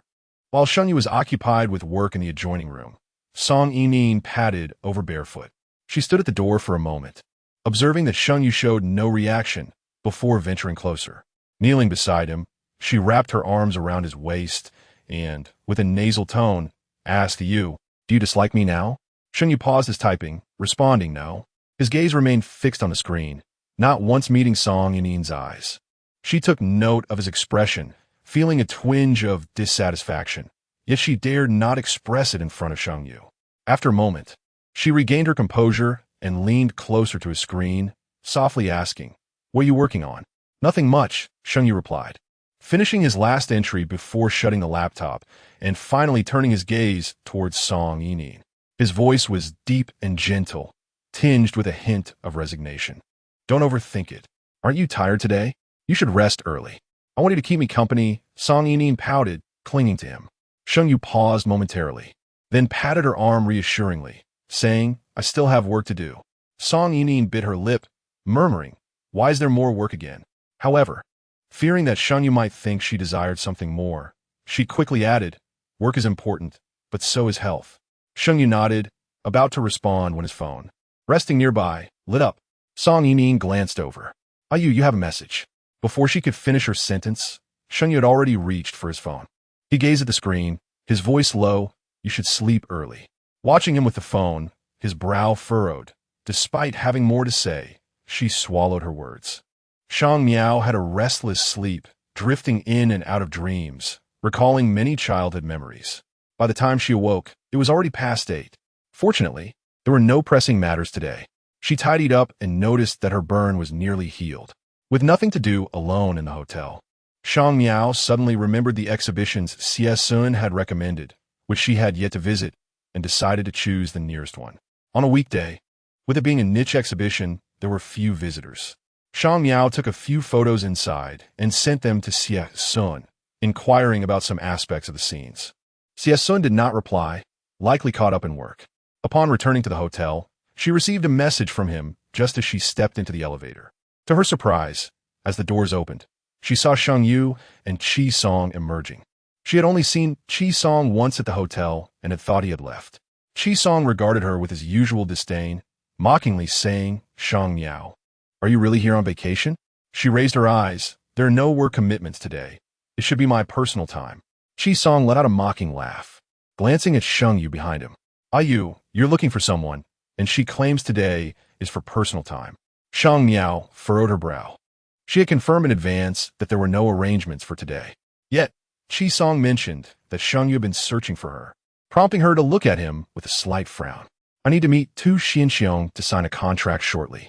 However, Sheng Yu offered no further explanation, simply stating, I have matters to attend to. Expedite the tasks here. Curious, Shang Miao turned to follow Sheng Yu out. As Qi Song reached the hotel entrance, he turned back, saying, I despise business dealings. See you later, brother. Sheng Yu did not stop him, and the two proceeded to meet Tu Xianxiong.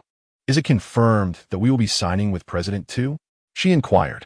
However, this contract had already been delayed for quite some time, and Shang Miao was preoccupied with other concerns, eager to leave Spring City. Sheng Yu nodded, yes. Relieved, Shang Miao felt a weight lift from her chest, but she hesitated.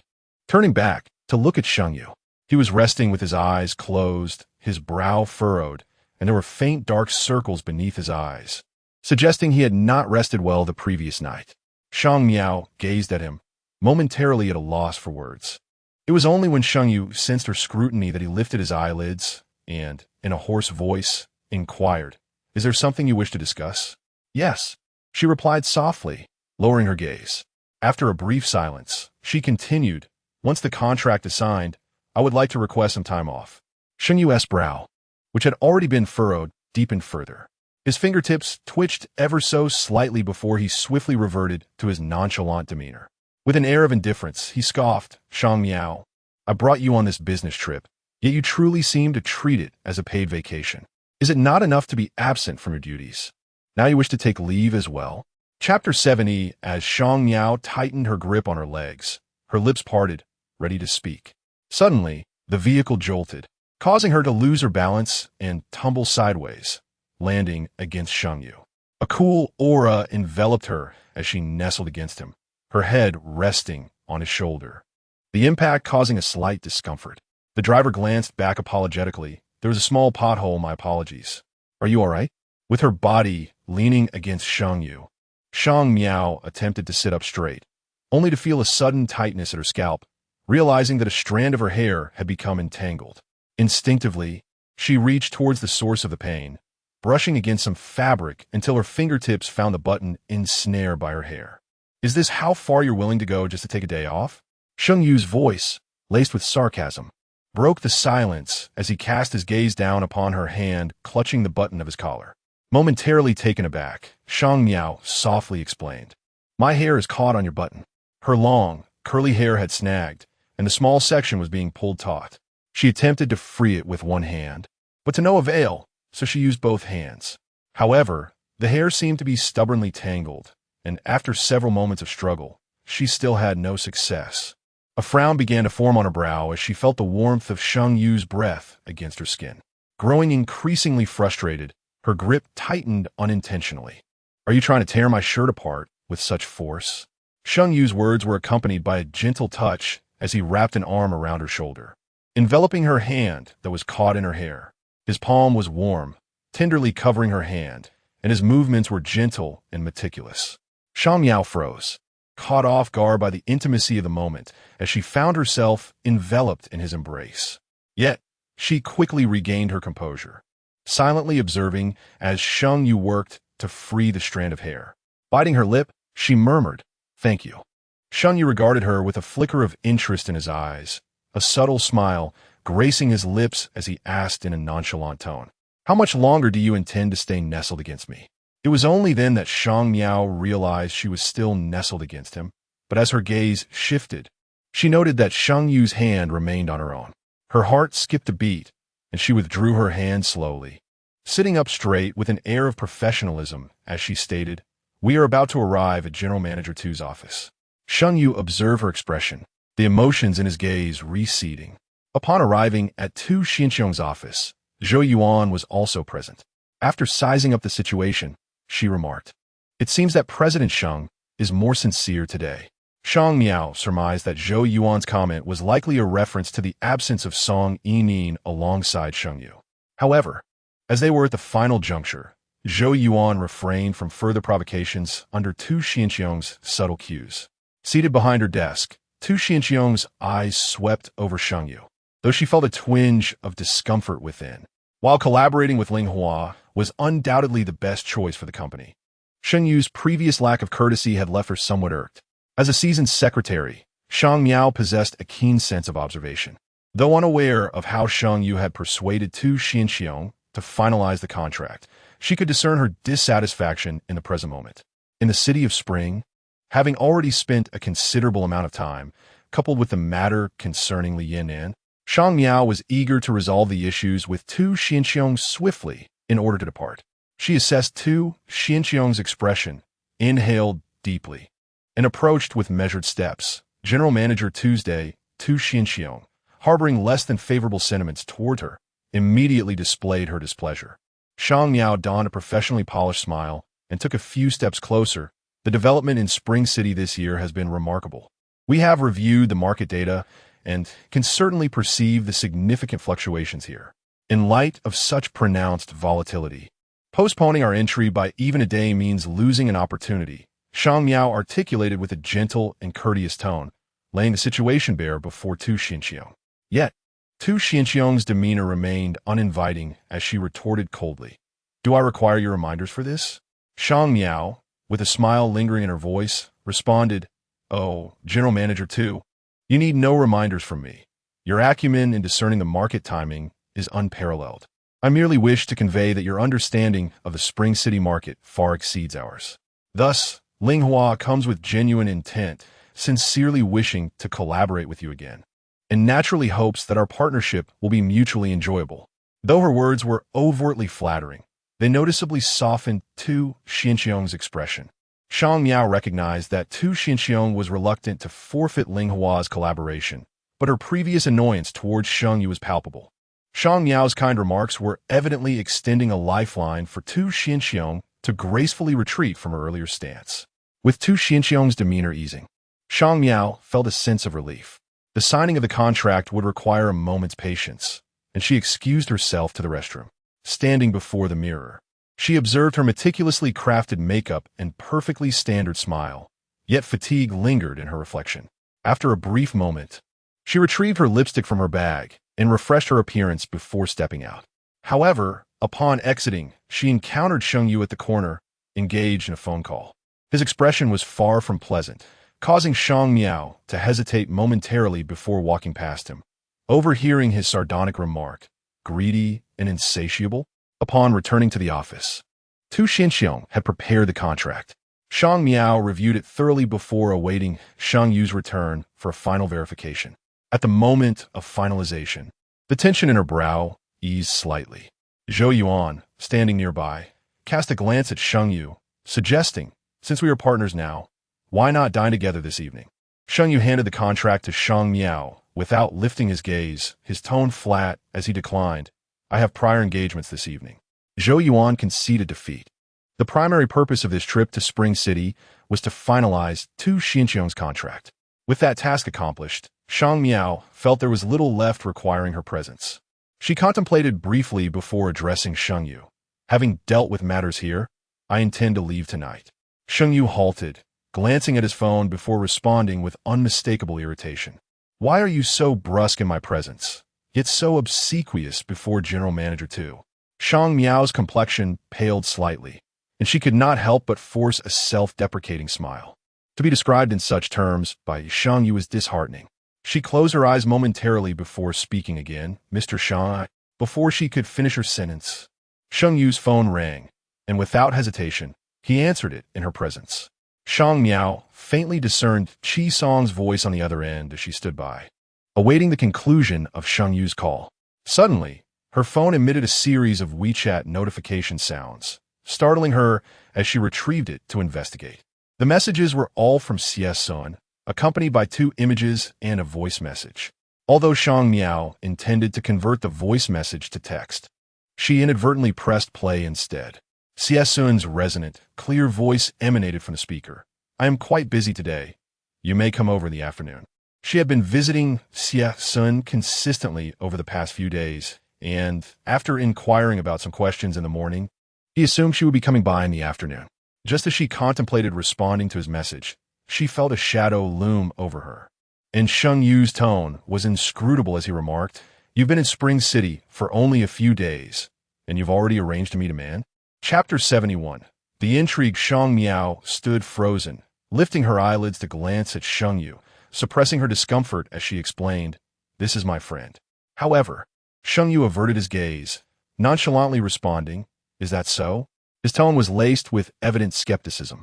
Instinctively, Shang Miao felt an urge to defend Xie Sun against this unwarranted slander, yet she deemed it unnecessary to engage Sheng Yu in a debate over the matter. Taking a moment to compose herself, she pinched her fingers and patiently stated, The contract has been completed. I will send you the subsequent documents. May I leave now? Sheng Yu regarded her for a moment, his eyes coldly scrutinizing, as if he sought to see through her. Yet, this moment of intensity was fleeting, and he soon regained his composure, uttering in a flat tone, No.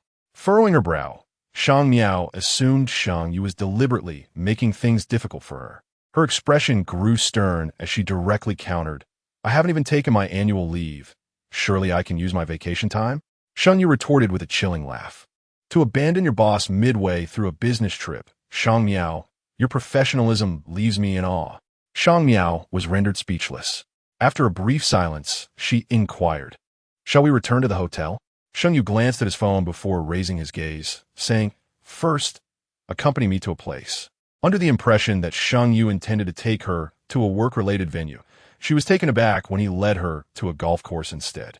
The caddy who came to greet them was exceedingly respectful, stating, Mr. Qi is waiting for you inside.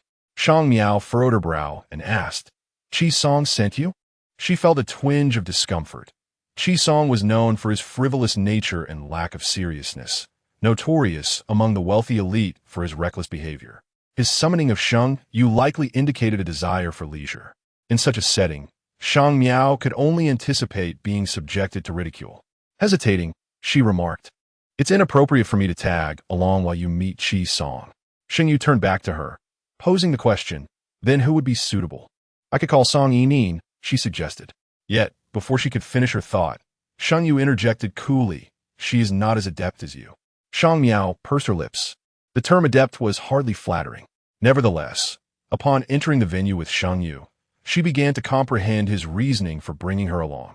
Besides Qi Song, there were 5 or 6 unfamiliar individuals present, both male and female, exhibiting an intimate demeanor. Judging by their attire, they were evidently not ordinary people. Understanding dawned upon Shang Miao. In such an environment, Sheng Yu likely feared that Song Yining would be adversely influenced. Upon spotting Sheng Yu, Qi Song, embracing a beautiful woman, paused momentarily upon seeing Shang Miao, and with a hint of confusion, asked, What brings you here with her? Sheng Yu's expression remained indifferent as he replied, We just finalized a contract and happened to pass by. That works, Qi Song shrugged nonchalantly. However, he soon cast a glance at the others, lowering his voice to say, They're all from the Spring City circle. Why not join in for some fun and make new acquaintances? Having arrived, Sheng Yu naturally would not decline the invitation. As someone called for a round of golf, Qi Song casually draped his arm over Sheng Yu's shoulder and moved toward the group. Shang Miao held little interest in golf. Although she had visited numerous golf courses for work over the years, her practical experience was scant. The limited skills she possessed were those Sheng Yu had taught her in the past. She was about to engage with a significant client whose passion was golf. In order to secure a meeting with this client, Shang Miao frequently accompanied Sheng Yu to the golf course during her free time. However, her athletic prowess was rather lacking. Despite Sheng Yu's numerous teachings, she could barely master the proper swinging technique. As for sinking the ball, that relied heavily on luck. Wealthy heirs, regardless of their origins, were always up for a gamble. Thus, when someone suggested betting on the game, everyone was in agreement. Qi Song, with a smile, inquired, "Surely there must be a wager?" Someone proposed, "How about money?" Only to be swiftly rebuffed. That would be rather dull. The beautiful woman Qi Song had just embraced chimed in with a playful laugh. "Then how about the loser has to run naked?" Now, that would be thrilling. Initially, she intended it as a jest, yet surprisingly, the group found the idea quite appealing and quickly endorsed it. Shang Miao trailed behind Sheng Yu, treating herself as invisible, oblivious to the unfolding events. Yet, despite her efforts to remain unnoticed, some individuals approached her for conversation. A woman clad in a pink mini-skirt sidled up and whispered, "Are you new here, or someone's kept woman? I've never seen the man you're with before. Is he close with Su Xiao and the others?" Shang Miao frowned, realizing that this woman must be a caddy. When she remained silent, the woman expressed her discontent with a huff. "I'm talking to you." The heavy scent of the woman's perfume made Shang Miao step back slightly. Just as she was about to respond, laughter erupted around them. She turned her gaze to see a bespectacled young man handing Sheng Yu a business card. "Mr. Sheng, it's a pleasure. I am Su Jingquan. Let's be friends." Sheng Yu nodded gracefully and accepted the card, prompting Shang Miao to instinctively step forward to take it. Su Jingquan noticed Shang Miao's momentary surprise and then scrutinized Sheng Yu with a knowing look. Mr. Sheng certainly has his charms. Uncomfortable under his unabashed gaze, Shang Miao lowered her eyelashes and retreated a couple of steps behind Sheng Yu. Sheng Yu's voice slowly broke the tension. "Aren't we here to play golf?" Su Jingquan redirected his attention, responding amiably, "Of course, we must enjoy ourselves." Sheng Yu replied with a simple, "Then let us begin." "Wait a moment." Su Jingquan raised an eyebrow. "I initially thought Mr. Sheng had no female companion, hence I didn't mention it." At the mention of female companion, Shang Miao's heart inexplicably raced, and an unsettling premonition arose. Sure enough, Su Jingquan continued, "I believe playing alone can be rather tedious, and a group of gentlemen is even less entertaining. Why not invite the ladies to join? The rules are simple, pairs of two, but the lady must take the swing, although the outcome will be shared." After stating this, he turned to Sheng Yu. "What do you think, Mr. Sheng?" Shang Miao stood behind Sheng Yu, her expression blank. "I'm sorry, but I don't know how to play golf." "If you don't know how, Mr. Sheng can teach you. I never said he couldn't assist you. I merely stated that you must take the swing." Shang Miao understood. This was a game of flirtation. Yet, what kind of flirtation existed between her and Sheng Yu? She looked at Sheng Yu, expecting him to decline. But after a moment's contemplation, he surprisingly agreed, "Very well." As Shang Miao was momentarily taken aback, Sheng Yu turned to her, his brow furrowing slightly. His tone as composed as ever. "What are you standing there for?" Reluctantly, Shang Miao listened as Sheng Yu let out a soft scoff and lowered his voice, saying, "Su Jingquan's father is the chairman of the Wenya Group. Do you think I would agree to such a tedious game for no reason?" Shang Miao quickly recalled that the Wenya Group was a well-known private enterprise in Chongqing. Blinking in realization, she understood that Sheng Yu genuinely sought to leverage Su Jingquan's connections. Meanwhile, someone nearby was urging them on. Sheng Yu's tone remained unchanged, though the corners of his eyes lifted slightly, his voice taking on a gentler quality. "Shang Miao, come here." After a moment's hesitation, Shang Miao approached. Chapter 72. Teaching as they played golf together, Sheng Yu had to embrace her from behind. Shang Miao's back pressed against Sheng Yu's warm chest, and through a thin layer of fabric, she could distinctly feel the rhythm of his heartbeat. When Sheng Yu leaned down, his gentle breath brushed against her ear, causing a slight tickle. "Mr. Sheng, you're not becoming addicted to hugging. are you? You haven't moved the club for quite a while, Su Jingquan jested, eliciting laughter from those nearby. Shang Miao tightened her grip on the club. She truly had no aptitude for golf. Sheng Yu's hand, lightly resting on her wrist, adjusted her stance, his voice steady. What are you nervous about? Haven't I taught you before? Shang Miao felt her eyelashes flutter involuntarily, and her grip on the club became even more rigid. Unbeknownst to Sheng Yu, the tone he had just used was identical to that of the time he had instructed her years ago. Her thoughts grew muddled as she tightened her hold on the club and swung it, sending the ball flying. Sheng Yu, standing behind her, raised his eyebrows slightly. Shang Miao stepped away from Sheng Yu's embrace, attempting to feign calmness as she declared, "I'm done." Sheng Yu did not respond, his expression inscrutable. It was Qi Song who whistled teasingly. "You, Shang Miao, is just taking revenge. Prepare for some embarrassment." Only then did Shang Miao realize her mistake. She glanced toward the hole and confirmed the ball had indeed not gone in. Sheng Yu had returned, his demeanor unfazed, as if he had not heard Qi Song's words at all. Feeling belatedly aware, she lowered her eyelashes and murmured, "I'm sorry." She had forgotten about the wager. What is the point of apologizing now? I thought you did it on purpose. The flirtatious female caddy approached, squeezing herself next to Sheng Yu, casting him a sultry glance before continuing. After all, Mr. Sheng's physique looks quite impressive. As she spoke, she seemed inclined to lean closer to Sheng Yu. But before she could, Shang Miao raised her hand to obstruct her, directing her gaze at the caddy. "It seems someone over there is looking for you." The caddy followed her gaze and spotted a man watching her. Her expression shifted, and casting a reluctant glance at Sheng Yu, she forced a smile and walked towards a man. The new match had already commenced, and most had gathered to enjoy the spectacle, leaving only Shang Miao and Sheng Yu behind. Unsure of what to say to Sheng Yu, it was he who raised his eyelids, looking at her with an impassive expression. After a moment, he lightly scoffed. "Was that intentional?" Shang Miao paused. "I've mentioned that I'm not very skilled at golf." Sheng Yu's dark eyes lifted slightly, contemplating her words. "That does seem to be the case. It appears my previous teachings were in vain." In the first round of the competition, Sheng Yu and Shang Miao naturally found themselves at the bottom of the rankings. Su Jingquan, holding his club, kindly warned Sheng Yu, "It's a best out of 3. You'd better be cautious, Mr. Shang." As Shang Miao followed Sheng Yu, their bodies close together, he leaned in to whisper in her ear, "Do you truly wish for me to strip for them?" Shang Miao lowered her brows, her voice barely above a whisper. "It was not my intention." Sheng Yu let out a soft chuckle, the meaning behind it elusive. His palm rested upon the back of Shang Miao's hand, his thumb gently pressing down. This time, Shang Miao exerted almost no force. It was all under Sheng Yu's control. The match concluded rather swiftly, ending in what could almost be deemed a draw, with each team experiencing a mishap with their respective balls. However, they had not been overly concerned with the outcome, indulging instead in light-hearted banter. Su Jingquan then invited everyone to join him for a barbecue that evening. Sheng Yu would attend, and naturally, Shang Miao would follow suit. The golf course was essentially a leisure club, accessible via a scenic tram ride leading to the barbecue area, adjacent to a crystal-clear lake, presenting a delightful view. Qi Song had already begun to imbibe with Su Jingquan, while Sheng Yu seemed to have wandered off.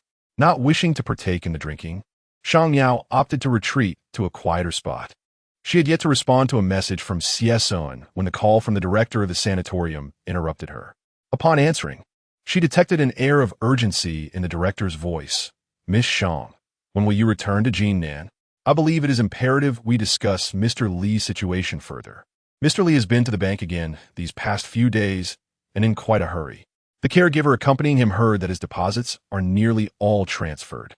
Shang Miao's expression immediately darkened.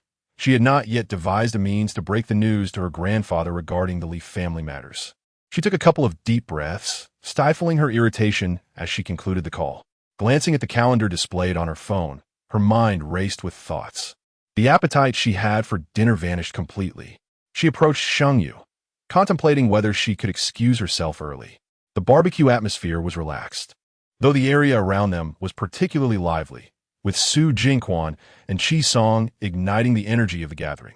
As she approached, Su Jingquan was just bringing a drink to Sheng Yu, exclaiming, "Young Master Sheng, at such a tender age, you have achieved so much. Allow me to toast you. Yet, as soon as he finished his sentence, a clear female voice interjected. Young Master Sheng has other commitments this evening. I shall drink this on his behalf. Shang Miao casually retrieved 3 glasses from the table, filling them to the brim for herself. She regarded Su Jingquan, unabashed, and declared, as Mr. Su toasts young Master Sheng, it is only fitting that I consume 3 glasses in his stead. Su Jingquan, initially displeased, began to appreciate her forthrightness. Without hesitation, Shang Miao downed all 3 glasses in succession. The trio of glasses stood neatly upon the table, a faint blush gracing her cheeks. Despite her poor tolerance for alcohol, she maintained her gaze on Su Jingquan, pouring another glass for herself. This toast is dedicated to you, Mr. Su. Su Jingquan acknowledged her with an O. It did not accept the drink. Intrigued, he looked at Shang Miao. Miss Shang, as young Master Sheng's secretary, what relevance do you have to me? Shang Miao paused before responding. Without you, Mr. Su, how could I possibly enjoy the privilege of unwinding in such a splendid setting alongside young Master Sheng today? Su Jingquan turned his gaze to Sheng Yu. Your secretary is rather eloquent. Sheng Yu made no comments, and afterwards, Su Jingquan spoke on various other topics, while Shang Miao smiled politely beside him. After Su Jingquan departed, several individuals arrived one after another, and Shang Miao graciously shielded Sheng Yu from the drinks. By the time the gathering concluded, Shang Miao was overwhelmed with dizziness and could only rest on the swing. As the surroundings gradually quieted, she lifted her heavy eyelids and noticed she was alone. A steady footfall approached, finally halting before her. The familiar scent wafted over, and Shang Miao gazed at Sheng Yu standing before her. She attempted to raise her hand to pull him closer, but her strength was insufficient. Merely grasping the hem of his garment, she parted her lips, tilting her head to look at him. Sheng Yu, I feel dizzy. Chapter 73. Blindness. Shang Miao had indeed indulged in excessive drinking, her mind muddled as if filled with porridge. Her grip on Sheng Yu's shirt was somewhat unsteady. Sheng Yu's gaze lingered for a moment on the corner of the fabric she clutched, his voice devoid of much emotion. You've had quite a bit to drink. Shang Miao's eyes glimmered with a hint of redness, her pupils shimmering with unshed tears, completely abandoning her usual composed demeanor. She fluttered her eyelashes lightly and said slowly, Aren't you the one who despises such social gatherings the most? Sheng Yu possessed peculiar cleanliness in certain aspects. He typically abstained from cigarettes and rarely indulged in alcohol unless absolutely necessary. After so many years by his side, Shang Miao was well aware of his preferences. The corners of Sheng Yu's brows twitched slightly, and he seemed unfazed by her grip on his garment, chuckling softly, so diligent all of a sudden. Shang Miao's throat felt somewhat uncomfortable, a tightness enveloping her voice.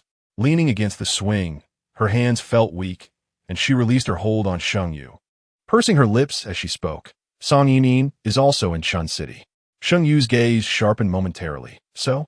Shang Miao lowered her eyelashes, contemplating her words. Just as a man approached them, calling out, Mr. Sheng, Su Xiao, and the others are waiting for you at the villa. Her intended words were interrupted, and she turned to look at Sheng Yu, who nodded in acknowledgement and glanced back at her.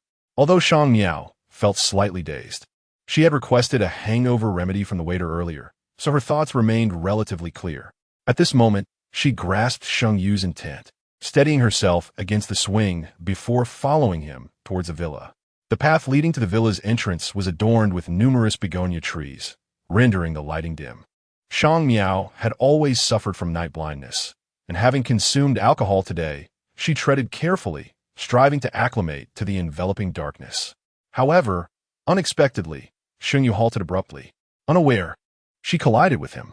Sheng Yu's voice, cold and weary, echoed, Can't even walk properly? Shang Miao stepped back half a pace, covering her nose and softly explaining, I didn't expect you to stop suddenly. He scoffed, his stature imposing, and their proximity made him loom like a small mountain. Shang Miao, already struggling to see clearly, felt an overwhelming sense of pressure. Clenching her fists, she said, Chi Song and the others are still waiting. After uttering this, she feigned calmness, attempting to step away. However, as she sidestepped Sheng Yu and took 2 steps forward, she suddenly felt her foot slip. Her heart raced, and in a panic, she closed her eyes, bracing for the anticipated pain of falling, which never came. Her heartbeat quickened as she realized Sheng Yu had grasped her arm from behind. Startled, she was pulled to his side by his force. The sudden shock cleared her mind, leaving her palms icy. Sheng Yu held her arm tightly, his tone unreadable as he clicked his tongue, still as foolish as ever. Shang Miao wished to retort, but the commotion exacerbated her throat discomfort. She opened her mouth several times, yet could not produce a sound. Cast a fleeting glance at her, questioning, "Are you frightened? So ineffectual?" Barely managed to stammer out of me, prompting to release her arm and instead grasp her wrist. The warmth of his skin left her momentarily dazed, but she quickly regained her composure, biting her lip in a rigid manner. Her voice emerged hoarsely, "I can walk on my own." Unfazed, held her wrist firmly, striding forward without hesitation. This intimate contact made quite uncomfortable. She struggled slightly, only to hear his teasing voice above her. "Based on your sluggishness earlier, I thought you were feigning blindness. What pretense are you adopting now?" His breath hitched for a moment before she replied softly, "I have night blindness. I truly cannot see. It is not an act." Paused briefly, then chuckled lightly, remarking a rather clever excuse. Chose silence, allowing to lead her to the entrance of the villa. Once they reached a well-lit area, she exhaled a sigh of relief, lowered his gaze to adjust his cuff, then glanced at her with an indifferent expression before stepping inside. And were already gathered in the living room, and upon noticing his arrival, they greeted him with playful cheer. "Come join us for a bit." Observed that the group was engrossed in a card game. Had a girl seated on his lap, heavily made up, holding cards for him as she listened closely to his instructions.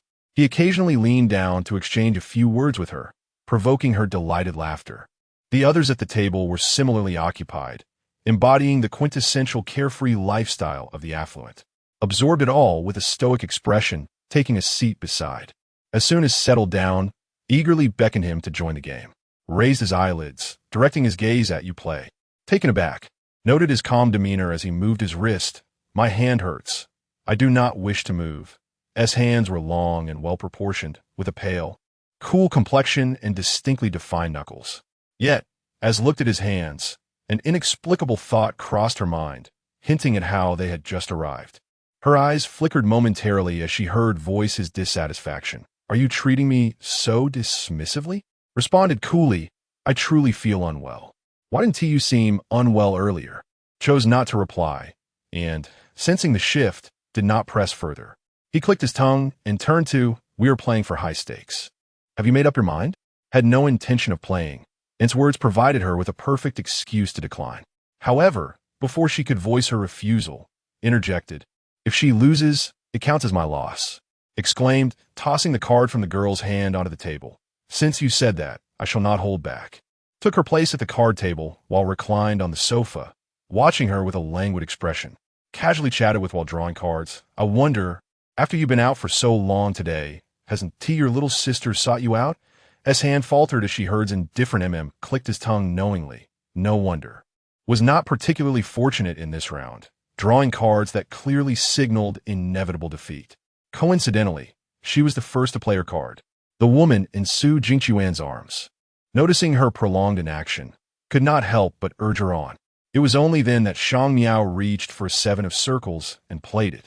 She rarely participated in mahjong, yet she was well versed in the intricacies of the rules. However, this particular hand was exceedingly poor, and she ultimately faced defeat.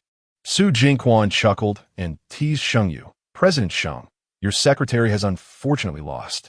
Without a flicker of emotion, Sheng Yu's gaze fell upon Shang Miao. "How much did you lose?" Shang Miao replied, "I shall concede to you." Leaning back on the sofa, Sheng Yu showed no intention of moving. "You lost. I shall take responsibility. What is there to fear?" Chapter 74. Defeat indeed. They played a significant game. Shang Miao lost a 4-digit sum, and Sheng Yu did not even blink when handing over the money. However, Shang Miao was not particularly fortunate tonight, as she continued to lose in several subsequent rounds. Once a round concluded, Chi Song tossed his cards aside and remarked to Sheng Yu, "Is Shang Miao doing this on purpose?" Having been on a losing streak, Shang Miao felt rather disheartened. "I told you I wouldn't play," she replied. Su Jingquan, who was enjoying the spectacle from the sidelines, was the biggest winner of the night and seemed to be having a splendid time. He turned to Chi Song and said, "She loses, and Mr. Sheng covers her losses. Why are you so worked up?" While there was truth in his words, Shang Miao could not shake the feeling that there was an underlying ambiguity in the atmosphere. Pausing for a moment, she contemplated rising, but Sheng Yu moved closer and casually commanded, "Draw your cards." The automatic mahjong machine had already arranged a new set of tiles, prompting Su Jingquan to inquire, "Is Mr. Sheng going to join in personally?" Sheng Yu replied, "She is not very skilled." With her gaze lowered, Shang Miao reached for her tiles, remaining silent as the scent of Sheng Yu enveloped her. Although the surrounding aromas were quite mixed, she could easily discern the cool, refreshing essence that emanated from him. Momentarily lost in thought, she was jolted back to reality when Sheng Yu reached over and snatched the tiles from her hand, tossing them onto the table. Due to the proximity required to draw the tiles, Sheng Yu leaned in close, his fingertips making unexpected contact with hers. Noticing her moment of distraction, he lifted his eyelashes, adopting a nonchalant demeanor, but his words carried a hint of malice. "If you lose again, I'll deduct it from your salary." Shang Miao frowned, but managed to remain focused.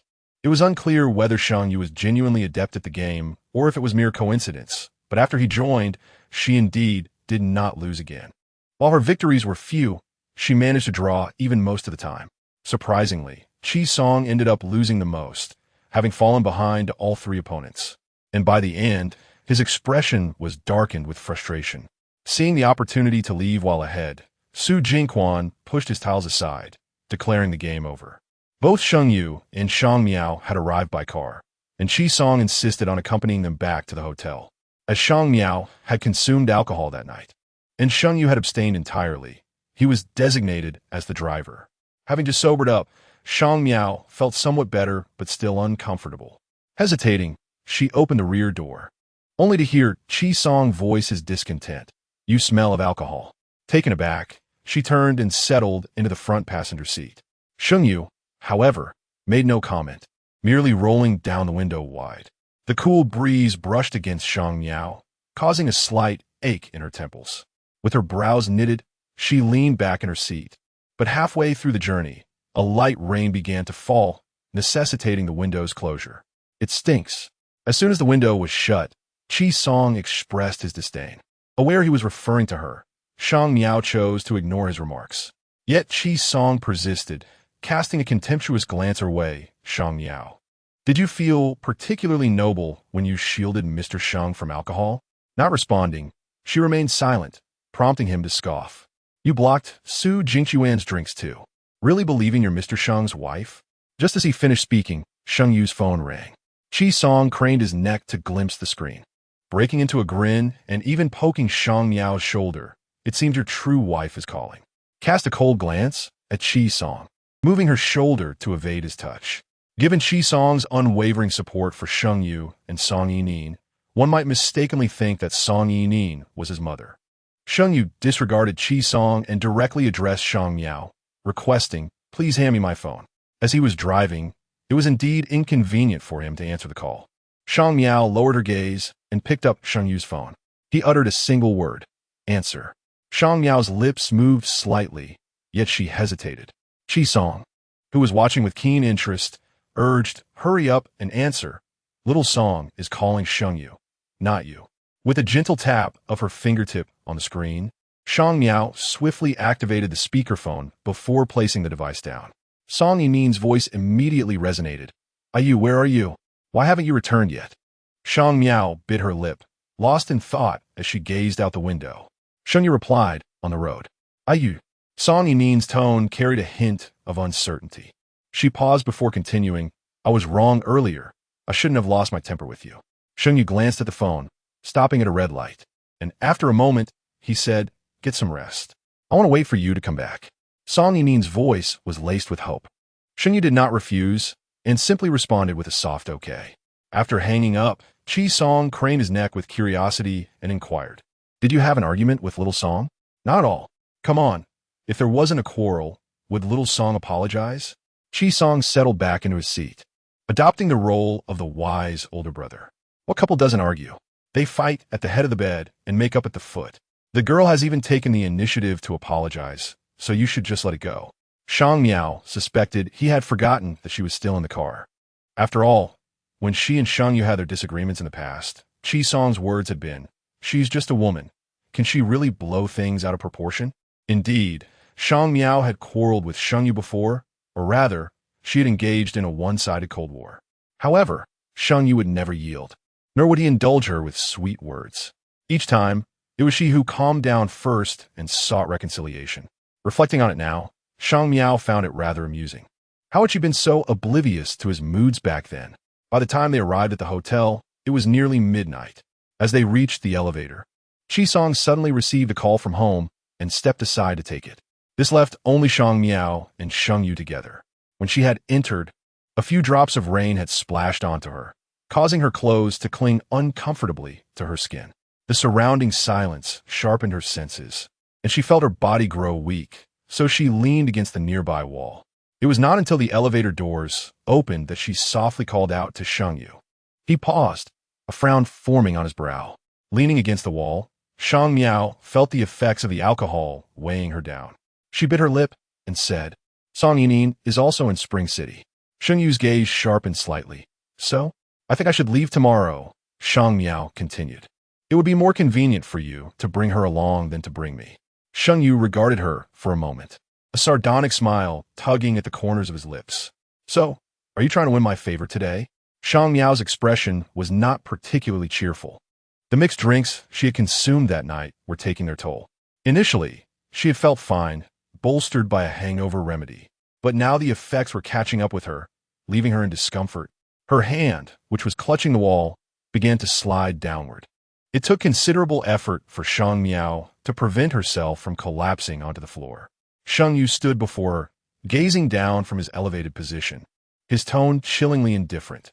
"Shang Miao, your ability to curry favor is rather lacking at present."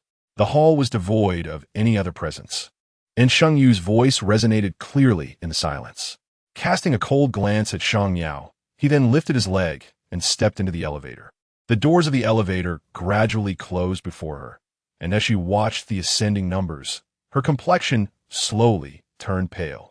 A sudden gust of cold air had just swept through, leaving her feeling a deep chill enveloping her entire body. Chapter 75, perhaps due to intoxication. Shang Miao experienced a night of restless slumber, ensnared in a web of nightmares, unable to awaken despite her efforts.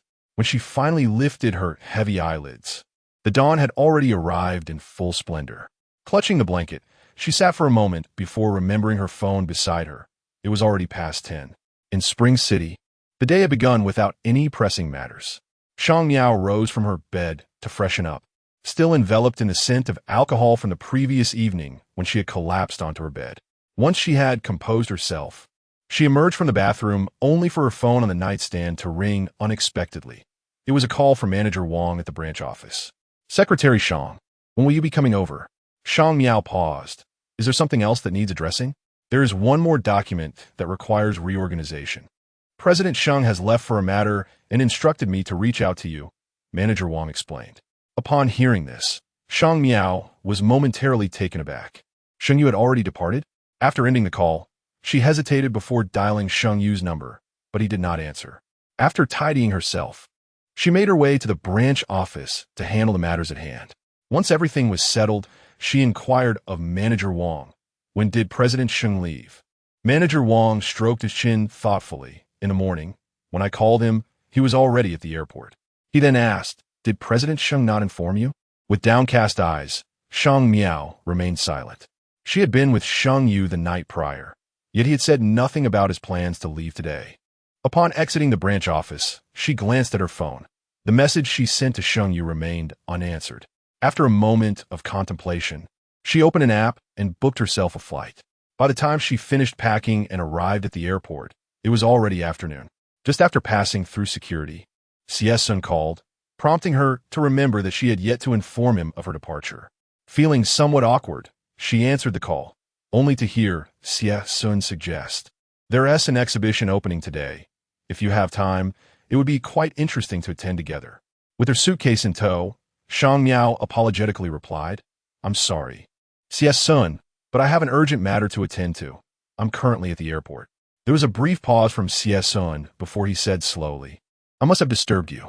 Shang Miao felt a pang of guilt. When you return to Jinan, I'll treat you to a meal. Yin Shujin had once mentioned that CS Sun was also from Jinan, though he spent most of his time traveling with the studio. Huqing was an inland city, situated between two municipalities in Jinan. By the time she arrived, it was already dinner time, prompting her to take a taxi to find a hotel. The last time she had visited Huqing was for a conference.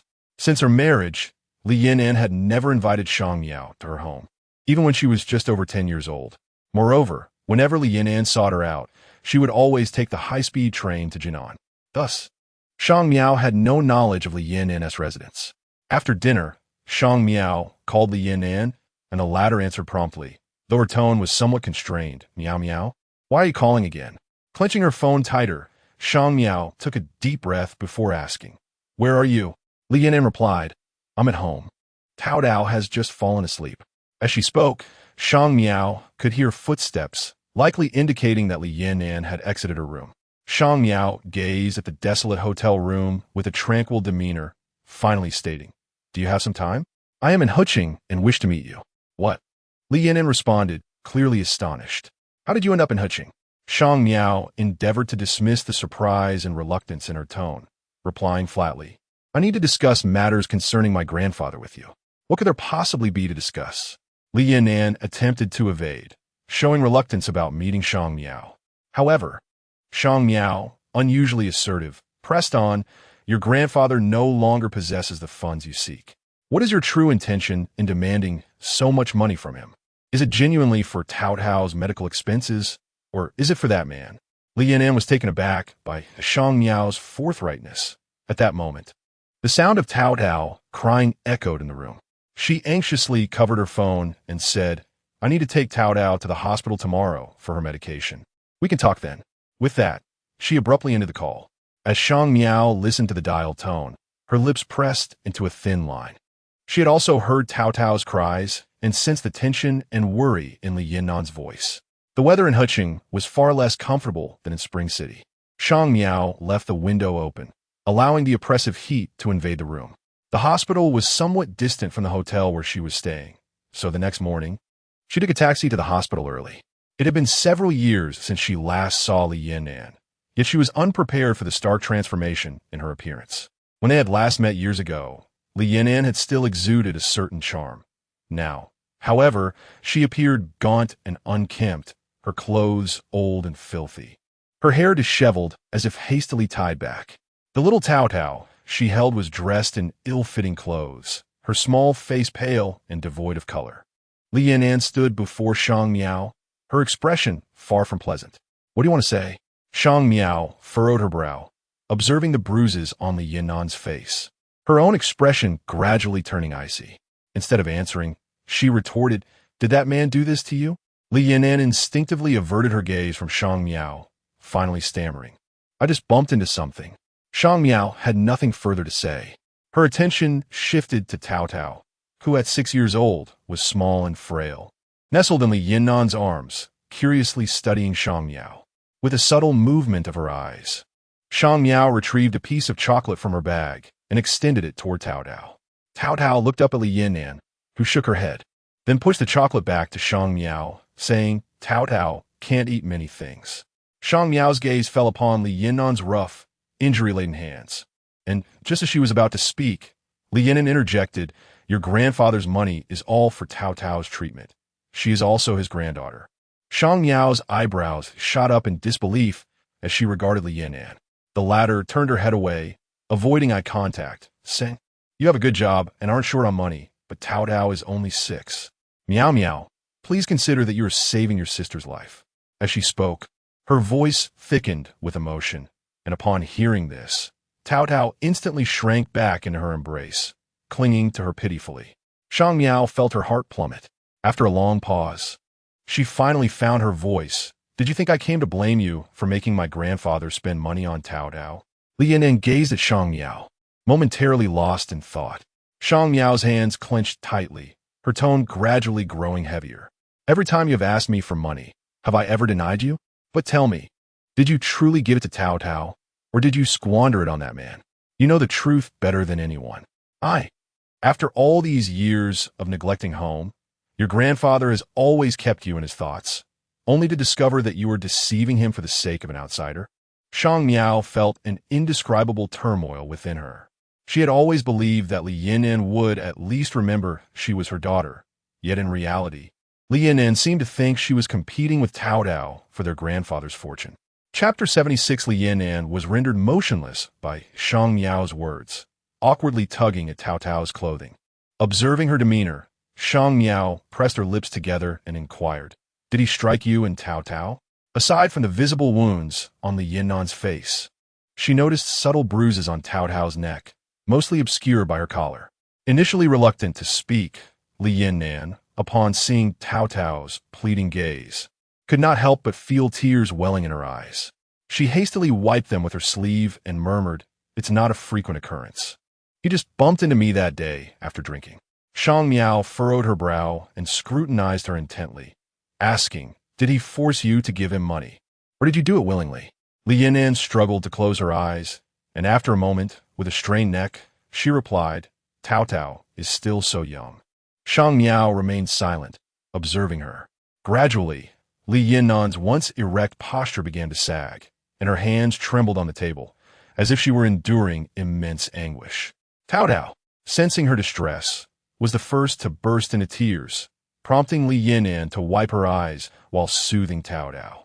After a considerable effort, once Tao Tao had calmed down, she turned her gaze back to Shang Miao, but only for an instant before averting her eyes again. Shang Miao had been attentively watching her expressions, already surmising the truth. Just as she was about to broach the subject directly, Li Yinan's phone rang. The device, an obscure brand with a cracked screen, emitted a furious voice as soon as the call connected. "Where the hell have you been? I'm starving to death.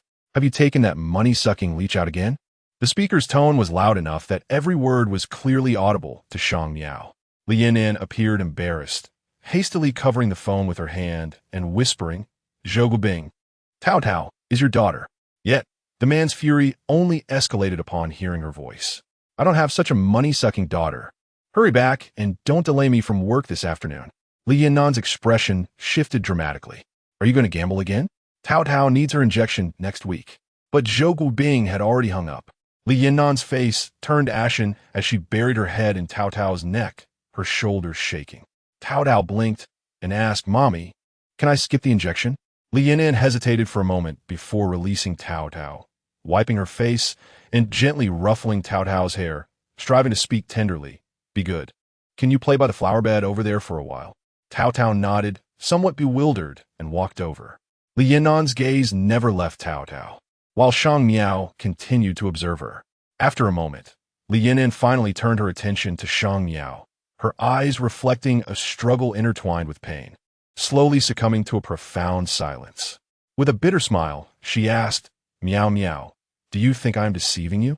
Shang Miao pressed her lips together, remaining silent. Yet he was not like this before. He was always kind to me and Tao Tao. It was only after Tao Tao fell ill. Li Yinan trailed off, unable to continue, wiping her face again. He lost his job and became involved in gambling. "If I don't give him money, they will beat him to death. So you condone him taking Tao Tao's medical expenses?" Shang Miao's demeanor remained composed, her eyes devoid of any emotion. However, Li Yinan fell silent. After a moment of anxious and impatient fidgeting, she cautiously lifted her gaze to Shang Miao. "Miao Miao, I know I shouldn't be like this, but could you possibly transfer me another 5,000 yuan? Tao Tao needs to get her injections next week." She raised her hand. "I promise. This 5,000 is a loan, and I will repay you in the future." As if fearing Shang Miao's disbelief, she added, "I can even write you an IOU."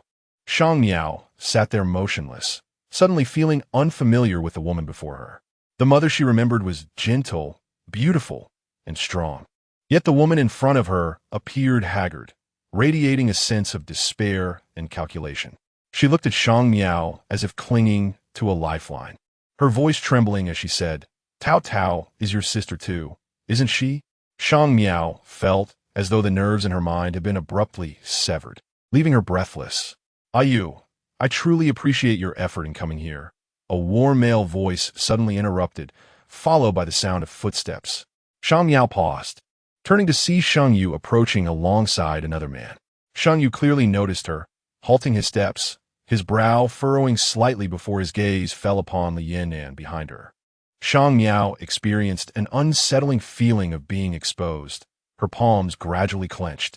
She then heard Li Yan'an persist with, "Miao Miao, your salary is quite high. Surely you can spare 5,000, right? You can't let Tao Tao go without her medicine." Words caught in Shang Miao's throat as she noticed Sheng Yu's quiet scoff. Pressing her nails into her palm, she heard herself say, "I can give it." Li Yan'an immediately exhaled in relief, about to speak, when Shang Miao added, "But if you give any more money to that man, I will report you." Originally, she had chosen this secluded spot in the garden for a conversation with Li Yan'an. Yet in this confined space, her voice echoed with clarity. Shang Miao sensed Sheng Yu's gaze still upon her.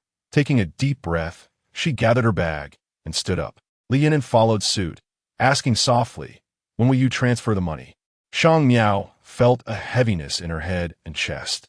Taking a step back to steady herself before stubbornly pulling out her phone to transfer 5,000 yuan directly to Li Yan'an. "Are you?" The voice of the man behind them inquired quietly to Sheng Yu. "Shall we have lunch together at noon?"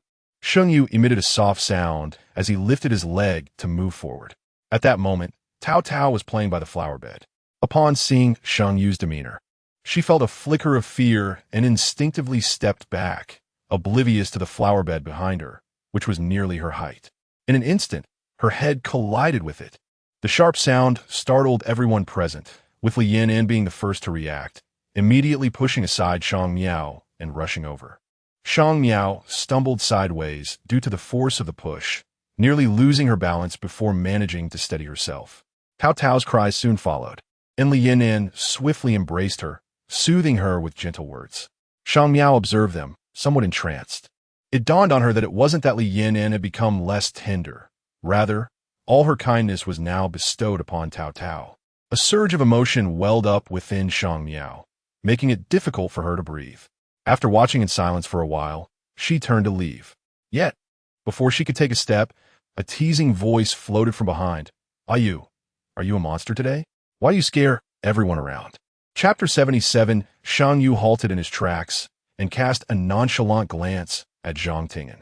Zhang Tingen, taken aback, inquired, "What are you looking at me for?" "To the hospital," Sheng Yu reminded him in a tone devoid of inflection. Upon finishing his sentence, he diverted his gaze, only to let it linger on Shang Miao, his eyes subtly glinting. "Did you come over today?" Upon hearing his question directed at her, Shang Miao tightened her grip on her bag. "I arrived last night," she replied. Sheng Yu scoffed lightly. "You truly are anxious." Shang Miao lowered her gaze for a moment before attempting to steady her voice, asking, "What brings you to Huqing?"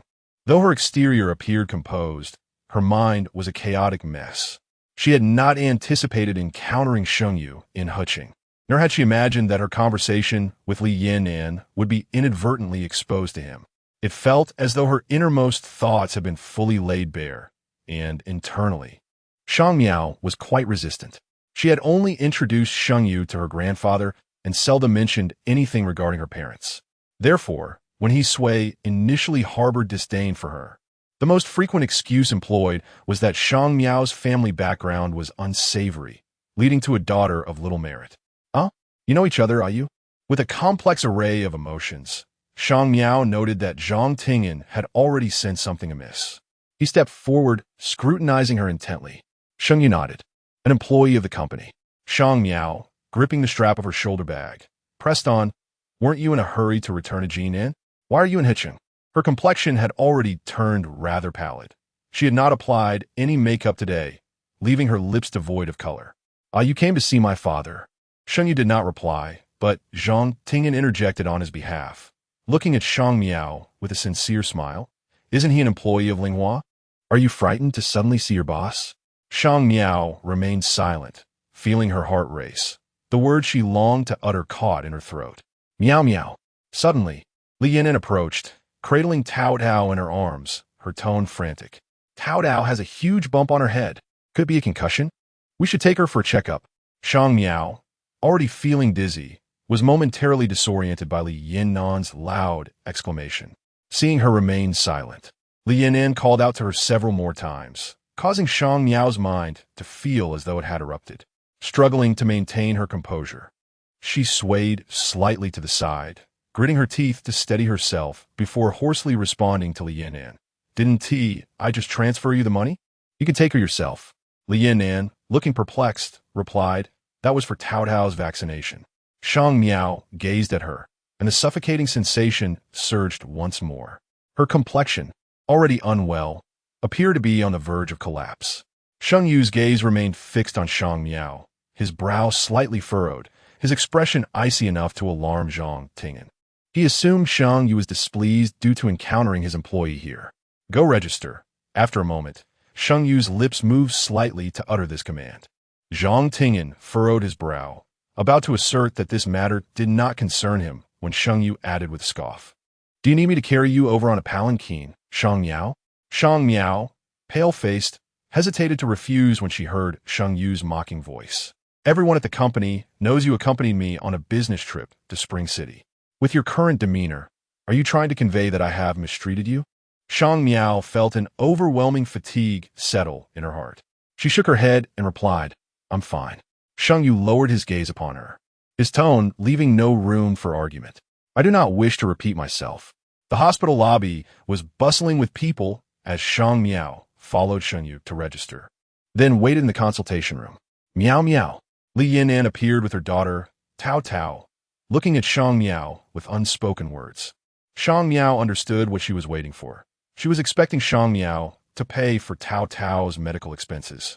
The throbbing pain in her temples intensified, and as she rubbed her brow in an attempt to rise, Zhang Tingen interjected, "You should rest. I will take your mother and sister to register." Shang Miao momentarily froze, wanting to refuse. "There's no need to trouble you." However, before she could finish her sentence, Li Yinan was already expressing her heartfelt gratitude to Zhang Tingen. Shang Miao had no choice but to sit back down, her facial muscles stiffening, rendering her unable to display any expression, consumed instead by an overwhelming weariness. It was only when she heard a soft scoff from beside her that she sluggishly realized Shang Yu was still present. After a moment of silence, she said, "I will reimburse your friend for the medical expenses. What can that small amount do?" Sheng Yu replied nonchalantly, yet his indifferent tone only deepened Shang Miao's discomfort. Taking a deep breath, she lowered her eyelashes, choosing silence. Yet, Sheng Yu, seemingly oblivious to her current emotional state, inquired, "Are you short on money?" Shang Miao clenched her fist and replied no. Sheng Yu's tone remained casual. "Is that so?" His voice suggested he was merely seeking a topic of conversation. And Shang Miao bit her lip, opting for silence. Just then, her name was called, and she rose to enter the examination room. The examination results revealed that Shang Miao was experiencing a mild fever, exacerbated by inadequate rest and anxiety, which had led to an increased heart rate. By the time she returned with her medication, only Zhang Tingen and Sheng Yu remained. Upon seeing her, Zhang Tingen said, "Your mother has already taken your sister home. The doctor said there's no issue. She just bumped her head and needs some ointment." Shang Miao nodded, saying, "How much did it cost? I will reimburse you." Zhang Tingen waved his hand dismissively. "No need, it was a small amount." Unwilling to argue over money in front of Sheng Yu, Shang Miao took out her phone. "May I add you on WeChat? I can transfer the amount later." Seeing her insistence, Zhang Tingen agreed. Quite spirited, Sheng Yu commented, observing their interaction with an indifferent expression. Shang Miao could not discern if it was a taunt or mere observation.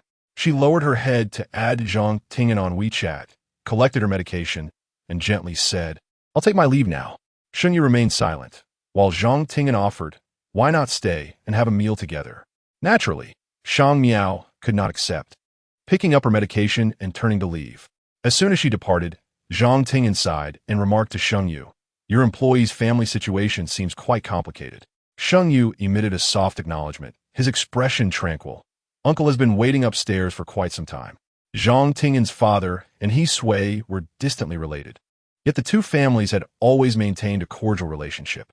This time, when an unfortunate car accident befell Zhang Tingen's father, Sheng Yu happened to be on a business trip in Spring City and decided to stop by upon learning the news. As Zhang Tingyan guided Sheng Yu towards the hospital room, Shang Miao emerged from the hospital only to be met with an exceedingly sharp cacophony. She paused, raising her eyes to see Li Yinan, who should have departed by now, desperately clinging to a man and fiercely obstructing him. Behind her stood Tao Tao, who was already sobbing uncontrollably. Li Yinan positioned herself protectively in front of Tao Tao, enduring the man's relentless blows. In the midst of her struggle, she suddenly caught sight of Shang Miao, her eyes sparkling as if she had found a savior. Chapter 78. Evasion. In that fleeting moment, Shang Miao felt as though she were rooted to the spot, torn between the desire to move and her inability to do so. Ultimately left to hear Li Yinan hoarsely calling her name. Miao Miao quickly pulled Tao Tao away. Zhou Guobing, who had been relentlessly striking Li Yinan, abruptly halted upon hearing her words. He turned to glare at Shang Miao, his murky eyes glinting with malice. He sneered at her. You must be the daughter of that wretched woman, right? Having regained her composure, Shang Miao subtly retreated a few steps.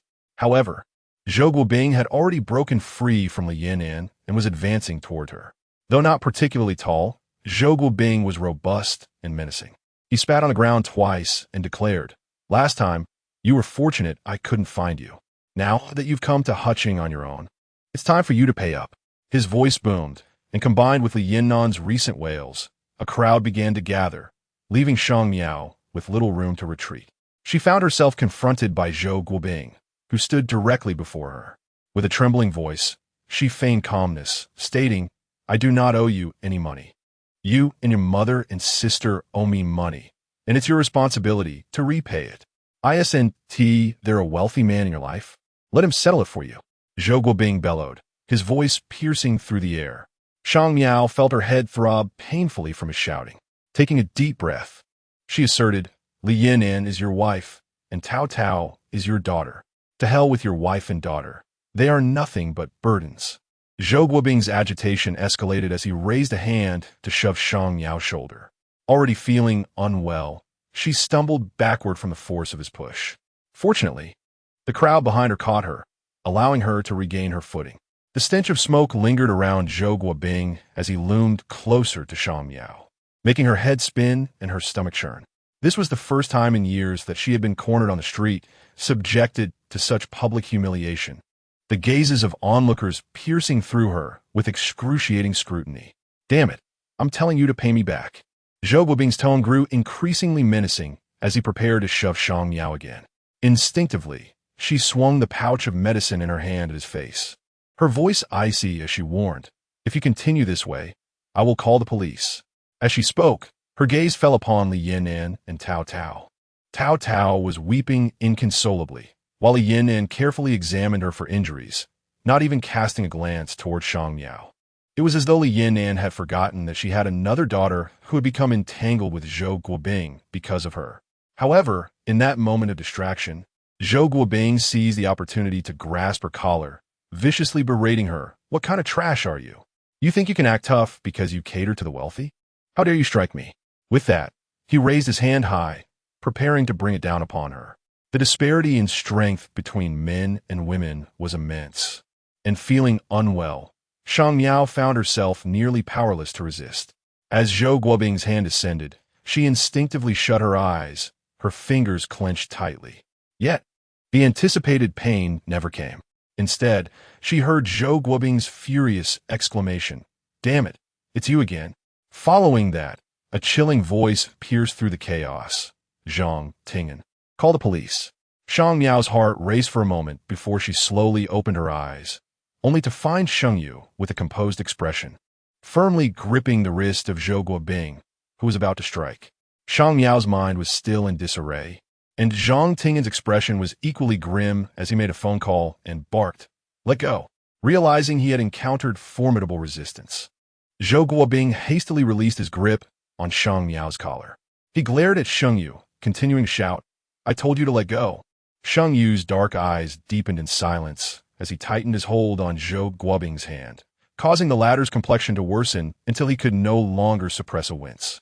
Zhang Tingyan coldly remarked, "Why are you so brave when hitting a woman?" Sheng Yu remained stoic, his gaze fixed on Zhou Guobing. The latter, feeling increasingly uneasy under that intense stare, trembled and attempted to strike Sheng Yu with his other hand. Although Shang Miao found Zhou Guobing repulsive, she did not wish to create any trouble, as dealing with someone like him could prove to be quite challenging. She looked up at Sheng Yu and softly suggested, "Let's wait for the police to handle this." Sheng Yu's gaze shifted to her face, and the depth of his eyes momentarily startled Shang Miao. The police arrived swiftly, inquiring about the situation from Zhang Tingyan before taking statement from Shang Miao and Sheng Yu. At this moment, Zhou Guobing began to panic, calling out to Li Yan'an, "Honey, your daughter has called the police on me. You should do something." Li Yan'an, holding Tao Dao, turned her gaze toward Shang Miao. The instant their eyes met, Shang Miao averted her gaze. Zhang Tingyan glanced at Shang Miao, then at Sheng Yu, asking, "Are you all right?" Sheng Yu looked at Shang Miao with a frigid tone. "Are you deaf?" Shang Miao paused, looking at Zhang Tingyan, who forced a smile and asked, "Are you okay?" To which Shang Miao replied, "I'm fine." Sheng Yu scoffed coldly, but chose not to speak further. "Shang Miao," Li Yan'an's hesitant voice broke through. Shang Miao retracted her expression, avoiding Li Yan'an's gaze, and focused on Tao Tao's hair swirl, asking, "Is there something else?" Noticing the shift in Shang Miao's demeanor, Li Yan'an hesitated before timidly saying, "Why did you really call the police?" Shang Miao's eyelids shot up as she heard Li Yan'an continue, "He can't seriously go to jail, right? How long would that be?" "He didn't mean it. I just didn't tell him I was taking Tao Dao to the hospital, and he got upset. So what are you implying?" Shang Miao fixed her gaze on her for quite some time before releasing her clenched hands and coldly asking. Li Yan'an faltered, "I just think it's not that serious. After all, they are a couple, and couples fight. And if he goes to jail, how will others view Tao Dao?" Shang Miao closed her eyes, suddenly feeling an overwhelming sense of absurdity. Despite being humiliated by Zhou Guobing, she had hoped for Li Yan'an to intervene. Yet now she was being asked to consider Tao Dao's well-being and let Zhou Guobing off the hook. What did she represent in Li Yan'an's eyes? A daughter or merely a free source of support? Shang Miao felt as though her heart were struggling to catch its breath. She pressed her hand against her chest and rested for a considerable time before turning her gaze back to Li Yan'an, enunciating each word deliberately. "What if I refuse?" Li Yan'an was evidently taken aback by her response. After stammering a few words, she pulled Tao Dao closer and whispered softly, "Quickly apologize to your sister. She adores you the most." Tao Dao, bewildered and still shaken from earlier, nestled behind Li Yan'an and refused to emerge. In a moment of urgency, Li Yan'an tugged Tao Dao forward, exclaiming, "Why are you hiding? Did you not just say you love your sister the most? Why are you retreating?" Chapter 79. Injury. Shang Miao gazed at the dramatic scene, her fingertips icy. Gradually, she found her voice and whispered, "Are you really?" She faltered, unable to find the right adjectives. Li Yan'an released her grip on Tao Dao, her eyes filled with hope as she turned to Shang Miao, pleading, "Miao Miao." Shang Miao averted her gaze, inhaling deeply as she prepared to speak, only to hear Zhang Tingyan's voice beside her, "Annie, I was the one who called the police. Why are you bothering her?" Li Yan'an paused, hesitating before shifting her gaze to Zhang Tingyan, who had just been thrown aside by Zhou Guobing, her hair and clothes in disarray. She rubbed her hands together, saying in a distressed tone, "Could you please talk to the police and ask them not to take my husband away?" Zhang Tingyan exchanged a glance with Sheng Yu, who remained silent with a cold expression. Frowning, Zhang Tingyan disapproved, looking at Li Yan'an, "Your husband intentionally harmed someone. Do you realize that?" "That's not true," Li Yan'an anxiously insisted. "He didn't intend to harm anyone. He was just in a bad mood." Zhang Tingyan clearly could not comprehend her reasoning and turned to Shang Miao, who averted her face, refusing to look at anyone, her lips drawn tight. Following his gaze, Li Yan'an also looked at Shang Miao, then suddenly grasped her hand, exclaiming, "Miao Miao is my daughter. Why should we trouble the police with our family matters?" Her nails were somewhat long, and in her eagerness to pull Shang Miao, she inadvertently scratched her hand. Li Yan'an's grip was astonishingly strong, and despite Shang Miao's attempts to break free, she could not escape. Li Yan'an turned back to her, saying, "Isn't this your boss? You should explain." A chill ran through Shang Miao as she suppressed her anger and replied, "What do you want me to explain? To me, he is a stranger. He just tried to hit me. Did you not see that?" This was the most forceful tone she had used since meeting Li Yan'an. Li Yan'an was momentarily stunned, and after regaining her composure, she slowly responded, "But he didn't hit you, did he?" Shang Miao stared at her, the fury that had initially simmered within her extinguished. With her other hand, she forcibly pried Li Yan'an's fingers apart, her voice trembling yet resolute as she uttered 3 words. "It's impossible." Zhou Guobing was swiftly taken away, during which Li Yan'an continuously emphasized to the police that she and Zhou Guobing were married and that he had not intended to harm anyone, urging them to release him. Watching her exert herself so desperately was like witnessing someone being held underwater, causing a painful constriction in Shang Miao's chest. "Ayu, do you want to check?" Shang Miao suddenly heard Zhang Tingyan's voice as she observed Zhou Guobing being forcibly shoved into the police car. She mechanically turned her head, only to catch sight of the bruises on Sheng Yu's wrist. Earlier, when he had intercepted Zhou Guobing, the latter had struck his hand with considerable force. In the heat of the moment, Shang Miao had not noticed, and Sheng Yu had remained silent, leading her to believe there was no issue. However, now, seeing the extent of the injury, she could only imagine how hard Zhou Guobing had hit him.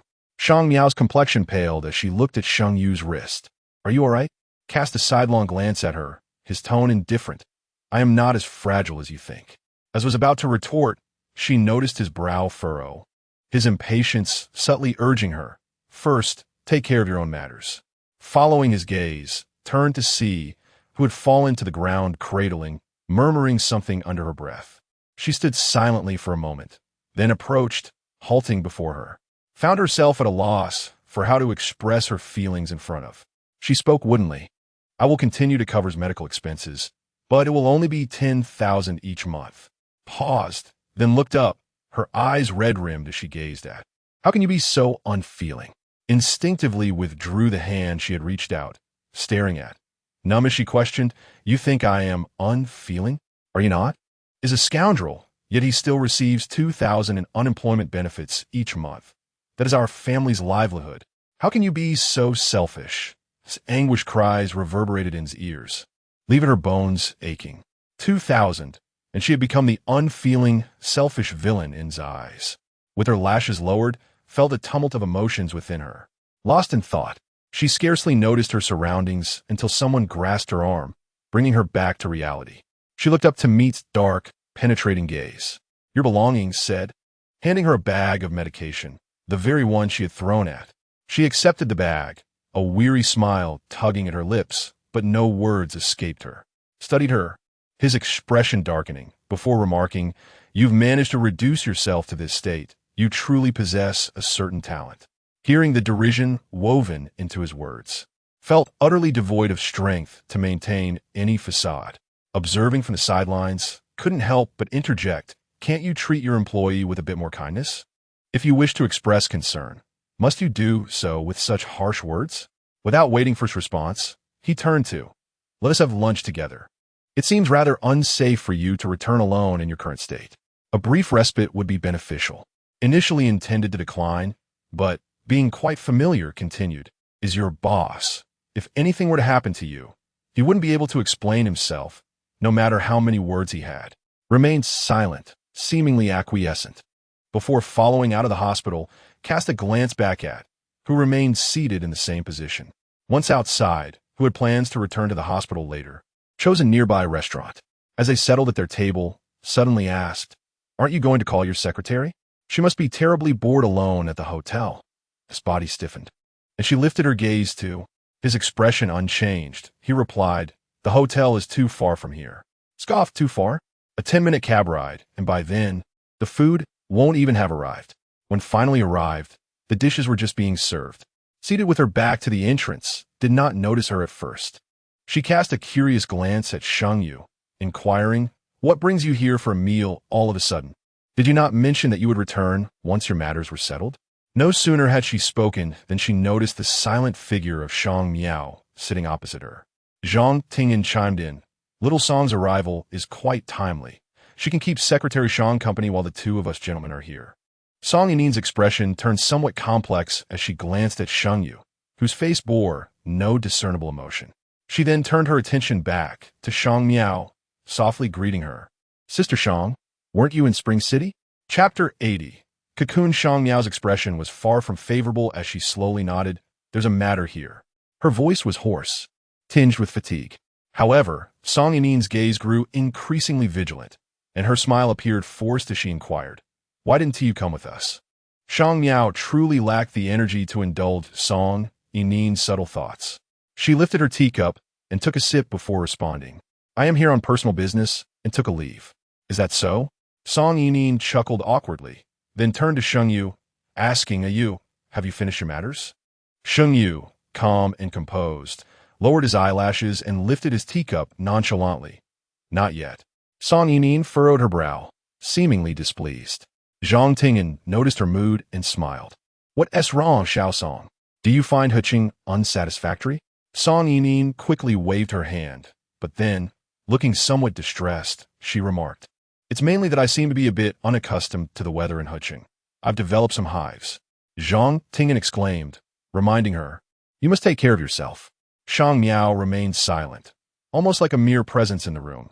She had little appetite and hardly ate. Yet, it wasn't long before Song Yinin became quite familiar with Zhang Tingan, engaging in lively banter. Amidst their chatter, Song Yinin suddenly turned to Sheng Yu and asked, "Is what Brother Zhang said true?" Sheng Yu remained silent, his brow slightly furrowed, his mood evidently not at its best. It was until Song Yinin called him several times that he finally lifted his eyelids. Startled by the chill in his gaze, Song Yinin hesitantly inquired, "Is something wrong?" Zhang Tingan set down his chopsticks and looked at Sheng Yu. "Don't think too much. Don't take what my dad says seriously. You know his temperament."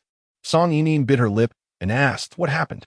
However, Zhang Tingan ceased to speak, leaving her to look towards Shang Miao, Sister Shang Miao. Just then, Shang Miao's phone rang. It was a call from her grandfather. The ringtone was sharp and urgent, causing her heart to skip a beat. As a sense of foreboding began to rise within her, she picked up the phone, stood up, and softly apologized before hastily exiting the private room. It was until she was outside the hotel that she answered the call. "Miao Miao." Her grandfather's voice was somewhat breathless, and after a couple of coughs, he continued, "Are you in Huqing right now?" Shang Miao did not respond, but instead asked, "Did Li Yinan contact you?" She supported her forehead with one hand and sighed. "The situation here is quite complex. I will explain when I return." Her grandfather fell silent for a moment. "Miao Miao, no matter what mistakes she has made, she is still the one who gave birth to you." Shang Miao's hand stiffened. "Tao Tao is your sister, although you share the same mother but different fathers. You know well that it was your father's infidelity that came first." "Grandfather," Shang Miao abruptly interrupted him, as she had always been reluctant to discuss the past regarding her parents' divorce. After a brief pause, she realized her tone had been overly sharp. She remained silent for a moment before asking her grandfather, "What did she say to you? Did she mention that I refused to pay for Tao Tao's medical expenses? Or did she say that I reported Zhou Guobing to the police?" Grandfather seemed to have sensed the current emotions of Shang Miao. After a brief pause, he softened his tone and remarked, "When your mother wished to marry someone with the surname Zhou, I vehemently opposed it. The life she leads now is a consequence of her own choices. But Tao Tao is still so young. If you could lend a hand, please do so," Shang Miao implored. Grandfather replied, "Miao Miao, I am well aware that you have always been a child of deep emotions and loyalty." After uttering these words, he began to cough. Shang Miao listened in silence to the sound of his cough before inquiring, "How has your health been lately?" "Just the usual ailments. I underwent nebulization the day before yesterday," Grandfather replied nonchalantly. "I will manage the affairs in Huqing. I have already committed to providing Li Yinan with 10,000 each month, but I will not pay any more than that." The rain that fell last night had left the day overcast and stifling, the oppressive air clinging to their bodies, leaving one feeling sticky and uncomfortable. Shang Miao gazed into the distance, where dark clouds loomed ominously, her face etched with bitterness. "Grandfather, we have all been deceived by her." Perhaps sensing the sorrow in her voice, Grandfather fell silent for a while, switching to a softer tone before ending the call. Shang Miao lingered at the door with her phone in hand. Upon returning to the private room, she collided with a server emerging from it. The door creaked open just enough for her to overhear Song Yinin's astonished remark, "No way. How could Sister Shang Miao's mother be like that?" Shang Miao halted in her tracks, only to hear Zhang Tingan's sympathetic voice follow. If I had such parents, I doubt I could endure it like she does. Clenching her fists tightly, Shang Miao let out a self-deprecating laugh. Look at that. What tormented her, suffocated her, was merely a subject of pity for others. She stood at the door for a moment longer before silently turning away. Inside the room, after Zhang Tingan finished speaking, he seemed poised to say more, but was interrupted by Sheng Yu's cold voice. Zhang Tingan, you may cease your chatter. His tone was frigid, and his expression unwelcoming.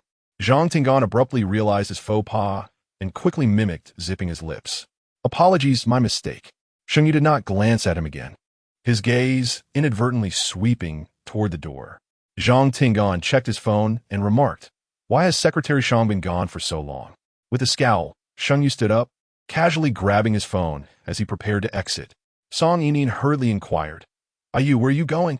Sheng Yu paused momentarily, responding to the restroom.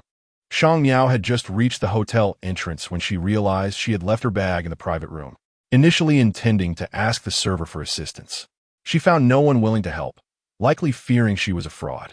With vital documents and her bank card inside, she had no choice but to return for it. As she turned the corner, she unexpectedly encountered Sheng Yu emerging from within. She glanced at him briefly before diverting her gaze, her temper fraying. How could she maintain a pleasant demeanor when others viewed her as a source of ridicule? Yet, as she took a couple of steps past him, she heard Sheng Yu's icy voice, laced with a hint of mockery. Is Ling Hua paying you too much? Shang Miao halted, raising her eyes to meet his. Sheng Yu scoffed. Have you grown accustomed to living lavishly off someone else's dime, Shang Miao? What grandeur are you attempting to portray? Shang Miao trembled slightly. Each word spoken by Sheng Yu struck her like a resounding slap, leaving her breathless. Yet, he was undeniably correct. Silenced, she remained still as Sheng Yu's gaze drifted downward, catching sight of the fresh marks left by Li Yinnan's grasp on her hand. His eyes darkened momentarily before he spoke in a tone that was both cold and nonchalant. In such a pitiable state, whom do you wish to elicit sympathy from? His demeanor drained her of strength, leaving her utterly exhausted. Even the act of breathing felt burdensome. Sympathy. Whom did she wish to evoke sympathy from? And who would ever extend it? Wasn't he at all a result of her own entrapment? Chapter 81. 250 diamonds. Shang Miao's lips quivered slightly, yet she found herself at a loss for words. Sheng Yu gazed down at her from his elevated position, a nasal scoff escaping him as he remarked, Don't overestimate yourself. You? Just as he finished speaking, the voice of Song Yining came from around the corner. She approached, her gaze landing on Shang Miao as she softly inquired, Sister Shang Miao, why haven't you entered the private room? We have all been waiting for you. Her inquisitive stare was unmistakable. Shang Miao pressed her lips together, striving to conceal her emotions. I just arrived. I thought you might not come back, Song Yining continued, casting a glance at Sheng Yu, the curiosity in her eyes failing to be masked. Shang Miao understood that her thoughts were wandering, yet she lacked the energy to offer any explanations, merely stating that she would return to the private room to retrieve her bag. However, before she could leave, Zhang Tingan approached, holding her bag in hand. Noticing Shang Miao's momentary surprise, he extended the bag towards her, saying, I apologize. I thought you had forgotten it in your rush to leave, so I brought it out for you. Shang Miao accepted it, her expression unchanged. Thank you. Zhang Tingan then turned to Sheng Yu. Yu, it seems that Xiao Song might be having an allergic reaction. You should take her to the hospital. Upon hearing this, Song Yining immediately rolled up her sleeves, revealing several red spots that had indeed appeared. She frowned and complained to Sheng Yu. It wasn't there this morning. Suddenly it started itching for some reason. The food we just ate didn't have anything unusual. Zhang Tingan remarked, Do you have any allergies? I'm allergic to peanuts. Song Yining replied.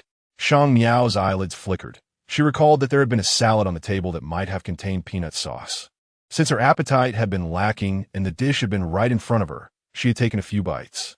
Zhang Tingan slapped his forehead, recalling the incident. He turned to Sheng Yu. You should have informed me that Xiao Song is allergic to peanuts.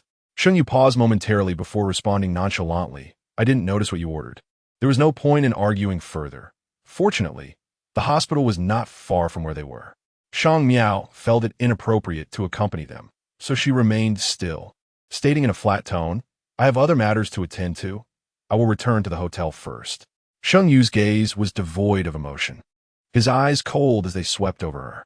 Shang Miao's eyelashes trembled slightly as she heard his indifferent scoff, "Do as you wish." She sighed in relief, truly lacking the strength to deal with anyone else. Yet, inexplicably, Song Yining continued to furrow her brow, looking at her with concern. "Sister Shang Miao, I think you should consider going to the hospital as well. Your complexion is quite poor." "No need, I saw a doctor this morning." Although she was not feeling well, Shang Miao could discern the unusual emotions hidden beneath the surface of Song Yining's apparent concern. She was not genuinely urging her to seek medical attention. Rather, she seemed more interested in whether Li Yan'an would still be at the hospital, eager for a spectacle. "But your complexion is really bad. If you go back alone like this, we will worry," Song Yining insisted, turning to seek Sheng Yu's opinion. "Right, are you?" Sheng Yu remained silent. But Zhang Tingan spoke up. "After all, she is an employee of Linghua. The company should take responsibility." Finally lifted his gaze towards him, a hint of mockery in his tone. "How could I be unaware that you have become the owner of Linghua?" Zhang Tingan was slightly taken aback by Sheng Yu's reaction. Song Yining approached and linked her arm with Sheng Yu's, speaking softly, "Are you? Sister Shang Miao is on a business trip with us. We must take responsibility for her." This statement unsettled Shang Miao, who wore a stony expression and replied with a tone that was somewhat harsh and cold, "I do not require anyone to be responsible for me." With that, she strode out of the hotel. Song Yining's expression froze, while Sheng Yu averted his gaze, casually saying, "Let us go to the hospital." At this point, Song Yining found herself at a loss for words, but Zhang Tingan gazed thoughtfully at Shang Miao's departing figure. Outside, Shang Miao hailed a taxi and returned to the hotel. The events of the day had left her feeling dizzy. She exhaled deeply, washed her face in the bathroom, and then lay down on the bed. The throbbing in her head intensified, and as she collapsed onto the bed, the world seemed to spin around her. Just as she closed her eyes, the mournful voice of Li Yan'an intertwined with the harsh insults of Zhou Guobing erupted in her ears once more. Shang Miao abruptly opened her eyes, sitting up at the edge of the bed, gasping for breath.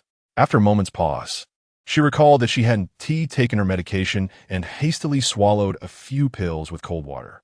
The room was eerily quiet. After taking the medicine, Shang Miao found herself unable to sleep. Just as she contemplated finding something to occupy herself, her phone rang. She picked it up and saw it was a link sent by Xie Sun, detailing a newly opened exhibition hall in Huqing. Shang Miao stared at her phone for a while, before replying with a simple thank you. It was rather amusing, although her acquaintance with Xie Sun was relatively short. He seemed to be the only person who could provide her with a sense of comfort during this time. The antipyretic medicine seemed effective. She initially slept soundly, but during the latter half of the night, for some inexplicable reason, she suddenly felt an intense heat coursing through her body, her throat dry as if swallowing shards of glass. When she groggily attempted to rise, her clothes were already soaked through. The earlier fever had dissipated, only to be replaced by a relentless chill. Her mind hazy, she instinctively reached for her phone to call someone. However, upon opening her contacts, she realized there was no one she could reach out to. Li Yan'an would not come. Her grandfather was in Jinan. As for Sheng Yu, he was even less likely to come. Suddenly, the sound of a beep from her phone jolted her back to reality. Shang Miao slowly glanced at her phone, only to realize that she had inadvertently dialed a number. To her surprise, it was Sheng Yu. As she fumbled to hang up, her sweaty fingers failed to register on the screen. Sheng Yu's deep, hoarse voice came through the line. "Speak, Shang Miao." She bit her lip and replied slowly, "I dialed the wrong number. I apologize." Only upon speaking did she realize her voice was as parched as if it had been sawed by a blade.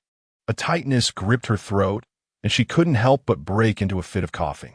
Once she managed to stop, she heard Sheng Yu's cold retort. "Dial the wrong number? Who did you intend to call at such a late hour?" Listening to his tone, Shang Miao instinctively felt that he would not utter anything pleasant. With great reluctance, she managed a voice, "I apologize for disturbing your rest," before decisively ending the call. Once the line went dead, she exhaled in relief, only to realize it was merely 4 in the morning. She carelessly tossed her phone aside, pulled the blanket aside, and attempted to sit up, but dizziness and weakness compelled her to retreat back into bed.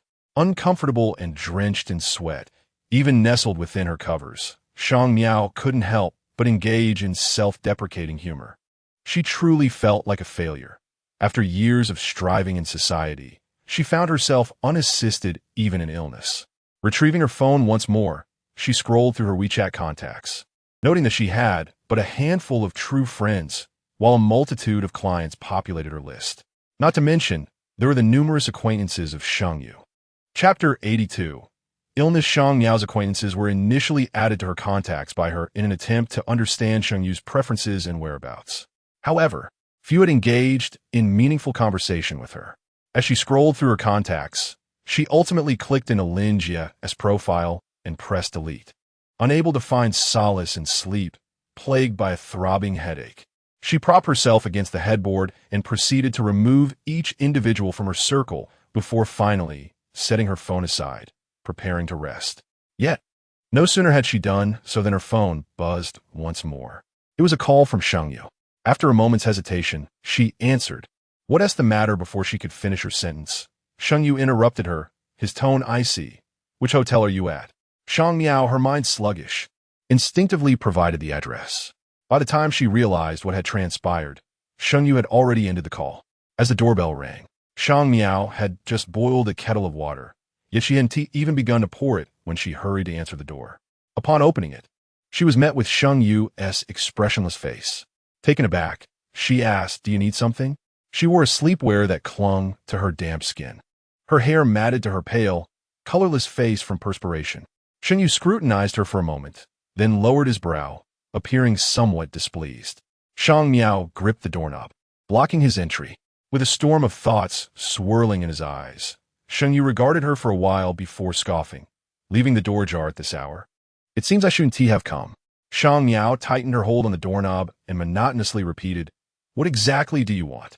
Sheng Yu's naturally beautiful features bore a hint of indifference as he slightly lowered his gaze, his expression now one of scrutiny as he spoke. Shang Miao, I hope you remember that you are still Ling Hua's secretary. Her face reflected exhaustion, and a wave of chills swept over her as she felt weak. With a resigned release of the doorknob, she turned and walked into the room, taking a seat on the small sofa. Sheng Yu followed her inside, his gaze lingering on the open window for a brief moment before striding over to close it. Already feverish and irritable, Shang Miao felt even more uncomfortable and protested. Don't close the window, it's suffocating. Sheng Yu remained unfazed. It's raining outside. Unable to argue with him, she fell silent, waiting until her throat felt a bit more comfortable before stating, you came here at this late hour, just to remind me that I'm an employee of Ling Hua? Sheng Yu's expression remained indifferent as he cast a glance at her, his eyes narrowing slightly. I merely wish to remind you that, as Ling Hua's secretary, you should also be mindful of your personal conduct. Ling Hua holds no significance that would permit you to embarrass it. A chill enveloped her as she met his gaze. Her voice hoarse as she replied, you're overthinking this. In truth, she yearned to inquire why he believed she must have a man outside. Clearly, her innocent youth had just begun, and her eyes were fixated solely on him. Or perhaps, he was merely intent on humiliating her. A box of tissues struck her, and Sheng Yu remarked, if you're uncomfortable, take some medicine. The tissues had hit her with a sting, and she slowly picked them up and set them aside, saying, I've already taken medicine. There's no need for your concern. Do you think I care about you? Sheng Yu appeared to find the statement somewhat amusing, a languid smirk tugging at the corners of his lips, as if mocking Shang Miao's lack of awareness. Shang Miao said, I'm tired and wish to rest. Could you leave? Sheng Yu regarded her with an inscrutable expression. Are you still planning to intervene regarding Zhou Guobing? Shang Miao paused. Zhou Guobing had only just been taken away by the police that day. Although Li Yinan might have acted too hastily to comprehend the situation upon a thorough investigation, it would merely reveal a domestic dispute and an attempted assault, provided Li Yinan remained steadfast. Shang Miao tightened her grip, inquiring of Sheng Yu what happened to him. They say he might be detained for no more than half a month, with a fine of 500, Sheng Yu replied. However, your mother intended to take your sister to the police station to bring him home. Shang Miao had initially believed that Li Yinan would regain her senses for Tao Tao's sake. She never anticipated that she would go to the police station to retrieve Zhou Guobing. A wave of dread washed over her, causing her complexion to pale and momentarily blurring her vision. She firmly grasped the armrest of the sofa to steady herself. After a brief moment, she lifted her gaze to Sheng Yu. "Why are you telling me this?" Sheng Yu raised his eyebrows slightly, leisurely retrieving a water cup, filling it with hot water, and handing it to Shang Miao with a casual demeanor. "Aren't you concerned about your family?" The sarcasm in his words was palpable. Shang Miao stared at the cup he offered, unmoving, acutely aware of how foolish she must appear in his eyes. Sheng Yu, unfazed, set the cup down and pulled out his phone, asking, "When will you return to Jinan?" Shang Miao remained silent, watching him. He continued, "I am not a philanthropist. The salary I provide is intended for your paid leave here." Shang Miao indeed wished to leave Hucheng, nodding as she replied, "I will return once matters are resolved." "Provide me with a definitive timeline," Sheng Yu stated flatly. "I dislike uncertainty." Just as Shang Miao was about to respond, a sudden itch in her throat compelled her to cough violently. As she reached for a tissue amid her coughing fits, she fumbled several times due to the severity of her cough. Just when she attempted to grab another tissue, a slender hand deftly retrieved one and offered it to her. Without much thought, she accepted it, covering her mouth as she continued to cough. Yet the relentless coughing did not mask Sheng Yu's cold voice. "Do not infect others." After a bout of intense coughing, as she finally began to stabilize, Sheng Yu, adopting a commanding tone reminiscent of an elder, instructed, "If you wish to preserve your throat, drink some water." The cup of water he had poured earlier sat on the coffee table, and Shang Miao, no longer refusing, lifted it and took a couple of sips. The warm water was soothing, and she immediately felt much more comfortable. Once she had calmed down and the pain in her chest subsided, she spoke again to Sheng Yu. "In 3 days, I will return to Jinan." However, Sheng Yu had already risen, his gaze cast down upon her. "Do you believe you can make the journey? Your complexion resembles that of a ghost." Shang Miao was aware that her condition was far from ideal. She rubbed her temples and replied, "I just need a little rest." Sheng Yu observed her for a moment, his face clearly displaying a hint of impatience. His cold, piercing gaze turned toward Shang Miao, and his tone was chillingly frosty. "What are you dawdling for? Get up and change your clothes." Shang Miao felt genuinely weak at that moment. She bit her lip. "I truly feel quite unwell right now." Sheng Yu's impatience had reached its zenith. "Do you need me to repeat myself?" Shang Miao, already feeling unwell, had closed her eyes to rest after getting into the car with Sheng Yu, her consciousness hazy, completely unaware of what he had said. It was not until the taxi came to a halt at the hospital she had visited earlier that morning that she became aware of her surroundings. Chapter 83. Gu. At 5:30 in the morning, the emergency room was sparsely populated. Shang Miao had just registered when she was called into the consultation room. Her mild fever had escalated to a high temperature of 40 degrees, accompanied by some respiratory infection, which explained her severe cough. Without further ado, the doctor ordered an 4-drip and handed the prescription to Sheng Yu, instructing him to pay for the medication. Shang Miao intended to go herself, but as she reached for it, the prescription was swiftly taken by Sheng Yu, who glanced at it and flatly commanded, "Wait here." The nurse escorted Shang Miao to the 4 area, where only a long bench for resting was available due to the emergency nature of the room. Sheng Yu returned swiftly, carrying 2 bags of intravenous fluid. Unaccustomed to the hospital's sterile scent, he handed the items to the nurse before departing. As the nurse prepared to insert the needle into Shang Miao's hand, she casually inquired, "Is he your boyfriend?" Shang Miao hesitated briefly before shaking her head and softly replied, "He's my boss." "I see," the nurse remarked. "I thought those 2 bags were quite substantial. If you need to use the restroom, just have him assist you with the 4-pump." Shang Miao remained silent, her gaze fixed on the needle as it slowly penetrated the vein on the back of her hand, the sudden sting causing her to furrow her brow. "Do not move your hand. If you need to go to the restroom, you can press the bell behind you. There are aides at the nurse's station," the nurse reiterated before leaving. Shang Miao raised her eyes to the 2 large bags of medication above her, her expression tranquil. At this moment, the emergency room was quiet, with only a few patients present. After a while of receiving the 4, she began to feel drowsy and decided to close her eyes for a brief respite. Though her position was uncomfortable preventing her from sleeping soundly. She drifted in and out of consciousness, sensing someone linger momentarily before departing. With great effort, she opened her eyes to see the nurse attending to another patient nearby. Only one bag of her medication remained, and upon checking her phone, she realized it was nearly 7 o'clock. "Are you awake?" The nearby nurse called out after finishing with her patient. "Be careful while sleeping. Don't press the 4 line again." The fluid took effect swiftly, and just as Shang Miao was about to finish her second bag, Sheng Yu arrived. She was somewhat surprised, having assumed he would leave after bringing the medication. Feeling considerably more alert, she looked at Sheng Yu and quietly expressed, "Thank you." Sheng Yu glanced at her and, with a cold demeanor, asked, "Why is it still not finished? If you have matters to attend to, you may leave first," she suggested. Sheng Yu's brow furrowed slowly as he fixated on her. "Are you so adept at burning bridges?" Shang Miao parted her lips, unsure of how to respond. How does one express gratitude to Sheng Yu? Should she invite him to dinner or present him with a gift? Neither seemed appropriate. Noticing her silence, Sheng Yu scoffed but said nothing. The number of people in the emergency room steadily increased, leading to a growing clamor. Once her 4 was completed, the nurse removed the needle, leaving behind a slightly bruised puncture site and a swollen hand. She pressed a cotton ball against the site as she and Sheng Yu made their way outside. However, as they passed the restroom, she felt a slight shift in her expression and, feigning calmness, told Sheng Yu, "I need to use the restroom," before swiftly entering. However, what Shang Miao did not anticipate was that upon exiting the cubicle, she would encounter Song Yining by the wash basin. Song Yining, equally surprised to see Shang Miao, paused momentarily and inquired, "Sister Shang Miao, what brings you here?" Having discarded the cotton swab, Shang Miao was puzzled as to why a small red that had reappeared at the injection site.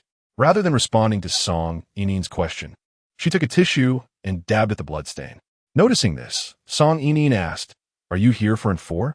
"Yes," Shang Miao replied, her throat still parched. She nodded, adding, "I have a fever." Assuming that Song Yining had been summoned by Sheng Yu, she washed her hands and, with a calm tone, stated, "Sheng Yu is waiting for you outside. I shall return to the hotel." However, Song Yining's complexion paled instantly, and with a rather irritable tone, she questioned Shang Miao, "Is you also here?" It was then that Shang Miao sensed something amiss. Furrowing her brow, she deliberated briefly before saying, "You should ask him yourself."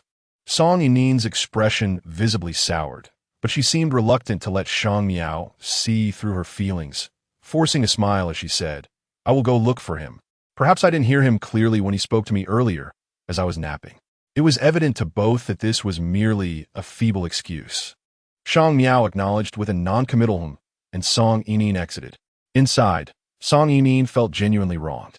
Sheng Yu had clearly stated his lack of interest in Shang Miao, yet he continued to meet with her privately time and time again. Suddenly, she recalled the rumors she had heard upon joining the company, which claimed that Shang Miao was destined to be the future mistress of the household. So what were Sheng Yu's true intentions regarding Shang Miao? Clenching the strap of her shoulder bag tighter, she resolved that she would not, under any circumstances, allow any further entanglement between Shang Miao and Sheng Yu. After lingering in the restroom for a while, Shang Miao finally ventured out. The emergency room had 2 exits, one leading to the hospital lobby and the other allowing direct exit, albeit requiring a detour through a square. Choosing the latter for its proximity, she reached the exit only to spot Sheng Yu standing tall and straight. Shang Miao hesitated, unable to see Song Yining. Sheng Yu lifted his gaze upon her approach, his brow furrowing slightly as he asked, "Why did it take you so long?" Shang Miao's eyelashes fluttered as she softly inquired, "Where's Song Yining? Wasn't she here to find you?" Sheng Yu's eyes narrowed, ready to respond when a voice filled with grievance called out, "Are you?" He turned toward the sound, finding Song Yining standing a short distance away, her face pale and looking at him with an expression of helplessness. After searching the lobby without finding Sheng Yu, she had inquired with the security guard, who informed her of this additional exit. With a look of dismay, she approached Sheng Yu, casting a wary glance at Shang Miao. Not wishing to linger any longer, Shang Miao contemplated departing when she heard Song Yining's soft voice. "Sister Shang Miao, since we are both from the same company, if you encounter any difficulties, feel free to reach out to me directly. After all, Yu is a man. He is unlikely to be attentive to such matters. Shang Miao understood the implications of her words, which served to assert her dominance, while simultaneously undermining Shang Miao's sense of boundaries. Coldly, Shang Miao regarded Song Yining but chose to remain silent. Song Yining's expression momentarily stiffened as she sought a topic to discuss, only to be interrupted by the sudden ringing of Shang Miao's phone. It was Li Yinan. Instinctively, Shang Miao felt an aversion to answering the call, yet the phone persisted in its insistence. Initially, Song Yining felt a twinge of discomfort, but upon witnessing Shang Miao's reaction, her curiosity was immediately piqued. She inquired, "Sister Miao, why aren't you answering the phone?" Shang Miao cast a sidelong glance at her, then turned and walked a short distance away before picking up the call. Li Yinan's tone was remarkably similar to her usual demeanor, seemingly oblivious to how she had scolded Shang Miao the previous day. She said, "Miao Miao, I've prepared some braised pork ribs at home. Why don't you come over and have some? Mom wants to apologize. I shouldn't have spoken to you that way yesterday." Chapter 84. With her phone in hand, Shang Miao remained silent for an extended period. Li Yinan, believing her daughter was reluctant to come, could no longer contain her anxiety and urged, "Mom truly just wants to prepare something delicious for you. I know you work hard, and the things I said yesterday were thoughtless. Miao Miao, you aren't angry with me, are you? Can I apologize to you?" By the end of her plea, there was a tinge of tears in Li Yinan's voice. Shang Miao closed her eyes, numbly stating, "I am at the hospital." Li Yinan was taken aback. "Why are you at the hospital? Should I bring the food to you there?" Her concern felt genuine. And after a moment of hesitation, Shang Miao replied, "It's nothing. Miao Miao, wait for me a moment. I will bring Tao to the hospital right away." Li Yinan said, already beginning to gather her things, the sound of clattering echoing in the background. Suddenly, a soft voice interrupted, "Yu, could you accompany me to register?" Shang Miao lowered her lashes, listening to Li Yinan's hurried preparations. After a moment of silence, she said softly, "Give me the address, and I will come over." Li Yinan responded with a relieved, "I will wait for you." Listening to the joy in her mother's tone did not bring Shang Miao any happiness. After all, she still had to inquire about Li Yinan's address. Once she hung up, she turned to find Song Yining thoughtfully gazing at her while holding Sheng Yu's arm. Pretending not to notice, Shang Miao said flatly, "I have something to attend to, so I will take my leave." "Shang Miao, wait." Song Yining called out, "You just mentioned that we could have lunch together." Shang Miao glanced at her phone, seeing that Li Yinan had sent the address. She lifted her gaze and gently declined, "Thank you, but you both go ahead." Afterward, she looked at Sheng Yu, hesitating for a moment before repeating, "Thank you." She was grateful for Sheng Yu's company to the hospital, though she didn't understand his motivations. Shang Miao had realized that when Sheng Yu came to find her late last night, he must have already sensed her discomfort. With her head lowered, her fingers curled slightly. "Don't overthink it." Sheng Yu's indifferent voice broke the silence, his dark eyes fixed on Shang Miao. "If anything were to happen to you, Linghua cannot support those leeches in your family." His casually uttered words struck Shang Miao like a thunderclap. She abruptly lifted her gaze to Sheng Yu, opening her mouth but unable to articulate a single word. Song Yining blinked, feigning anger as she smacked Sheng Yu's arm. "What are you saying?" Sheng Yu merely scoffed. "It's the truth." Shang Miao staggered slightly, feeling humiliated by his words, as if she could sink into the ground. Meanwhile, Song Yining attempted to comfort her with a sympathetic demeanor. "Shang Miao, we cannot choose our families. At least you are remarkable now." Shang Miao noted the pity reflected on Song Yining's face as she spoke. Her body trembled slightly, unable to voice a single word, feeling as though she deserved a harsh slap across the face. The very things she wished to conceal were laid bare, exposed in their rawness. As Shang Miao departed, Sheng Yu and Song Yining had already proceeded to the hall to register. She numbly followed the stream of people out of the hospital, standing for a long while beneath a roadside sign. It was only when Li Yinan's urging call broke her reverie that she snapped back to reality and hailed a taxi. The driver, a loquacious local, couldn't help but offer words of encouragement upon seeing Shang Miao's pallid face as she emerged from the hospital, saying, "Young lady, there is nothing that cannot be overcome. Life, after all, is a series of bitter trials followed by sweet rewards." Without experiencing storms, how can one behold the rainbow? Surviving great adversity surely brings subsequent blessings. Shang Miao listened silently, offering no response, and the driver, after a few more remarks, fell into silence. Li Yinan's home, located not far from the hospital, resided in a dilapidated old neighborhood with a dismal environment. Upon entering, one could see a huangjue tree cluttered with various worn-out items. The community had only a few buildings, and as Shang Miao stepped inside, she spotted Li Yinan standing with Tao Tao in front of one of them. Upon seeing her, Li Yinan called out, "Miao Miao, over here." Her loud voice drew the attention of several neighbors, who could not resist casting curious glances at Shang Miao. "Old Li, is this your guest?" one inquired. Li Yinan waved her hand dismissively, saying, "What business is it of yours, you bunch of busybodies?" She pulled Shang Miao into the corridor of the building. "I prepared the meal a while ago, and seeing you hadn't arrived, I waited downstairs for you." Shang Miao followed her to a battered iron door, marked with numerous scratches and remnants of chalk writing that had yet to be wiped clean. Noticing her gaze linger there, Li Yinan's expression grew momentarily peculiar before she retrieved her keys, opened the door, and ushered Shang Miao inside. The interior offered no remarkable decor. The furniture was old and worn, complemented by two long benches that clearly belonged to an earlier era. Li Yinan no guarli explainat. "All the money at home has gone towards Tao Tao's medical expenses. We're just making do. Please take a seat while I reheat the food," said Li Yinan, somewhat flustered as she guided Shang Miao to a plastic table, with equally plastic stools, one of which had a folded newspaper propping up its corner. Shang Miao observed the quietly following Tao Tao and, after a moment's contemplation, waved at her, asking, "Are you tired?" Tao Tao's features were undeniably delicate. Although Li Yinan now appeared rough and unkempt, Shang Miao remembered her youthful beauty, gentle as a flower. Tao Tao had inherited her mother's exquisite features perfectly. However, her prolonged illness cast a heavy pallor upon her, robbing her of vivacity. After a while, Tao Tao shuffled closer, timidly shaking her head. "I'm not tired. I go upstairs every day." "Do you go to school?" Shang Miao inquired. With a soft, childlike voice, Tao Tao replied, "Mama thinks I'm not well enough to attend school." A frown creased Shang Miao's brow. Tao Tao is already 6 years old, an age at which she should be starting primary school. Why would Li Yinan prevent her from going? "Sister," as Shang Miao pondered this, she suddenly heard Tao Tao calling her softly. Looking down, she noticed Tao Tao inching closer, uneasily asking, "Mama said the money for my treatment comes from you. Is that true?" Shang Miao regarded her thoughtfully. "Why do you ask?" "I will pay you back in the future, sister."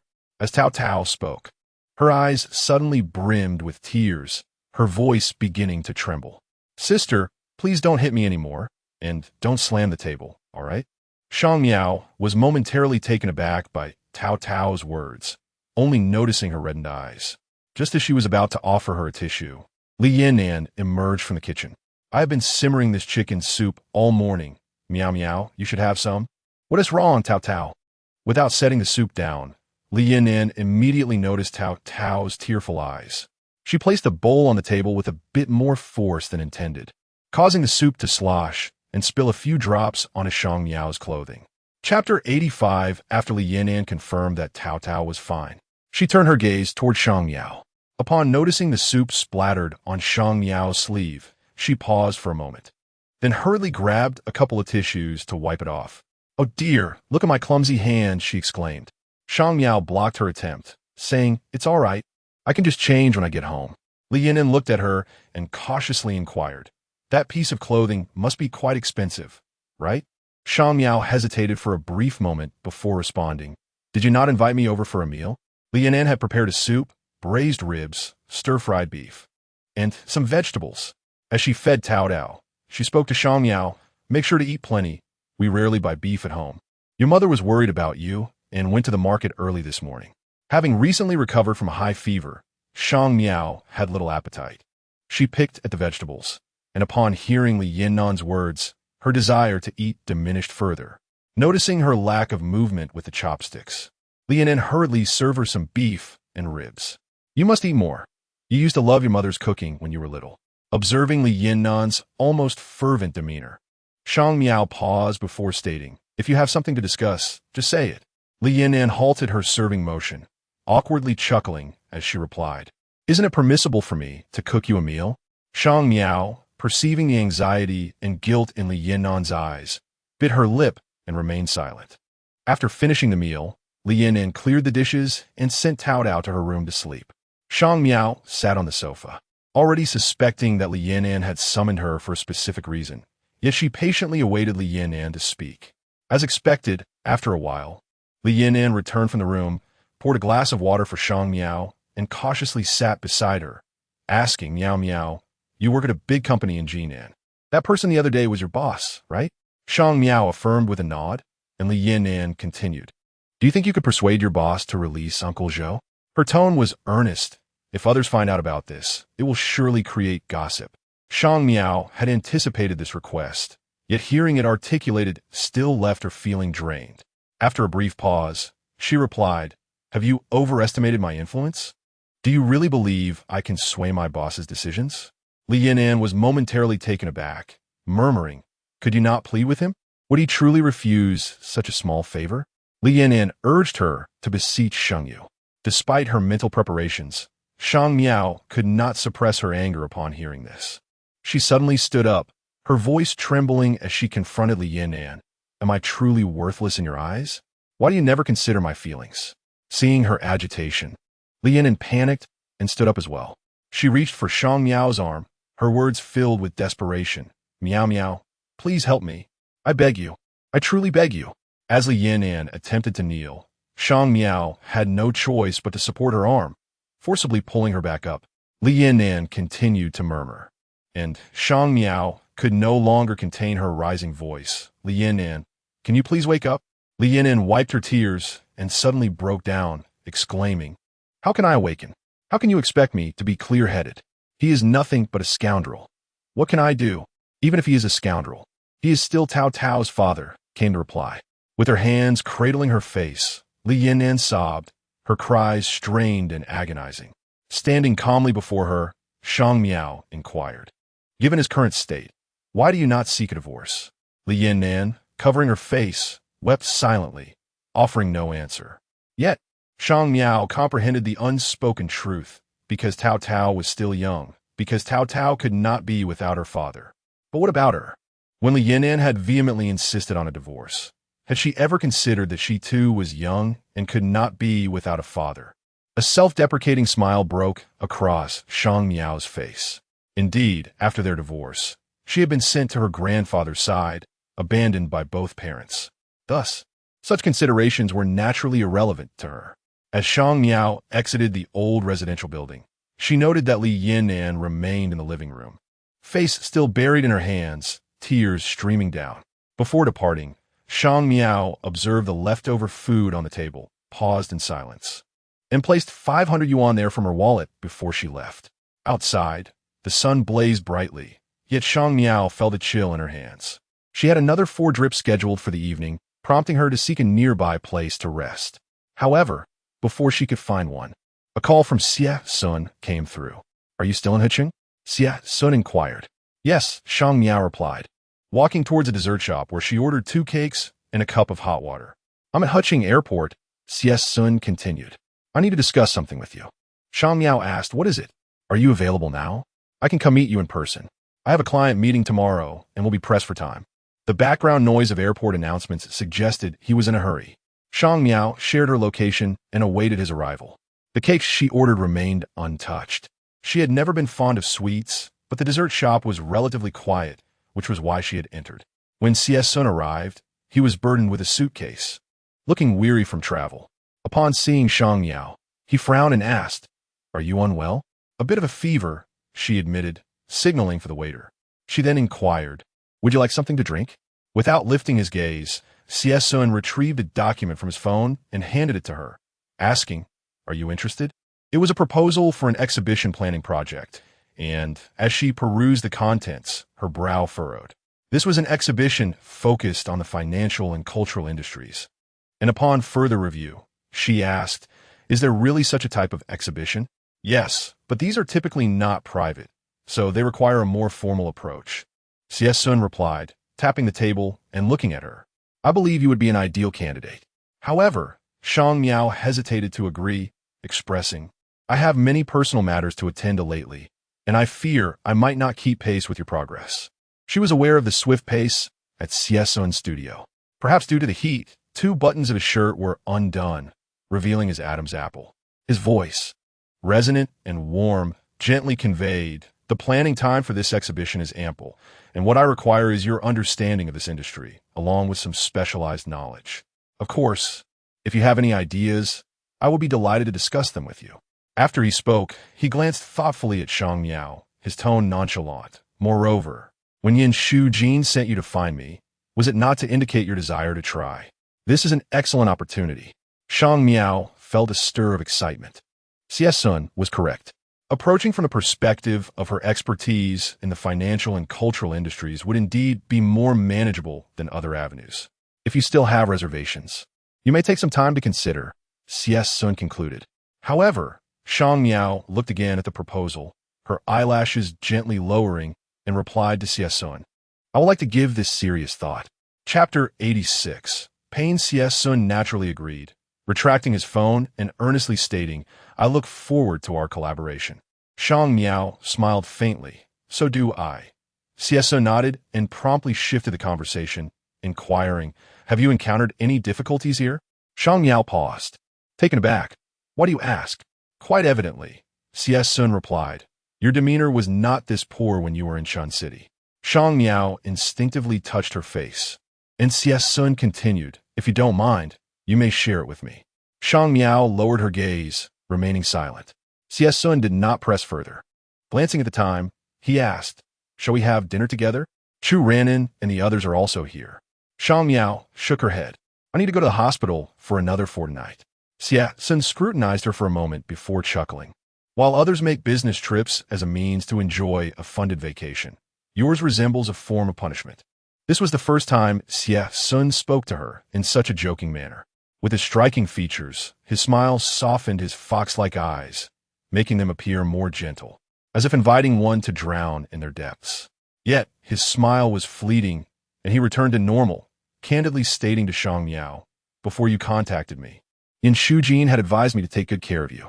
When you return to Jinan, he might think I'm bullying you. Shang Miao chuckled softly. Are you quite close with Yin Shujin? Did he not mention it to you? Siesun seemed somewhat surprised, raising an eyebrow. He is my cousin. Shang Miao was genuinely unaware of the relationship between Siesun and Yin Shujin and took a moment to process it. Just then her phone, which she had placed on the table, rang, a reminder she had set for her 4. She looked up at Siesun. I will let you know once I have thought it through. For now, I must head to the hospital. Oh wait. She had taken a few steps, but paused. Turning back to say, I haven't touched the cake on the table. If you don't mind, you can have some. She added slowly, if you wish for something else. That is also fine. Siesun was silent for a moment before pinching the bridge of his nose. Do you take me for a young girl? When Shang Miao arrived at the hospital, the emergency department was not crowded. She collected her medication and returned for her injection. It was the same nurse from the morning, who greeted her with a smile. Back again. Shang Miao nodded. I need another 4. Are you alone again? The nurse inquired. Where's your boss? Shang Miao replied. He is quite busy. I thought I had finally encountered a conscientious boss willing to accompany employees for their medical needs, the nurse said, administering the injection and leaving. Sitting alone for her 4 was rather dull. So, Shang Miao picked up her phone and scrolled through her messages, only to find the group chat with Chi Song particularly lively. While clearing her list, she had forgotten about this chat. Upon entering, she saw they were discussing a new model of race car. Shang Miao had little knowledge of cars, but observing their conversation served to pass the time. Suddenly, someone asked, Where's you? Haven't seen him in a while. Chi Song promptly replied, He is on a business trip. Did you also go to Spring City? How come you're back, but you hasn't returned yet? Can Chi Song even be compared to you? The topic in the group abruptly shifted, and several people tagged Sheng Yu. However, it was not Sheng Yu who responded, but Song Yinin. She posted a photo with a hospital background, showcasing the back of her hand within 4. I'm having a severe allergic reaction. He's accompanying me for the infusion. Shang Miao's eyelashes fluttered slightly, and her hand holding the phone trembled, inadvertently tapping on Chi Song's avatar. The screen immediately displayed a notification that Shang Miao had patted Song Ji's shoulder and called him dad.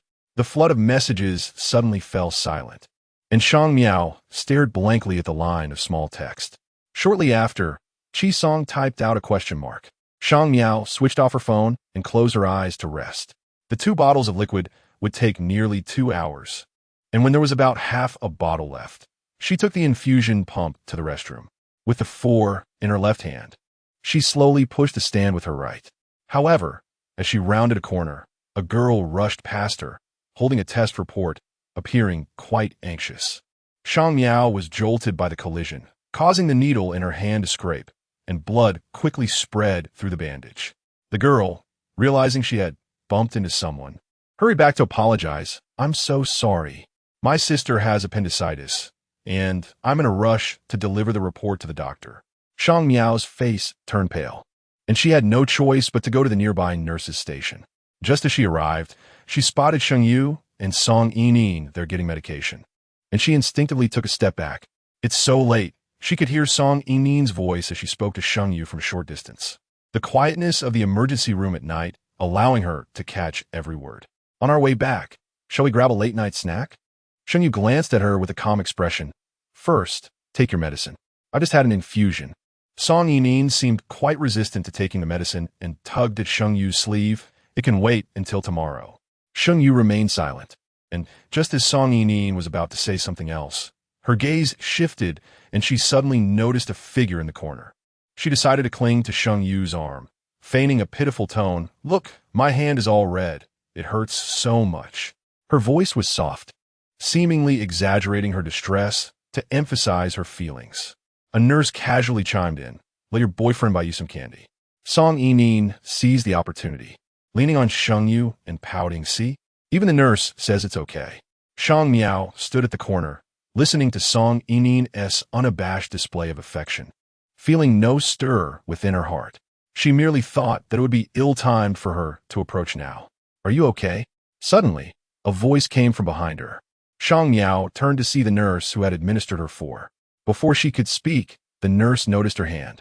The needle had come out at an angle, and the entire bandage was soaked with blood, some even seeping out. The nurse led her to the station and caught sight of Song Yining clinging to Sheng Yu's arm, her heart momentarily pausing. This man was strikingly handsome. She had seen him once that morning, and he was hard to forget. At that moment, she couldn't help but feel a twinge of envy. At that moment, she suddenly realized why this woman had consistently referred to him merely as her boss.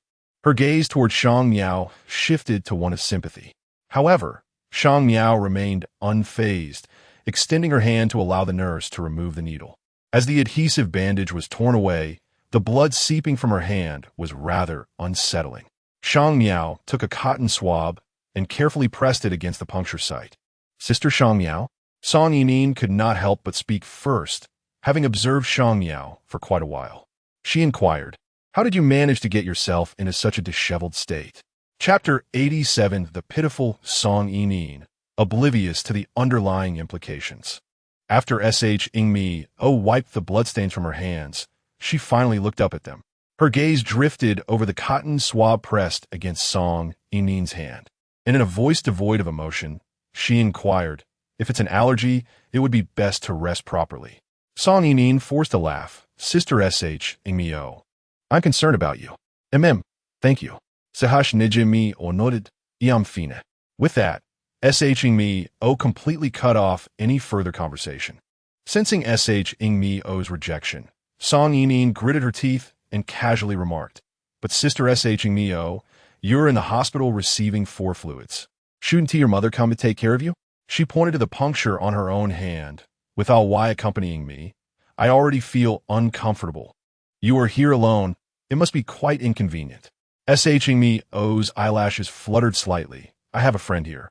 Song Yining was somewhat taken aback. "You have a friend in HCHing?" Sheng Miao nodded, choosing not to elaborate further.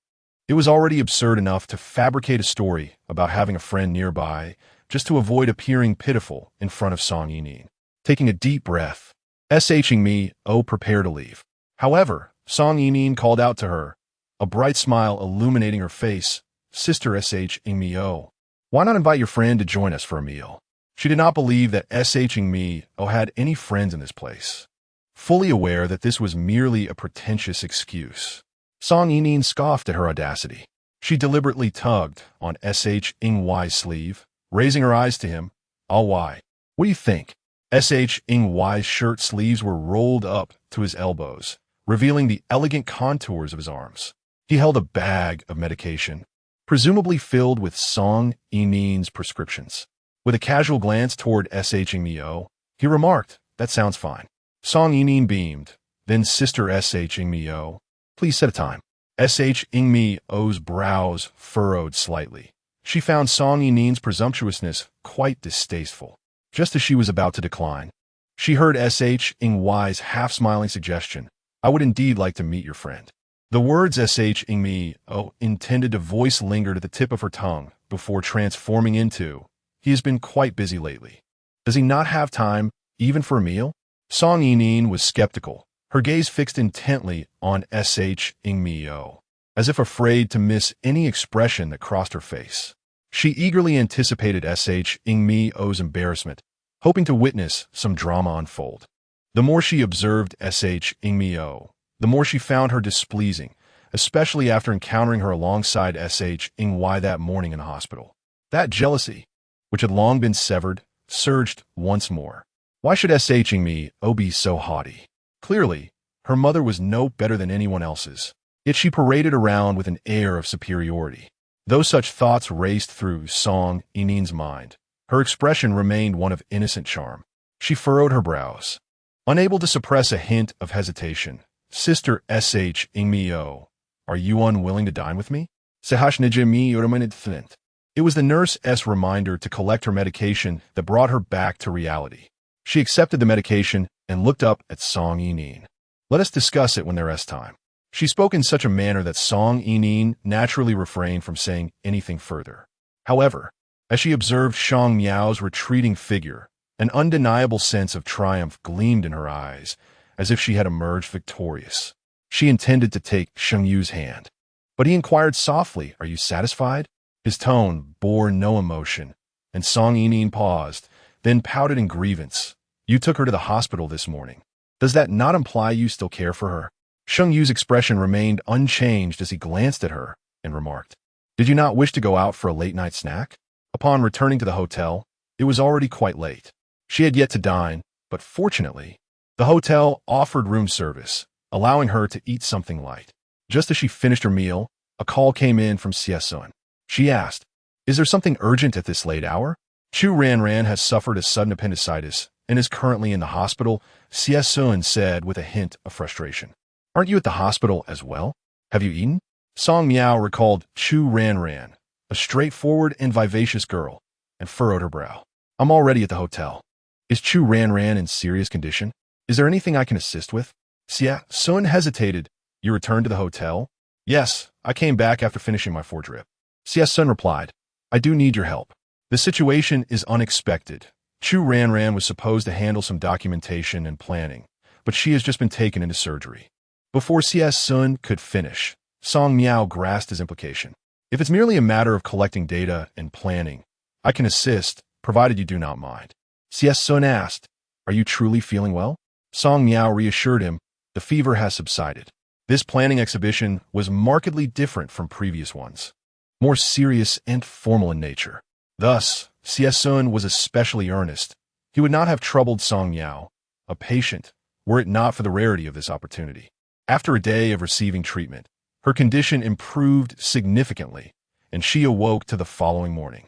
She and Sun had agreed to meet downstairs in the hotel, and when she descended, he was already waiting for her. Sun held out a cup to her, saying, "Yan Shujin mentioned that you enjoy this?"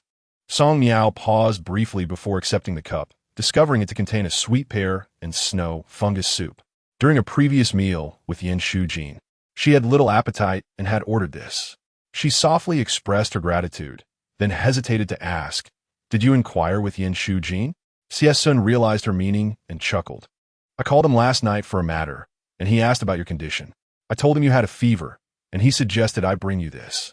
Yan Shujin's character was consistently gentle and considerate, and Song Miao replied, "I I will thank him properly upon my return.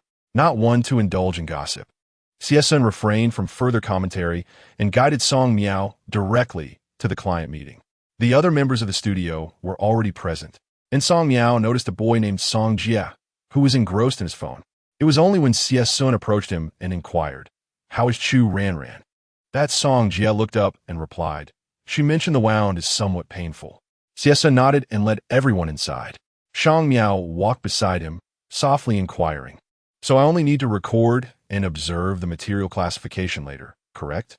"Thank you for your efforts today, Sister Shang Miao," Song Jie encouraged her as he stood nearby, having overheard her words. "In truth, today is not a particularly significant occasion. It is merely a discussion between both parties, so there is no need to feel overly anxious." Shang Miao was not particularly nervous. She had engaged in numerous collaborations and possessed a solid understanding of the financial sector. Nevertheless, she nodded appreciatively. "Thank you." Xie cast a glance at them, his expression impassive, dressed impeccably in formal attire. However, his strikingly handsome visage seemed more akin to that of a privileged young master than a commanding boss. Shang Miao could not help but wonder if, during business negotiations, Xie often fell prey to superficial judgments, being mistaken for a mere pretty face. Chapter 88, however, Shang Miao was evidently mistaken. Xie possessed remarkable capabilities, consistently taking the lead during discussions with the clients, his insights often piercingly astute. The client, Mr. Liu, the director responsible for the entertainment sector, regarded Xie with admiration, exclaiming, "Mr. Xie is indeed impressive, a true young talent." Xie remained composed, pushing some documents across the table towards Shang Miao, quietly instructing her, "Just ensure they are sorted and logged properly. Do not mix them up." Upon examining the documents, Shang Miao recognized they contained profiles of prominent financiers from recent years, alongside cases they had encountered. One individual in particular sparked her memory, as she had previously accompanied Sheng Yu to meet him for business. After a moment's pause, she inquired of Xie, "I recall your proposal outlines a chronological progression. Are you suggesting we concentrate these individuals' energies within a significant time frame?" Xie turned to her, and Shang Miao continued, "Have you forgotten my primary role?" The selected financiers and their respective experiences were all quite renowned. Having toiled in the financial sector for some time, Shang Miao was well aware of their significance. Before long, she had organized the materials and presented them to Xie. He was in the midst of explaining his design philosophy to Director Liu when he momentarily glanced at the document she offered, astonishment flickering in his eyes before he resumed his composed dialogue with Liu. Director Liu, observing the meticulously arranged timeline, cast another appreciative glance towards Xie, saying, "It seems Mr. Xie is genuinely earnest this time. I did not make a mistake in choosing you." Xie nodded graciously. "As long as you are satisfied." The discussions proceeded pleasantly, with commendable progress, concluding shortly after 11. Beaming, Director Liu invited them to lunch, but Xie politely declined, stating, "We need to return and refine the proposal further." Upon exiting the venue, Song Jie raised his hand and declared, "Boss, Chu Ranran is alone in the hospital. I shall go visit her." Following his lead, several others from the studio expressed their desire to accompany him to the hospital. Shang Miao turned to Xie and asked, "May I visit her as well?" Xie clicked his tongue, ultimately deciding that the entire group would head to the hospital. The hospital in question was the same one where Shang Miao had received treatment. Chu Ranran had just undergone surgery and lay upon her bed, her complexion pale. Upon noticing Shang Miao, her eyes brightened momentarily. "Sister Shang Miao, you are unhitching too?" "Yes, how are you feeling?" Shang Miao inquired. Despite her waning color, Chu Ranran's spirit seemed buoyant. However, the presence of too many visitors was disruptive to her recovery, so they exchanged a few words before stepping out, leaving only Song Jie to care for her. It was precisely lunchtime, and someone suggested they go out to eat, mentioning several nearby restaurants in succession. Recently recovering, Shang Miao could not indulge in heavy or spicy foods, yet she did not wish to dampen their spirits, and thus said to Xie, "Perhaps I shall return to the hotel to rest while you all enjoy lunch." Xie furrowed his brow slightly. casting a fleeting glance her way before calling over someone and instructing, "After you finish, remember to return to the hotel and make the necessary revisions." The individual appeared taken aback, to which Sun added, "She cannot eat spicy food." His initial intention was merely to express that Shang Miao was unwell and should refrain from spicy food. However, feeling that such a statement might be inappropriate, he opted for a vague remark instead. To his surprise, this led to a chorus of jeers from the onlookers. "Shang Miao Jie." Suddenly, a voice called out from behind, "Song Yining." Shang Miao stiffened momentarily and turned around to see. Indeed, it was Song Yining. She was alone. Sheng Yu had seemingly vanished. Upon catching sight of Sun, Song Yining was momentarily taken aback and inquired, "Is this your friend, Shang Miao Jie?" Shang Miao had not anticipated encountering Song Yining here and felt a twinge of discomfort. "Why are you at the hospital again?" Song Yining bit her lip, adopting a fragile demeanor. "I came to get some blood work done."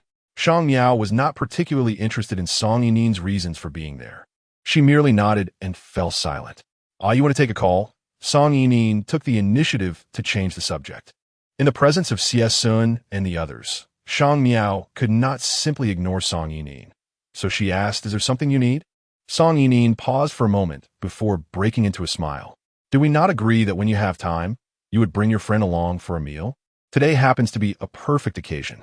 As she finished speaking, Sheng Yu approached.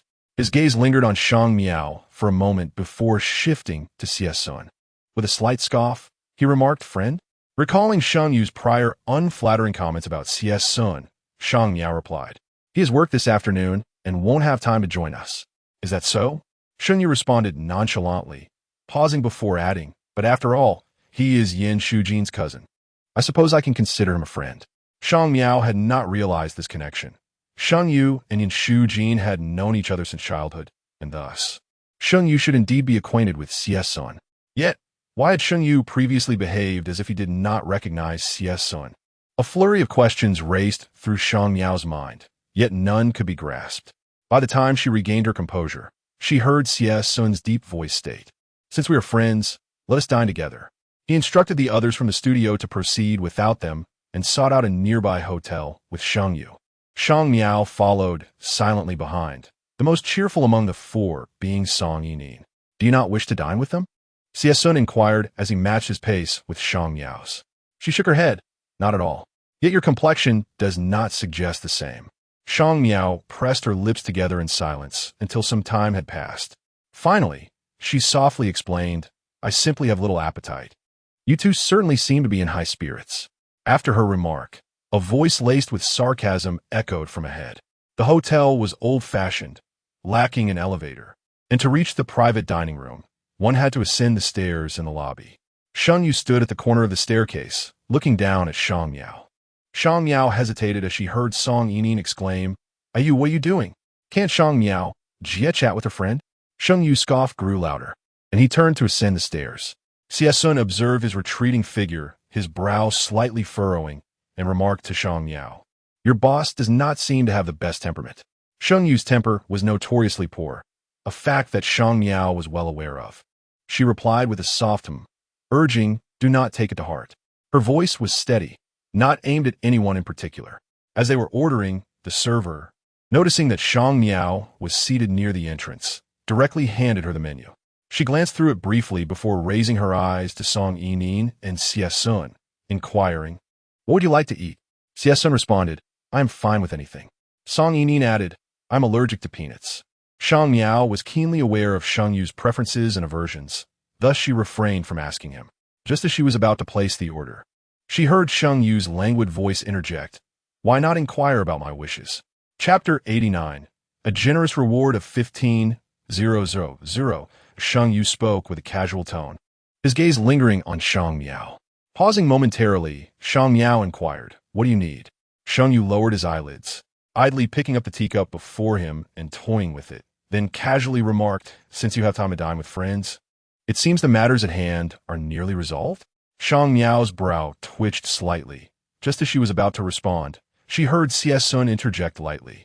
"The strictness of President Sheng's company is such that employees must seek approval even for meals. It is no surprise, given its lingua." His tone was nonchalant, resembling small talk. Yet it subtly implied that Sheng Yu was overly controlling.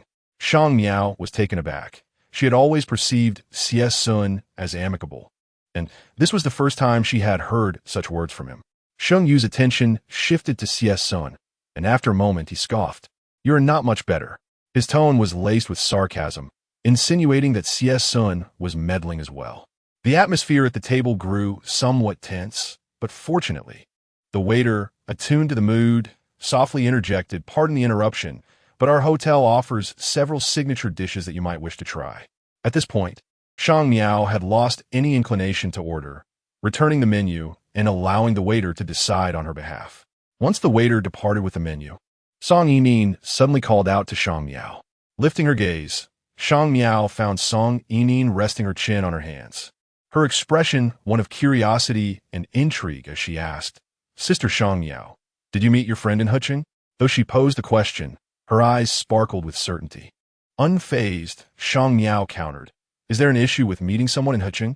"Not at all," Song Yining replied, her confidence seemingly bolstered. She continued cheerfully, "That only proves that Sister Shang Miao possesses exceptional social skills. Unlike me, who suffers from a bit of social anxiety and doesn't dare venture out without you." The latter part of her statement carried a hint of grievance, yet the overall implication suggested that Shang Miao's personal life was rather chaotic. After all, how could she have made a new male friend within just a few days in Huqing? Calmly taking a sip of the lemonade on the table, Shang Miao retorted, "After studying at the secretarial office for so long, your social skills remain so lackluster. Perhaps you should reflect on that." Song Yining was taken aback by Shang Miao's rebuttal, feeling a twinge of displeasure. She furrowed her brow as she glanced at Shang Miao, unable to resist a furtive glance at Xie Sun beside her. Curling her fingers slightly, she murmured, "I will strive to improve, Sister Shang Miao." Shang Miao's pleasant mood had been soured by Song Yining, leading her to respond somewhat brusquely. She stated, "Verbal promises hold no weight. The secretarial office is not lacking in personnel, especially not in attractive and capable female interns." Shang Miao enunciated the phrase attractive and capable female interns with particular clarity, causing Song Yining's expression to darken instantly. After a brief pause, Shang Miao added, "If I recall correctly, you have yet to secure a permanent position? Does her transition to a permanent role concern you?" As soon as Shang Miao's words left her lips, Sheng Yu's lightly mocking voice echoed. He regarded Shang Miao, his eyes devoid of emotion, and stated, "Mind your own business." Shang Miao's eyelashes fluttered momentarily, and then she pressed her lips together, choosing silence. Song Yining, having just been rebuffed by Shang Miao, decided against further self-deprecation. Only Xie Sun remained composed, even pouring more water for Shang Miao, advising her, "Since your fever has subsided, you should drink more water." Shang Miao glanced at him, expressing her gratitude with a simple, "Thank you." Soon, the dishes arrived. The cuisine from Huqing was rather salty, and, after tasting a bit, Shang Miao lost her appetite, as she preferred a lighter flavor. She sipped some water and then picked up her bag, intending to head to the restroom. However, before she could exit, her phone rang abruptly, her grandfather's call. Shang Miao's breath quickened slightly. The last time he had called was concerning Li Yinan. Stepping out of the private room, she answered the phone while walking toward the restroom. Her grandfather's anxious voice immediately came through. "Miao Miao, please check on Tao Tao. I heard she suddenly collapsed at home this afternoon and is now in the hospital." Shang Miao furrowed her brow. How could she suddenly faint? "She was perfectly fine when I visited yesterday. Your mother just called me asking to borrow money. I'm unclear on the specifics. She can't make decisions and is too afraid to call you. You need to go see her." The elderly man's tone was filled with concern. After all, Li Yinan was his only daughter. Despite not having returned home in many years, it was natural for a parent to worry about their children. "I'll go see her right away." "Please don't worry," Shang Miao replied, her expression now serious. Since that car accident, her grandfather's health had deteriorated significantly, and the doctors had repeatedly warned against emotional distress. This was also why Shang Miao insisted he stay at the Jinan nursing home. She returned a few steps to the private room, but did not enter. Instead, she stood at the door and said, "I apologize, but I have an urgent matter to attend to." Sheng Yu raised his eyelashes slightly, his tone indifferent. Are you so unoriginal that you can't even come up with a new excuse? Shang Miao furrowed her brow and glanced at CS Sun, saying, I'll treat you to dinner another time. However, CS Sun picked up his coat and stood up, his voice low. Do you need my assistance? Sister Shang Miao. Song Yining also stood, looking earnestly at her. You, and I can help too. She turned to Sheng Yu. Right, you? Sheng Yu scoffed coldly, his eyes dark and devoid of warmth. Sure. Shang Miao, not wishing to waste time with them, and feeling the weight of concern for her grandfather, simply turned and left. Upon arriving at the hospital, she quickly located Tao Tao's room. Li Yinan was by the bedside, wiping away tears, while Tao Tao lay there, her face devoid of color, eyes closed, with several tubes connected to her small frame. Shang Miao hesitated for a moment, softly inquiring, How is she? Upon hearing her voice, Li Yinan looked up, and in a sudden rush of desperation, she knelt down. Meow, meow, meow, meow, please save Tao Tao. You must save her. Li Yinan's words became increasingly incoherent. I was wrong. I bow to you. Please save her. I will kneel before you. As she spoke, she genuinely attempted to bow, her hands gripping the floor, ready to strike her head against it. Song Yining was taken aback, letting out a startled scream before leaping directly into Sheng Yu's embrace, her eyes wide with fear as she gazed at Shang Miao. Sister Shang Miao, why is your mother so terrifying? Shang Miao had just swiftly intervened, restraining Li Yinan's arm, her expression darkening. Get up. Yet, Li Yinan was reluctant to comply, clinging tightly to Shang Miao, her face awash with tears. Miao Miao, I beg you. Let me serve you in any capacity. Shang Miao closed her eyes momentarily, and when she spoke again, her tone was laced with irritation. I promise you, I promise you. Li Yinan, rise to your feet. Chapter 90. Lovely Yinan gazed at her with tear-filled eyes. Really? Shang Miao exerted herself to pull her up, but Li Yinan was surprisingly strong, making it impossible for Shang Miao to move her. However, it wasn't long before Li Yinan stood up on her own, wiping her face as she urgently grasped Shang Miao's hand. Miao Miao, I'm sorry, but Tao Tao is my own flesh and blood. Shang Miao's mind was eerily calm as she listened to Li Yinan's words, realizing that she had become emotionally numb. She inquired, what exactly is happening? Upon hearing this, Li Yinan began to weep anew. The doctor said Tao needs medication, some special drug that costs 2,000 to 3,000 a month. How can I afford that? Shang Miao felt a heaviness in her heart. She pushed Li Yinan's hand away, declaring, I will go find the doctor. You'll hear the same thing from him. Oh heavens! Why must we face such calamity? As Li Yinan's sobs echoed behind her, Shang Miao quickened her pace. Just as she exited the ward, she heard CS Sun calling after her, Shang Miao. At that moment, Shang Miao's emotions were far from stable. She looked at CS Sun and, feeling somewhat weary, said, I apologize for the trouble. CS Sun's expression remained composed as he replied, I have a friend in hematology who can assist you. Shang Miao paused slightly, and CS Sun immediately took out his phone, lowering his gaze to tap a few times, then said nonchalantly, I've sent you the information. Taking a deep breath, Shang Miao quietly expressed her gratitude. Thank you. Yin Shujin specifically urged me to take care of you, CS Sun added after a brief pause. And you have also been of help to me. He referred to the documents she had organized that morning. Shang Miao's face darkened. She could not muster a smile and replied, Even without my assistance, you would manage. As they conversed, they reached the doctor's office. CS Sun accompanied her inside, where the attending physician clearly stated that Tao Tao's condition was congenital, and given the current situation, medication was the optimal course of action. Shang Miao nodded in understanding, and the doctor continued, She is still quite young. It is essential to supplement her nutrition, as her anemia, hypoglycemia, and calcium deficiency are quite pronounced. When Shang Miao and CS Sun returned to the ward, only Song Yining and Li Yinan were present.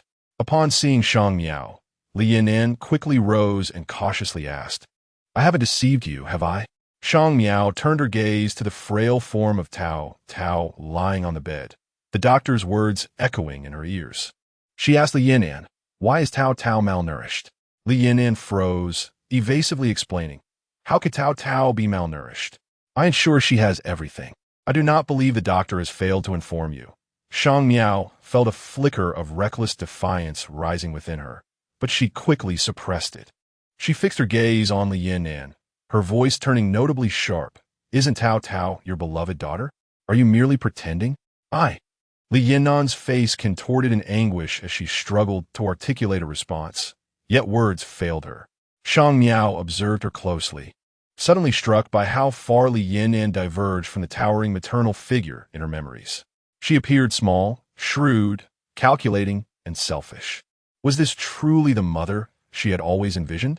Shang Miao's eyes turned utterly cold, causing Li Yinan to feel guilty under her gaze, fearing that in her anger she might neglect Tao Tao. He decided to confess, I didn't give it to anyone else. I merely saved some. I thought you.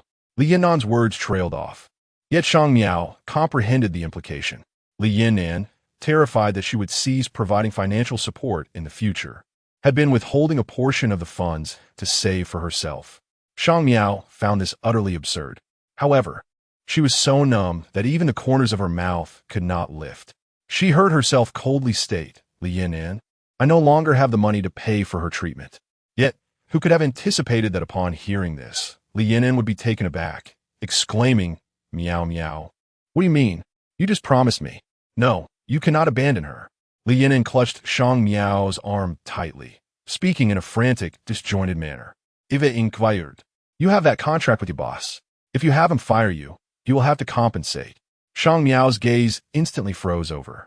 She forcefully wrenched her arm away from Li Yinan's grasp and retorted coldly, who told you this? The matter of her non-compete contract with Ling Hua was known only to those within his organization. Shang Miao instinctively glanced at Song Yining, who appeared visibly embarrassed. Just now, Annie asked me about your job, and I blurted it out. The cries of Li Yinan echoed in her ears as she turned to see Tao Tao, still unconscious behind her. A sharp pain shot through her head. Shang Miao stepped out of the ward, desperate for a breath of fresh air, the weight of these events pressing painfully against her chest. Behind her, a man's quiet laughter resonated, and upon turning, she saw Sheng Yu standing there, his expression inscrutable. The buttons of his shirt were loosened, giving him a languid, disheveled appearance. He gazed down at her, his tone laced with mockery. You truly are incorrigible. Shang Miao raised her eyes, her tone equally frigid. I have no desire to argue with you right now. Unfortunately, Yan Shu Jin is in Jinan, Sheng Yu remarked nonchalantly, holding his phone. Otherwise, you could have sought his assistance. Shang Miao's mood, already dismal, soured further upon hearing Sheng Yu's sardonic remarks. After a moment of restraint, she retorted, even if I needed his help, it has nothing to do with you. Shang Miao. Sheng Yu's expression remained unchanged as he gradually closed the distance between them, compelling her to look up at him. His eyes narrowed slightly, and he coldly remarked, you truly possess a means. While Yin Shujin is in Jinan, there's also CS Sun and Huching. I had indeed underestimated you in the past. Yet, I wonder if these two brothers are aware of your talents? Sheng Yu's words were harsh, igniting Shang Miao's fury. Unable to contain herself, she raised her hand to strike him. Sheng Yu reacted swiftly, grasping her wrist firmly, his brow furrowing. Are you going to hit me? However, Shang Miao lowered her head, trembling all over, her voice tinged with an imperceptible nasal quality as she pleaded. Sheng Yu, can you please refrain from speaking like that? Sheng Yu tightened his grip on her wrist, his brow furrowing for a moment before relaxing again. He handed over his hand to Shang Miao, his tone still rather unkind. Why are you crying? Wasn't it you who wanted to be the savior? Shang Miao pressed her right fingers fiercely into her palm, gritting her teeth as she replied, yes, it's my fault. I overestimated myself. I took it for granted. She felt as though she deserved to slap herself. She believed that as long as she treated Li Yinan well enough, as long as her intentions were sincere, Li Yinan would remember her as her daughter and recall the moments when she had accompanied her through the years. She always thought, how could any mother be so heartless? Surely, she would receive at least a modicum of love from her mother, even if just a little. Chapter 91. Making up for yesterday, the hospital corridor bustled with activity as Shang Miao took a moment to compose herself, feeling a slight relief wash over her. She had no desire to engage further with Shang Yu, so she swiftly made her way to the restroom. Fortunately, it was relatively empty. She paused by the sink and gazed at her reflection in the mirror. Tears glistened at the corners of her eyes, smudging her makeup and rendering her appearance quite disheveled. With a quiet resolve, Shang Miao retrieved her makeup kit to touch up her face before resting her hands on the countertop, closing her eyes to gather her thoughts. The abrupt ring of her grandfather's call caught her off guard, and it suddenly struck her that she had yet to update him about the situation here. Lowering her gaze, she took a deep breath before slowly connecting the call. Her grandfather's aged voice came through, laced with unhidden concern. "Miao Miao, how are you?" Shang Miao felt as though a fishbone was lodged in her throat, rendering her speechless. Sensing her distress, her grandfather paused and inquired, "Miao Miao, what has happened?" Regaining her composure, she tightened her grip on the countertop, striving to respond in a calm tone. "Please don't worry. It's nothing serious. Tao Tao is just anemic." "Anemic? How could that be?" Shang Miao explained. "It might be due to medication." Quickly adding, "Please rest well. I need to consult with the doctor for more information." "Everything will be fine." Her grandfather sighed in relief and reminded her, "Tao Tao's health is important. You must take care of yourself as well." After concluding the call, Shang Miao lingered in the restroom for a moment before stepping outside, only to find Sheng Yu waiting for her. He furrowed his brow, absorbed in his phone. Upon hearing her footsteps, he looked up, a sardonic smile curling at the corners of his lips. "Willing to endure hardship for the sake of others. You truly are remarkable." Shang Miao hesitated for a moment before responding, "I will handle my own affairs." "And how do you intend to do that?" Sheng Yu's mockery deepened as he scrutinized her, his voice dripping with disdain. "What value do you think you possess, and how long can you afford to support her?" It took all of Shang Miao's strength to maintain her composure, her expression barely holding together. "This is none of your business," she replied, turning toward the patient room. At the door, she encountered Xie Sun, who had just returned from a phone call. He had stepped out after leaving the doctor's office. Noticing her pallor, he frowned slightly and asked, "What's wrong? You look unwell." Shang Miao shook her head. "It's nothing." After saying this, she entered the room, where a nurse was administering fluids to Tao Tao, with Li Yan'an standing guard nearby.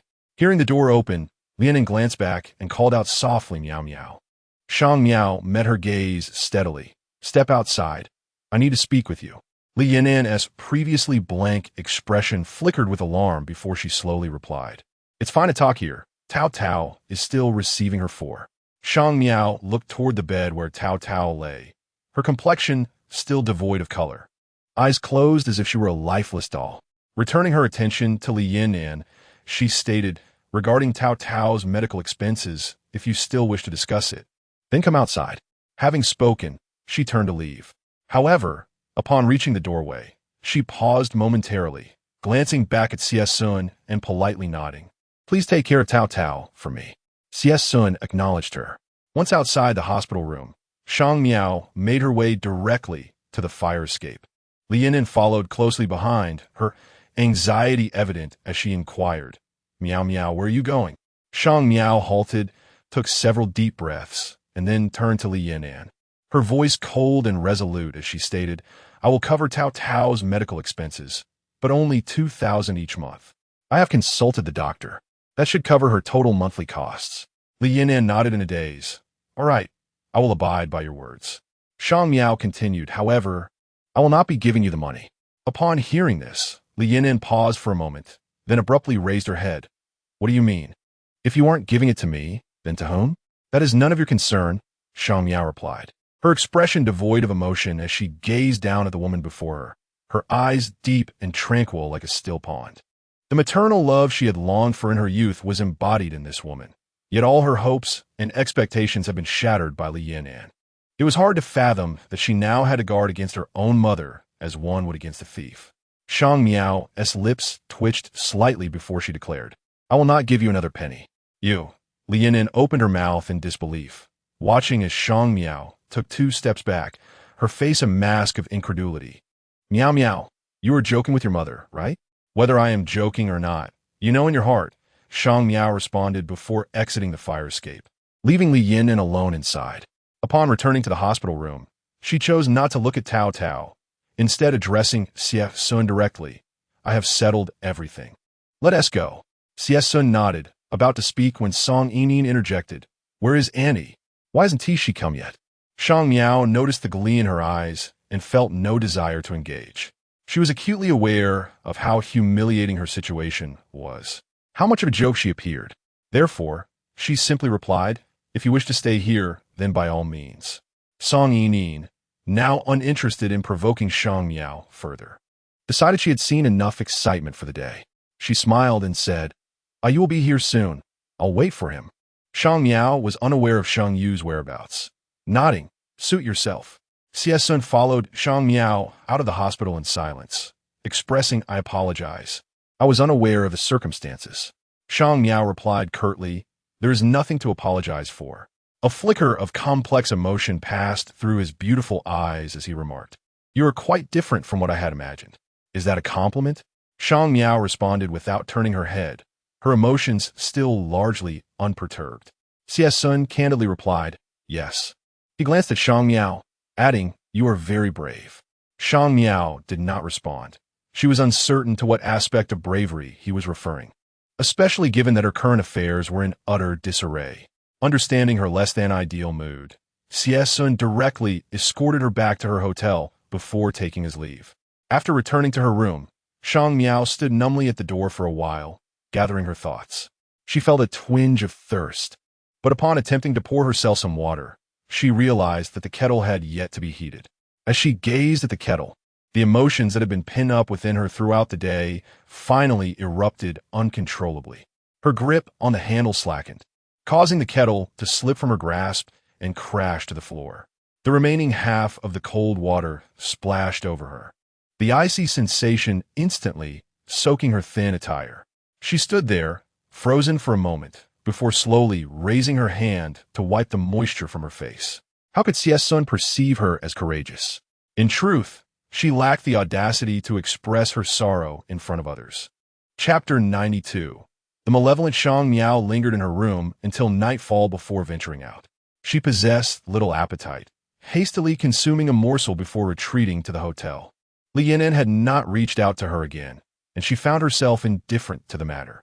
It was only after she had finished her bath that she noticed a message from Zhou Jianhui, a contact she had not communicated with in quite some time.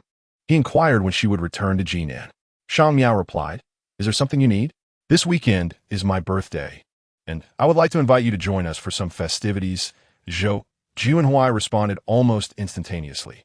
Their acquaintance was rather tenuous, the last interaction occurring during a meeting at Linghua. Feeling out of sorts, Shang Miao was inclined to decline the invitation. Just then, another message from Zhou Jianhui appeared.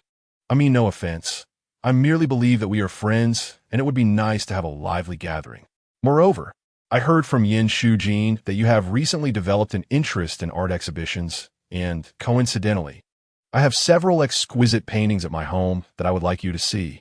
With such an earnest invitation, Shang Miao found it difficult to refuse and ultimately acquiesced. That night, sleep eluded Shang Miao, and despite her attempts to force slumber, she was plagued by a throbbing headache. The following morning, she promptly called Xie.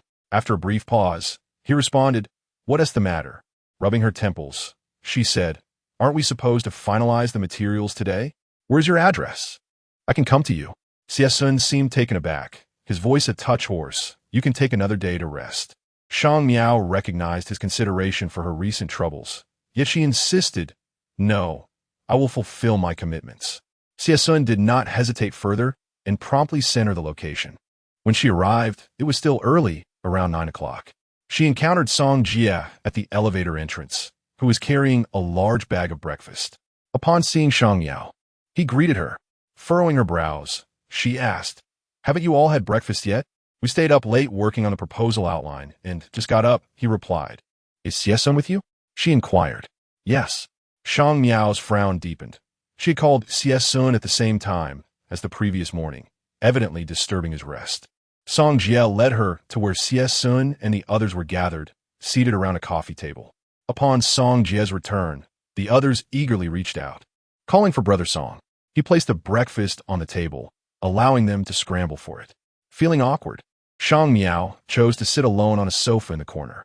A cup of coffee was presented before her, and she heard Xie pleasant voice behind her. "Here you go."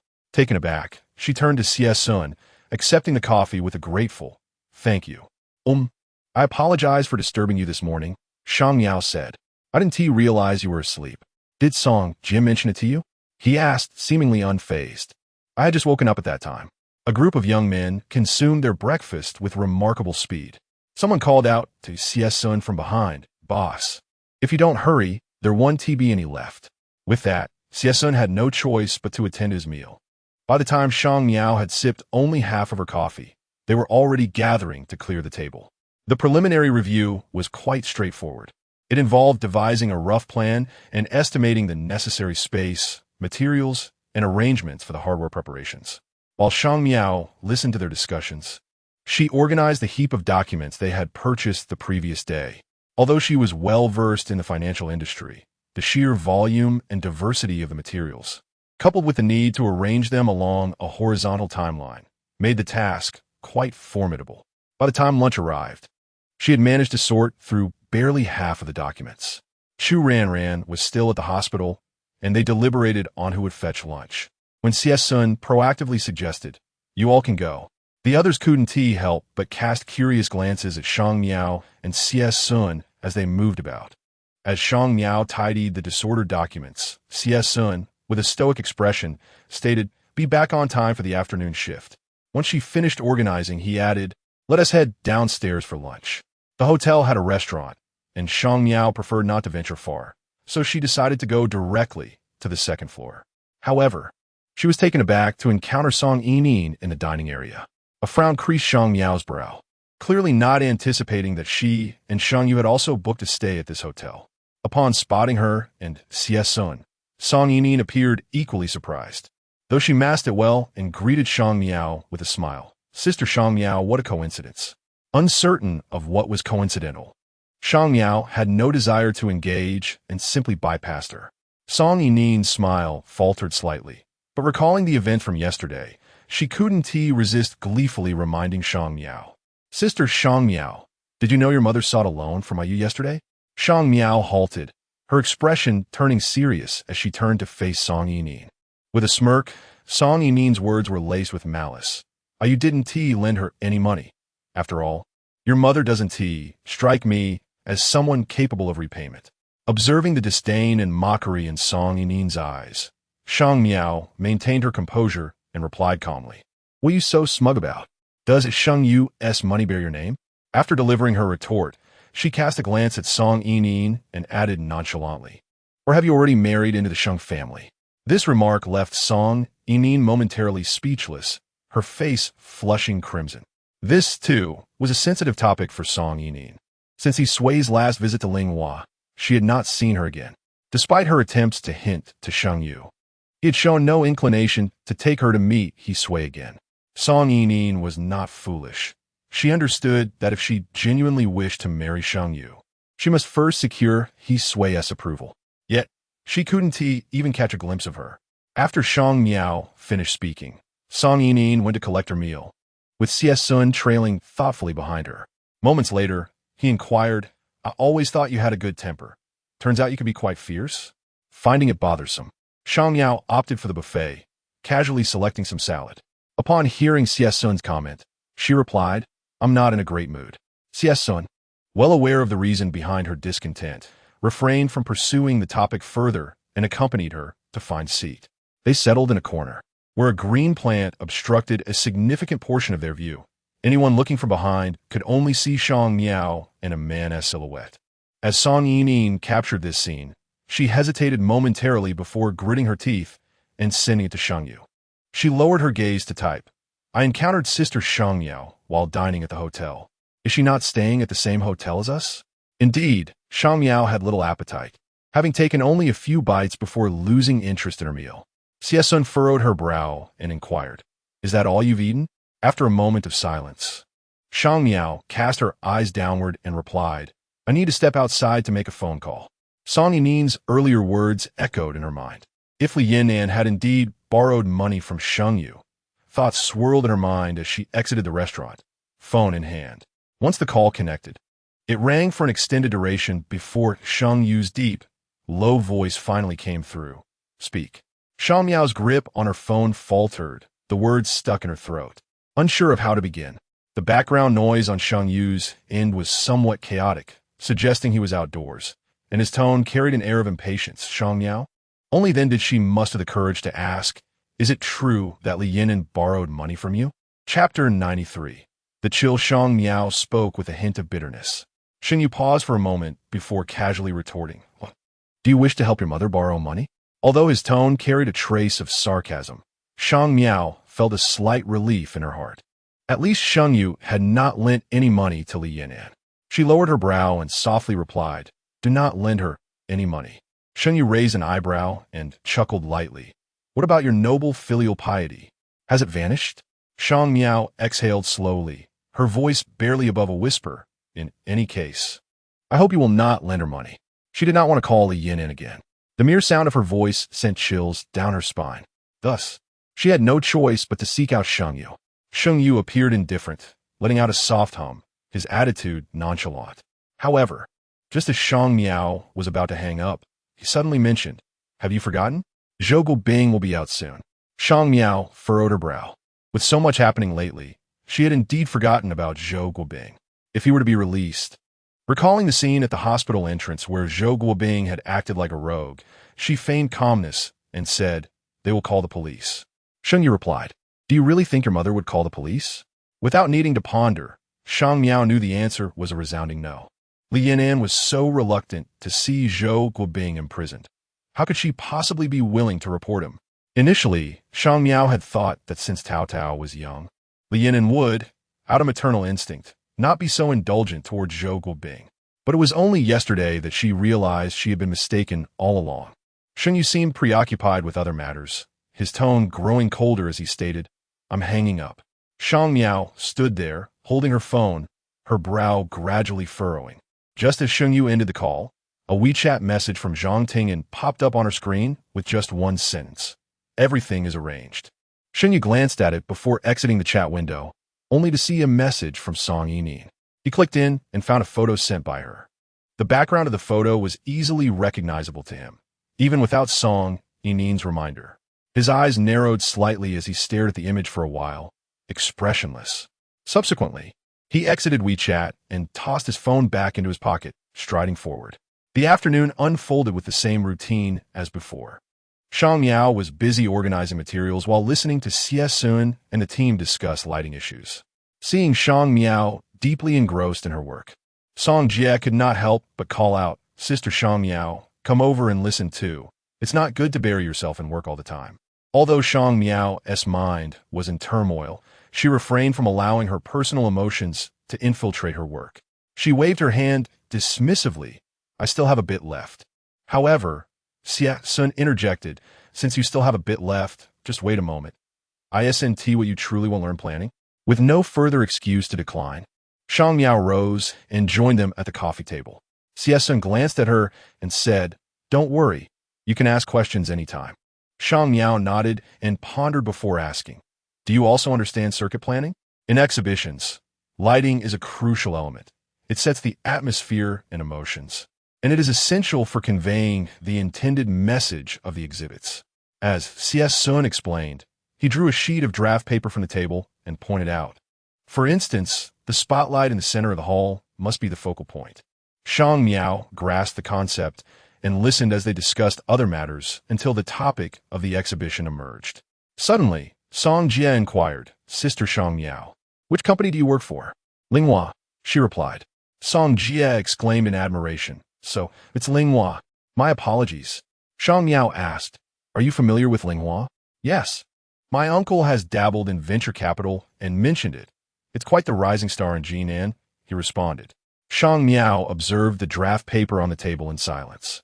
Indeed, Linghua had surged forward in recent years, but initially it was merely a challenge tossed by Shanghai to Sheng Yu. When Sheng Yu first took over Linghua, the situation was rather dire. Shang Miao reflected on his journey to success. At that time, Sheng Yu was not as decisive as he was now, a novice heir. Despite a prestigious family background, faced numerous challenges. Yet, Sheng Yu was sufficiently ruthless with himself. Her reverie was abruptly interrupted by a burst of laughter, and she glanced up to see Song Jie blushing, playfully teased by others. Xie Sun, observing from the side, tapped the table and said, "That's enough. Let us return to work." The ensuing discussion veered into topics beyond Shang Miao's comprehension, prompting her to continue organizing her materials. The clutter was indeed troublesome to sort through. Fortunately, during her years at the Secretariat, she had primarily been tasked with organizing documents for Sheng Yu, allowing her to manage the task with relative ease. By 6 in the evening, she had nearly completed her work. She showed her progress to Xie Sun, who remarked, "Indeed, specialization is key." As Shang Miao gathered her belongings to leave, Xie Sun intended to accompany her, but was suddenly interrupted by a client call requiring his attention. She nodded at him and exited alone. Once outside the lively atmosphere of the room, her facade of composure quickly crumbled. However, as soon as she stepped into the elevator, her phone erupted with an urgent ringtone, echoing sharply in the tranquil space. Pausing for a moment, she furrowed her brow and answered the call. It was the director of the rehabilitation center. Upon answering, she immediately heard the director's breathless voice. "Miss Shang, old Master Li has suddenly collapsed." Instinctively, Shang Miao thought of Li Yan'an and asked, her voice trembling, "How could he suddenly faint?" The caregiver reported that he received a phone call that stirred him emotionally, and by the time they realized, he had already collapsed. "Miss Shang, you should prepare yourself emotionally," Director Chen continued. "Old Master Li appears to be showing signs of stroke." Shang Miao's voice faltered. "I will return to Jinan immediately." After hanging up, she promptly booked the next available flight back to Jinan. By the time Shang Miao arrived in Jinan, it was already past 10 in the evening. Without hesitation, she made her way directly to the rehabilitation center. Fortunately, it was adjacent to the city hospital, and upon her arrival, she found the director waiting outside the ward. Upon seeing her, the director quickly approached. "Miss Shang, you have arrived." Shang Miao inquired, "How is my grandfather's condition?" "Not very well. The old gentleman has always been in poor health." And this time, a surge of emotion exacerbated his situation, causing his blood pressure and heart rate to exceed safe limits. Although the doctors at the nursing home administered timely assistance, the prognosis remains rather bleak. Shang Miao's countenance grew cold as she pushed open the door to the ward, revealing her grandfather lying in bed with an oxygen machine beside him. He appeared to have aged considerably. She approached him gently, and he lifted his drooping eyelids, extending his frail, withered right hand towards her. His lips moved silently, forming words that emitted no sound. Shang Miao took his hand in hers and softly called, "Grandfather, I have returned, Miao." The elderly man's voice was faint, requiring Shang Miao to lean in closely to catch his words.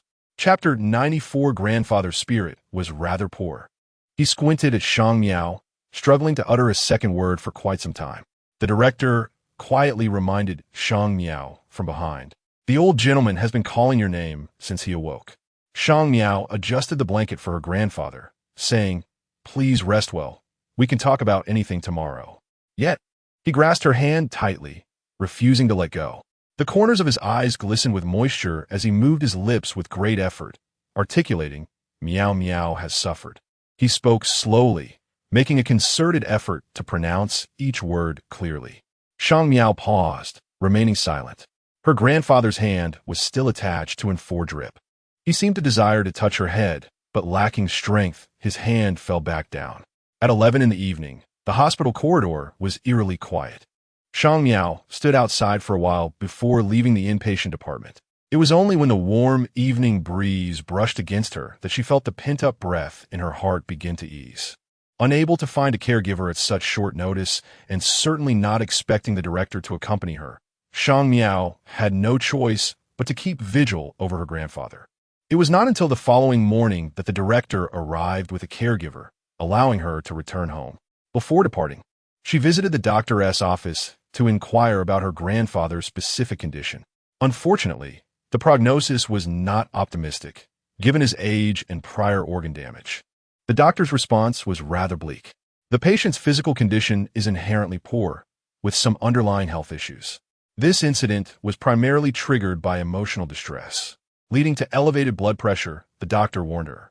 It is crucial to monitor the patient's emotional state closely. While we were able to intervene this time, another incident could easily result in a stroke or cerebral hemorrhage.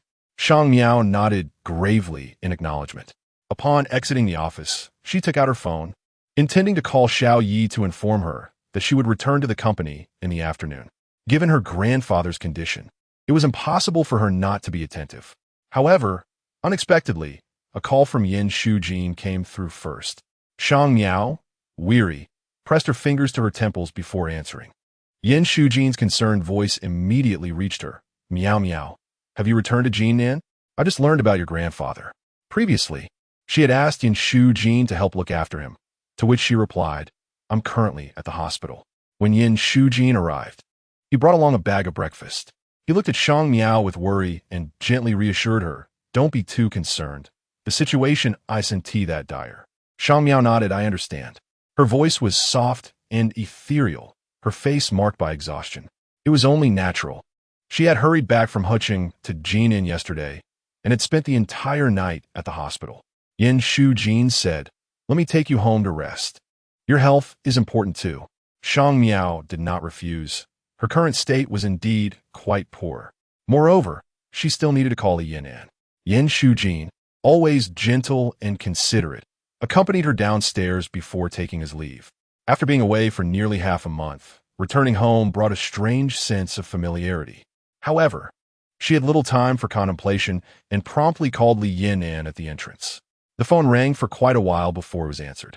The moment Li Yinan's voice came through, Shang Miao leaned against the door with her eyes closed. After a prolonged silence, she finally asked, are you aware that grandfather nearly suffered a cerebral hemorrhage? Li Yinan was clearly taken aback, and after a brief pause, she replied, I had no idea. You had no idea? Shang Miao gently echoed, devoid of any emotional fluctuation. She inquired, when you called him, did you not consider that he might be unwell? Li Yinan hesitated. He never mentioned anything about his health being poor. He is your father. Shang Miao's voice suddenly escalated, her tone trembling as she weakly exclaimed, Li Yinan, can you not reflect on your conscience? Every time you asked him for money, did he ever refuse you? How could he not care for his daughter? How can you be so heartless? Miao Miao.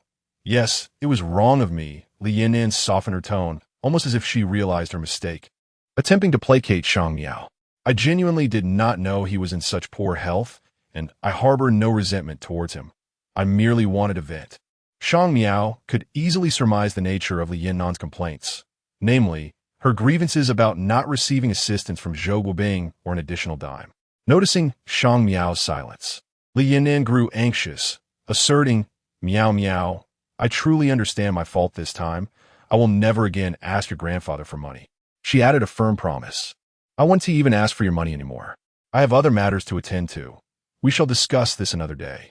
The call ended swiftly, and Shang Miao found herself momentarily stunned, contemplating the meaning of Li Yinan's last statement. However, she suspected it was just another instance of Li Yinan's theatrics. Exhausted, she hastily prepared a light meal in the kitchen, completed her evening routine, and retreated to her room for rest. Just before noon, the ringing of her phone jolted her awake. It was Xiao Yi calling. Sister Shang Miao, President Sheng mentioned that you have returned to Jinan. You haven't come to work today, and Sister Wang asked me to check on you. It was then that Shang Miao recalled her oversight in failing to inform Xiao Yi. Rubbing her temples, she replied, I encountered a sudden matter. I apologize, but I will come in this afternoon. Oh, Xiao Yi responded, but she also reminded Shang Miao. Sister Shang Miao, you must hurry. Chairman Sheng is visiting today, and everyone is on standby at their desks.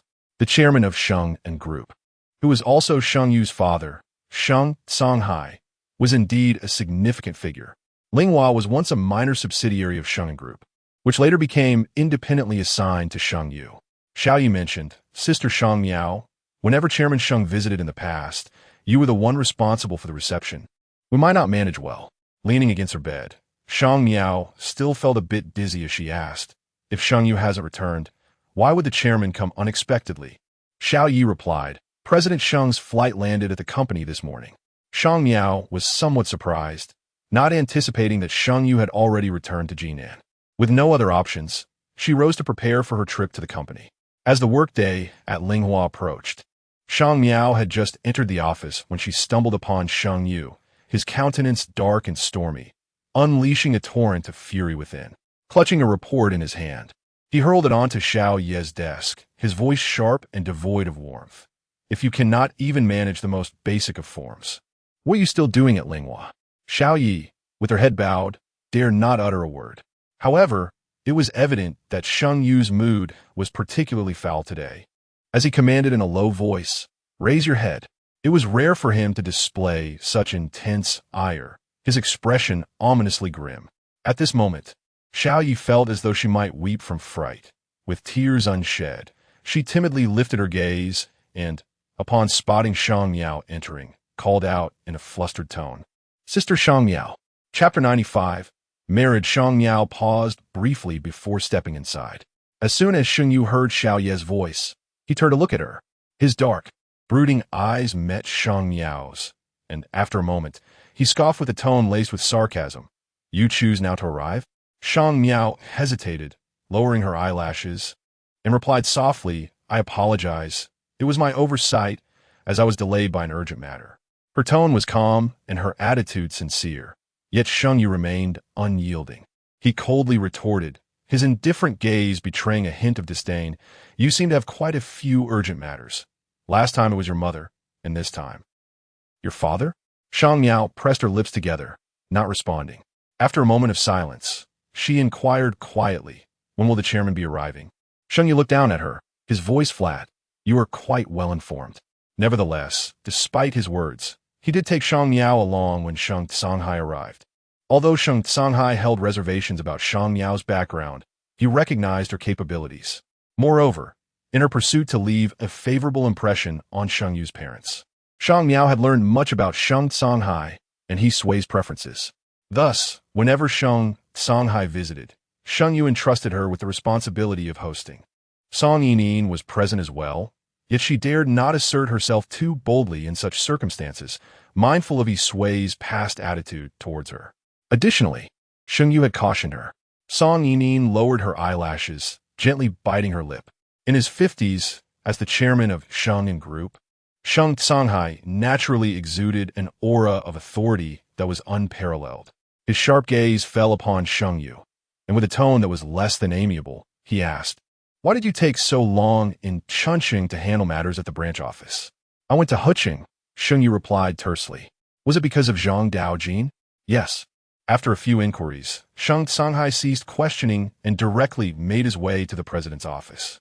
Shang Miao followed behind them and seized the opportunity to succinctly and directly report on the matters in Chunqing. The relationship between Sheng Yu and Sheng Tsanghai was strained. It was solely due to their connections with Linghua and Sheng, and that Sheng Tsanghai made the effort to come. However, given their discord, Shang Miao had to take on the role of a mediator, seeking topics of conversation to bridge the gap between them. She had been performing this task for years and was quite adept at it. However, when the elevator came to a halt, Sheng Tsanghai suddenly asked her, "Did you go to Chunqing with Sheng Yu?" Shang Miao paused, then nodded in affirmation, "Yes."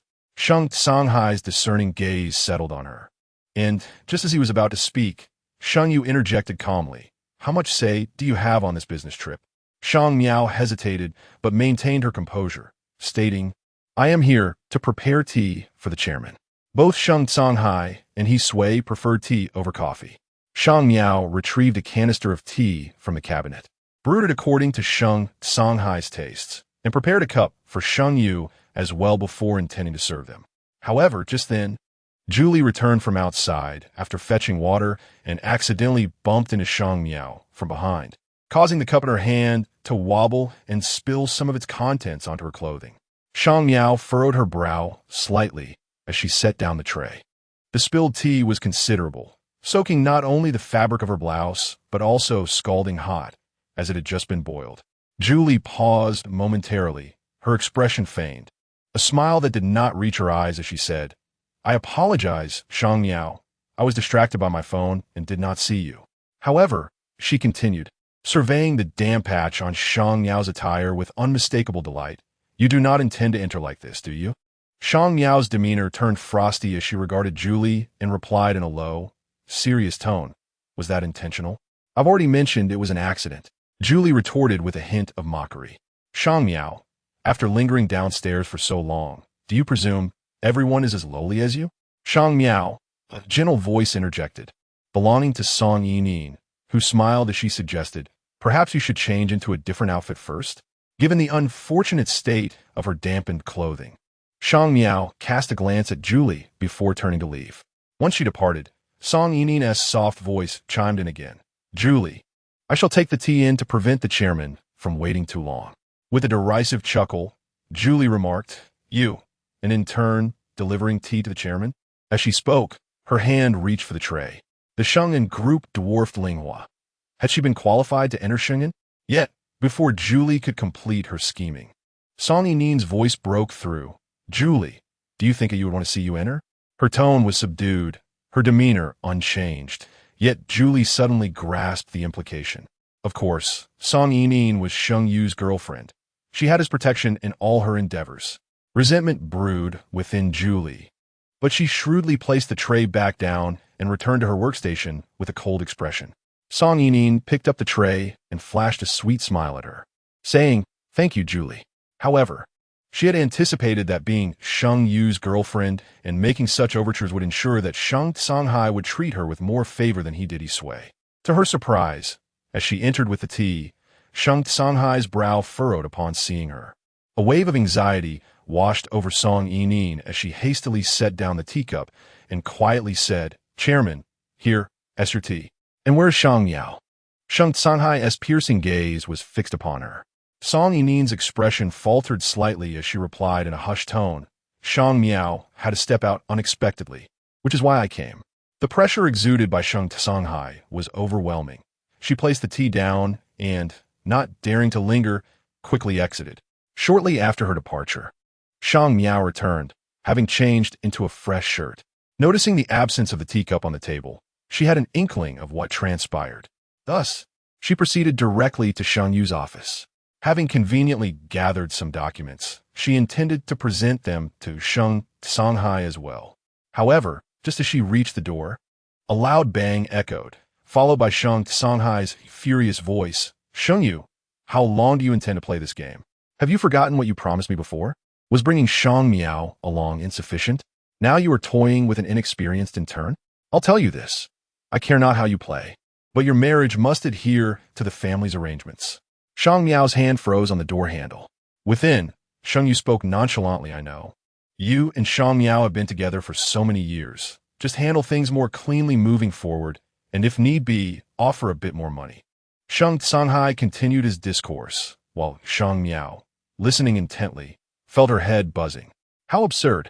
She had believed that her 8 years of genuine devotion amounted to something. Yet in the eyes of others, it merely translated to a lengthy dalliance that required a bit more financial compensation. So what did this all signify? What was her worth? Shang Miao, with her gaze cast downward, stood at the threshold of the office, as if rooted to the spot, unable to move even a single step. Chapter 96, standing at the doorway for a moment, Shang Miao waited until the voices within subsided before gently pushing the door open. Her gaze immediately fell upon the water stains around the teacup, likely the result of Shang Songhai's recent outburst. Pausing momentarily, she lowered her eyelids and spoke softly, "Chairman, here are the market figures for Linghua over the past 3 months." Shang Songhai glanced at her, his expression unchanged, and asked in a calm tone, "How was your trip to Spring City?" Shang Miao maintained her composure, replying, "It was quite good. I've heard that there is still a shortage of personnel in Spring City." Shang Songhai continued, his eyes fixed intently on her. A flutter of anxiety stirred within Shang Miao, causing her lashes to tremble slightly. She had always believed Shang Songhai to be more approachable than Isui. Though he initially expressed some discontent about Sheng Yu bringing her home, he later appeared to acquiesce. Even when Sheng Yu insisted on having her join the company, and Isui staunchly opposed, Shang Songhai only required her to sign a non-compete agreement. At that time, in her early 20s, she assumed that Shang Songhai had acknowledged her relationship with Sheng Yu, and with joy, she signed the contract. However, it now seemed evident that Shang Songhai had long since made his calculations. He had known from the beginning that Shang Miao could never truly enter the Sheng family. It is often said that business people prioritize profit, and Shang Songhai exemplified this perfectly. As someone molded by Sheng Yu, Shang Miao was destined to be severed from any ties to the Sheng family after her departure, leaving her with nothing to carry away. If Sheng Sanhai's stance was so resolute, one could only imagine Sheng Yu's indifference. A sharp pang of numbness pierced her chest as she raised her eyes to meet Sheng Yu's gaze. He seemed to sense her stare, lazily lifting his eyelids, lingering on her for but a moment before apathetically looking away. He interrupted Sheng Sanhai, redirecting the conversation. I've heard that Sheng is contending for land against Buyuan. Are you confident in this matter? Sheng Sanhai snorted derisively. I must commend your concern for Sheng. Sheng Yu's expression remained unchanged as he took a sip from his teacup, initially intending to reach for his own cup. Sheng Sanhai noticed that it had already spilled half of its contents. His brow furrowed in displeasure. Quick to react, Shang Miao swiftly collected the cup and returned with a fresh brew. Aware that Sheng Sanhai and Sheng Yu had matters to discuss, she discreetly left, closing the door with care. Upon turning, she encountered Song Yinin's discomforting gaze. Sister Shang Miao, Song Yinin called softly, her smile appearing demure. Could you share the chairman's preferences with me? After a moment's hesitation, she added through clenched teeth, I believe it's not appropriate for you to handle these matters anymore, especially since you're no longer in the president's office. Her words, couched in polite concern, were merely a veiled indication that she believed Shang Miao no longer held any connection with Sheng Yu and thus lacked the qualifications to engage. Upon returning, Xiao Yi approached with documents in hand, inquiring, Sister Shang Miao, has the chairman left? Shang Miao replied, not yet. Xiao Yi's expression immediately fell, disappointment evident on her face. Today, she was reprimanded by Sheng Yu and is now hurriedly revising the report. Shang Miao cast a glance at her and softly reminded, finish the form early. However, Xiao Yi gazed at her with pleading eyes, hoping for assistance, Sister Shang Miao. Without pausing her task, Shang Miao lowered her eyes and replied, I have matters to attend to soon, and Sheng Yu does not approve of this. Xiao Yi, aware of the inappropriateness, said nothing further and returned to her seat, disheartened. As Shang Miao organized the documents submitted during her absence from the office, the workday came to a close. She still needed to rush to the hospital to check on her grandfather's condition. Upon arriving at the hospital, she discovered that Yin Shujin was also there. Her grandfather lay on the hospital bed, receiving an 4-drip. Upon noticing Shang Miao's arrival, he raised his hand in greeting. Shang Miao set down her bag and called out, Grandfather, before turning to Yin Shujin, why are you here again? Yin Shujin had just escorted her home that morning. I came to see Grandfather, but coincidentally, Director Liu had an urgent matter to attend to, so I decided to stay here with him for a while. Yin Shujin replied gently, noticing the 4-drip was about to finish. He promptly and deftly pressed the switch to replace it with another bottle. Shang Miao bit her lip and softly expressed her gratitude. Thank you for your trouble. Her grandfather's condition today was similar to that of yesterday. And after inquiring with the attending physician, she returned. Just then, a caregiver from the nursing home arrived, carrying a thermos filled with fish soup that Director Liu had specifically arranged for her grandfather. Since he could only consume liquid food, Shang Miao carefully fed him the fish soup after consulting with the doctor. Her grandfather's murky eyes looked at her, mingled with affection and guilt, a weight that Shang Miao found difficult to ignore. She could only lower her gaze, avoiding his eyes. However, after finishing dinner, her grandfather seemed to regain some energy. His frail and bony hand grasped Shang Miao's, his voice hoarse and weak. Miao, miao, I shouldn't have said those things before. Your mother, she has wronged you. As the elderly man spoke, he inevitably recalled the words spoken by Li Yinan over the phone that day. He had never realized the extent of the grievances his Miao Miao had endured. His grip on Shang Miao's hand began to tremble, his voice choked with emotion. It is I who have wronged you. I did not raise her well.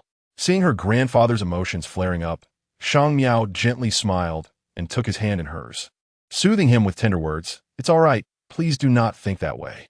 You have raised me since I was little. You are my closest family. Her grandfather's eyes glistened with tears. Shang Miao's grandmother had passed away when she was 5, and since then, he had never remarried. He had single-handedly raised Shang Miao. Although she rarely voiced it, he understood that she longed for parental love more than anyone else. A child raised in an environment devoid of affection yearns for love more than anyone else. Thus, one could only imagine how much Shang Miao had hoped for Li Yinnan's love. Yet, Li Yinnan had plunged a knife into her heart, while he, unknowingly, had contributed to her pain. The elderly man felt more sorrow than anyone else, holding on to Shang Miao's hand tightly. Your mother confided everything to me. She is so confused. As Shang Miao listened to her grandfather's words, her eyelids fluttered and her brow furrowed slightly. After a considerable pause, she finally spoke softly, "Do not worry so much. I will handle it." After much effort in lulling her grandfather to sleep, she adjusted his bedding before rising to leave the room. The conversation shared between the grandfather and granddaughter was not meant for prying ears. As soon as she noticed her grandfather's eyes glistening with unshed tears, Yin Shujin had already escorted the caregiver out of the ward.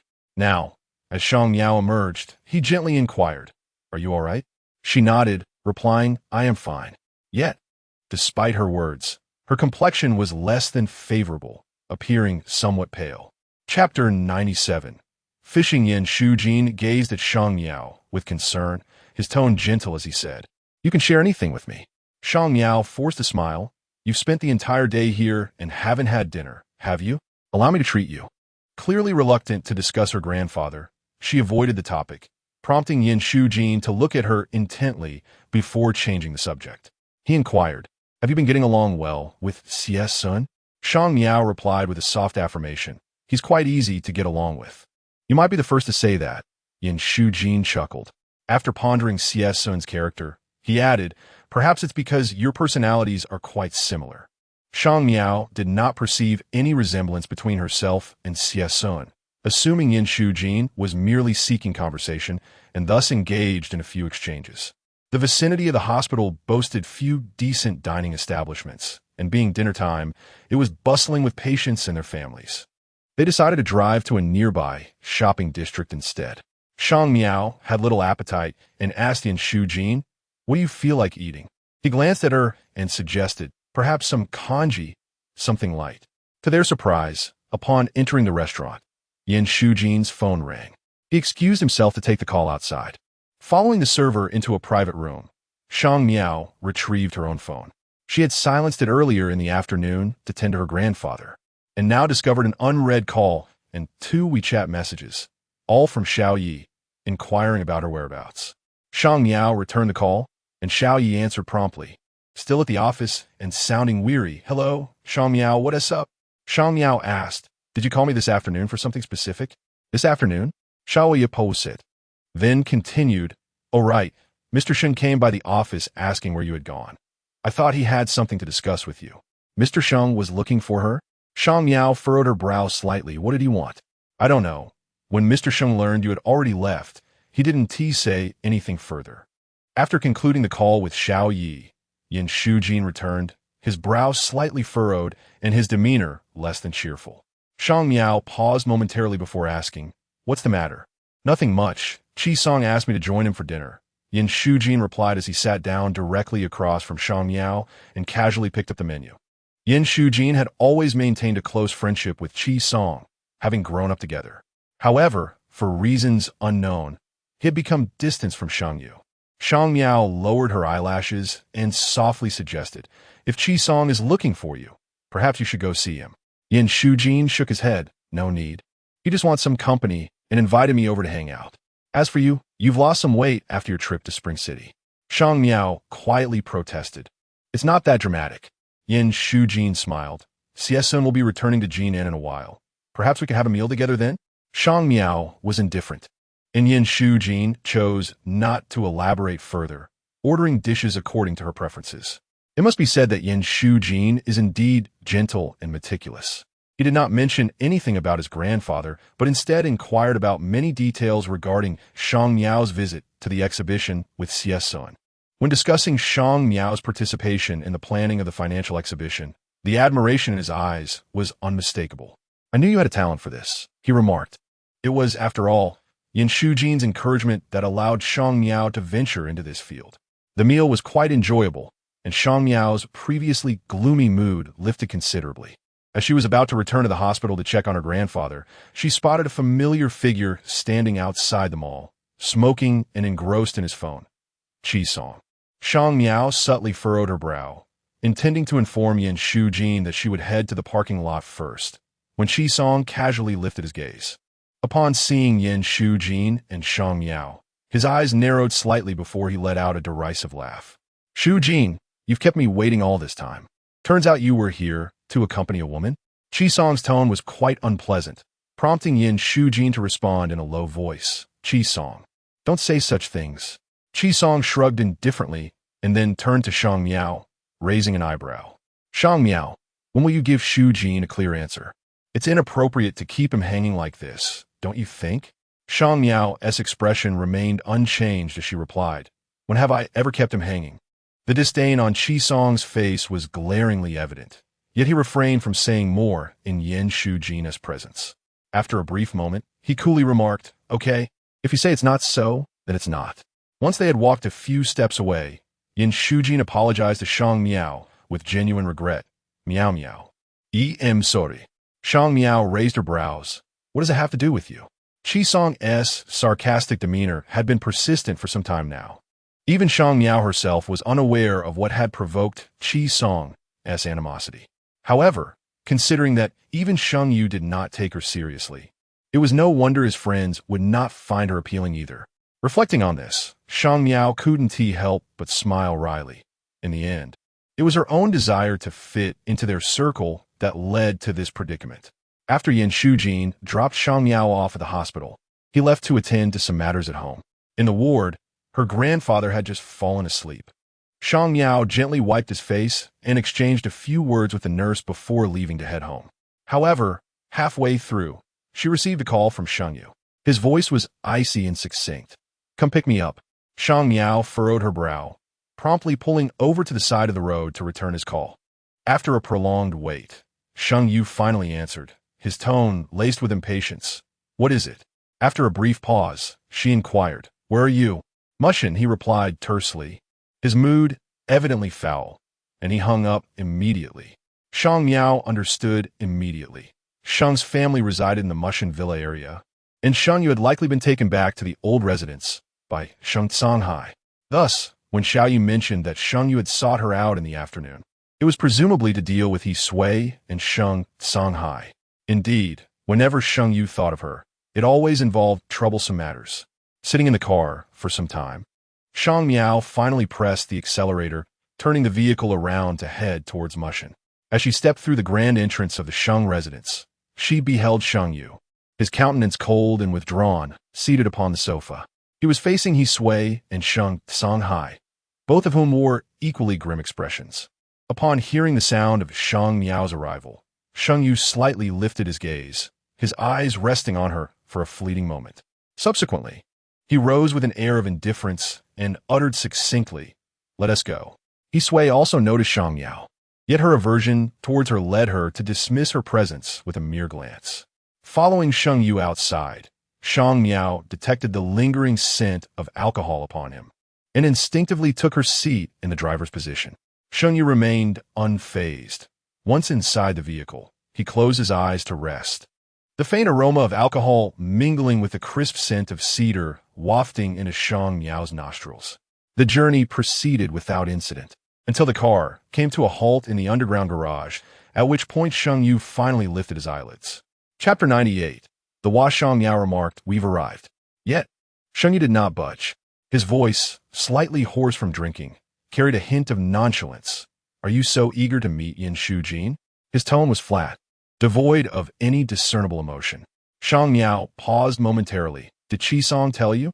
Apart from Qi Song, it was unlikely anyone else was paying her such close attention. It seems you hold Yin Shujin in high regard, he continued, the dim lighting of the underground garage casting shadows, rendering the interior of the car even darker. Shang Miao's night blindness became apparent. She could vaguely discern Sheng Yu's silhouette, but his expression remained obscured. She heard him click his tongue lightly before he casually added, the Yin family is a prestigious clan, and they disdain unclean women. Shang Miao was taken aback, struggling to comprehend the implications of his words. She closed her eyes, a painful knot tightening in her chest, and slowly regained her voice to retort, am I unclean? Sheng Yu maintained his indifferent demeanor, replying, "Who knows? I'm merely reminding you." With that, he exited the vehicle. As she watched his figure gradually fade around the corner, the grip on the steering wheel tightened. His words etched themselves into her heart. Did he truly believe her to be unclean? Had he thought so from the very beginning? Was their relationship merely a fleeting amusement for him? It took Shang Miao a while to compose herself, her cold hands and feet slowly warming up. Sheng Yu had an uncanny ability to hurt her, far too well. Upon returning home, she felt utterly drained. Without bothering to change, she kicked off her heels and headed straight to the bathroom. Warm water cascaded over her as she tilted her face upward, allowing the water to wash over her as though attempting to cleanse something away. Her skin, already fair, soon flushed a delicate pink under the warm torrent. Yet, as she gazed at the rosy hue on her forearm, Sheng Yu's words echoed in her mind, unclean. With a blank expression, she reached for the body wash, pouring it into her palm and scrubbing her skin with a silent, enduring resolve. She continued until the area bore noticeable red marks, her efforts relentless. Scalding droplets fell upon the inflamed skin, and she could no longer distinguish between tears and the heated water. As she rubbed her forearm, her strength gradually waned, and she eventually curled up against the wall, hugging her knees, allowing her long hair to cascade around her. The intensity of last night's exertion lingered, and when she awoke the next day, the red marks on her forearm had yet to fade. She glanced at them before retrieving a long-sleeved shirt from her wardrobe to wear. Upon arriving at the office, Xiao Yi greeted her with a weary demeanor, clearly affected by a late night spent revising reports. Noticing Shang Miao's long sleeves, she curiously inquired, "Sister Shang Miao, aren't you hot in long sleeves?"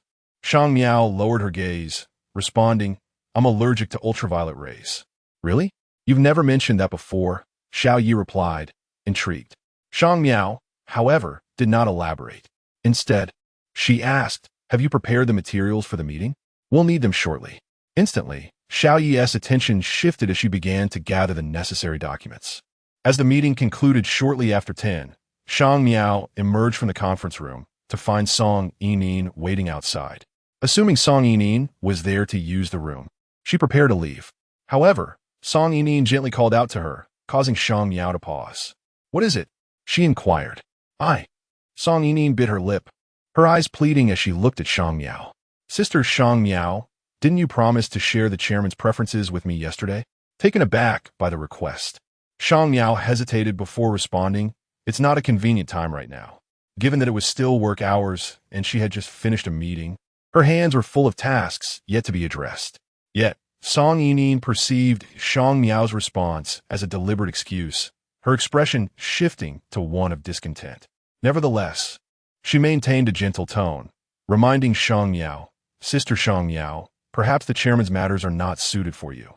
Rest assured, I will remember everything." Shang Miao understood her intentions well, but was genuinely preoccupied and chose not to engage further. "If you truly wish to know about the chairman and his wife's preferences, it will be better to ask Sheng Yu directly," she suggested. Song Yining's countenance darkened at this remark, which felt like a direct hit on her vulnerabilities. Despite her subtle approaches, Sheng Yu had never indicated any intention of taking her home. Quickly regaining her composure, she looked at Shang Miao with a mix of grievance and longing, softly stating, "Yu is just too busy. He sent me to ask you, saying that you know everything and that I should consult you if I have any questions." Shang Miao paused. "Come find me during the lunch break."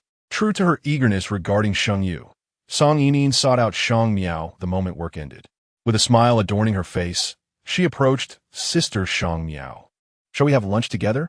Recognizing her urgency, Shang Miao responded with a nonchalant hum. Xiao Yi, who had been waiting for Shang Miao, sensed that the two had matters to discuss and excused herself to join others. "Sister Shang Miao, you really are well liked," Song Yining remarked, her words seemingly intended for Shang Miao's ears.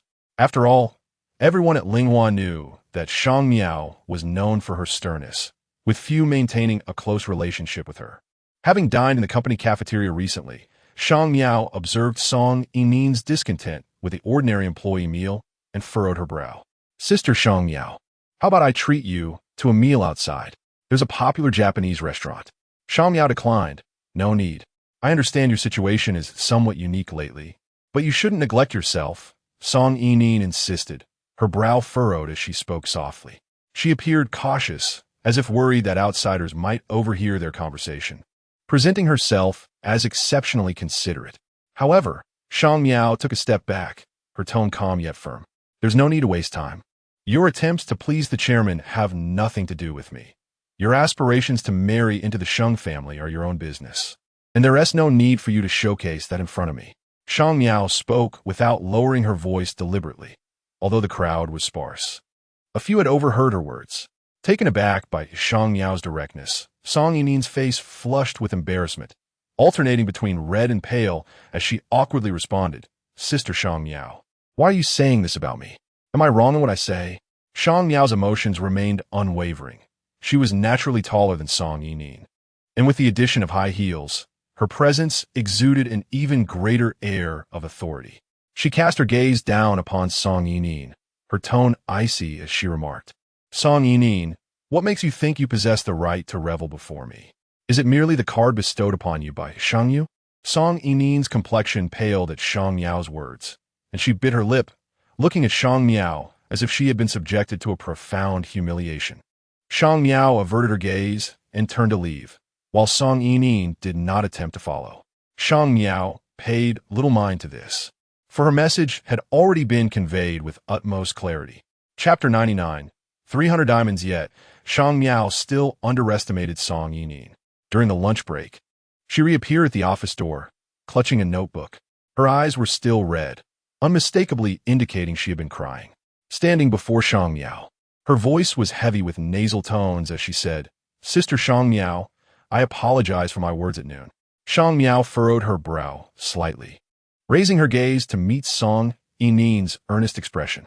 I will never speak like that again. I merely wish to understand the chairman's preferences to avoid any future missteps. Her reasoning was sound, and her demeanor was commendable. Given that it was lunchtime and most colleagues were present, Shang Miao refrained from saying anything further. She nodded and led Song Yining to the balcony outside. Song Yining listened attentively, while Shang Miao remained unperturbed internally. What could it matter? After all, it had taken her considerable time to discern the preferences of Sheng Yu's parents, whereas Song Yining only required a brief lunchtime to grasp them. Yet, it was fortunate for her to have it easy. Once Shang Miao finished her final point, she glanced at her phone and noted, It's time to get back to work. Sister Shang Miao, Song Yining called out gently, cradling her notebook. You. She hesitated, but did not continue. And Shang Miao understood she wanted to inquire how she had come to know Shang Songhai and He Sui's preferences so clearly, meeting Song Yining's inquisitive gaze. Shang Miao maintained her composure and replied, It was not Sheng Yu who informed me. Song Yining exhaled in relief, thanking her before departing with her notebook. Shang Miao lingered on the balcony for a while longer. Through the glass wall, she observed the vehicles moving below, her eyes tranquil. The preferences of Shang Songhai and He Sui were indeed not shared by Sheng Yu. At that time, Sheng Yu was preoccupied with matters concerning Linghua, and their familial relations were strained. It was she who naively believed that by winning Sheng Yu's parents' favor, they might extend a helping hand to him. Thus, her awareness of their likes and dislikes was merely the result of repeated failures. Ironically, Sheng Yu perceived her efforts as opportunistic. After some time on the balcony, Shang Miao returned. Upon resuming work in the afternoon, she organized the documents she had previously neglected, some of which required Sheng Yu's approval. Contemplating, she called out to Xiao Yi, Are you busy at the moment? Xiao Yi replied, I need to head to the finance department. What is the matter, Sister Shang Miao? Shang Miao shook her head, opting to carry the documents upstairs herself. When she reached Sheng Yu's office, he was engrossed in paperwork. She placed the files on his desk, her voice soft, I need your signature. Hearing her, Sheng Yu lifted his gaze momentarily. Leave them here. As the documents were to be submitted to the finance and operations departments shortly, Shang Miao inquired quietly, How long will it take? Sheng Yu's dark eyes turned toward her. I am quite busy right now. Then I shall return later, Shang Miao responded. However, just as she finished speaking and had yet to turn away, she heard Sheng Yu's deep voice once more. Did you scold her? That her could only refer to one person. Shang Miao's expression remained unchanged as she remarked, Is speaking the truth also an insult? In Sheng Yu's dark eyes, there was little emotion. He gazed at Shang Miao and retorted, "Do you still have any truth left in your words?" Shang Miao did not shy away and met his gaze directly, her voice barely above a whisper. "It's merely that you do not believe it." Sheng Yu remained silent, yet his expression clearly indicated his disbelief. Not wishing to engage in such a dispute, Shang Miao gently reminded him, "In a moment, I will have Xiao Yi come up to retrieve the documents." Her grandfather had been hospitalized for several days and was significantly improved. At least his speech was much clearer than before. However, the mere mention of Li Yannan would agitate his emotions. Shang Miao had often contemplated asking what Li Yannan had discussed with her grandfather, but he would wave his hand dismissively, unwilling to elaborate, only able to let out a deep sigh. Consequently, she refrained from pressing the matter further. Observing her grandfather's recent test results brought her a sense of relief. The data shows considerable improvement. Please rest well for another couple of days. Her grandfather had lost considerable weight compared to before, and strands of white hair had begun to appear at his temples. After ensuring the caregiver was settled, she took the test results to find the doctor. However, just as she stepped out of the ward, she received a call from a former client. The hospital was noisy, so she had to step outside to take the call. Yet, upon resolving the client's issue and returning to the inpatient department, she unexpectedly ran into He Sui. He Sui cast her a disdainful glance and remarked curtly, "You really can be found anywhere." Shang Miao paused momentarily and replied softly, "I am not here to disturb you." After saying this, she turned to leave, but He Sui called her back. "Wait a moment." He Sui shoved a document into Shang Miao's hands, imperiously commanding, "Please help me schedule my afternoon appointment." Shang Miao held the examination slip without moving, replying, "I apologize, but I have other matters to attend to, and it is rather inconvenient." He Sui's striking and sharp gaze swept over Shang Miao. "What did you say?" This was the first time Shang Miao had declined her, and He Sui seemed taken aback. Shang Miao's demeanor was calm as she returned the document to He Sui. "Madam Shang, I regret to inform you that I am unable to assist at this time. Should you require help, you may inquire at the information desk." He Sui did not extend her hand to accept the document. Instead, she glanced at the slip in Shang Miao's grasp and mockingly raised her eyes to her. "Rejected by Sheng Yu, yet you still put on a brave front?" Shang Miao was well aware of He Sui's disdain for her. Her fingertips slightly curled as she prepared to speak when she heard Song Yinin's cheerful voice. "Aunt He, why have you come over by yourself? Did I not ask you to wait for me over there?" As soon as Song Yinin finished her sentence, she appeared before Shang Miao. Upon seeing her, Song Yinin paused momentarily, then subtly furrowed her brow, asking, "Sister Shang Miao, what brings you to the hospital? Did you come here to meet Aunt He?" Shang Miao observed her probing demeanor and replied softly, "Not at all." Coincidentally, she handed the slip to Song Yinin. "Madam Sheng requires an appointment for an examination." Song Yinin quickly accepted it. She had previously gone to great lengths to meet He Sui, but had found it impossible to get close to her. Yesterday, she inadvertently overheard Sheng Yu making a phone call, mentioning that He Sui needed to go to the hospital for an examination and that Shang Miao should accompany her. Seizing the opportunity, she volunteered to accompany He Sui. Her reasoning was quite sound. Sister Shang Miao seems rather busy lately, and she hasn't managed her family affairs well.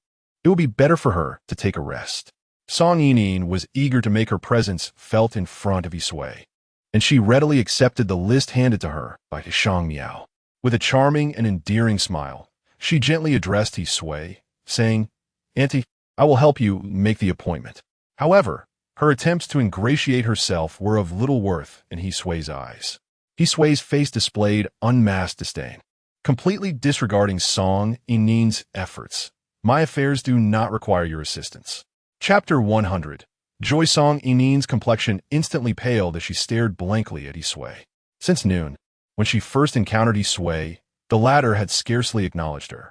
Initially perceiving He Sui's demeanor as merely aloof, she was taken aback by the sudden hostility that now emerged. However, with Shang Miao present, Song Yinin was reluctant to lose face before her, forcing a strained smile as she managed to utter, "I merely wish to assist you." Yet He Sui seemed oblivious to the grievance reflected in her eyes. Lifting her chin slightly, her gaze dripping with scorn as she regarded Song Yinin as if she were a mere object. The intensity of that scrutiny made Song Yinin feel increasingly uncomfortable, Yet she endeavored to maintain her composure, straightening her back to endure He Sui's appraisal. The smile on her face was faltering, and she could only whisper, Andy He Sui echoed, then reached out to snatch the list from Song Yimin's hands, sneering as she remarked, clearly from humble background, lacking even the slightest decorum. The disdain in He Sui's tone was unmistakable, draining all color from Song Yimin's face, leaving her looking as though she had sustained a profound blow. Shang Miao observed from the sidelines, largely indifferent, as this matter did not concern her. Holding the examination report in hand, she turned to seek out the doctor.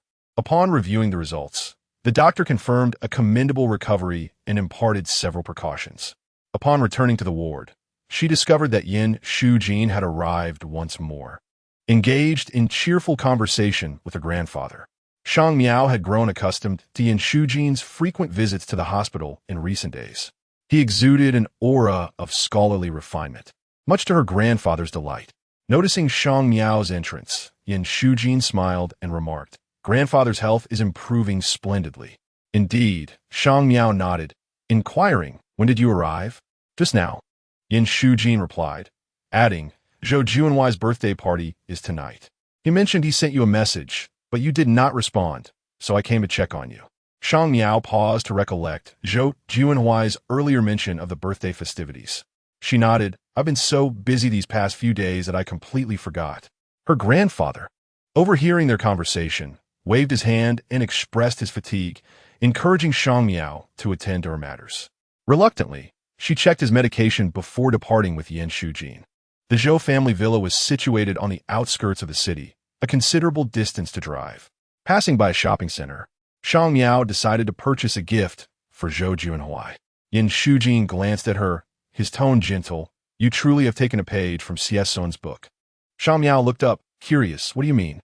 Yin Shujin pointed to the fountain pen she held, chuckling as he explained, "Xie always gifts pens, regardless of the recipient's gender."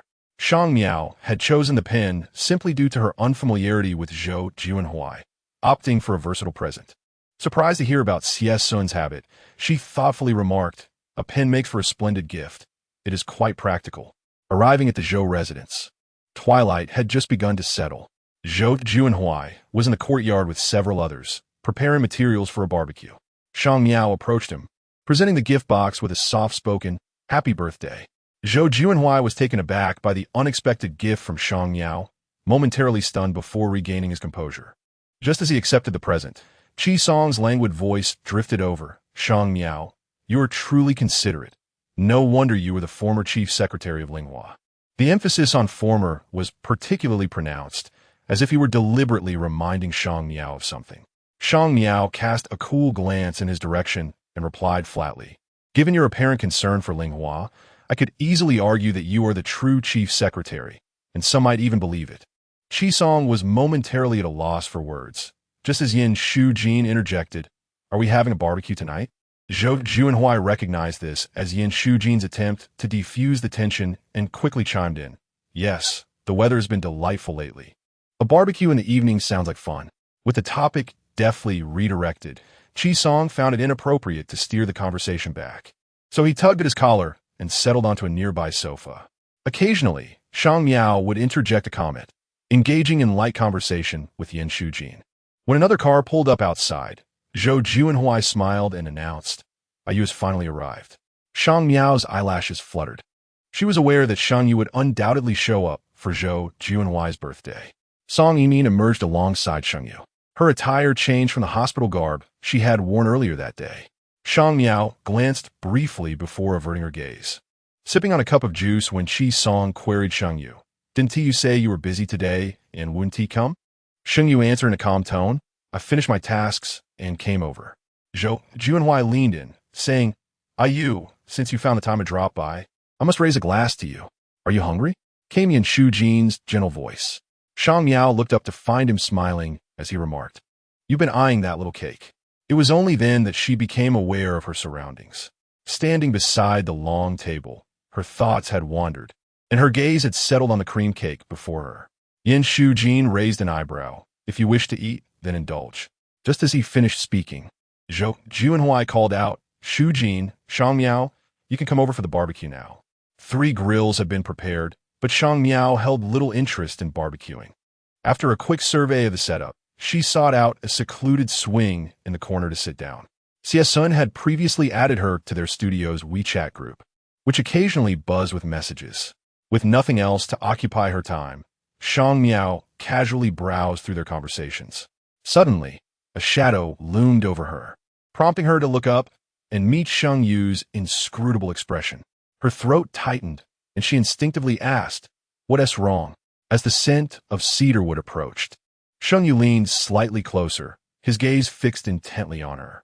Shang Miao's brow furrowed, and just as she was about to speak, she noticed Sheng Yu reaching behind her to retrieve a coat. With a cool, low voice tinged with a hint of mockery, he asked, "Where are you hiding from?" Realizing that her earlier demeanor might have suggested overthinking, she lowered her eyelashes to conceal her emotions and replied, "I thought I was blocking your way." Sheng Yu offered an ambiguous smile. "Did you come here with Yin Shujin?" To which Shang Miao responded, "Aren't you also here with Song Yining? As the saying goes, speak of the devil, and he shall appear."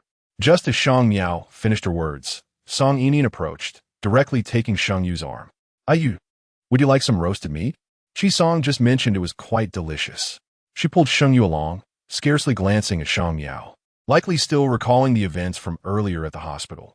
Shang Miao found solace in the quiet, yet the host, Zhou Juanhui, after searching for a while, came over to urge Shang Miao to join them. "Everyone is over there having fun.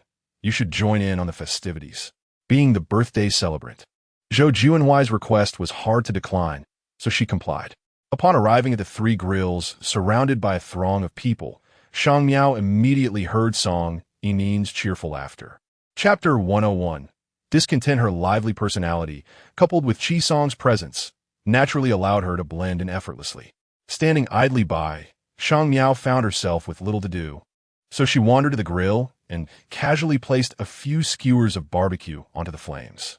Rarely indulging in barbecues and seldom cooking, she was not adept at managing the heat. It was not until a burnt aroma wafted through the air that she realized she had charred the food. Just then, Chi Song approached to retrieve something and caught a whiff of the scent, frowning slightly. "What is that smell?"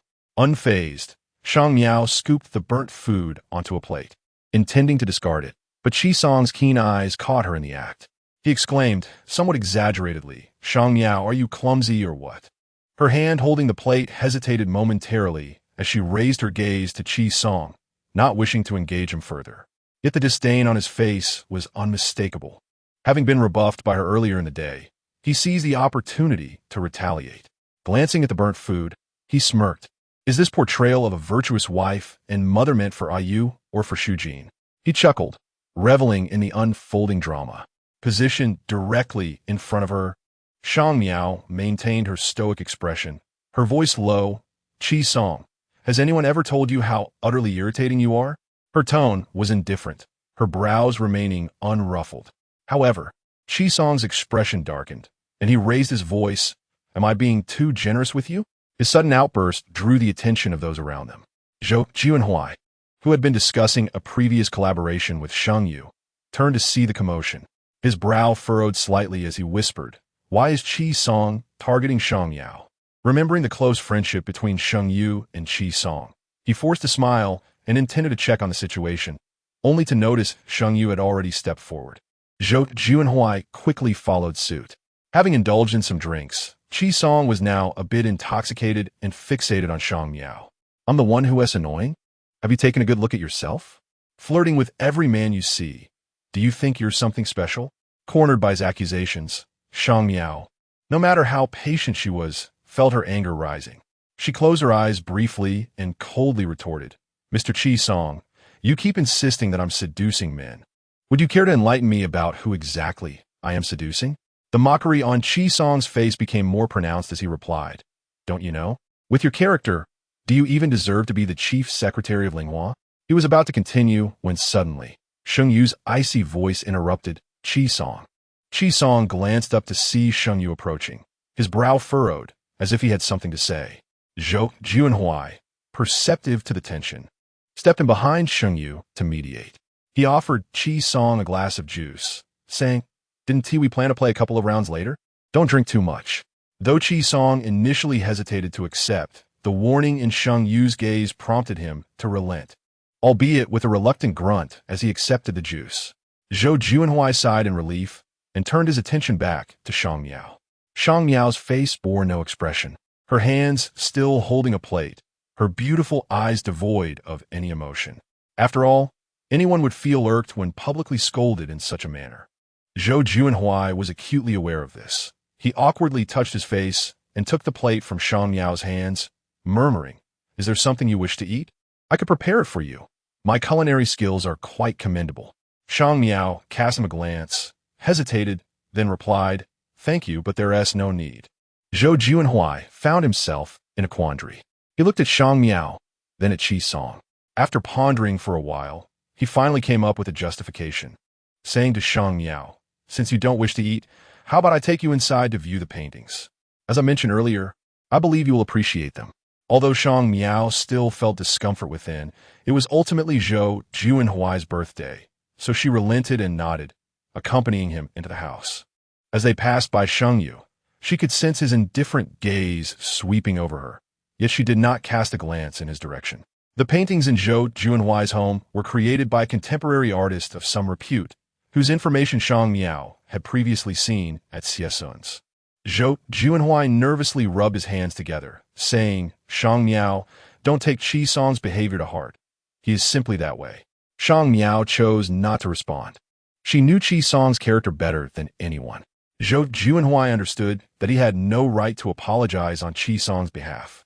After a moment of internal conflict, he was about to change the subject when his phone rang. Upon checking, he saw it was a call from someone at the company. He glanced at Shang Miao hesitantly and said, "I have a matter to attend to. I'll step outside to take this call." Shang Miao nodded and continued to admire the paintings. Zhou Juanhui, seemingly concerned that she might grow bored, suggested, "Shu Jin has just stepped out. I'll ask him to come over and keep you company." With that, he hurriedly left. Shang Miao did not mind. She had no desire to encounter Qi Song and the others again, so she focused her attention on one of the paintings, slowly appreciating its details. Occasional snippets of conversation drifted in from outside, though they were not discernible. A set of footsteps approached, and Shang Miao assumed it was Yan Shujin.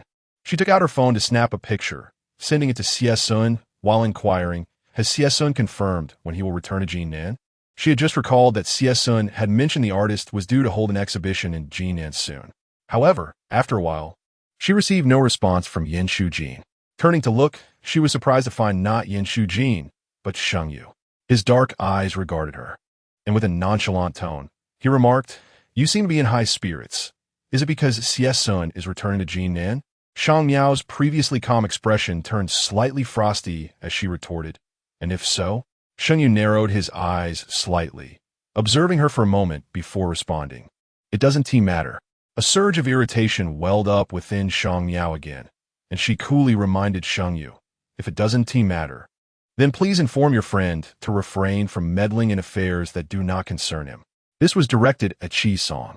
Sheng Yu's brow twitched, and just as he was about to speak, a sudden clap of thunder echoed from outside, followed by Qi Song's disgruntled voice. "What the hell? Why is it raining?"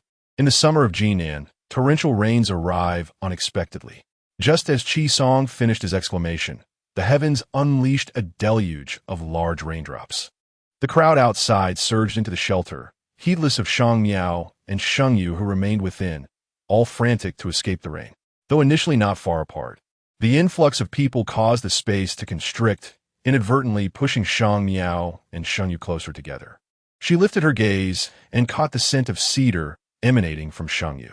Stepping back 2 paces, she was suddenly startled by the sound of a heavy object crashing to the ground outside. In quick succession came the exclamation of Song Yingying. Chapter 102. Injury come quickly. Xiao Song has been hit.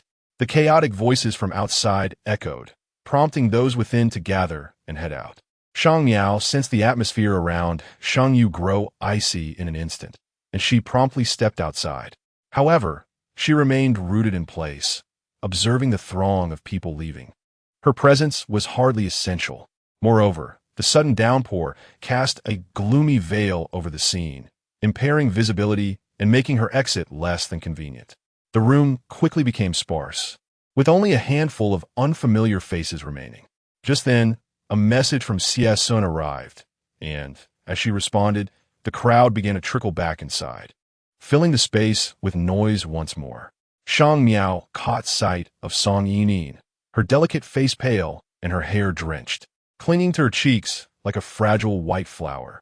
She nestled beside Sheng Yu, attended to by a few individuals, cautiously making her way forward.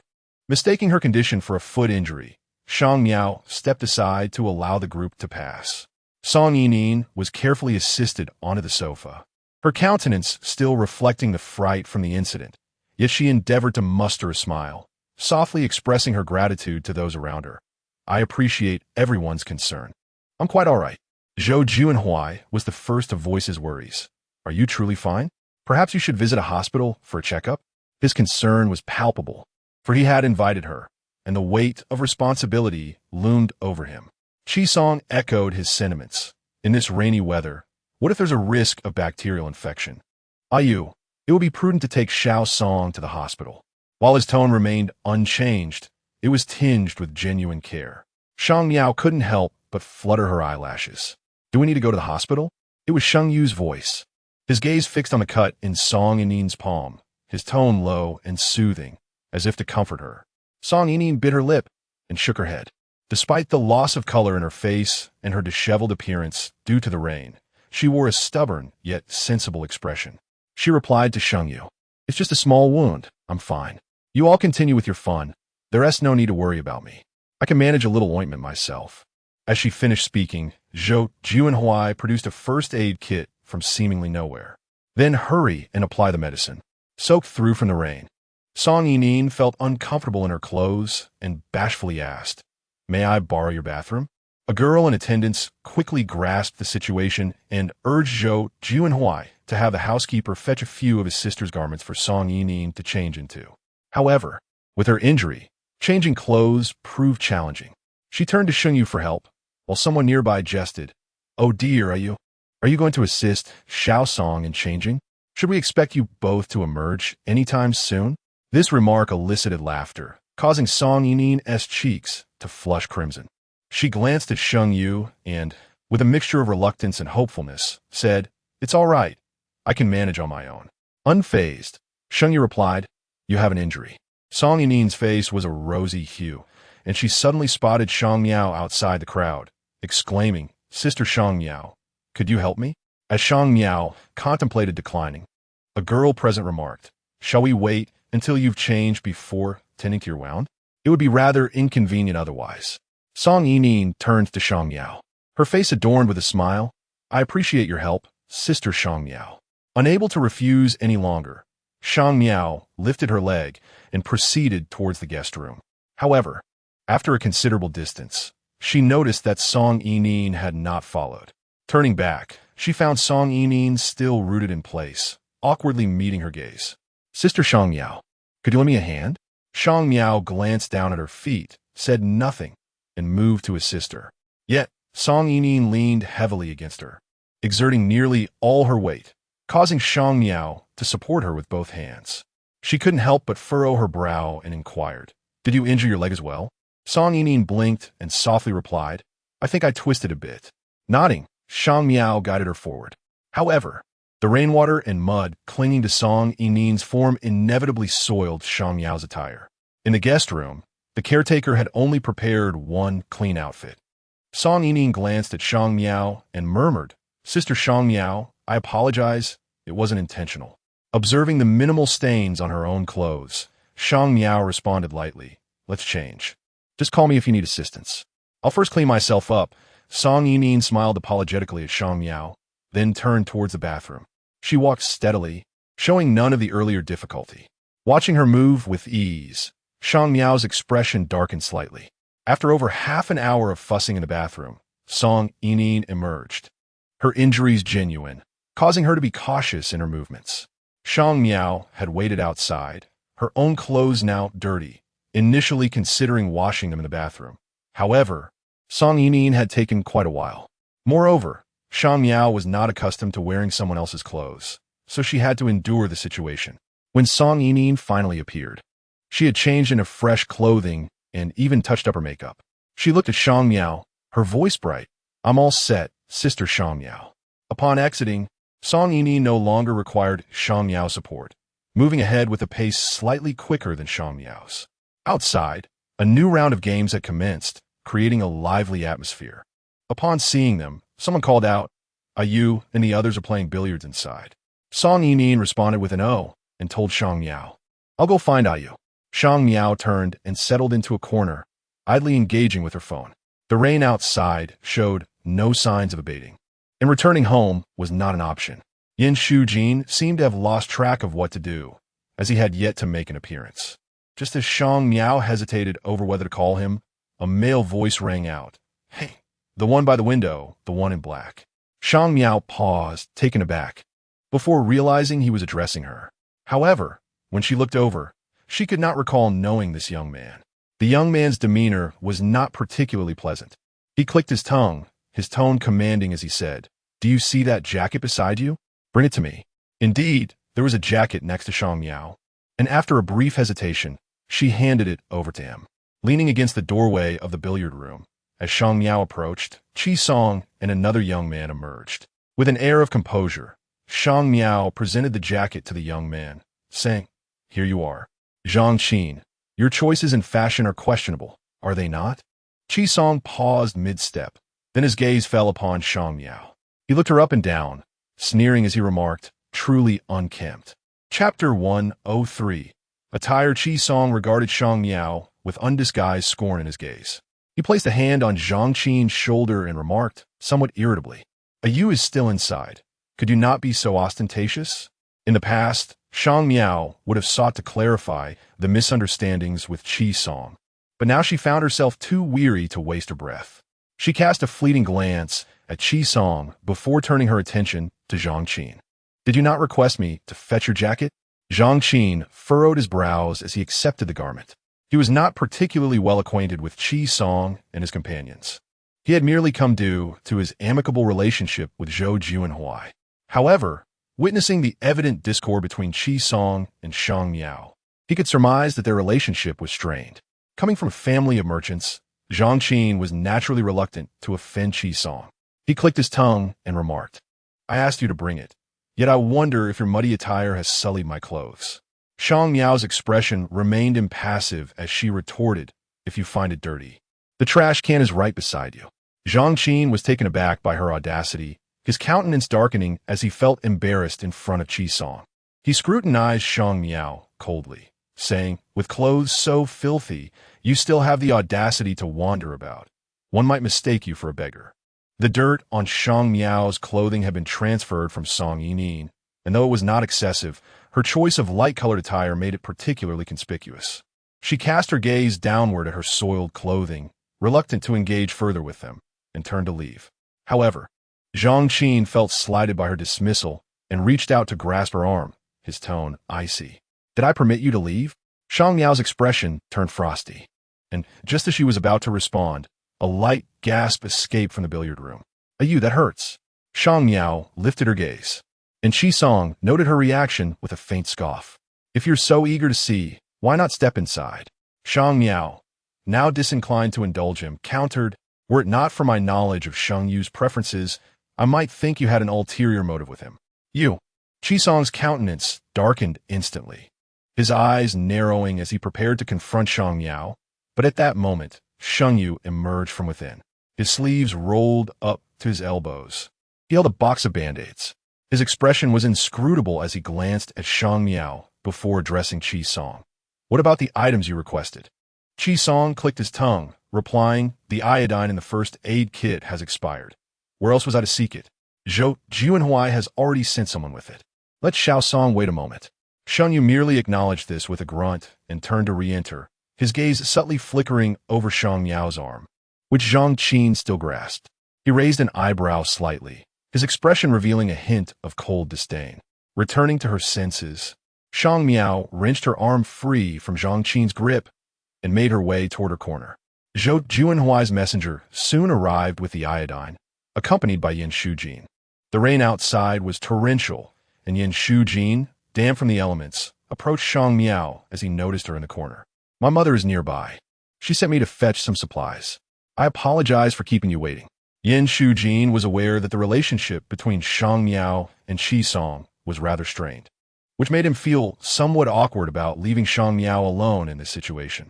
Observing the heavy rain outside, she inquired, "Will such a downpour cease tonight?" A hint of worry lingered in her heart, fearing she might have to stay over at Zhou Juanhui's residence due to the relentless rain, a prospect she was not particularly keen on. "The weather forecast indicates it will stop in 2 hours," Yin Shujin replied. Upon noticing the marks on Shang Miao's clothing, he furrowed his brow and questioned, "What happened to your clothes?" Shang Miao, unfazed, responded, "Song Yining fell, and I helped her up. I must have brushed against something." As soon as she finished speaking, Yin Shujin stood up, removed his jacket, and offered it to her. "Here, make do with this." Instinctively, Shang Miao protested, "No need, I can change when I get home." "Wearing dirty clothes is uncomfortable," Yin Shujin insisted, his demeanor turning serious. "Moreover, wearing damp clothing for too long can lead to illness. You wouldn't want to worry your grandfather, would you?" The mention of her grandfather silenced Shang Miao, and she accepted his jacket, expressing her gratitude before draping it over her shoulders. It was indeed a bit chilly in the air-conditioned room, and her damp clothing added to her discomfort, prompting her to sit in a corner, trying to avoid the cold air. Noticing that she had changed, Yin Shujin's stern expression softened. He then poured her a cup of hot water. Holding the warm cup, Shang Miao engaged in light conversation with him. Suddenly, a burst of laughter erupted from the billiard room, followed by Qi Song's disgruntled voice declaring, "I didn't invite any models today. Do you all look down on me?" Qi Song's reputation as a playboy was well known, and everyone in their circle was aware of his penchant for keeping young models and internet celebrities. Shang Miao had little interest in such matters and sipped her hot water slowly. However, Zhou Juanhui soon emerged, spotting Yin Shujin and eagerly beckoning him. "Shujin, come join us inside. They're placing bets, and we could use another player." Yin Shujin glanced at Shang Miao, who maintained a calm demeanor. "You go ahead and play. I'll stay here for a while," she replied. Zhou Juanhui urged, "Shang Miao, you should join us too. They're having quite a bit of fun." Reluctant to involve herself in Sheng Yu's group, she shook her head in refusal. Zhou Juanhui ceased to press the matter and led Yin Shujin into the billiard room. Before entering, Yin Shujin quietly advised Shang Miao, "If you need anything, come find me," and then followed Zhou Juanhui inside. Most of the guests in the living room had migrated to the billiard room, leaving only strangers who busied themselves with their phones. An air of tranquility enveloped the living room, with only the soft patter of rain outside and intermittent laughter emanating from the billiard room breaking the silence. Qi Song, holding a cue stick, looked around at the others and asked, "Who among you wishes to play a game with me?" Sheng Yu was the first to decline, stating, "Your skills are too poor. It's not worth it." Qi Song, displeased, turned to Yin Shujin and asked, "Shujin, will you play with me?" With his amiable disposition, Yin Shujin readily agreed, of course. He had taken off his jacket and was now clad in a crisp white shirt, exuding an even more refined and gentle aura. Zhang Qinkai entered with a glass of water, casting a glance at Yin Shujin before quietly inquiring of Zhou Juanhui beside him, "Is that woman outside Yin Shujin's girlfriend?" Zhou Juanhui pondered for a moment, only to realize he was referring to Shang Miao. With an expression of mild peculiarity, he asked Zhang Qinkai, "Why do you ask that? Isn't the outfit that woman is wearing Yin Shujin's coat?" "TSK, what is her name again?" "Shang Miao, right?" Zhang Qinkai believed he was speaking softly, yet those nearby caught every word. Song Yining tugged at Sheng Yu's sleeve, her expression one of curiosity. "Sister Shang Miao and Mr. Yin can't really be together, can they?" Sheng Yu's fingers momentarily stilled, his dark eyes devoid of emotion. After a brief pause, he lowered his lashes and replied coldly, "I don't know." Chapter 104 Song Yining smiled gently, pressing her lips together as she rested her head on Sheng Yu's shoulder. Her voice was soft and tender.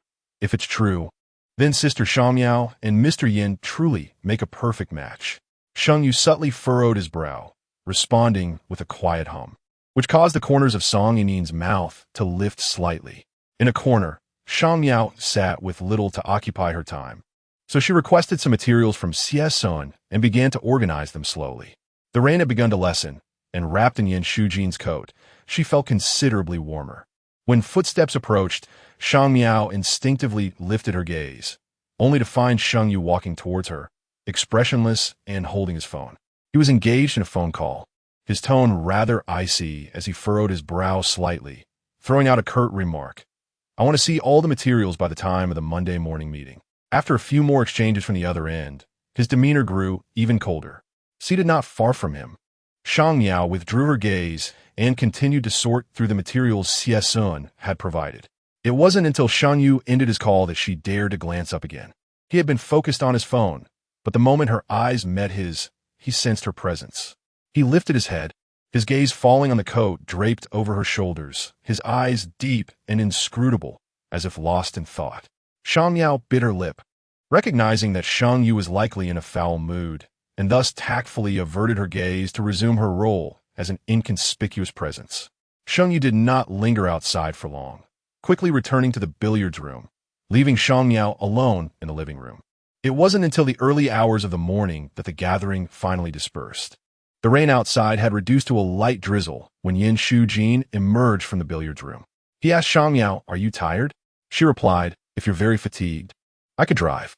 However, as soon as her words fell, Zhou Juanhui approached, looking somewhat hesitant as he asked Yan Shujin, "Shujin, could you do me a favor? It seems Zhang Qin's car has broken down. Could you give them a ride home?"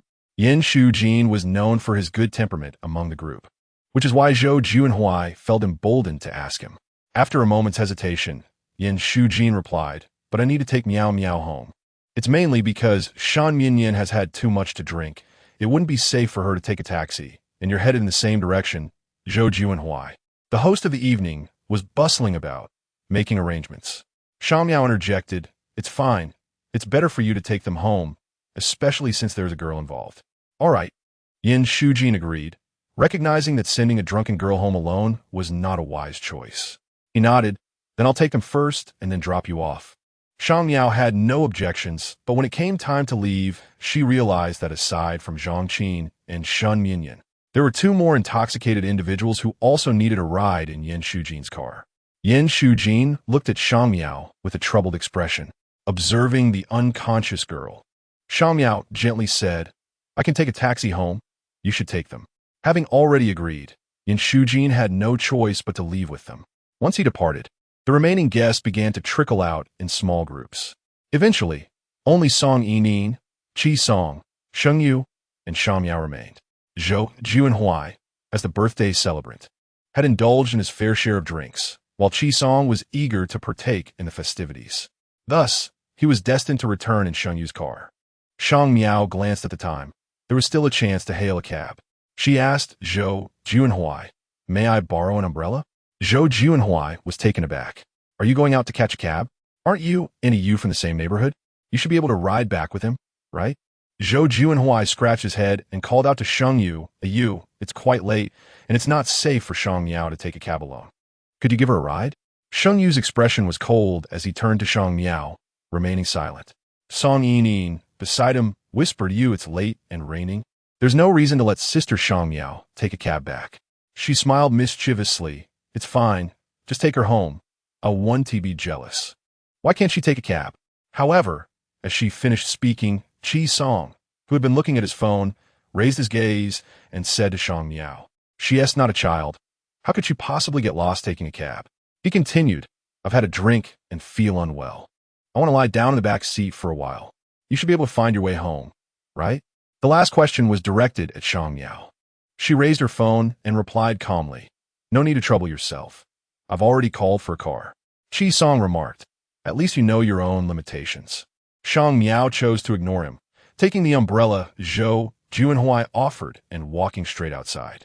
However, as she passed by Sheng Yu, she heard him emit a cold, scornful sound filled with derision. Yet, Shang Miao could not decipher his mockery. Her grip on the umbrella tightened slightly as she continued her way out. The Zhou residence was also within a villa district, and to leave on foot would take at least 20 minutes. Fortunately, the streetlights along the way were sufficiently bright, and since Shang Miao walked slowly, there were no significant issues. The car she summoned arrived promptly, with the driver waiting at the entrance for quite some time before calling Shang Miao. Just as she hung up the phone, she heard the honking sound from behind her. Under a streetlight, she could clearly see it was Sheng Yu's car. There was standing water on the road, and she stepped aside to avoid being splashed.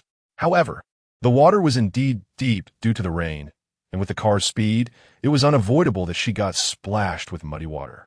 Shang Miao frowned at the discomfort of the wet dirt on her clothes. Just then, the car came to a steady stop beside her, and the front window rolled down, revealing Sheng Yu's cool voice. "Get in." Shang Miao held the umbrella. "I've already called for a car. It has arrived." Sheng Yu's voice turned slightly impatient. "I don't want to see a headline about a Linghua employee getting into an accident at night." As Shang Miao lowered her gaze, preparing to respond, she heard Sheng Yu's increasingly frosty tone. "Do you want me to get out and open the door for you?" Reluctantly, she ceased her refusal, folded the umbrella, and opened the back door, noticing Chi Song lounging inside. He looked at Shang Miao with a less than pleasant tone. "You truly are a goddess. Should I kneel and bow twice before you would deign to get in?" Shang Miao silently organized her umbrella, and the co-pilot, Song Yining, suddenly turned her head, casting a disapproving look at Shang Miao. "Dear Shang Miao, how could you be so reckless, venturing out alone at this late hour? Have you not considered the safety concerns? If something were to happen, who would bear the responsibility?" Shang Miao lifted her gaze to meet Song Yining's, her face a picture of innocent bewilderment, as if it were Shang Miao who lacked understanding and was deliberately being obstinate. Chi Song remarked with a hint of mockery. "Perhaps she is merely aware that you would never neglect her, and is thus acting out intentionally." After uttering these words, he deliberately raised an eyebrow at Shang Miao, adding, "The art of seduction lies in restraint. It seems you are well-versed in strategy, Shang Miao." Shang Miao pressed her lips together, remaining silent for a considerable time. What more was there to say? After all, both kind words and harsh criticisms had already been exchanged among them. Chapter 105. As the train compartment enveloped them in shadows, Shang Miao gazed out the window, finding a modicum of comfort in the obscurity. Chi Song, silent now, reclined against the seat, engrossed in his phone, his fingers dancing across the screen with remarkable speed, occasionally punctuated by his casual laughter. Suddenly, he lifted his gaze and, with a nonchalant tone, addressed Sheng Yu. "I can disembark at Times Square. I have a matter to attend to." Sheng Yu glanced at him through the rearview mirror, retorting, "Do you take me for your chauffeur?" "Certainly not. It's merely a rendezvous with a friend," Chi Song replied, clicking on a voice message from the internet celebrity he had just arranged to meet. A sweet, lilting voice emanated from his phone. "Song-gu, when will you be here?" It was common knowledge that Chi Song had a penchant for amusement. As Sheng Yu halted at a nearby intersection, he quietly advised, "Do not find yourself entangled in trouble like Fong Xiaotian." "Do you think I would be so careless?" Chi Song responded, and with that, he opened the door and stepped out. The chilly wind, mingled with the drizzle, immediately brushed against Shang Miao's face. She recognized the identity of the Fong Xiaotian that Sheng Yu had mentioned, a notorious playboy within their circle who had recently faced a scandal when one of his internet celebrity acquaintances became pregnant and insisted on marriage. Reluctant to comply, Fong Xiaotian was ultimately pressured by his family to wed following the girl's tragic leap from a building. Shang Miao's gaze flickered upward.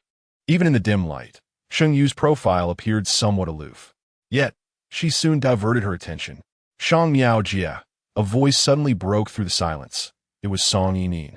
Shang Miao turned her focus toward her, though the darkness obscured her expression, rendering her features indistinct. After a brief pause, Song Yining ventured, "Shang Miao Jia. I have a question to ask, but I'm uncertain if I should." Her tone conveyed genuine distress, tinged with innocence. "What is it?" Shang Miao inquired. "Are you in a relationship with Mr. Xia or with Mr. Yin?" "I'm a bit curious." Song Yining boldly turned to face her. She quickly added, "I mean no offense. If it's inconvenient, just pretend I never asked." Given her words, it was hard for Shang Miao to perceive any real inconvenience, unless she were caught in a web of indecision between Xie Sun and Yan Shujin. Song Yining's question carried a certain sophistication. Shang Miao's eyelashes fluttered slightly as she replied, her voice soft yet firm. "What inconvenience could there be? Whether or not I am dating seems irrelevant to company protocols, for this is a matter of my personal life." Her tone was resolute, and Song Yining managed a strained smile. I just thought we might be friends, beyond our professional ties. I do not consider us to share any other relationship, Shang Miao stated, her final words causing Song Yining's smile to falter. In a hushed voice, she murmured, "Em sorry, Shang Miao ya." Shang Miao remained silent, once again gazing out the window. The drizzle persisted, and traffic on the road was sparse. She had initially assumed that Sheng Yu would head directly back to the neighborhood, especially given the heavy rain and the considerable distance to the northern part of the city. Not to mention that Song Yining was now Sheng Yu's legitimate girlfriend. However, to her surprise, Sheng Yu had taken a detour, returning Song Yining to her apartment in the northern part of the city. Song Yining was momentarily taken aback, blinking her eyelashes before softly advising Sheng Yu, "It's still raining. Be careful on your way home." Sheng Yu responded with a simple acknowledgement, retrieving an umbrella from the storage compartment for her. "Take your time on the way back. Your uncle will worry at home." Upon hearing his words, any hesitation on Song Yining's face dissipated immediately. Initially, she felt a twinge of dissatisfaction at being directly sent home by Sheng Yu, especially given the heavy rain. He could have easily taken her back to his place. Yet, it dawned on her that he was mindful of her father being alone at home. Song Yining's father had been residing with her due to a recent surgery, while her mother had returned home a few days prior due to family matters. A wave of gratitude washed over Song Yining. After all, she had merely mentioned this in passing, and yet it had evidently lingered in Sheng Yu's mind. A smile broke across her face as she quickly leaned in and planted a kiss on his cheek. "Yu, how can you be so wonderful?" Sheng Yu's voice was low as he replied, "Go home and rest well. You still have injuries on your hand." Seated in the back, Shang Miao listened to their sweet and tender exchange, her emotions remaining relatively stable. She glanced at the time. It was nearly 1 o'clock. After lingering for a while, Song Yining reluctantly exited the car. The atmosphere inside the vehicle cooled immediately upon her departure. Shang Miao and Sheng Yu had little to say to each other, and the distance from the northern city to the southern city was considerable. Shang Miao decided to close her eyes and rest. The tightly sealed windows muffled the sound of the rain outside. In the quiet, Shang Miao could distinctly hear Sheng Yu's cold scoff. She lifted her gaze slightly, noticing they had arrived at a traffic light, the car halting at the crosswalk. Contemplating for a moment, she suggested, "If you feel too tired, I can drive." She hadn't consumed any alcohol that evening, and given the long detour Sheng Yu had taken from the Zhou family to the northern city and back to the southern city, it was understandable he might be fatigued. "Shang Miao," Sheng Yu said, opening a small gap in the car window to allow the wind to seep in. He glanced at the rearview mirror, his tone almost devoid of inflection as he remarked, "Chi Song said you were playing hard to get." With one hand resting on the steering wheel, the green light turned on, and Sheng Yu pressed the accelerator, smoothly driving the car forward. The wind blowing through the window tousled Shang Miao's hair, and the chilly temperature of the rainy night compelled her to pull her jacket, which belonged to Yan Shujin, tighter around herself.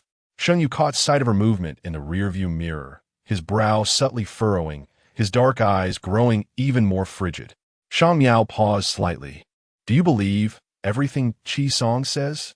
Sheng Yu scoffed, "Perhaps. After all, the way you eagerly follow behind Yan Shujin is quite hard to watch." Shang Miao couldn't fathom why Shang Yu's manner of speaking to her had to be so sarcastic. She pinched her palm, suppressing her discomfort. There was no need for her to argue with Sheng Yu at this moment. Any debate would yield no meaningful outcome. The two remained silent throughout the remainder of the journey until they arrived home. As she stepped out of the elevator, Shang Miao felt an overwhelming sense of fatigue in conversing with Sheng Yu. Upon returning home, she directly ventured into the bathroom to change out of her damp attire, carefully setting aside Yan Shujin's jacket for laundering before returning it. However, upon finishing her shower and emerging, she discovered the living room in utter disarray due to an open window, with the area near the balcony in complete chaos. The bedroom, too, bore a similar tragic state. Later, in the middle of the night, a sudden knock echoed at her door. With a look of sincere apology, the property staff explained, "The water pipe in the apartment above has burst. We are here to check if your unit has been affected." Shang Miao furrowed her brow in refusal, asserting, "My home is fine." The property staff remained insistent, determined to enter. Just as she was about to respond, the door across the hall swung open, revealing Sheng Yu. His expression devoid of emotion as he stood at the threshold. "What are you doing?"